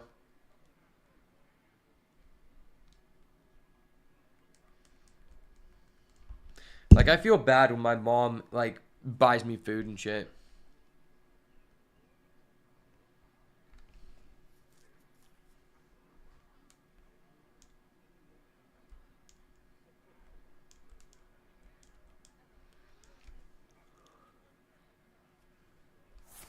I'm not gonna lie, though, if the Diamond Inventor Boom Bundle ever came back into the shop, I would buy that in a heartbeat. Specifically because I already have Diamond Deep Miner Brand, and Diamond Deep Miner Brand needs a friend, right? Like, it wouldn't even be for me. It would be for Brand. He just needs a friend. That's not my fault. I don't have an addiction. It's just like, it's the same thing, like, I have a dog, and my mom keeps telling me, like, we can't have another dog. But I'm like, Mom, Carson needs a friend, so we need to do it, right? Same thing with Deep Miner Brand. It's like, my mom would probably be like, John, why the fuck would you buy that? And I'm like, because Deep Miner Brand needs a friend, right? Everybody needs a friend. But Deep Miner Brand specifically needs a diamond friend, you know? So it's a little bit different. He has high class. Plus, going Diamond Deep Miner Brand into Diamond Inventor Boom, that would just be one of the most clout things I've ever experienced. The amount of dopamine that would give me would be enough to overlook his nerf. Or all of the bad picks he's given me whenever he tried to recommend me mid-ass cards on Hearth Arena. Right? Because, like, anytime there's, like, they're recommending you a bad pick on the deck tracker, it's usually Deep Miner Brand. My quest Or Brand Bronzebeard, as the OGs call him.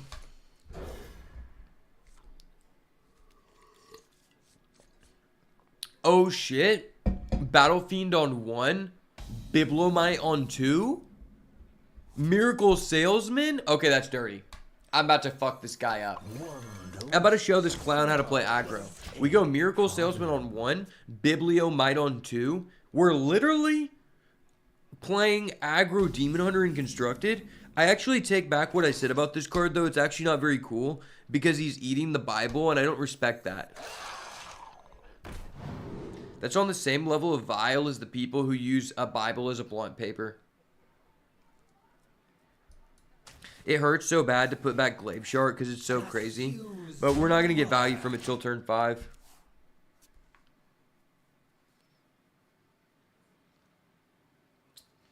You know what's so dope about Twitch? Is that you, like, can't, like, even no matter how many Prime subs you have, or like money in there, you can't withdraw until you get like $100, which is really weird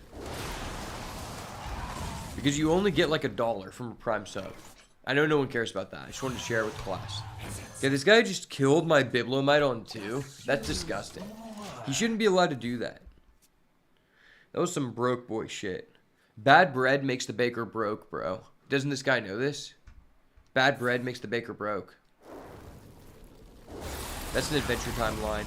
One of the cool things about the convention that happened this weekend was that there was an Adventure Time rave, and that was jitted. Oh shit, I have the combo. Punch phase 4. Punch 2 with Battle Fiend. Punch 2 with Miracle Salesman. Even though he killed our 2 mana 5/4, he's still at 18 turn 4, so we're rolling. Rolling on the river. Someone take me to the Osage. Smoking the Lord's Pack. I'm out here. They see me. They see me rolling. They see me hunting. I'm always going face and they really can't do nothing. Okay, this guy, what? Hold up. Wait a minute. What the fuck? Something ain't right. Hold up. Wait a minute. Something What the ain't fuck? right. Why did this guy do this? That was so busted. Alright, I still curve out though. I'm still nice.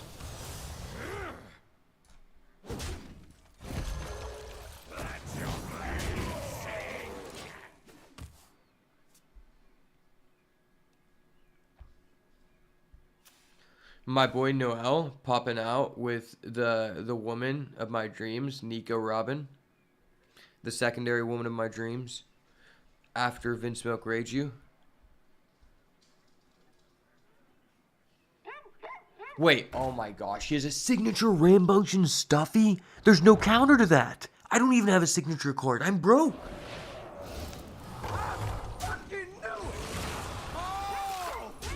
Dude, that was so busted.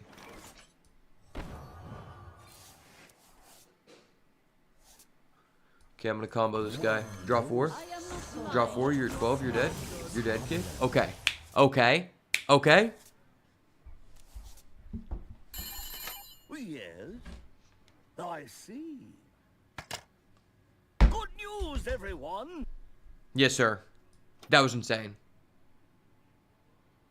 How do you get a signature card?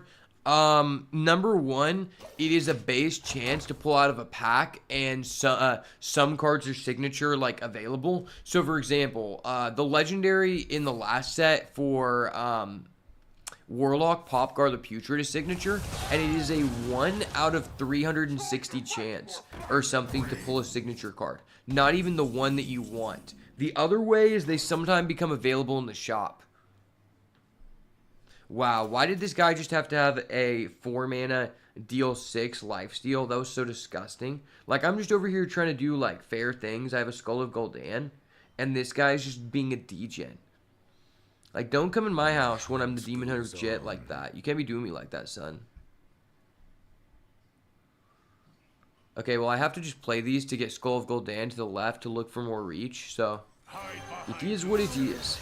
The professor said that we have good news, so we're rolling. Trust.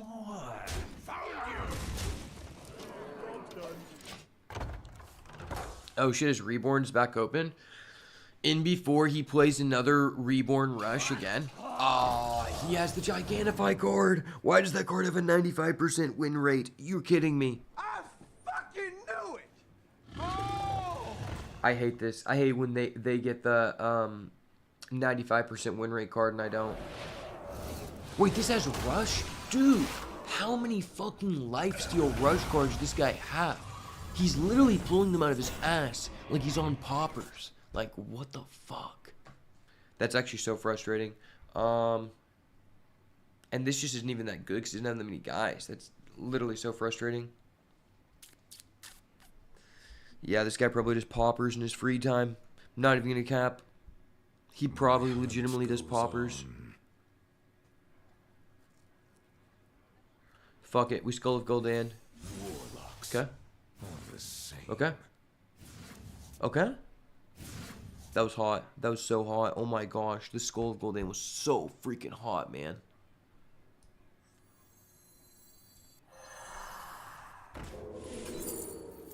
Okay, this does damage.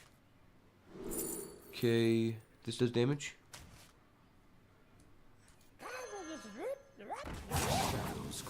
Okay, that's good. You fold.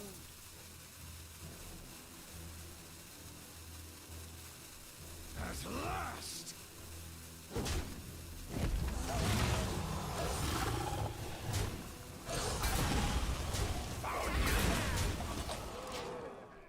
Alright, that's so disgusting. He's back to 27 for the third time this game. You've got to be kidding me. You got to be kidding me. This is some Noel shit. You're kidding me. I don't believe this is real. This isn't real. No, stop. Stop. Hold on, sir. I'm going to have to call the judge. I'm going to have to call the judge, man. I'm going to have to appeal to the head judge because these judges are making no sense with all these rules this guy's breaking. Literally a rule breaker. So he has 8, so we could just do this. That just clears that. It clears it specifically if 2 mana left over. We coin. Play like this. My hunt goes on. I mean, it's not terrible, right? What if I play this guy? This guy's kind of Chad. Yeah, this guy's Chad as fuck. Let's just do him. Ball hog, baby. You know I was good at sports as a kid, man. Not my bad. I was just good at sports as a kid. Sorry about you, buddy. Sorry about you, bitch. Bitch. Shadows grow long.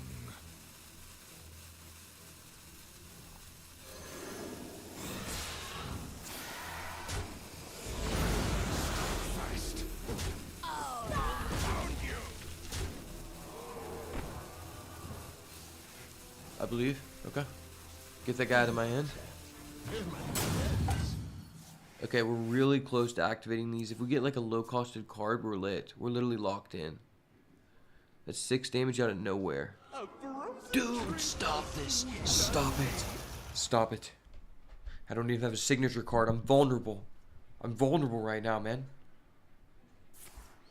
Aurora Alina, thank you for the follow, my friend.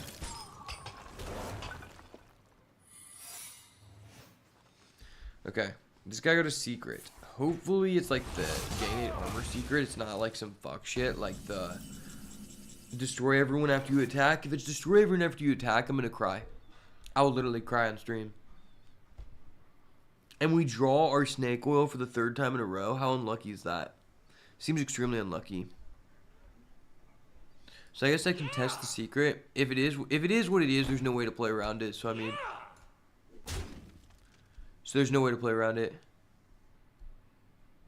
Is there a clash you wish did or didn't have secrets? I wish secrets just weren't in the game. Secrets are basically just like triggers in One Piece.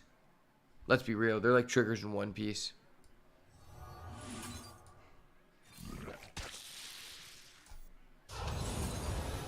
Fresh Felstein. Hot out of the Felstein. Hot out of the kiln. Shadows grow long.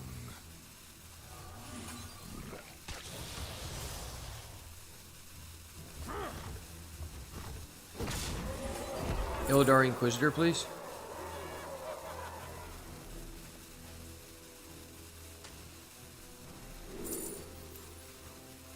Okay. That's fine. That's fine. Alright, put him at 10 for the 4th time this game. I think the most irritating secrets...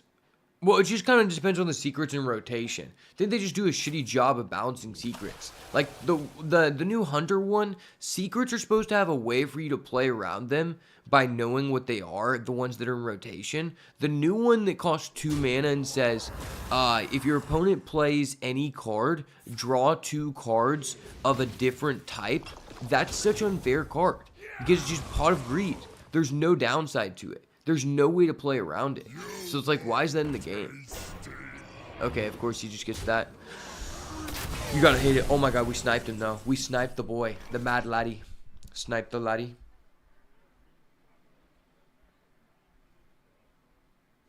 Yeah, I would agree Hunter has the most powerful secrets. I also think that the mage one that says after you attack, deal 3 damage to all minions your opponent controls is very frustrating to play against. It's not fun to play against either. There's like no way to really play around it. It's just a better, I mean, it's just a strictly better version of Explosive Trap, just unfair.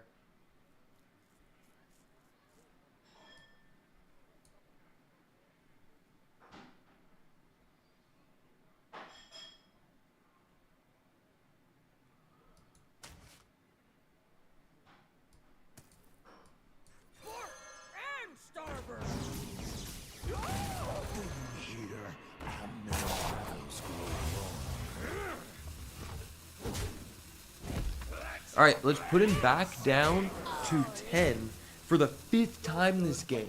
This guy's legitimately healed 50 health this game. I've never seen someone heal this much. But he just doesn't come back. Like, dude, either end the game or die. Like, stop just healing 50 health. That's so frustrating. Okay. Okay. Can I easily answer this? Well, no, but I am fucked. Well, no. Dude, I'm actually gonna lose to the Lich King. That's so sad. It's so funny, though. Pretty funny, but I'm gonna lose to the fucking Lich King. You gotta be kidding me. The fucking Lich King, brother. I'm losing to the Lich King. He has no Oasis ally. That's so cringe. This guy is a fucking cringe lord. All in.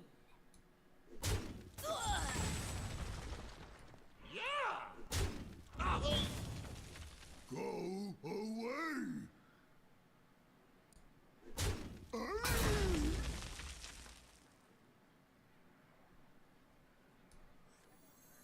Shadows grow long. Vengeance, vengeance, vengeance, vengeance. Enjoy your fun. Vengeance, vengeance, vengeance, vengeance. Let your blades time at last. What a cringe lord, brother.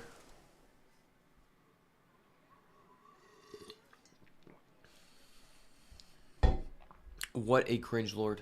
If I would have actually hit this, his guy would die when you have 2 guys, but that's fine. I mean, he's got so many resources. He literally has control of everything. If he heals 6 health with that thing, okay, yeah, he literally gained over 60 health this game. I didn't know that was possible. My bad, guys. My bad. My bad. Brother literally healed 60 health this game. Okay, 3-3 with Death Knight. We went fast though. That's fine.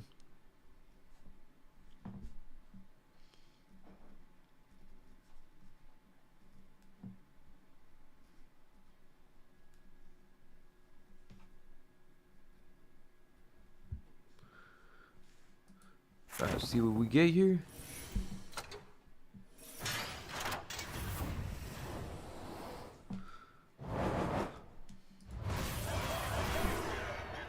$45 gold, 1 pack.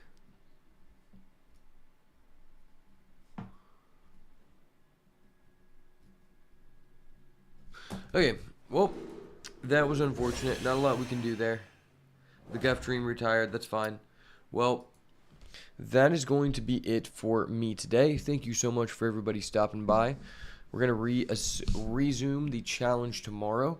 Really appreciate everybody for sitting through this horror fest of me losing sanity. But don't worry. Today we took an L, but tonight we bounce back. As always, if it's not the goo, it's got to go. Have a great, wonderful rest of your day, and peace.